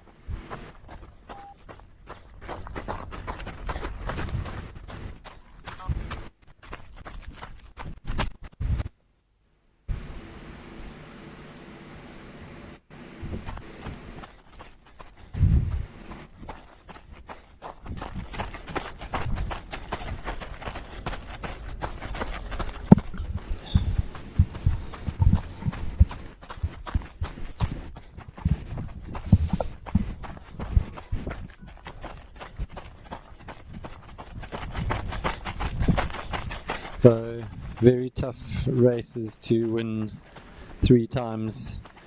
You can be high caliber, high quality runner.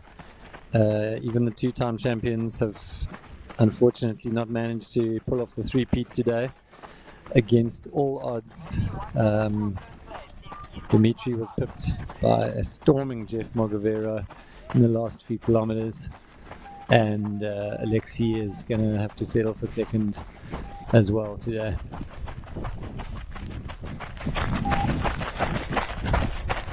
Yeah, so good old Robbie Simpson will be the only one holding on to 3 wins. Tony, to your knowledge, is there anyone else who's managed to do that? Did Prodigal win it twice? I think he did back in the. He beat Ryan the 1 year, and I've got a feeling he won it the previous year too. Prodigal Kamala, ex-Comrades runner, is actually running today. He's somewhere down in 50th in the UT 100, but we'll have to look up those stats. And Lindy, maybe Lindy Henning. She hasn't won 3 times yet. Been on the podium potentially that many times. Yeah. My first thought is Bianca, okay, actually. okay. Won the 35, and I think she's won the 23K here as well.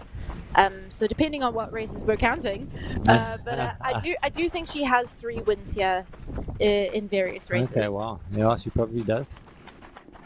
It's all downhill from here. Here comes 80, not far behind. Mate, that is why Alexei is looking over his shoulder constantly.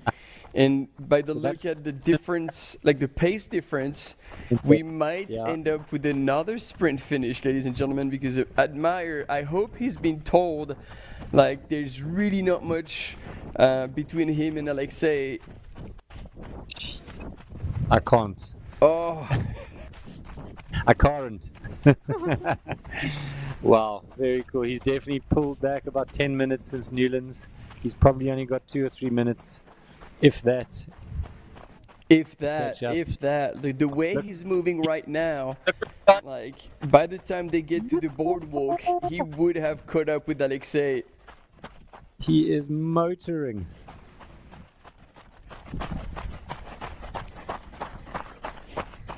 Oh, he was. Man, we're in for a treat again. Yeah. There's going to be some sweaty knees. Bring it on. What are you here for? Yo, wow, Addy really is moving incredibly well this late into the race. But he definitely has seen Alexei. He knows that he's close, for sure. Yeah.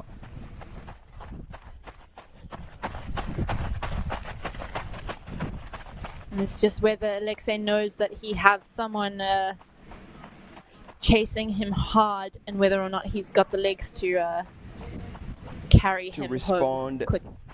Yeah, I think he knows, because he just kept looking over his shoulder, and I'm like, oh, but we haven't seen anyone else in the split at Dead Man's Tree, and then boom, here he comes, Admire in the house, and Admire is actually looking down, trying to see if he can catch a glimpse of Alexei. I think both gentlemen know what's going on right here.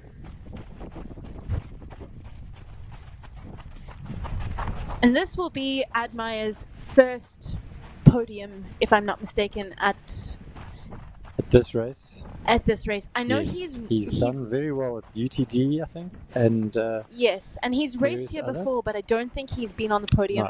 No. He's definitely paced here before. Yeah. But I think this is his first podium.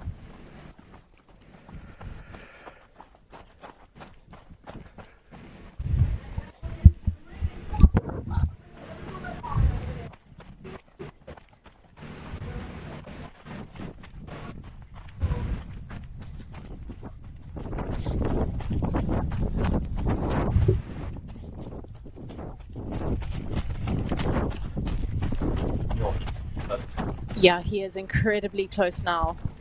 He's closing that gap rapidly. I'm having deja vu here, guys. It's like yeah.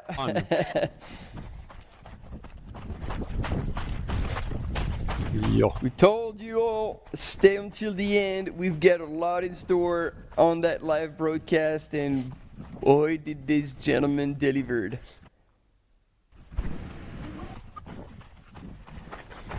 Come on, Cape Town, you got to blow up the chat for Admire.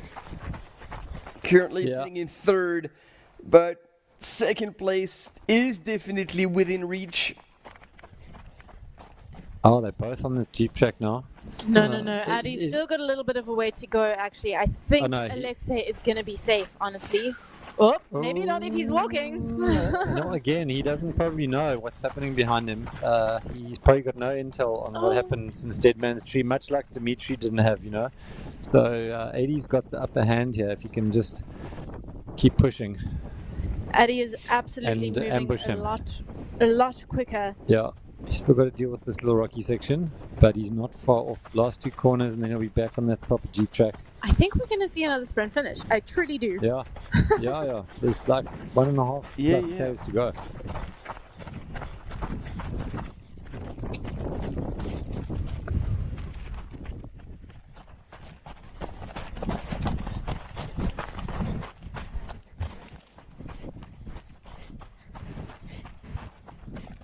Alexei about to cross that little stream before he hits the boardwalks, and Addy's about to hit the jeep track that Alexei is currently running on. Yeah, and So that's there's not maybe far. 400 meters 300 separating meters, them. not far at all. Yeah. Yeah, maybe 4. He's not quite there yet. Oh, I don't think my heart can take this today.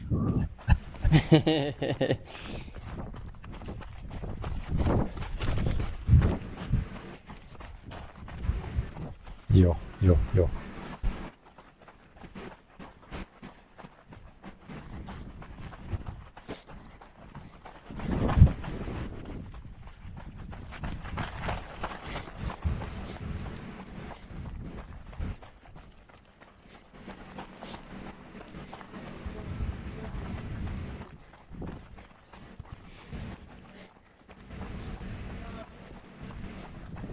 There is So still 80. about a couple of minutes, eh? Yeah, he's not quite there, but you never know. Just to recap on his last couple of years, Eddie has won the Ultra-trail Drakensberg UTD 100 this year, the miler, and second at the MUT miler. So just from now, he's on a tear, this man, and second in the Mauritius 100K also this year. So wow, what a year! Yeah, it's a busy man. Yeah.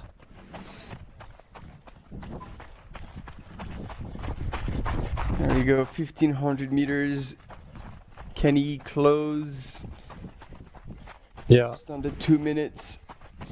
He's going to have to find something deep in there to make this happen. He's close, but it's still a very real little mini gap.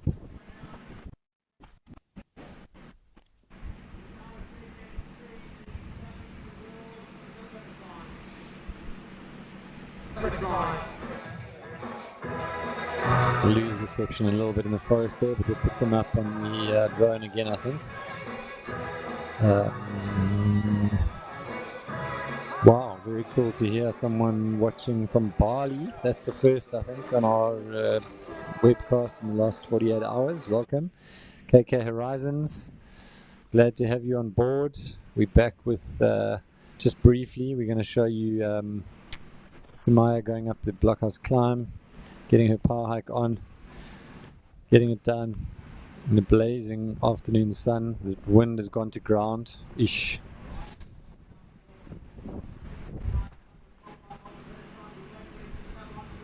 Here we go, she's in the last part, and you can see how steep it is. She's looking up, hoping to see the end of it, but she will be, crossing a dirt road, at least one more, right? Yeah, one more to come. Mm-hmm. Look at the gradient. Yeah, it's steep. Okay, we've got the drone up. Just try and catch the battle for second in the 100-miler. The RMB Ultra-trail Cape Town 100-miler is delivering up all sorts of excitement, much like the UT100 has just done. It's never-ending drama here, and we're waiting to get a glimpse of these Alexei and Addy coming out of the forest just above Deer Park. Any minute now they're going to pop out under those stone pines onto the last little bit of road towards the finish. Oh man, it's gonna be so close. Gonna have to wait and see if he's managed to close a little bit of it down in the last couple of minutes. The thing is, if Alexei pushes it a little bit too much, we've seen him limping for almost like 4 or 5 hours.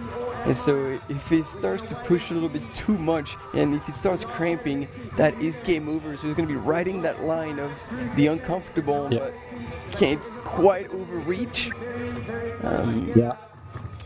Okay, there is someone popping out of the forest. Here he is.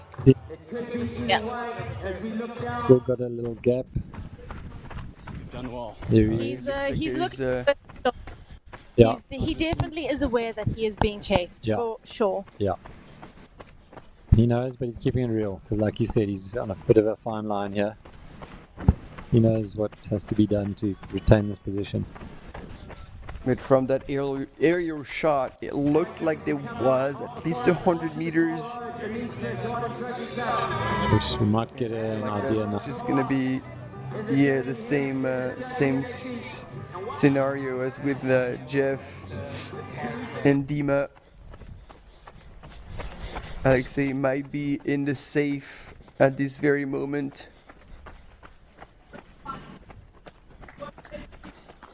Come on, another aerial shot. Let's look behind. Yeah. See what we got. Yeah. Come on. Can we pan with the cam runner? He's looking behind and not changing his attitude, so Admire can't be in sight just yet.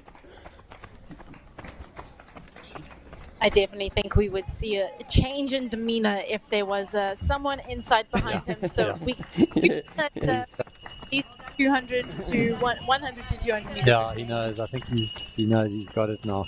Last corner, up onto the field. Second in the bag. All right, guys, I'm going to go and watch this live from the finish line. Bring it home. Okay. I'll see you later. Do it.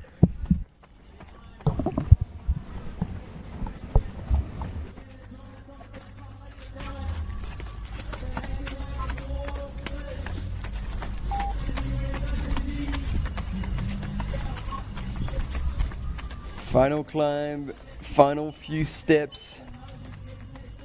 Yeah. What a journey for him as well. Last push, dude, last push. Up to the field. And it seems like it is going to be okay for Alexei to take second place.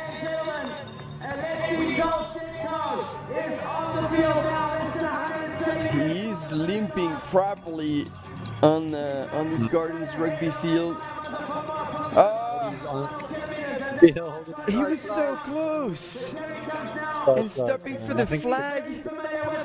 Yeah, come on. I guess he must have decided that this was like he was gonna be happy with third and that's it. Yeah. Good enough. But imagine that, like finishing within a minute, second and third in this 100-mile, 22 hours and 40 minutes, ladies and gentlemen. Second place here, representing Team Terex, Alexei Tolsenko, shaking his head. Why am I doing this to myself? Yeah.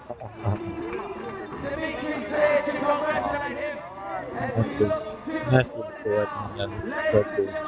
One of the most remarkable characters in running, in trail running, on the African continent, from Zimbabwe. He's going to take his highest finish yet, right here at the RMB Ultra-trail Cape Town. For the one. Yo, that was close, so close. Down, dude. What a scene.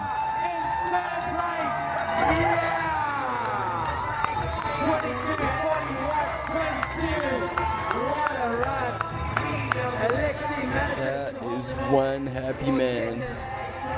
Yeah.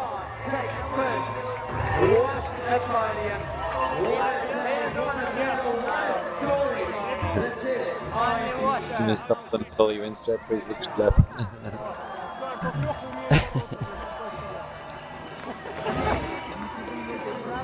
So there it is. He celebrates with the crowd here on the finish line. That mile was a popular, has done it yet again. This time he's done it the best that he ever has as he comes across the line in third place here today. Absolutely incredible.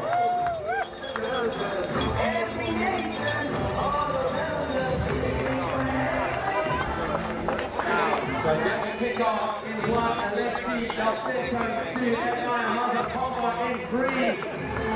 That is your class of 2025 in the 100-miler here at UTCT.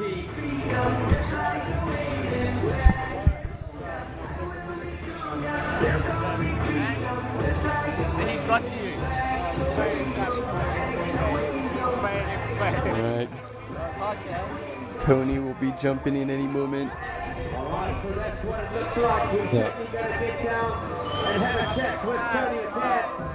And I'm sure she's going to grab Alexi for an interview. Doug's already there in his fresh white shirt. I mean, all that he's on the finish line. He's like, yeah, feel good.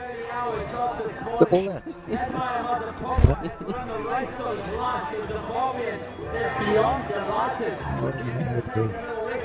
And then we're going to get down to the finish line. And we're going to have a chat with Tony McCann shortly.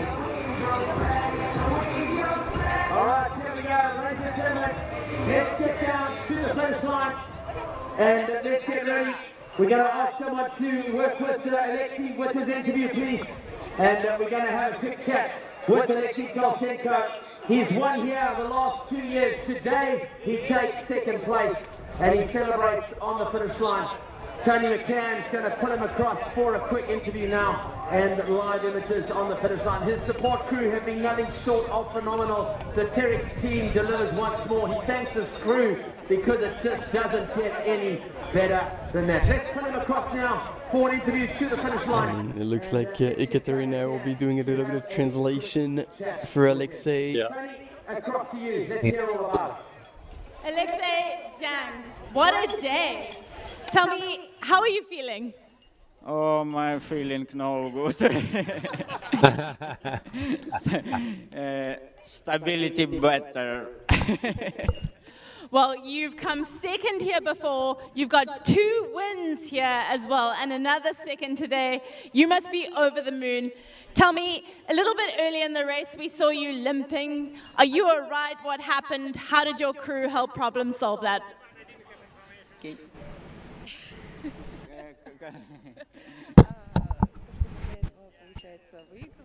Ага. Сейчас стал второй. Как тебе в целом помощь, кто волонтеров? Ну, сегодня я победил точно благодаря нашей команде, это 100%. На Alpine Trail я думал, все, умру там. Yeah, today, thank you very much, all the volunteers, because this winning with these guys, we did this together, and this wonderful race we won together with my favorite team. Well, Победа над собой. Не в гонке, а просто над собой. Yes, today I won with myself. Well, we are incredibly proud of you here in Cape Town. You are basically local now. We hope to see you again next year as you take on the 100-miler once again. Maybe. All right, let's give him a big Too round of soon, applause. too soon. Congratulations.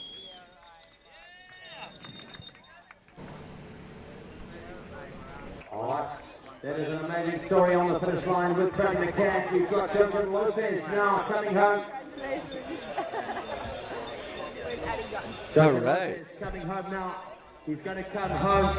That's where we had all the quarter flags on the chat. Joaquin Lopez This is your 4th place now. Let's give him a round of applause. coming in to take 4th place From Ecuador. in the 100K. Congratulations on your race. And he was 3rd at UTMB last year. Well, was it last year or 2 years ago? No, 2 editions ago, so I think it was last year.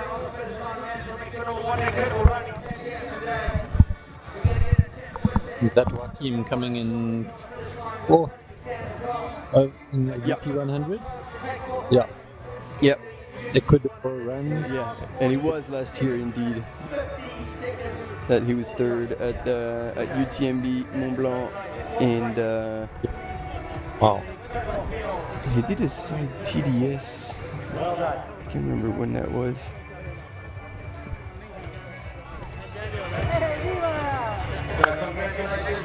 Anyway, pretty solid result again. 4th place here. Yeah. Incredible. It's just, hearing from Dima that Dima got passed right at the end. It was like, no way. Oh, the guy with the funky hat. Yes, there must have been something like this.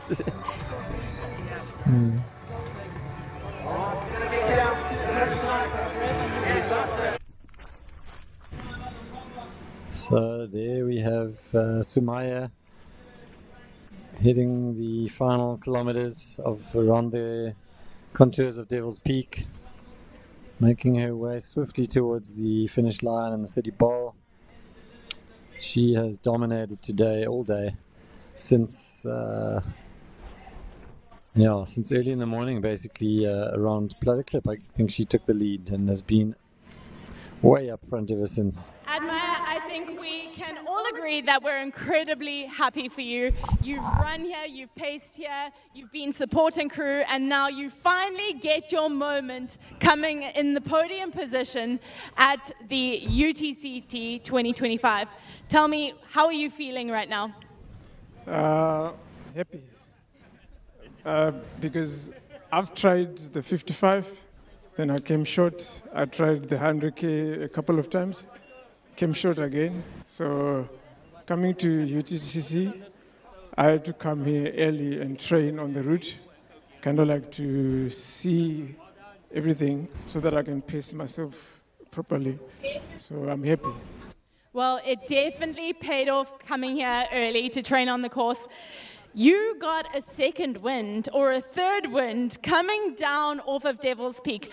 You ran after 22 hours and 30 minutes. How did you have so much energy to chase Alexei so hard? So it started just before Noordhoek, because I caught the fourth guy and then the third guy. So it gave me momentum. So I knew that number 1 and 2 can be close because it's hot. So I tried to kind of like keep that same momentum, drinking and eating and all that, just for the energy levels to go up. Well, you kept us on the edge of the seat until the very last moment. Congratulations, Addy. We're all so incredibly proud of you today, and we hope to see you in the future succeeding at one of the other distances as well. Yeah, I always come to UTCT because it's one of those races where there's big athletes from Europe. So if you can't be part of that, then what do you want? Well, we can't wait to see you on this stage and an international stage as well in the future. Congrats, Addy. Recover well. Back to you, Max. All right. Thanks so much, Tony McCann, Admar Mazampom. Well, we are so incredibly proud of them.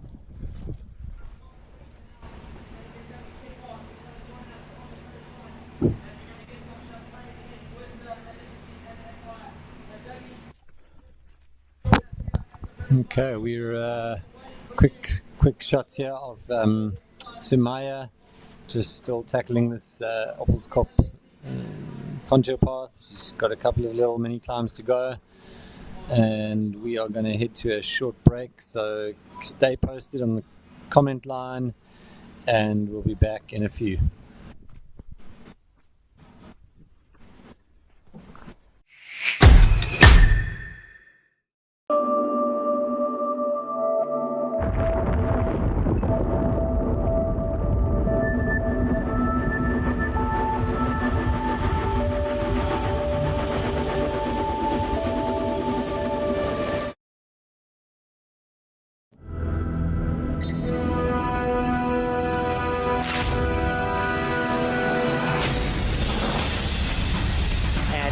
Going to be the winner of the 2024 amazing performance.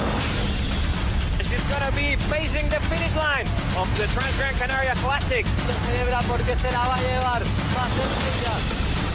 can't put into words. Stand through the cattle guard and towards the finish line for 2024 champion.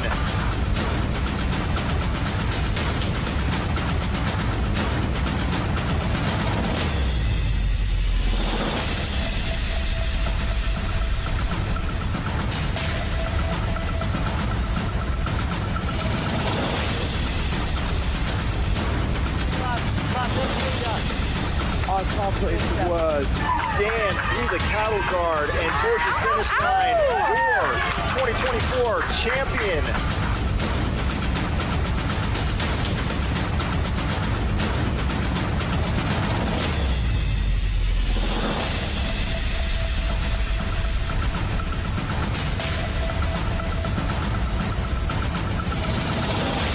Every time he's going to lap now.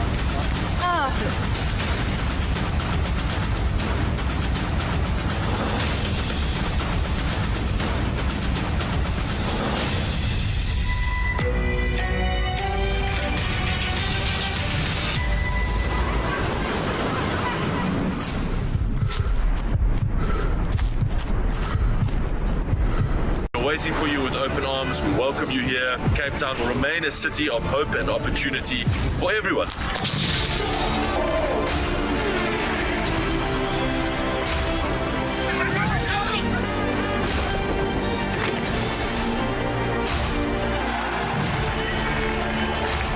Cape Town is open, safe and ready to host you.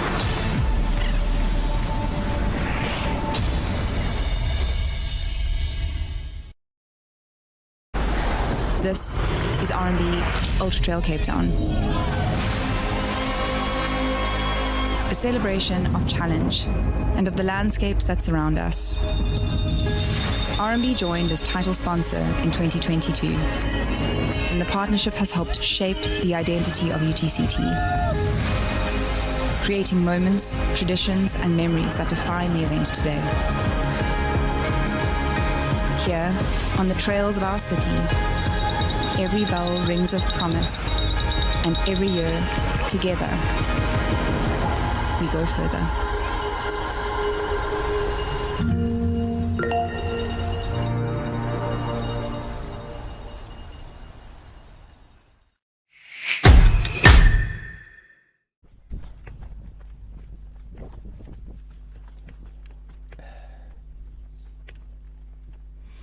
All right, and we are back one more time with Sunaya Buddha, our women's leader in the UT 100. And she's getting closer and closer to that Gardens Rugby Club. Every step she takes,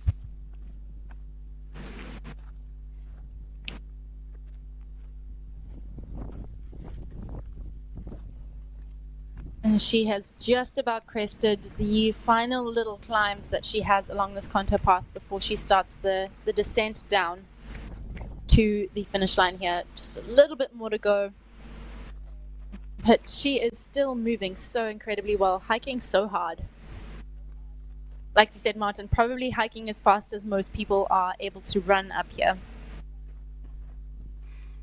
yeah, it's interesting to see, like, she's power hiking it hard, and then every time there's this little surge, little 3-4 steps run in, and then back into power hiking. Indeed, look at the size of these steps, and she's not I think wasting any second.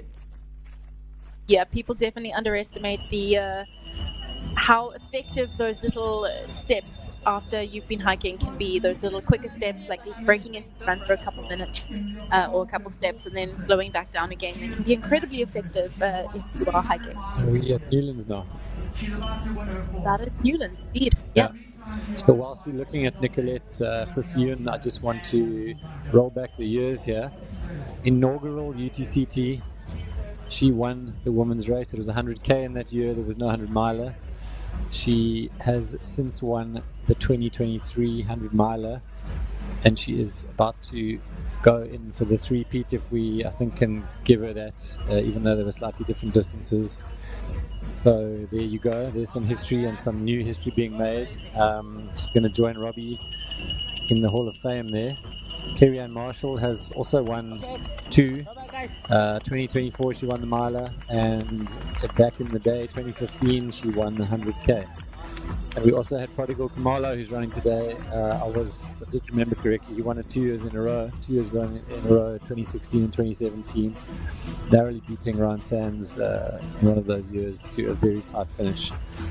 So very, very there you interesting. go. We are watching history unfold, and while we do that, I think we are going to be waving goodbye to our New Zealand representative today on the feed. It's about time that he heads to bed. I think he's well deserved that sleep time shift. Yeah. Yeah, Marty, thanks, it's been team.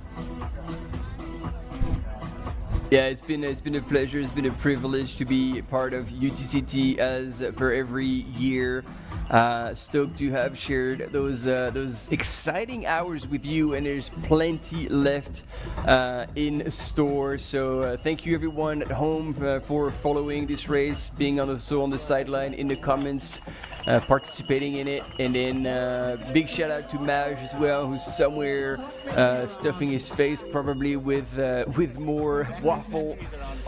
Yeah, I'm gonna tune out, but leave you in perfectly capable hands with Tony and Luke and Maj. So, yep, thanks again. It's been real, and until next time, peace. Peace out, Martin. Cheers, brother. Enjoy that sleep. You have deserved it for sure. All right, and while we say goodbye to Martin, we are still with Nicolette Graffian, our leading woman in the UTCT 100-miler. We've just watched our top 3 men come in for the men's 100-mile, and what a nail-biting race that was. For a race to come down to minutes and seconds at the end of 100 miles is absolutely insane. Yeah. That was next level stuff. What a pleasure to watch that throwdown. It was phenomenal. And in both our races, the UT 100 and the 100-miler in the men's races has been incredibly tight competition, and it's so great to see. You know, we're more used to seeing bigger gaps and slightly more comfortable wins, like what we're seeing in the women's race in the UT 100 currently. But the men's race has been fire, and Sunaya is putting on an absolute show. So very, very exciting racing that we've seen here today. Yeah. It's been quite something.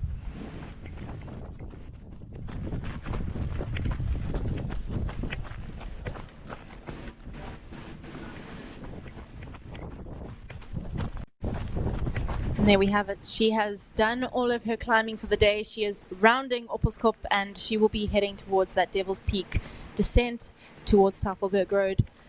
In probably 10 to 15 minutes, she will be down on Tafelberg Road and heading towards this finish line as this year's UT 100 champion.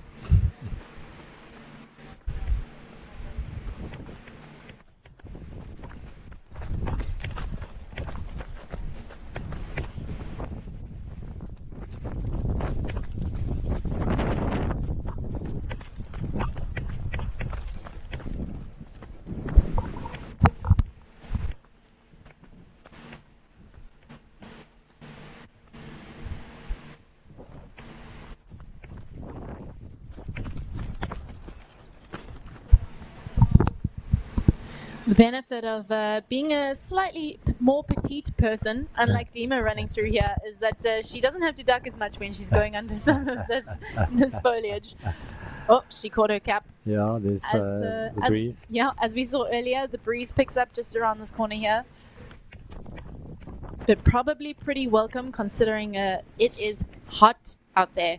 Again, we see 23 degrees, but I feel like that's a lie. I know, it definitely feels like that's a YR.NO type of reading, which is the Norwegians who always undercook the heat by at least 5 degrees. So I'm going with you on the real feel of 30. Yeah. And this little stretch just reminds me so much of, I'm just been messaged by Richard Thomason, who ran this stretch with me in 2015. We were chasing down Chantal Minaber. She was just ahead of us at the blockhouse, and Richard turned on the afterburners here. I told him she was just up ahead, and he absolutely smashed me, dropped me like a stone, and rocketed off and just managed to pip Chantal, and not quite as dramatic style as we've seen today with the sprint down throwdowns that we've seen within a kilometer of the finish. But Richie, good memories, my man.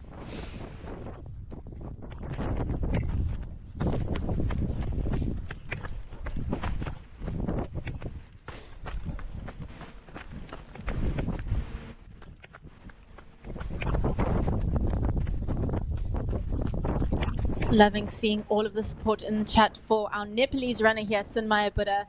Yeah. It's been great to see them, her and her sister here on our trails, and really doing themselves proud. They have made these trails look relatively easy. Yeah, they really have been impressive. In case anyone hasn't been following along all weekend, how dare you? But you're forgiven. But Sunmaya's sister, Ramaya Buddha, was running yesterday in the PT55, coming in 3rd position at her 2nd biggest international race, her first being the Hong Kong 100 50 kilometer early in the year. So incredible to see her as an up-and-coming talent showing up on an international stage. And her sister proving why she is one of the best in the world here in Cape Town today. Yeah, and we hope that you caught all of the frenzy of activity in the last hour. It's been crazy out there at the finish line. Tony's had to dash out to do finish line interviews because everything's just been stacking up on top of each other. The UTCT 100-miler finishing with Douglas Pickard taking the win. In a very emphatic style, 21 hours and 49 minutes from Alexei Tolstenko, previous 2-time champion, in 2nd, who came in just under an hour behind him, closely followed by Maya Muzopambwa from Zimbabwe, literally less than a minute behind Alexei, and We've also had narrowly after that the UT100 finish, which you will have heard, I'm sure by now, was absolutely enthralling. Jeff Mogavera taking the win, just 20 seconds from Dmitry Metayev, 11:04.53, and Dmitry came in 11:05.24. A phenomenal finish, and local runner Matthew Healy from Cape Town finishing out the podium just a few minutes back of them, 6 minutes later in 11:11. We've also had 4th position come in, Joaquin Lopez from Ecuador, 11:46, about 20 odd minutes back. And that's where we're at with the finish line for now. And while we watch Sunmaya charge her way to this finish line, we also have a race on our hands for the remaining podium spots. We have Antonina Lucina, who has been through Nursery Ravine. So we are still waiting for them through that Newlands picnic site. And Tara Fraga, who passed into 3rd position, I think at Constantia Glen was the first time that she took over from 3rd position. Yeah. Oh no, sorry, I'm mistaken. I think it was in Hout Bay. It was in Hout Bay. Yeah, so Tara Fraga taking 3rd position in Hout Bay. She has also been through Nursery Ravine, 10 minutes back from Antonina. So we have a race on our hands for 2nd and 3rd as well. Alyssa Clark is in 4th position, the American runner for On. She went through Nursery Ravine in 11:40, so about 23 minutes back from Tara Fraga in 3rd. And Sarah Humble, completing our triplet of US represented runners, is Sarah Humble, having gone through Nursery Ravine just 6 minutes back from Alyssa Clark. So our top 5 is still very much up in the air. We are not sure who's going to be coming into that Newlands picnic site first. We assume Antonina, with her local knowledge, because this is not her first rodeo on this UT100, we assume that she will come into that Newlands picnic site aid station in 2nd position, and then 3rd, 4th, and 5th, well, you'll have to just wait and see with us who comes in there first.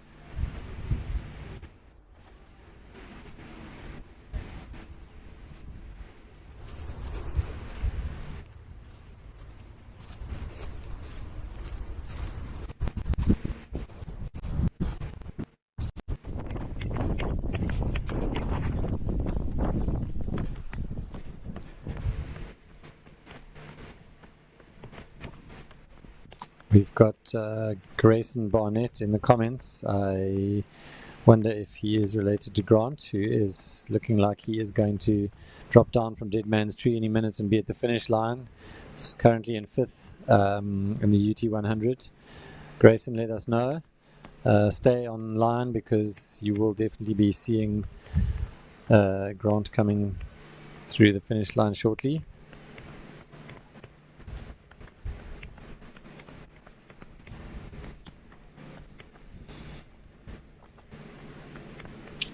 And Jenny, glad we could answer your updated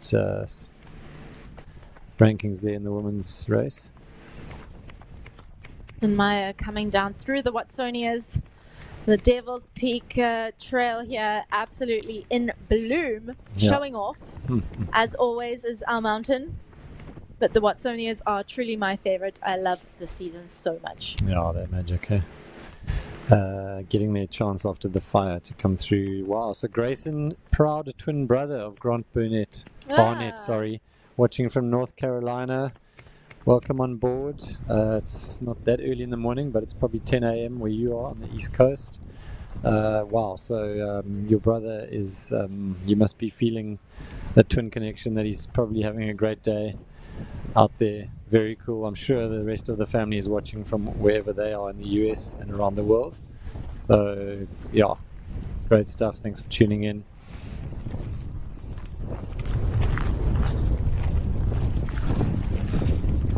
Living in Cape Town and being from this area, I think we forget how well recognized this race is internationally, and to have so many incredible international runners come here and compete on our trails.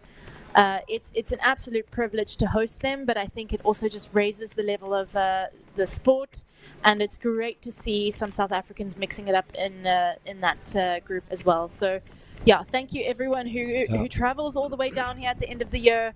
It is an incredible race, and yeah, it's great to host everyone here, and hopefully we get some family members coming down in the future too. But yeah, incredible result for Grant. I think this is probably one of his, I don't know the rest of his results, so don't quote me on this, but I think this is going to be a pretty big result for him. Yeah, it might well be. Yeah, so I totally echo that sentiment, Tony. We appreciate you. All of you have made it all the way to the tip of Africa to come and experience what goes down in Cape Town. We're very proud of our city and our country, and we're loving the fact that you're all coming here to run and experience and immerse yourself in the nature and the culture and the whole South African experience. It's fantastic. If you haven't been, put it on the list. Highly recommend. And while we are with our UTCT first woman, Nicolette Griffin, we are also watching a battle for second and third here with Simone Milan in second position at Elfin Trail. She went through with an elapsed time of 22 hours and 8 minutes. Carrie-Anne Marshall going through Elfin Trail aid station about in 53 minutes behind her. So there's a bit of a gap between our first, second and third. I think we can safely assume that barring any sort of mishap, we have got our podium sorted here, because our fourth place position, Nicole Abma from Canada, is still not checked into Constantia Glen. She's still dealing with that very tough section out on the medium slopes of Hot Bay's big mountains. Yeah, that Elfies track, if you've ever experienced it as a local or international, I think you know the struggle of that trail. Yeah. It's incredibly technical, it breaks your stride, so unsurprising that it takes so long for only 19 kilometers. And rounding out our top 5 there is Sveta Becker from South Africa, and she is also making her way from Noordhoek to Constantia Glen along that Elfies track. Team 8 dropping off in 1 minute 25, picking up.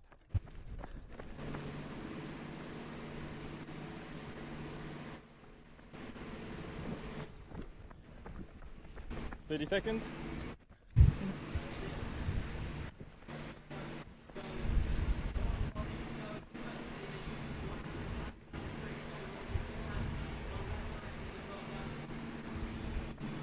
We said it a little bit earlier, and if you're just tuning in, I'm going to repeat myself because this performance from Sunaya is absolutely incredible. She is such an incredible runner when it comes to negative splitting her races. If I was in front of her at the end of a race, I would be frightened, because she is just getting stronger and stronger and stronger as the day goes on. Yeah, frightening. Such talent.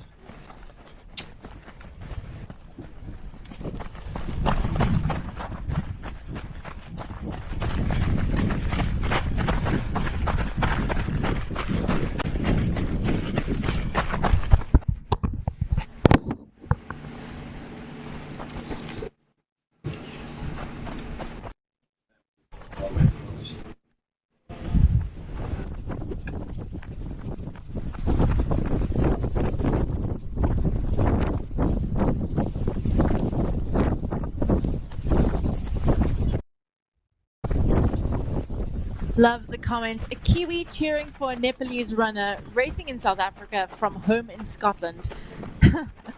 Talk about a mix of cultures and nationalities. So very, very cool to see how the sport brings such a wide range of communities together.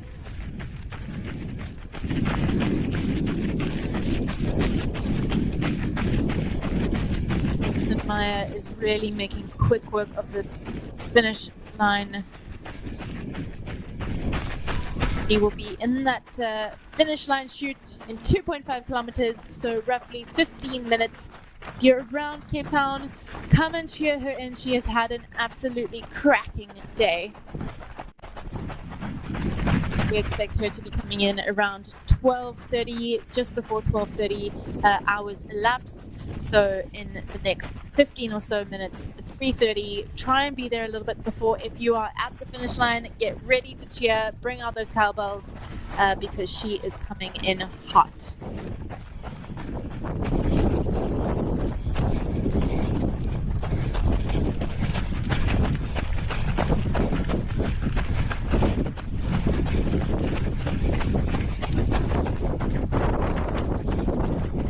An incredibly special finish line moment as well, getting to share that with her sister yesterday, and now RMB getting to share this experience also with Sunaya today. Incredible to see this family affair going down, and also after such a tough year, having to miss the CCC by UTMB in the end of August due to a foot injury, and scrambling to make it to Canfranc, and obviously having a great performance there. But this is just the cherry on top of an incredible year that she's already had. A challenging year, but one that has been incredibly fulfilling as well.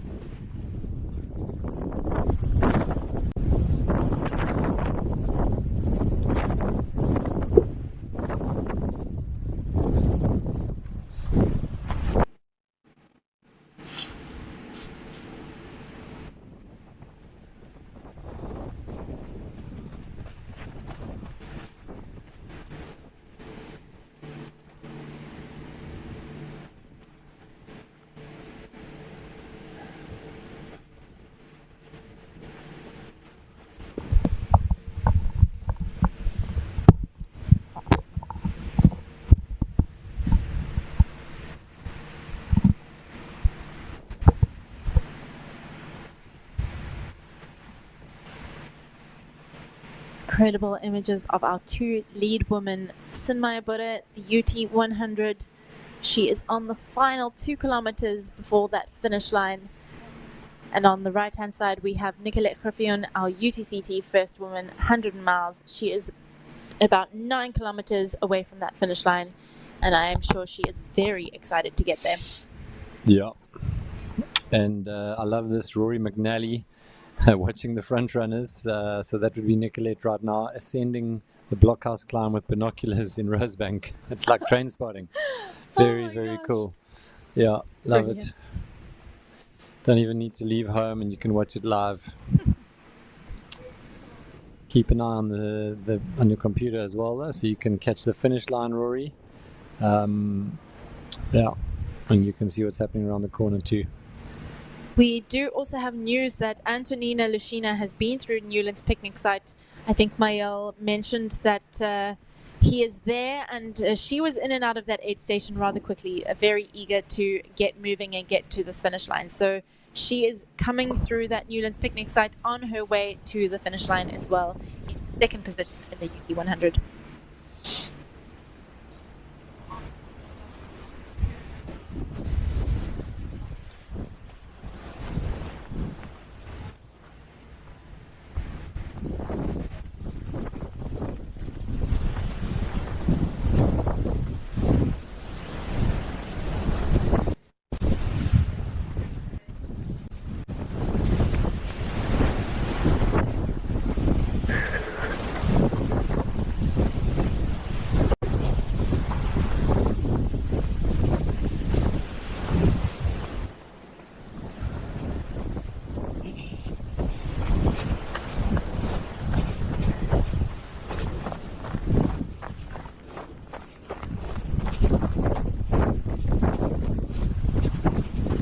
Nicolette on the Jeep track here, heading towards that blockhouse climb.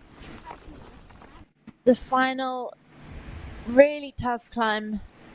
Not the last climb, but definitely the last longest climb. Never the last climb. Never the last climb until you cross the finish line. Tony, tell us, you have not run the 100K here before, am I correct? No, I've only run the 55K. Are you tempted? Is it happening sometime in your crystal ball? Maybe one day.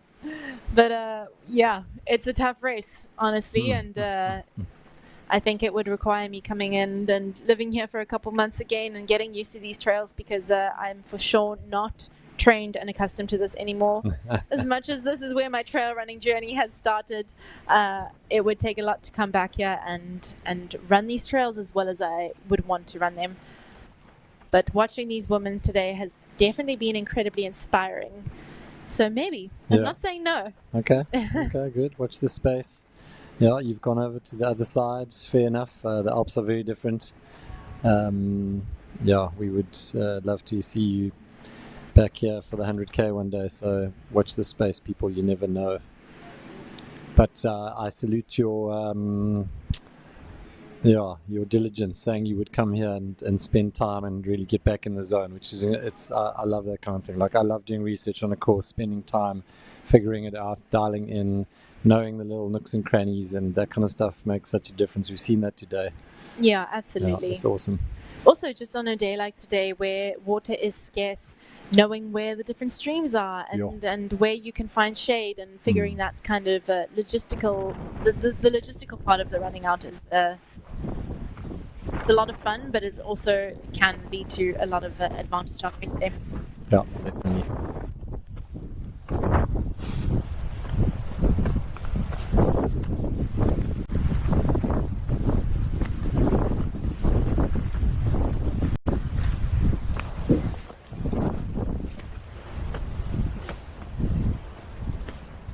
And are you allowed to tell us about your calendar for 2026? Is it public?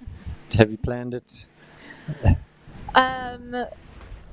Not quite public yet. Okay. Not sure I'm going to make it public right now, just because I'm actually not entirely sure if I will be ready for it.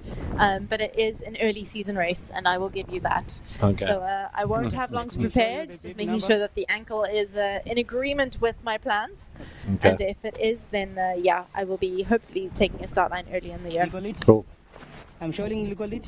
I'm following. Okay.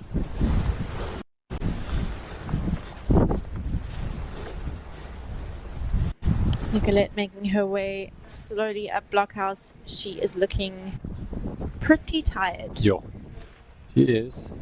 Relentlessly moving forward, but yeah, looking very tired. Fair enough. While we're watching her here, we are waiting for that drone shot of Sunaya as she comes down from the wash house. From Deadman's Tree, she's made her way down there. She's on the boardwalk, so we assume we're going to see her coming through on the roads any moment now. Yeah.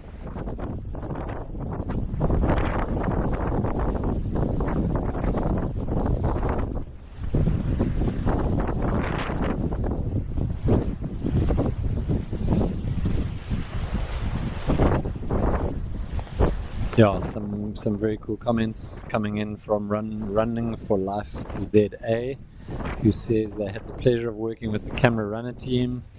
I don't know if you were running or just helping drive them from place to place. There's so much that goes on behind the scenes to make that happen. Yet again, we will shout out to them until the whatever.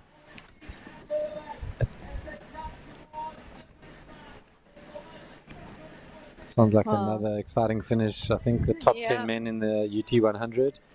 And wow, amazing images of Sunaya running through the boardwalks here. I'm not sure again if we've ever had images, especially not for the men. So very, very cool to have images of her absolutely cruising down this section on the boardwalks. She'll make a sharp left turn here and coming then past onto the wash the road. houses. Yeah. Nice. And now it's about maybe a kilometer to the finish line, if that. And she is on the home stretch. Let's just check what has just happened on the finish line. I think there might be another tight finish that's just happened between a 7th and an 8th runner in the men's race. Noordhoek Vriends, I think. Oh my word. And Augustine Sorel from Reunion finished 3 seconds apart. Oi, oi, oi. We unfortunately missed Grant Barnett and that battle. He was finished 12 minutes ahead of them in 12:10, so massive kudos to Grant Barnett. Sorry about that we weren't able to cover his finish line run-in. Except that we were on our amazing woman, and I think we've got to give our woman some love here. Absolutely. As Sunaya comes into this final, maybe 400 meters before she hits the finish line field here at the Garden State Rugby Club. And everyone's out giving her some cheers, hopefully. And she was going to be taking the win, and she will be the 8th finisher overall in today's UT100, which is just absolutely incredible. Yeah, absolutely incredible. And she's running like she just started the park run. Yeah. I mean, what the actual... It is amazing. Absolutely incredible. Inspired, to say the least. Yeah.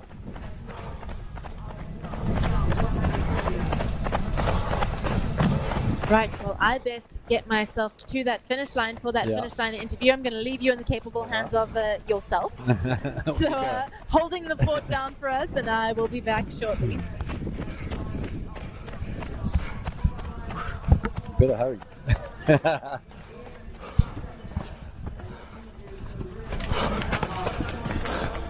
They confirmed that Grant Barnett came 5th in the UT100, Augustine Sorel in 6th, and Noordhoek Vriends in 7th. And here we have the winner of the women's race entering the field. Absolutely smashing this race today. We can't say enough good things about her. I'm running out of superlatives. We'll let her finish, and the cheers from the crowd do the rest as she turns the final 2 corners into the finish chute.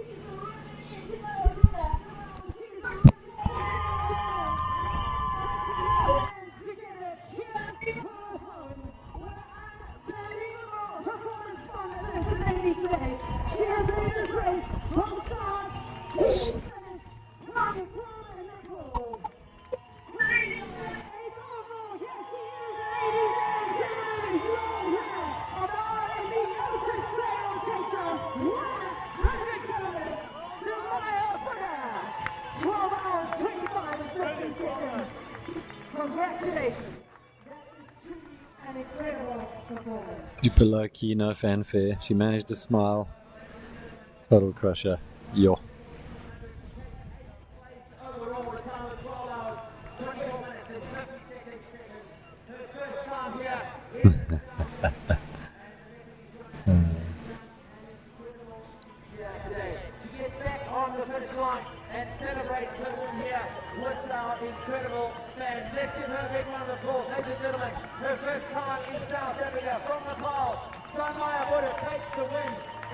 Sunaya Buddha doing the victory lap, high-fiving the locals and the crews and everyone standing at the finish line to round off a fantastic day where she dominated for 3/4 of the race and was untouchable.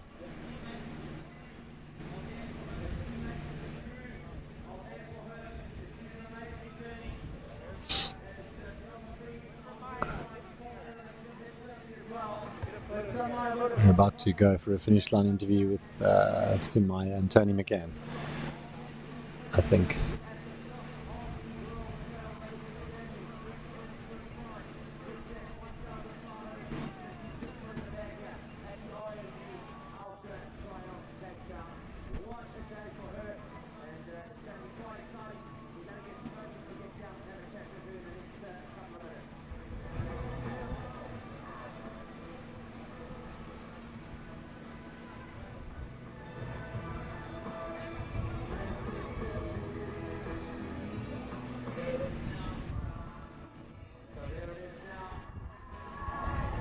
Trying to get a couple of words with her.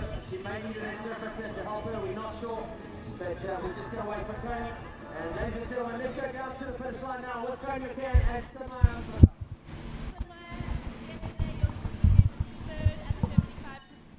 Today, you are first in the UT100. How do you feel? I feel so good now. During the run, race course is very tough. I never been championship like this trail. This is my, oh my God, trail amazing. Even all mountain trailing championship is easy. This trail is very tough. Well, to give everyone some context, the Canfranc Mountain World and Trail Running Championships was incredibly difficult, and Sunaya managed to come in second there. So for her to call this tough, amazing day. What are you going to be doing to celebrate? Beat up, eat something good. Yes, relax maybe 1 week. Perfect, you deserve the holiday. Well, congratulations, Sunaya. We are all incredibly proud of you. I hope you have a good rest of your stay in Cape Town. Thank you so much, and thank you for everyone cheering for me. Namaste. Namaste. All right, namaste indeed. Congratulations, Sunaya. It's so incredible to have you here. And as she finishes with her interview with Tony, we've got 9th place coming across the line now. It's Kokwatse, and he is just coming around the final.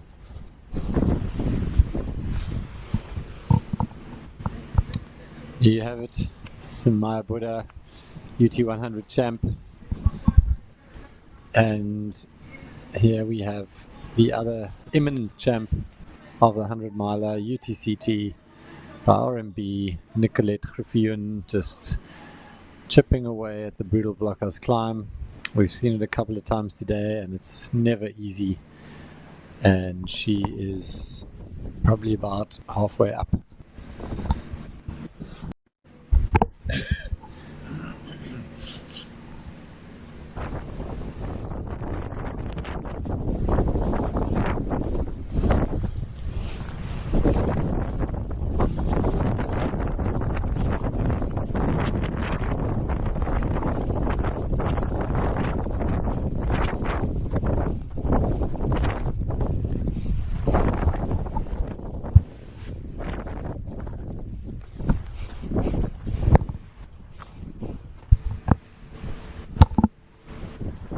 Nicolette on her way to becoming the Triple Crown champion, having won this inaugural race in 2014 when it was just getting started, and now looking like she will sweep it again sweep the honors in 2025. There she's arriving at one of the crossroads, which means you are probably 2/3 of the way up. We are going to cut to a short break, and we'll be back in 3 minutes.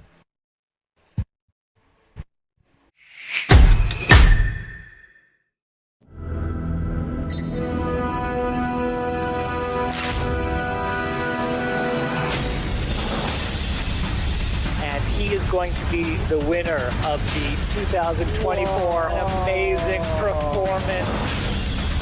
She's going to be facing the finish line of the Trans-Gran Canaria Classic. I can't put into words. Stand through the cattle guard and towards the finish line. Your 2024 champion.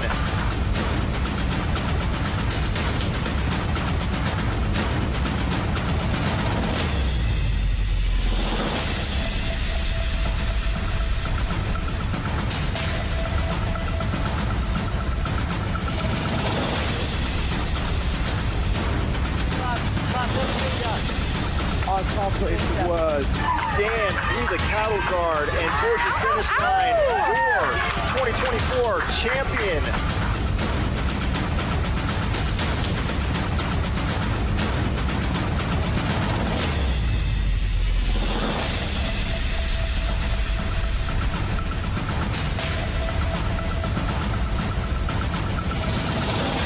Every time he's going to lap now.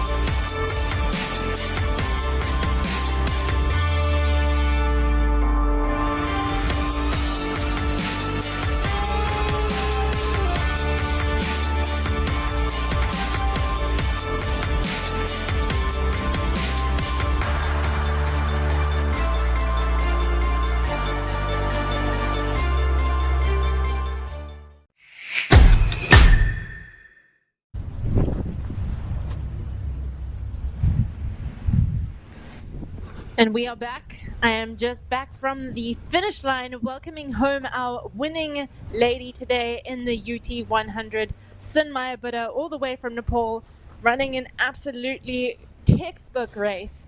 An incredible time of 12:25:55 on a day with incredibly high temperatures and tough conditions. So incredible race from Sunaya Buddha. We are very, very proud to host you on South African soil. But right now, the lady of the moment is Nicolette Griffioen here on screen, our leading lady at the Ultra-trail Cape Town. She is on the blockhouse climb. She is on this final little section you can see on her right. That is where the gun is, the noon cannon, and she will be... it looks like we've got some water there as well, which will be incredibly, incredibly well received. That section is incredibly exposed and really windy, so she will be feeling very dry. She'll cross the road here and head up one final little climb before she hits the contour path and will start making her way towards the finish line here at the Garden Tech Rugby Club.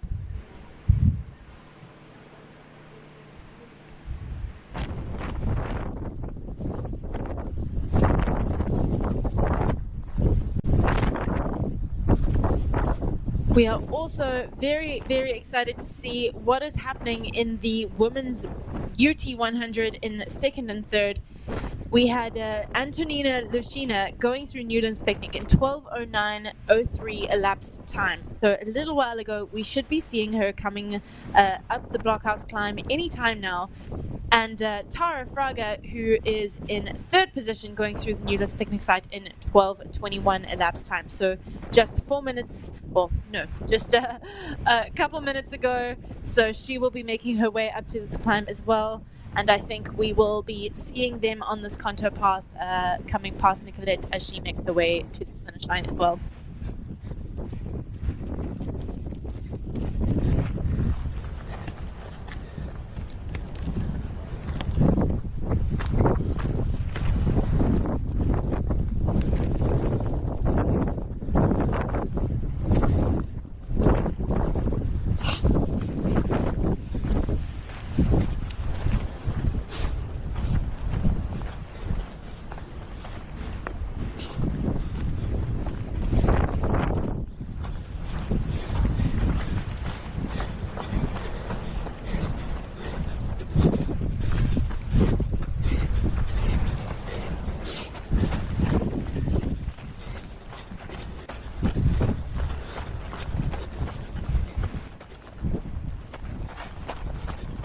So there she is, having crested now that climb from Blockhouse. I'm sure she is incredibly glad to have that behind her.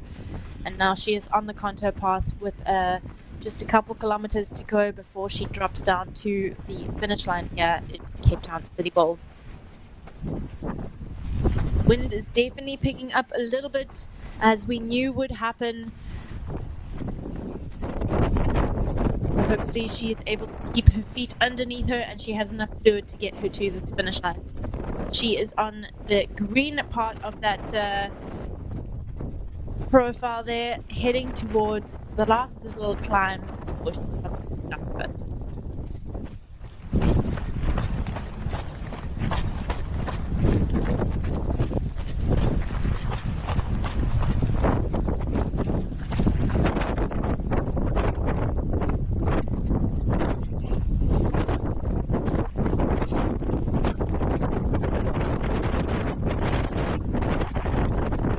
Yeah, you can hear that the camera runner is definitely struggling with the wind as well. That is definitely picking up a little bit.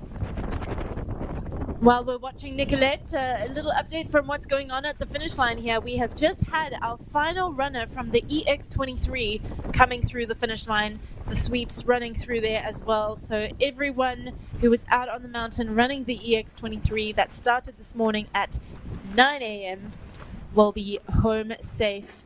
And we are very, very proud of everyone who was out there.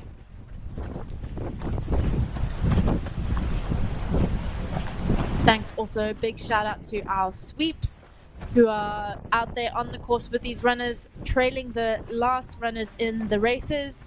So we have teams out there for the UTCT 100-miler as well as the UT 100. Just making sure that everyone is moving along at a safe pace and helping those to make those cutoff times.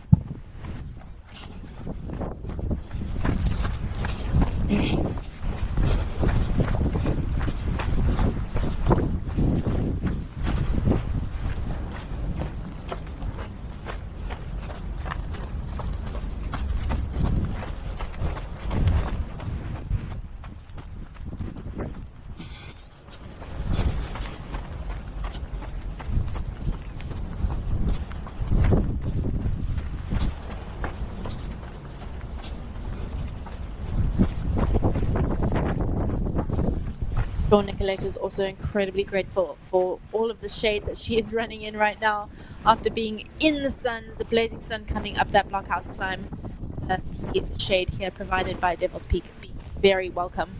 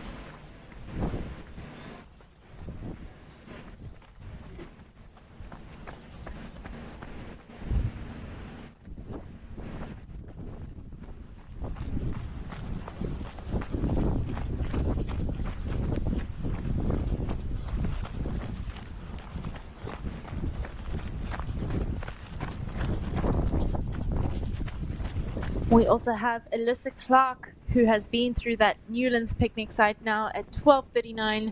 So our top 4 women in the UT 100 having made it through that final crude checkpoint and making their way home to the Gardens Rugby Club here in the Cape Town City Bowl. From the Newlands picnic site, they've got about 10 kilometers to go with maybe 300 plus meters of climbing before they descend down to the finish line.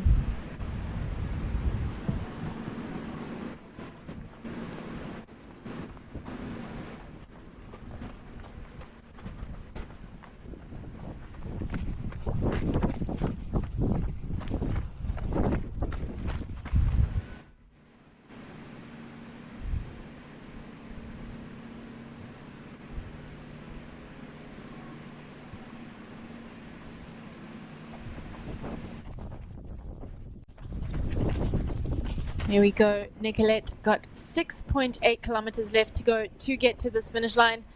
And I'm sure she is going to be very, very excited to see that number getting smaller and smaller, having been out there now for 23 hours and 44 minutes. Remember, these UTCT champions have been out there since 5 p.m. since last night. So they have been going for almost a full day now. And I have huge amounts of respect for these athletes who have been on the mountain all night. They have had all kinds of conditions thrown at them. Crazy winds last night, incredible heat today, 10 kilometers of beach and sand. So it has been all kinds of crazy out there, and they have just shown so much grit to keep going.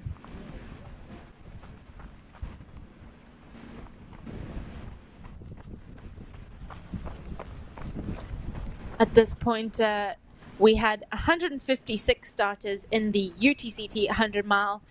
We still have 113 racing, with only 4 having finished so far. That means we have a DNF of 39 people. And forgive me while I use my calculator, because it's been a long day for me too. But I'm just going to calculate what that means percentage-wise. Oops.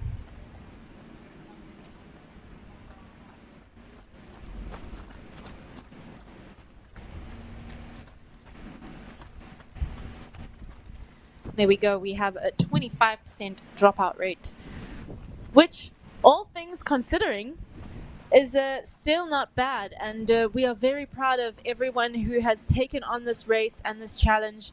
And salute to all the people who put themselves out there and tried really hard. Those DNFs are never easy to do. It is always such a hard decision, and you never know if it's the right one. But we back all of you who made the call to put your bodies first over getting to this finish line. This race is not going anywhere, and we hope that you will be back. There we go. Great overview of where Nicolette is in the moment. She is heading towards the next checkpoint at Deadman's Tree before she drops down to the finish line at the Gardens Tech Rugby Club.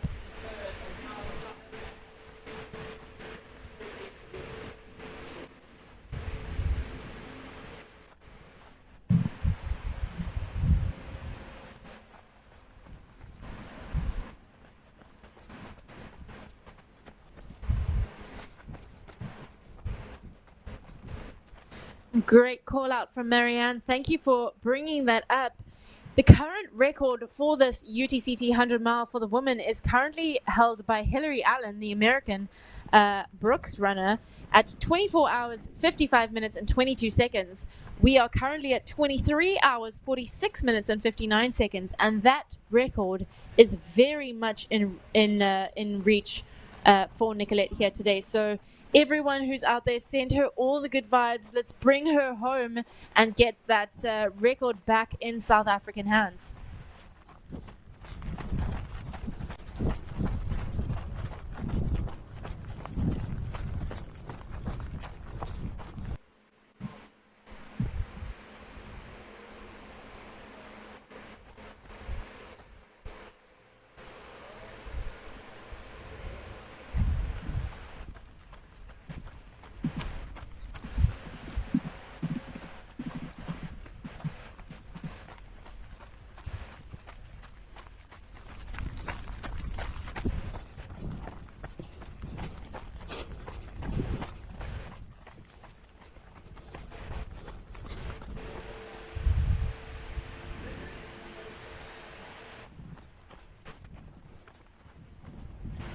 This will also be Nicolette's fourth win for the year.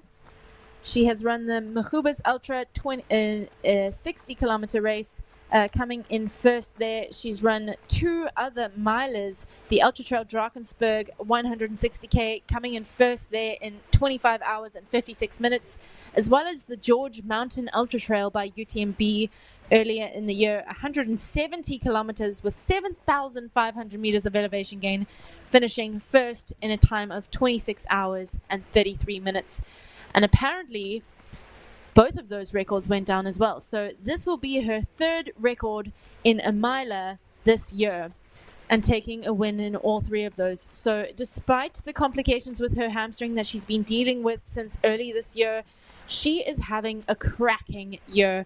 Absolutely smashing it, holding now three records, hopefully three records on the 100-mile distance in South Africa.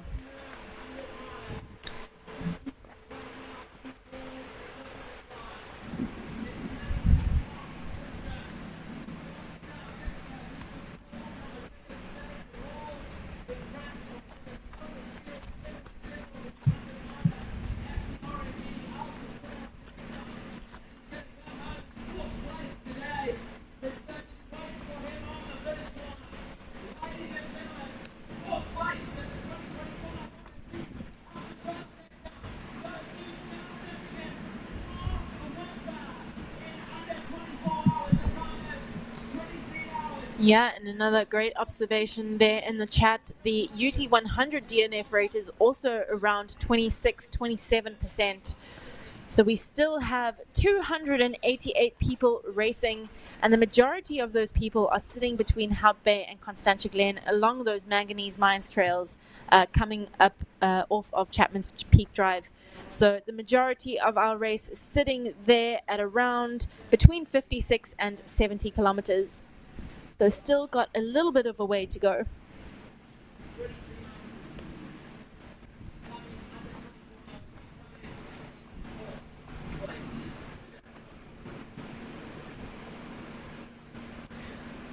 thank you for the correction. I didn't see Mac pop up in her UTMB index results, and I assume that's because Mac is not registered there, so apologies for that.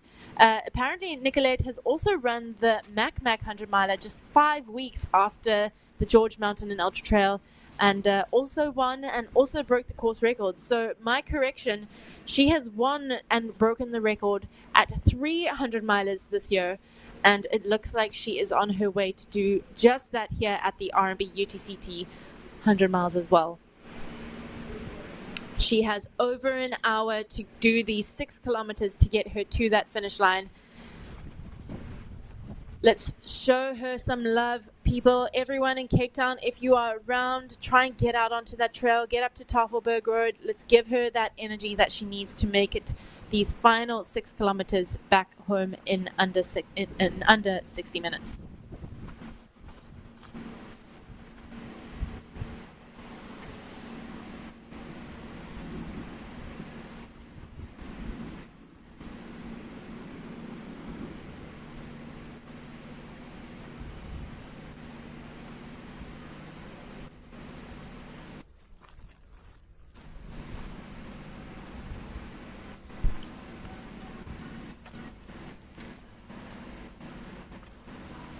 All right, so while we are watching Nicolette make her way around the mountain here, doing these final tough climbs, she's breaking out into a run again. She knows that she is close to home.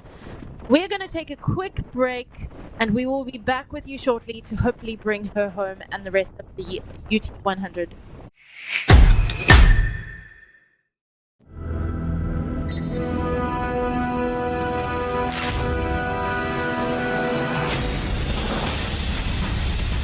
He is going to be the winner of the 2024 amazing performance.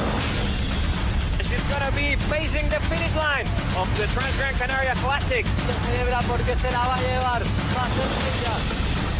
can't put into words. Stand through the cattle guard and towards the finish line for 2024 champion.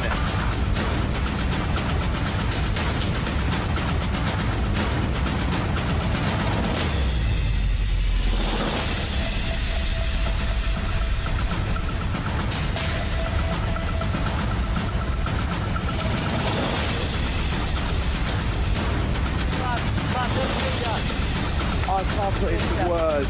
Stand through the cattle guard and towards the finish line for 2024 champion.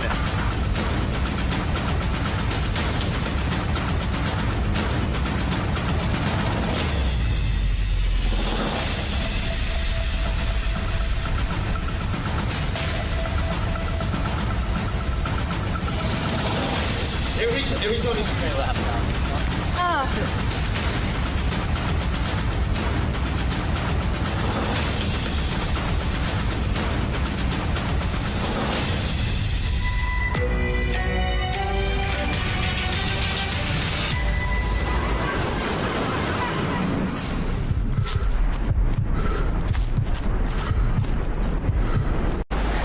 This is RMB Ultra-trail Cape Town. A celebration of challenge and of the landscapes that surround us.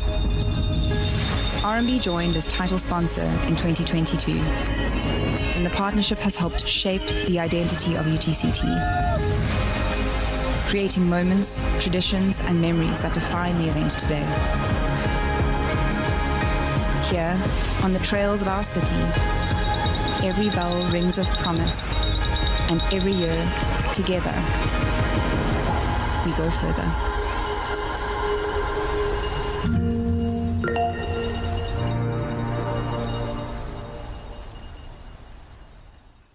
We're waiting for you with open arms. We welcome you here. Cape Town will remain a city of hope and opportunity for everyone.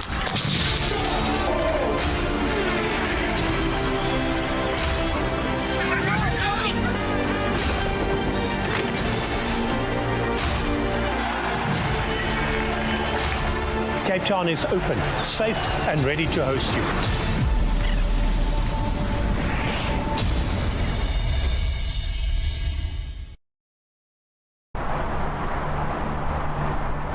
They call you crazy for the 4 a.m. starts, for the endless miles, for pushing your body to the brink.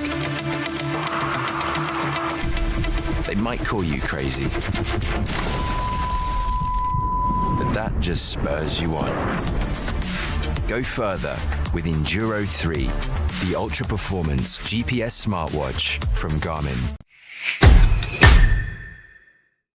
Broadcast, everyone's minutes going, it was a totally epic blah blah blah, so well done.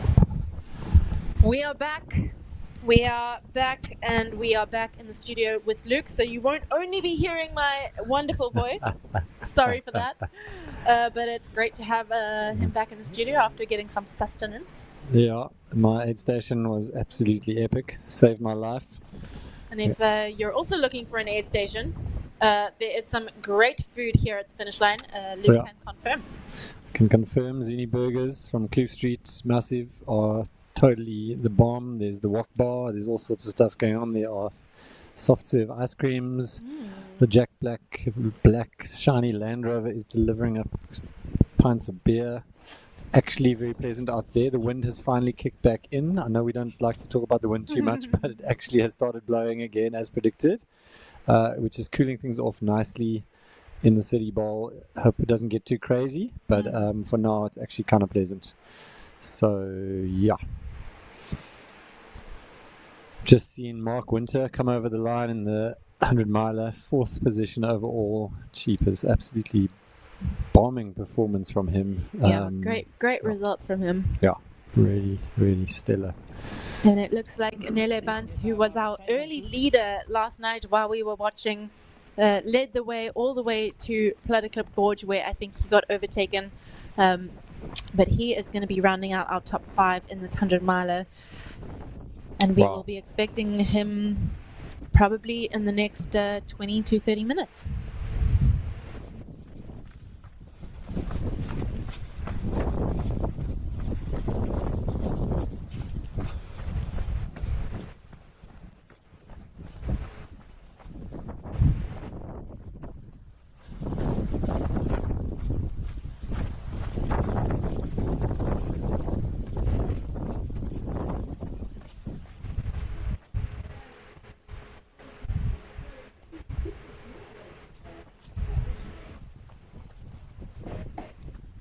Wow, that is a good stat, Marianne. I don't know if you saw that, Tony. Did you? Jeepers. About those records in Nicolette. That's absolutely incredible.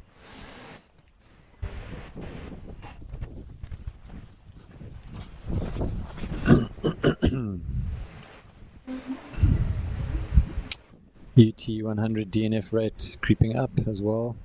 To be expected on a tough, rough, hectic day like this. 27%, it sounds like.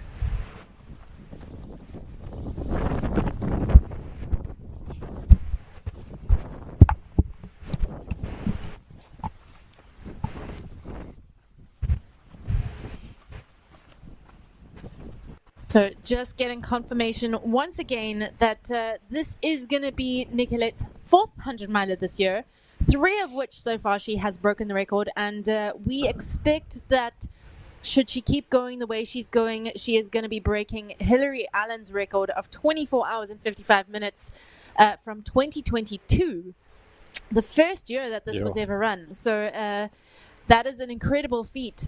But not only that, she will be beating her personal best time here by probably over 2 hours. So that's huge. Her best time here was in 2023, 26 hours, 11 minutes and 8 seconds. We're probably going to be expecting her in, 24 hours and 30 minutes, 24 hours and 40 minutes. So an absolutely epic result from her here.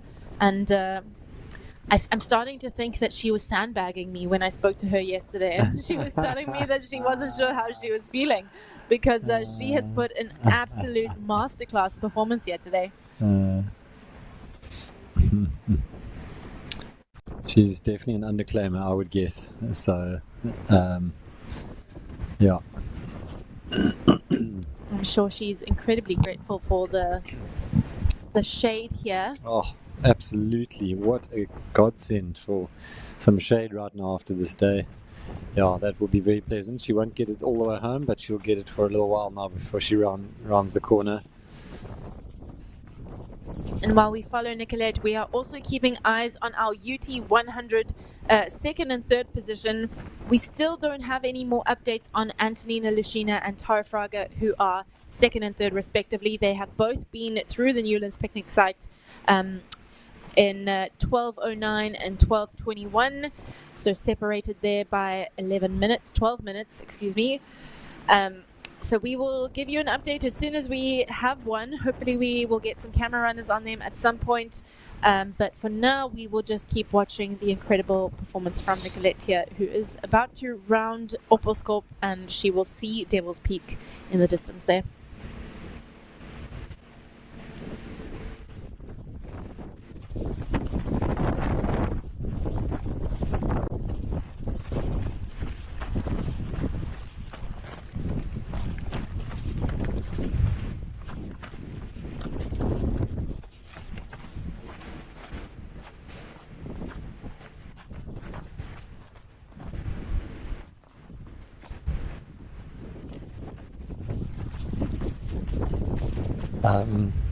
I've just been sent a story from Ekaterina Mitayeva on Instagram that we saw her running next to Dimitri, and it's just like watching this man just charging down, trying to catch Jeff within that last K. It's up close and personal, very real. And I was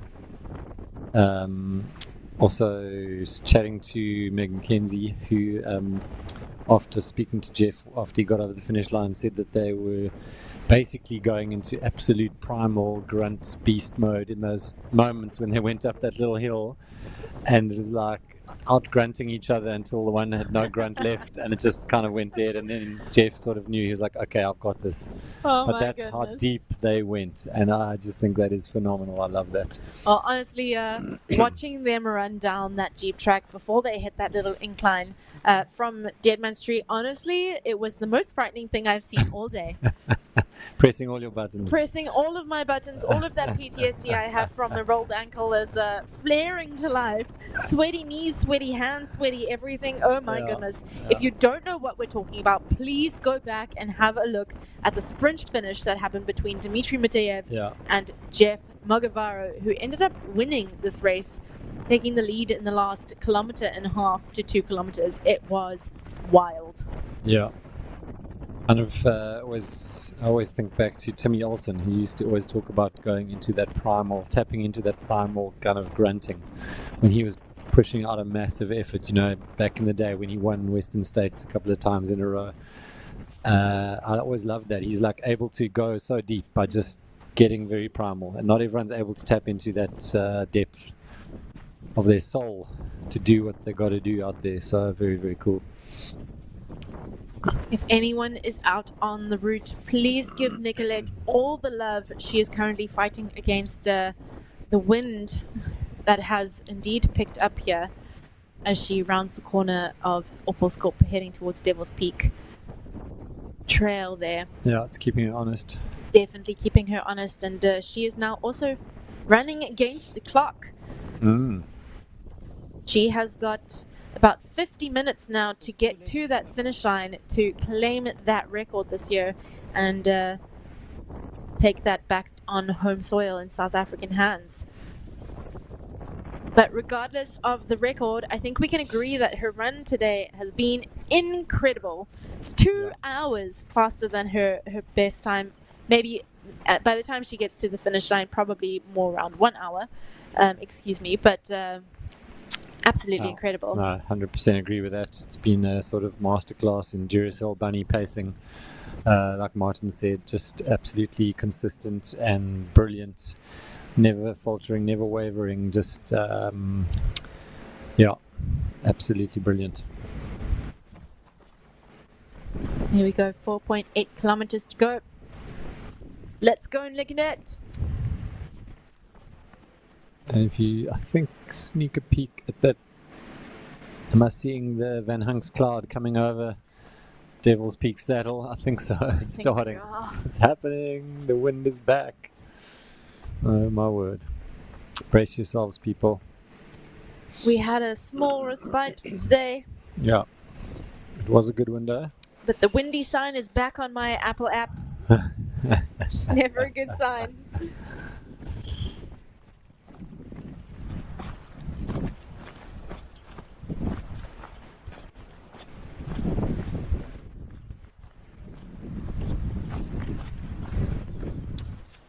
Just a shout out to some local runners who are actually also doing incredibly well in the UT 100. Julia Hunter, who is extremely talented. She's in 29th position overall. She's just passed through 100Miler recently. Josh Kaywood, who I know is been inspired by crewing various top-level athletes over the last couple of years to finally get it done. I think he might even. I think it's his first or maybe second time. I think it's his first time. Is it? Yeah, he's been Yeah, an so- incredible crew for multiple athletes over Right. the years, and this is his first time getting to run it. So classic aspirational stuff, seeing it up close and personal at the top end of the game, and here he is looking really good in 30th position overall in this very top end field. What else have we got as we go down here?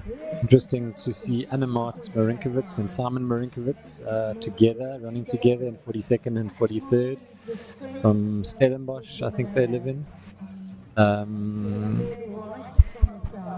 Is that Annemart?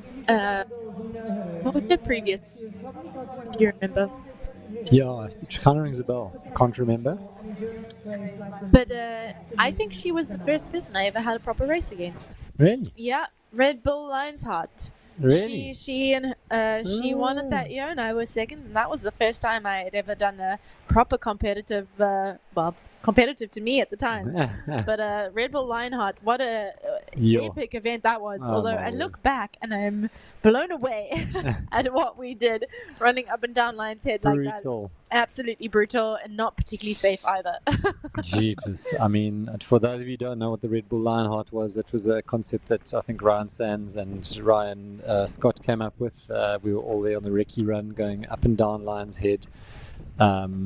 Top to bottom to top and bombing back down, and it was like a knockout race, so you had to run it 5 times, running heats against people, and the top 5 went through the next heat.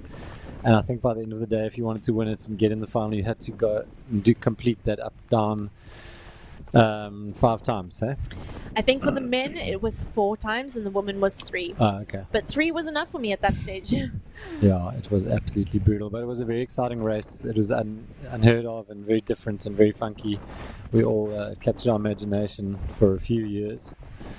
I'm trying to remember the year that what was the Mont Rochelle race called up into the park from Franschhoek? Trail du Mont Rochelle, I Yeah, think. remember that was very much like a sky run. Yep. That was when I first met you after you overtook me on the last bit of the downhill coming back off Franschhoek Pass. And I was like, who is this person? She is killing it. And then I came and introduced myself in the car park afterwards. Do you remember that? Oh, wow, that was you. Yeah. Oh, wow. Yeah. Dang, yeah, that was... I had no idea what I was signing up for that day. That was another brutal summit race. Yeah, I mean, wow. what the hell? What an epic route that is, though. Yeah. There we go. There we go. That is our second lady in the UT 100. That is...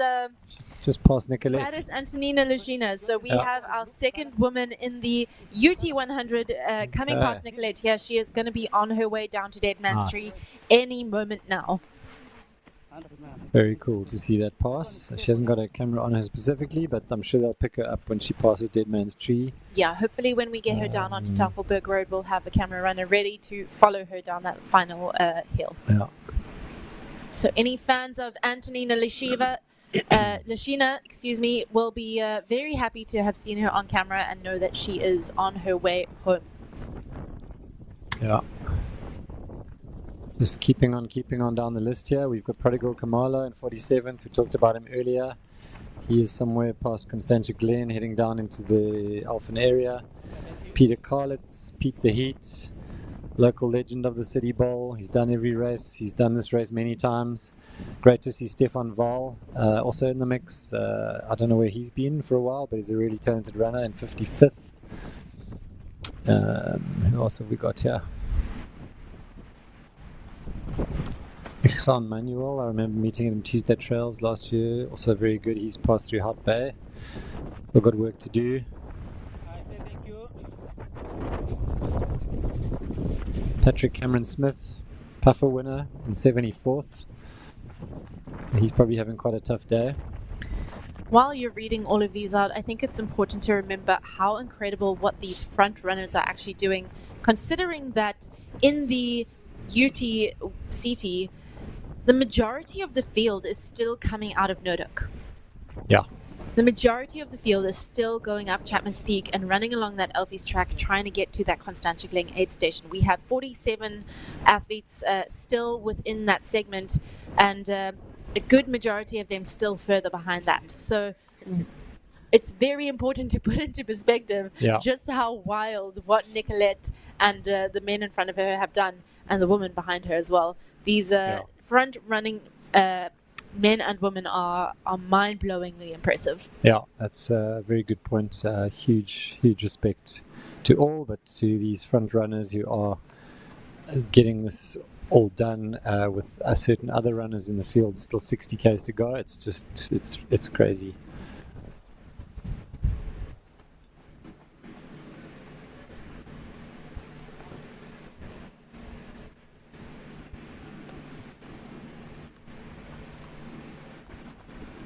.1 kilometers to go, and I'm starting to think that she might need to pick up the pace a little bit if she wants to get to that record. Pressure's on. Let's see if she can respond. I think she's through onto the sort of trending downhill now, I think. She's definitely trending downhill. She's about to hit the Devil's Peak trail descent. Yeah. But she's moving very gingerly over the technical stuff. She's moving well as soon as it flattens out, but I think there's still quite a bit of rocky and rough running to come. So if you are out there, if you are on Tafelberg, give her a big shout. Tell her she's within reach of that record, because we want to see that back in South African hands. Yeah, you do.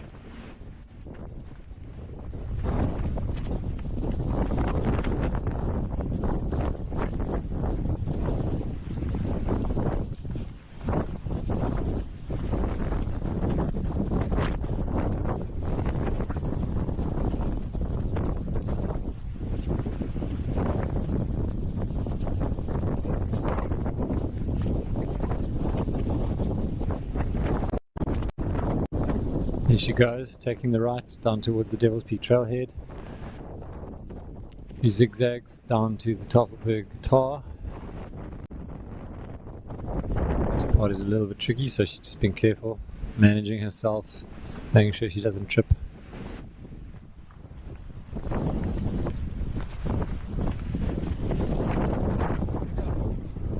Oh, runner going up.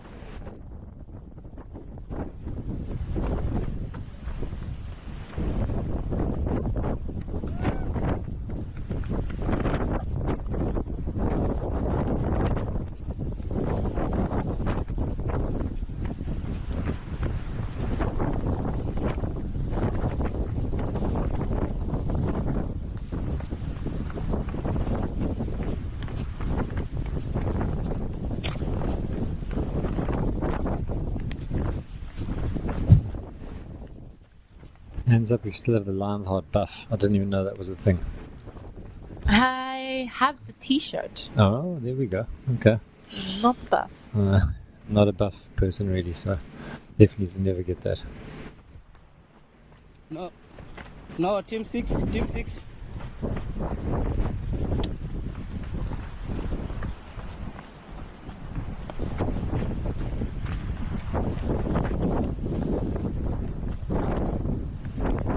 Couple more switchbacks here, and then she will be on Tafelberg Road, making her way towards that final checkpoint at Deadman's Tree.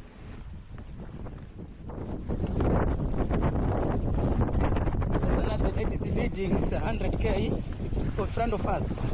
It has not cooled down once today. It is still 22 degrees out there, and real feel, as we've been saying all day, it feels much, much hotter than that.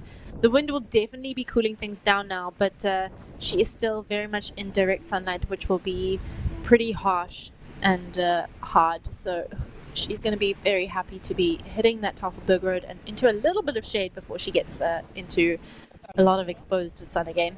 Yeah.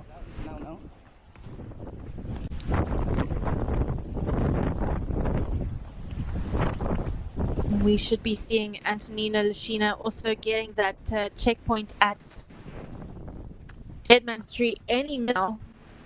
Yeah. Frage yet past Nicolette, so we assume that she is still coming, but I would imagine that we will see her passing Nicolette before she gets to the finish line. Yeah, she was only a couple minutes back. It potentially must be not, touch yeah, and go. it's, She was 12. 10 minutes back, 10 or 11 minutes. So, probably a bit closer to the finish if she does manage. Yeah.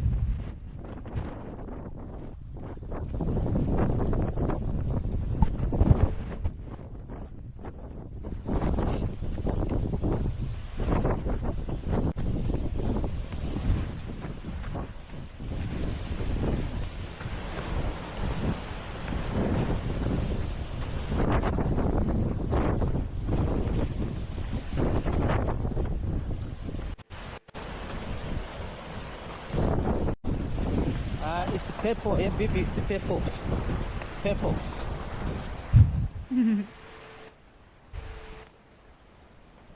Don't fall now.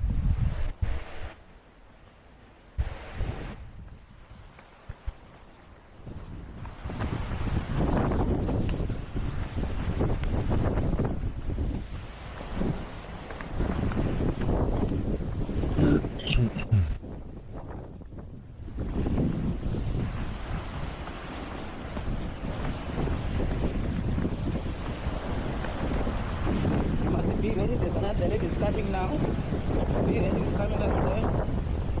There's another lady leading us.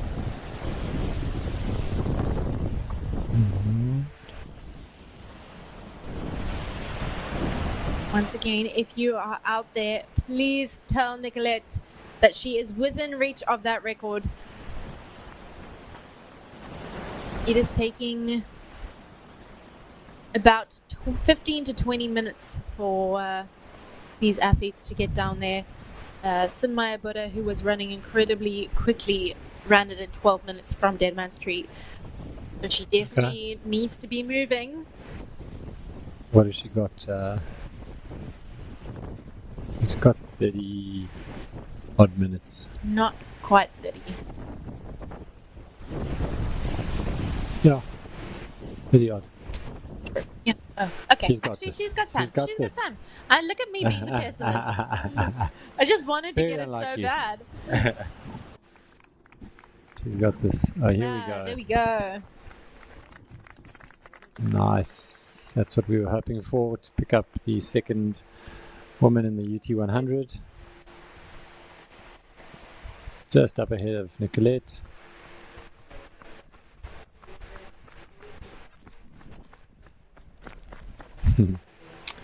Running Heroes Russia. Is that her club? Must I be. love that. Yeah. She has about 3 kilometers to go before she gets to the finish line.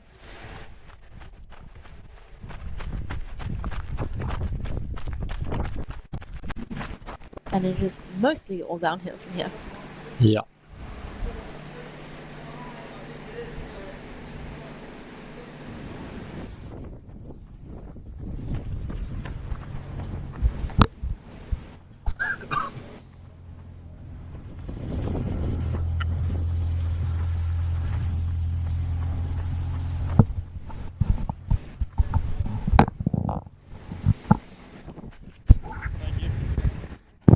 Okay, this is very cool footage of both the high end of the women's races, running very close to each other on their way down to the finish. Antonina running really well. She descends.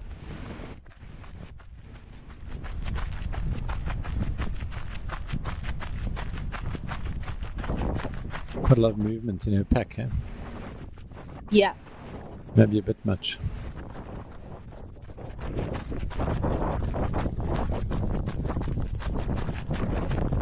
Tricky to manage that when you've kind of got that one. You almost need like a tightening strap over the back middle. It's tough to find a pack that locks it down but still has enough space to fit all of the mandatory. Yeah. As you can see, there's quite a bit you got to pack in. Is that a Salomon pack? Can't quite tell. I think so.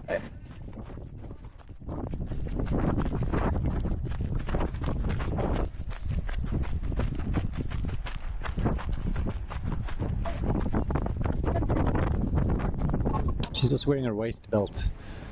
Do you do that, or do you just stick with what you got in your pack? Front pockets, pack only, or what's your take on that? I'm not crazy about racing with a pack, a belt. I find it a little bit irritating personally. So if I do have stuff that I want to stick into around my waist, it's normally in the shorts. But I normally only store rubbish in my short pouches. Otherwise, it tends to fall down. I kind of never got that. Like having pockets in your shorts is weird because it's heavy, right?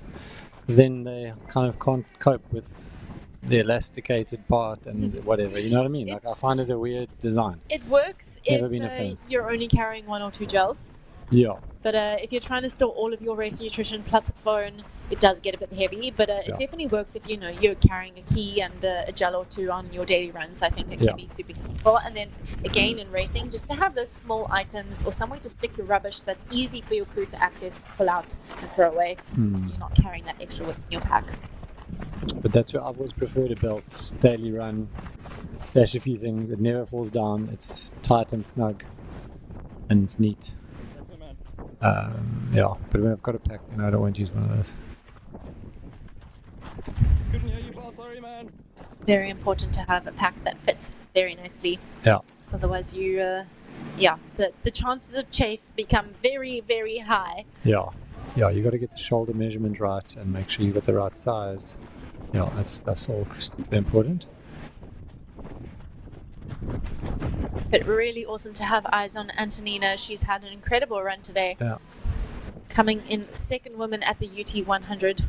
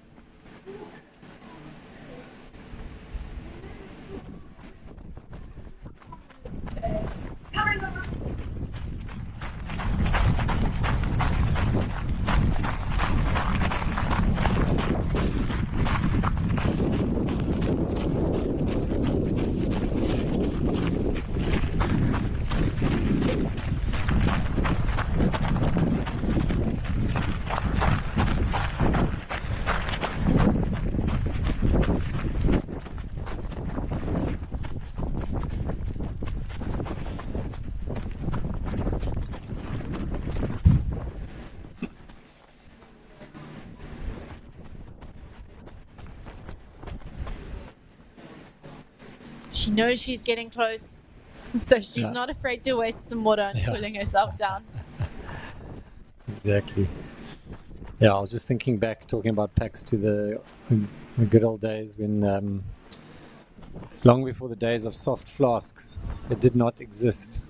So bladders were the order of the day. That was all you could get to keep your water involved, so it had to be on your back. I was never a big fan because I never knew how much water I was really drinking.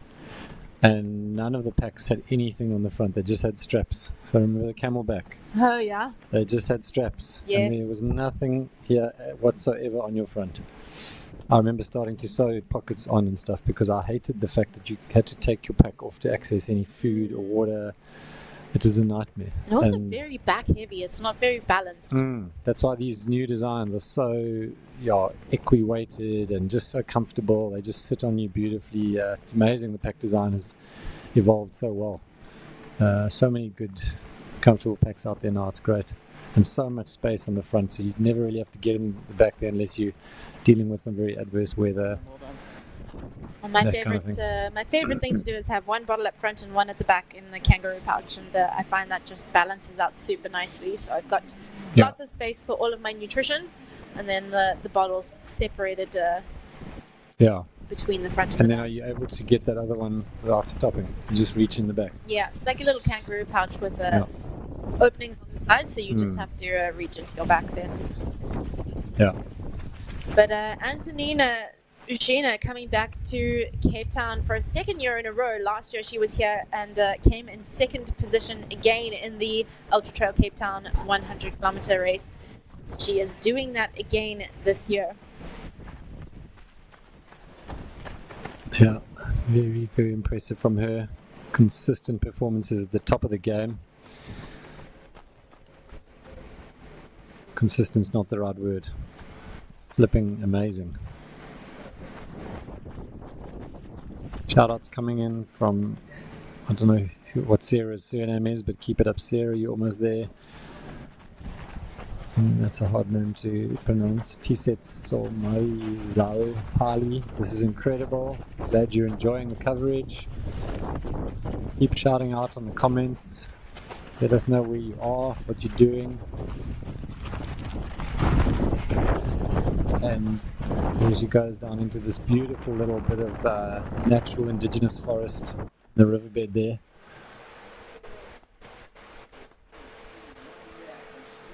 Yeah, it's always a little dead spot. You're doing so well. Nicolette getting some last words of encouragement from her camera runner.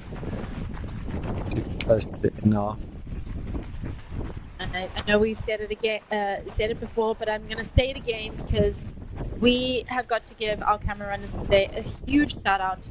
Most of them were out en route yesterday in the PT5, as well as the beginning of the 100-miler last night at 5 p.m. So these guys have done a ton of running between them all over the past 2 days. So huge shout out, huge thanks. Without you guys, we would not have the show. We could be here, we could be sitting here, but we'd be talking about nothing. So it's all thanks to the guys behind the scene, the guys behind the cameras, our production crew.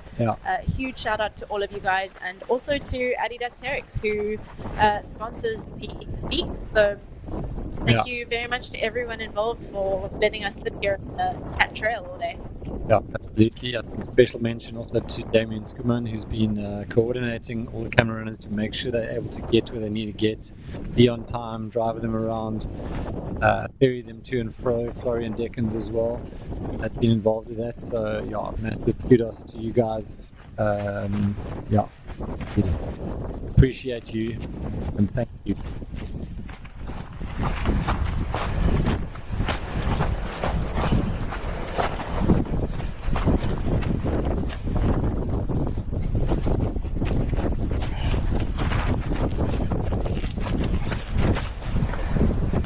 Nicolette being very cautious and careful and sensible on this little gnarly bit.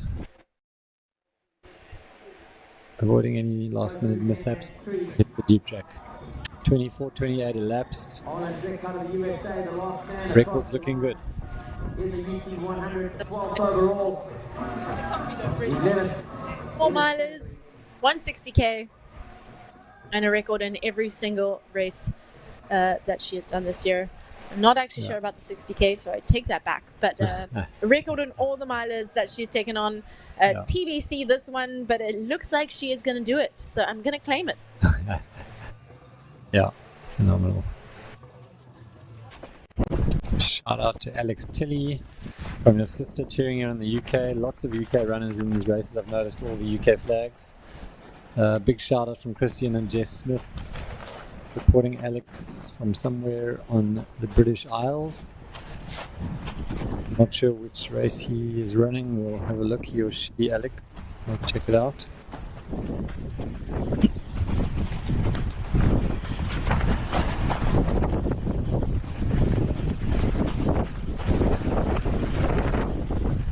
Here we go. She's down. She's off of that technical bit of the track, and she is on that final little bump.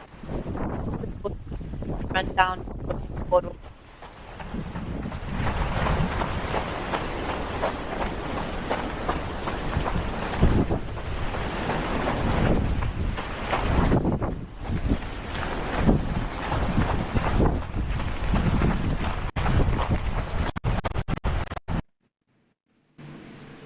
Tilly actually doing really well. 20th overall in the miler.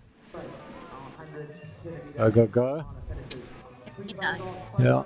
Okay, so we should be pretty close to second place Antonina coming through for the UT100. Just lost sight of her on the camera. She's on that little technical bit of hard pack now. The wind right at her back, so literally blowing her down the trail. The afternoon sun right in her face.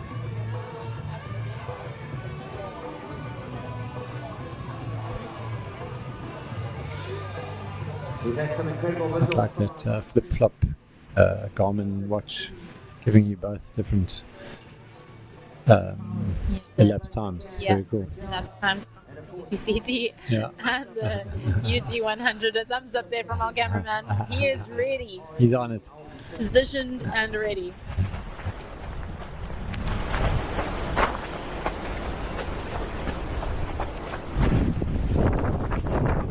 Okay, down the final. Yeah. Ah, 1.4. Here we go.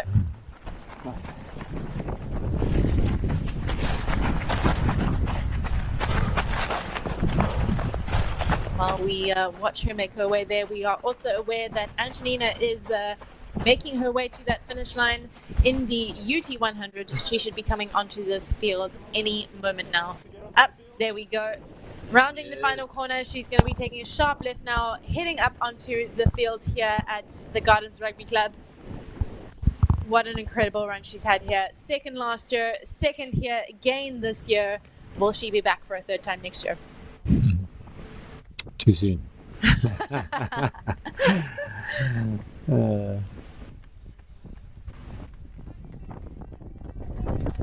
Oh, she's removing her buff/bandana for the finish line. There we And go. there she goes onto the field. Kudos for an incredible run.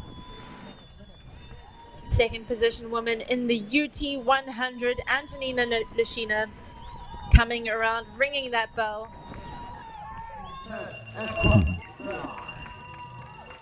Bring her home. Since 5 o'clock this morning, Antonina Lashina, she has run one hell of a race, one of the strongest races, and here she comes running that final corner. Guess we're gonna have to leave you again. Yep.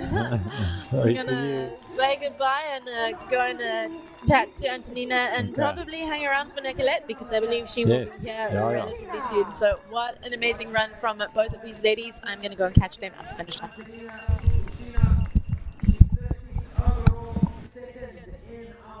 UT100, the time of 13 hours and 33 minutes. What a great achievement from her today.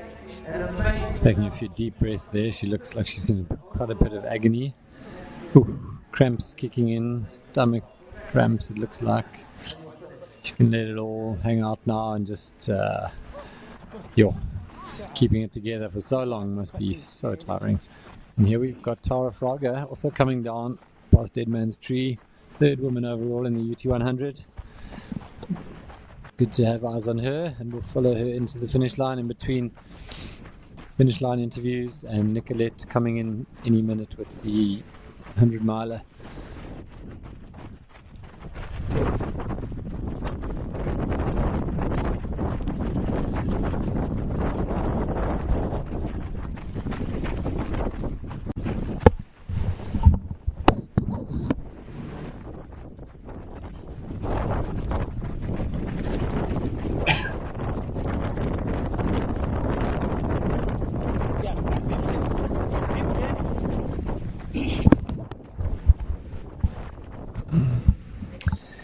Bibinjung Basnet, loving your support. You've been with us all day, supporting the Nepalese runners, and I don't know exactly where you're from, but let us know. And thanks for all the shout outs, all the support throughout the day. Epic having you on board, supporting all these incredibly talented runners out here.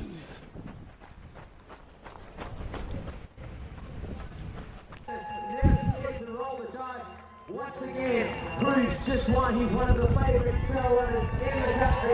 And then recent entry, sir. Congratulations. Who have we got coming through here? Is that Anele Barnes in 5th in the miler. He's got a whole new outfit. Almost didn't recognize him. Congrats. Just snuck in there in between the second lady and Nicolette, who's imminent. Absolutely phenomenal performance by him. Another great one in the books. He ran so well throughout the night. Hung in there, fought it out and stayed in the top 5. Yeah, Jeffrey, exactly what you said. Flipping amazing. Bibin Jung from Nepal. Of course you are.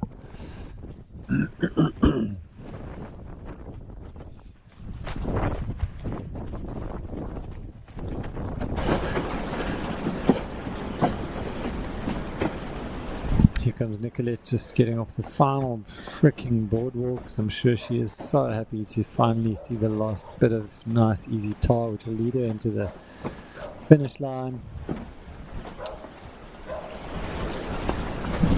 And she can take the tape as the 100-mile champion. Thank you. In the women's race.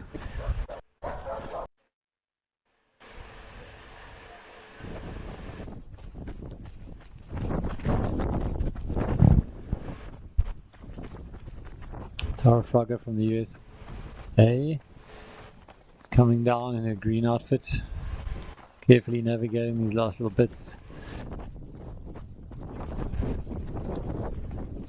using all her arms and her wingspan to stay balanced, to keep it real.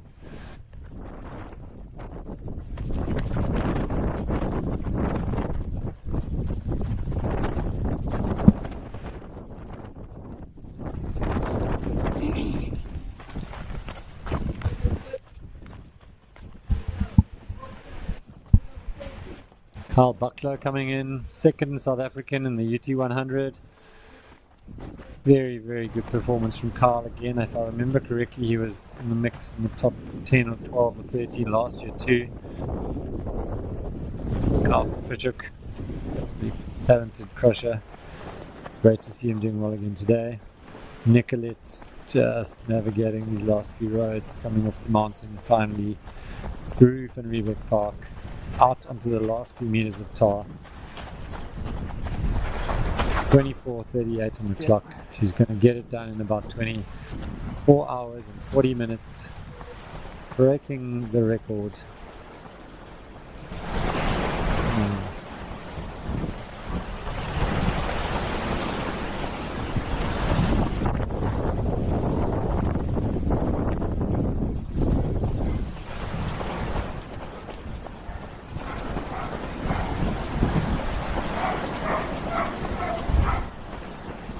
Come on, Jim, it's only 9:30. I've got to bed now.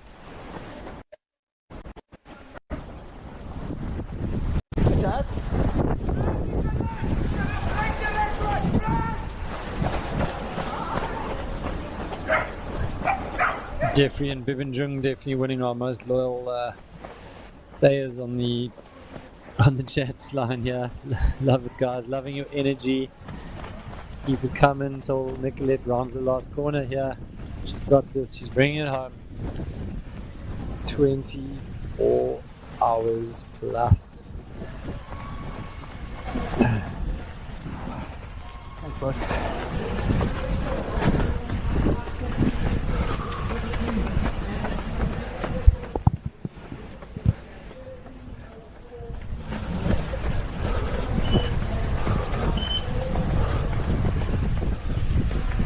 Nicolette, 6th overall.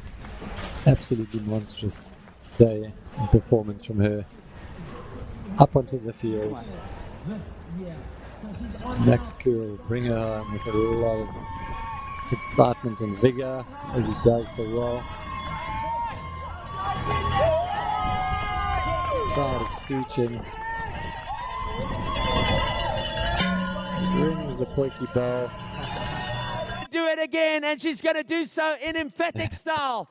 She's going to take her 4th 100-miler win of 2025.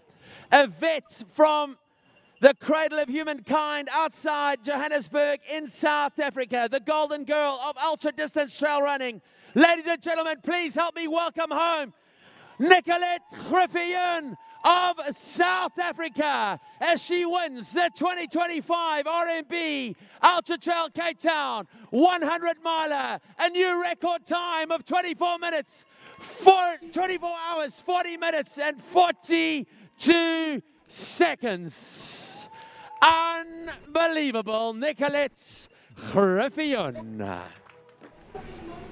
Max, I'm standing here, I'm so emotional watching this. Nicolette Griffioen, the legend, the trail running queen. 6th overall. 6th overall. It's just truly unbelievable. Stu McConaughey, as always, with the medal across the neck. And obviously her incredible team, her seconding crew. Pierre will be out on track. He'll be coming across the line in the next hour or so. But Nicolette Griffioen, ladies and gentlemen, has done it again. The silent assessment has given the legs to the talking. She gets congratulated by Jack Davis off the finish line. He knows what it's all about. And Tatum gives her the biggest hug ever. We are so incredibly proud of her. Training again, being in there for a hug as well. Nicolette, we are absolutely in awe of this incredible achievement. You go down in history winning 4 100-milers. I was checking with her whether she's available for an interview, and looks like she is. Very composed, very together after all that effort. Super. What an absolute boss. Nicolette Griffioen, 24 hours and 41 minutes. Tony McCann going to bring her in and have a chat now. New record for the 100-miler 6th place overall in the women's race. Oh my goodness, you have been an amazing runner to watch all day. We've loved following you on the feed. You know, 4 ultras, 400 miles in 1 year and 4 records. How are you feeling? Yeah, I'm not sure. Quite sore, tired. Yeah, but very happy that the day panned out the way it did. Yeah, I came in with an injury. It wasn't a lie. But yeah, it didn't bother me too much, and somehow everything came together. Yeah, I was thinking about what you said to me yesterday, and I was like, maybe she was sandbagging, but absolutely incredible to watch you go today. 4 wins, 4 records. We are so proud to have that record back on South African soil. Yeah, thank you. Woohoo! Do you think that, did you know that you were going to do this today? Did you think that was a possibility? No, not really. Well, you showed everyone here and yourself, and we're incredibly proud of you. I hope you recover really well. I'm sure you're going to be waiting for Pierre to come in, and we're going to be here cheering him in as well. So congratulations, and recover well. Thank you so much, and to everyone for the support out on the course. It was amazing. You deserved every cheer. Ladies and gentlemen, one more time, Nicolette Griffioen from South Africa is the new record holder at the RMB UTCT 100-miler, and she's broken the record by over 15 minutes. Her second win in this distance. Don't forget, she's also won the 100-kilometer here. There you have it, ladies and gentlemen. Possibly one of the most humble champions you will see in a 100-mile race. Nicolette Griffioen, a masterclass. Congrats.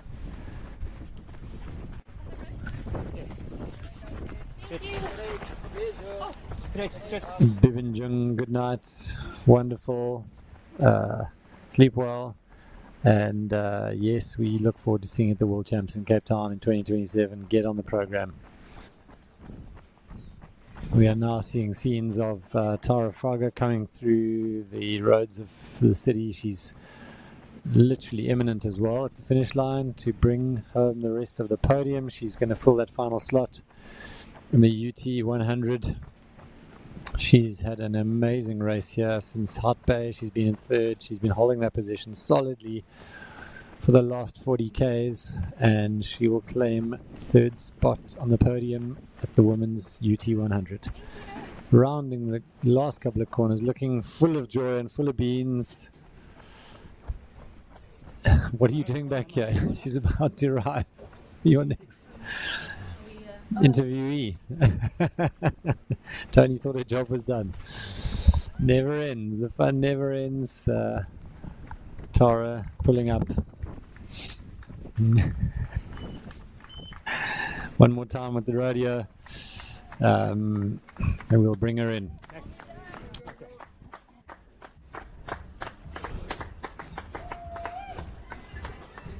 Tatum Prince, local adventure racing legend and woman on the mic, tirelessly bringing people home for the last 48 hours. Job not even close to done. She's going to be here all night and into the morning. Is bringing home Tara Fraga.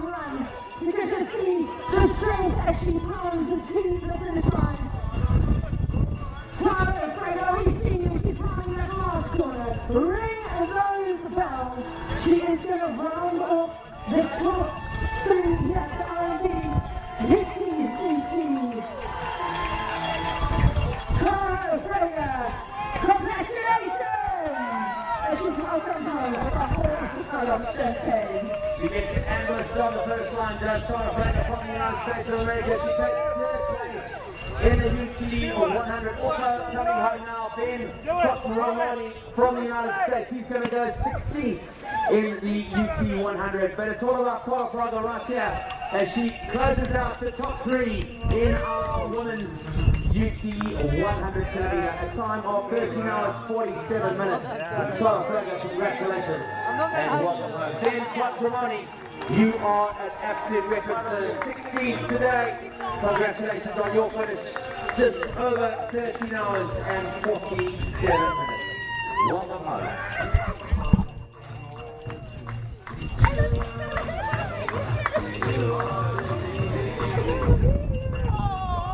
Super stoked at the finish line with the on-athletes manager, Meg McKenzie, and Tara celebrating an incredible day. And so well, and she opens. With a 13:47. Congratulations, amazing running. Sunaya Buddha of Nepal, her first outing, takes the win in the UT 100. And fellow American Jeff pulling up. Also congratulate her on an incredible day.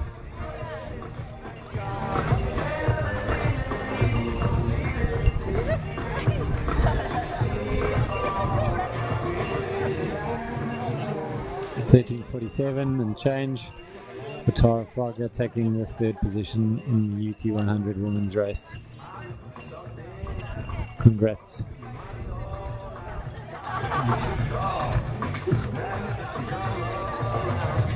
In the men's 100 kilometer, Jeff Mogavera of the United States in one, Dmitry Miteyev in two, a sprint finish, just 30 seconds separating the two of them, Matthew Healy in third.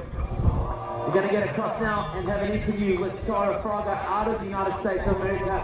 We've got Tony McCann who's going to get up for an interview quickly, and let's hear what she's got to say. Third place here, her first time in South America, as we said. The United States of America has come out in force in 2025, and they certainly have shown why they are one of the trail running forces in the world, especially in the ultra distance category. Tony McCann down on the finish line now. She's got Tara with her, and they're going to have a little chat. Let's find out about Tara's day. Tara, you took third position coming into Hart Bay. How was it? How was that first section of the race? You guys started really early this morning. Yeah, tell us about your day. It started a little rough because my headlamp decided not to work this morning. So around Signal Hill, it was a little dicey without a light. But I think it actually helped because I just took it easy and ran really conservative. And then after Lendundo Bay, I just wanted to catch some people. So. And you definitely caught some people. How did you find the technicality of the trails today? Is this something that you're used to, or is this something incredibly new to you? I don't think anything compares to the technicality of these trails, so I for sure haven't been on anything this technical like consistently throughout the race, but I really loved it. I come from Seattle, and so we have really rooty trails, which are technical in their own way. So yeah, I felt really comfortable and excited.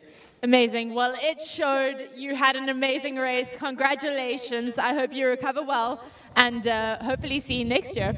Thank you so much. All right, let's give her a big round of applause. Congratulations. What a day for a victory on the mountain. Look at the mountain as we speak, as the crowd. There you have it. The podium has been rounded out in the men's and women's UT 100.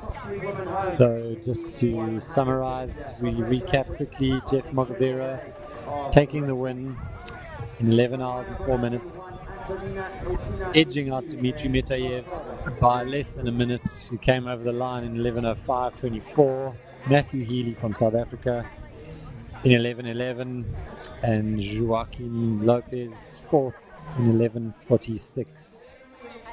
In the women's race, we had a convincing and absolutely smashing win by Sunaya Buddha, 12 hours and 25 minutes, over an hour ahead of the next runner, Antonina Lushina, who finished in 13:33, and Tara Fraga, who's just finished recently in 13:47.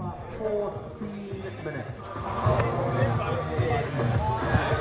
We're right now for second and third in the 100-miler in our women's race. We'll give you an idea of what that looks like. At the moment, it is Simone Malak sitting in the second place. Kerry-Ann Marshall sitting in third as they make their way towards the finish line. They're about 20 minutes separating the two of them.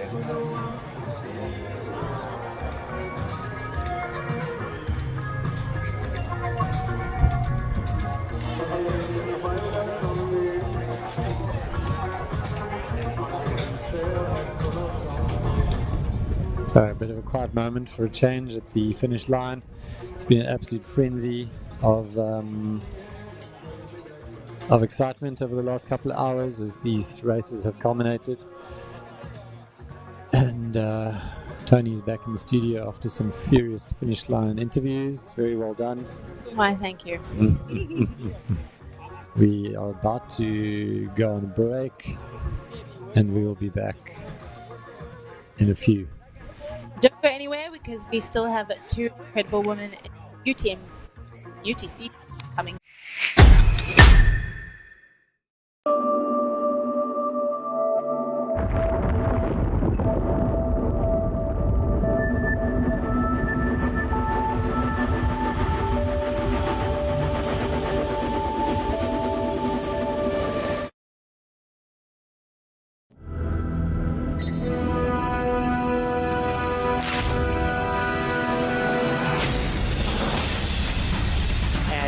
Going to be the winner of the 2024 amazing performance. She's going to be facing the finish line of the Trans-Gran Canaria Classic. I can't put into words. Stand through the cattle guard and towards the finish line for 2024 champion.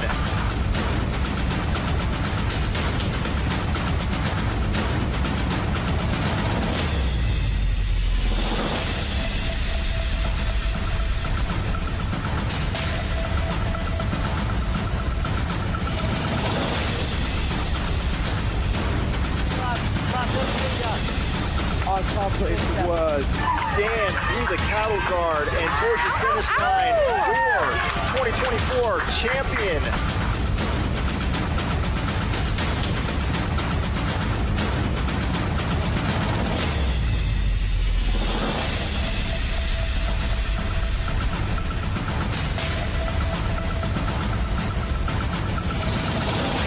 Every time he's lap now.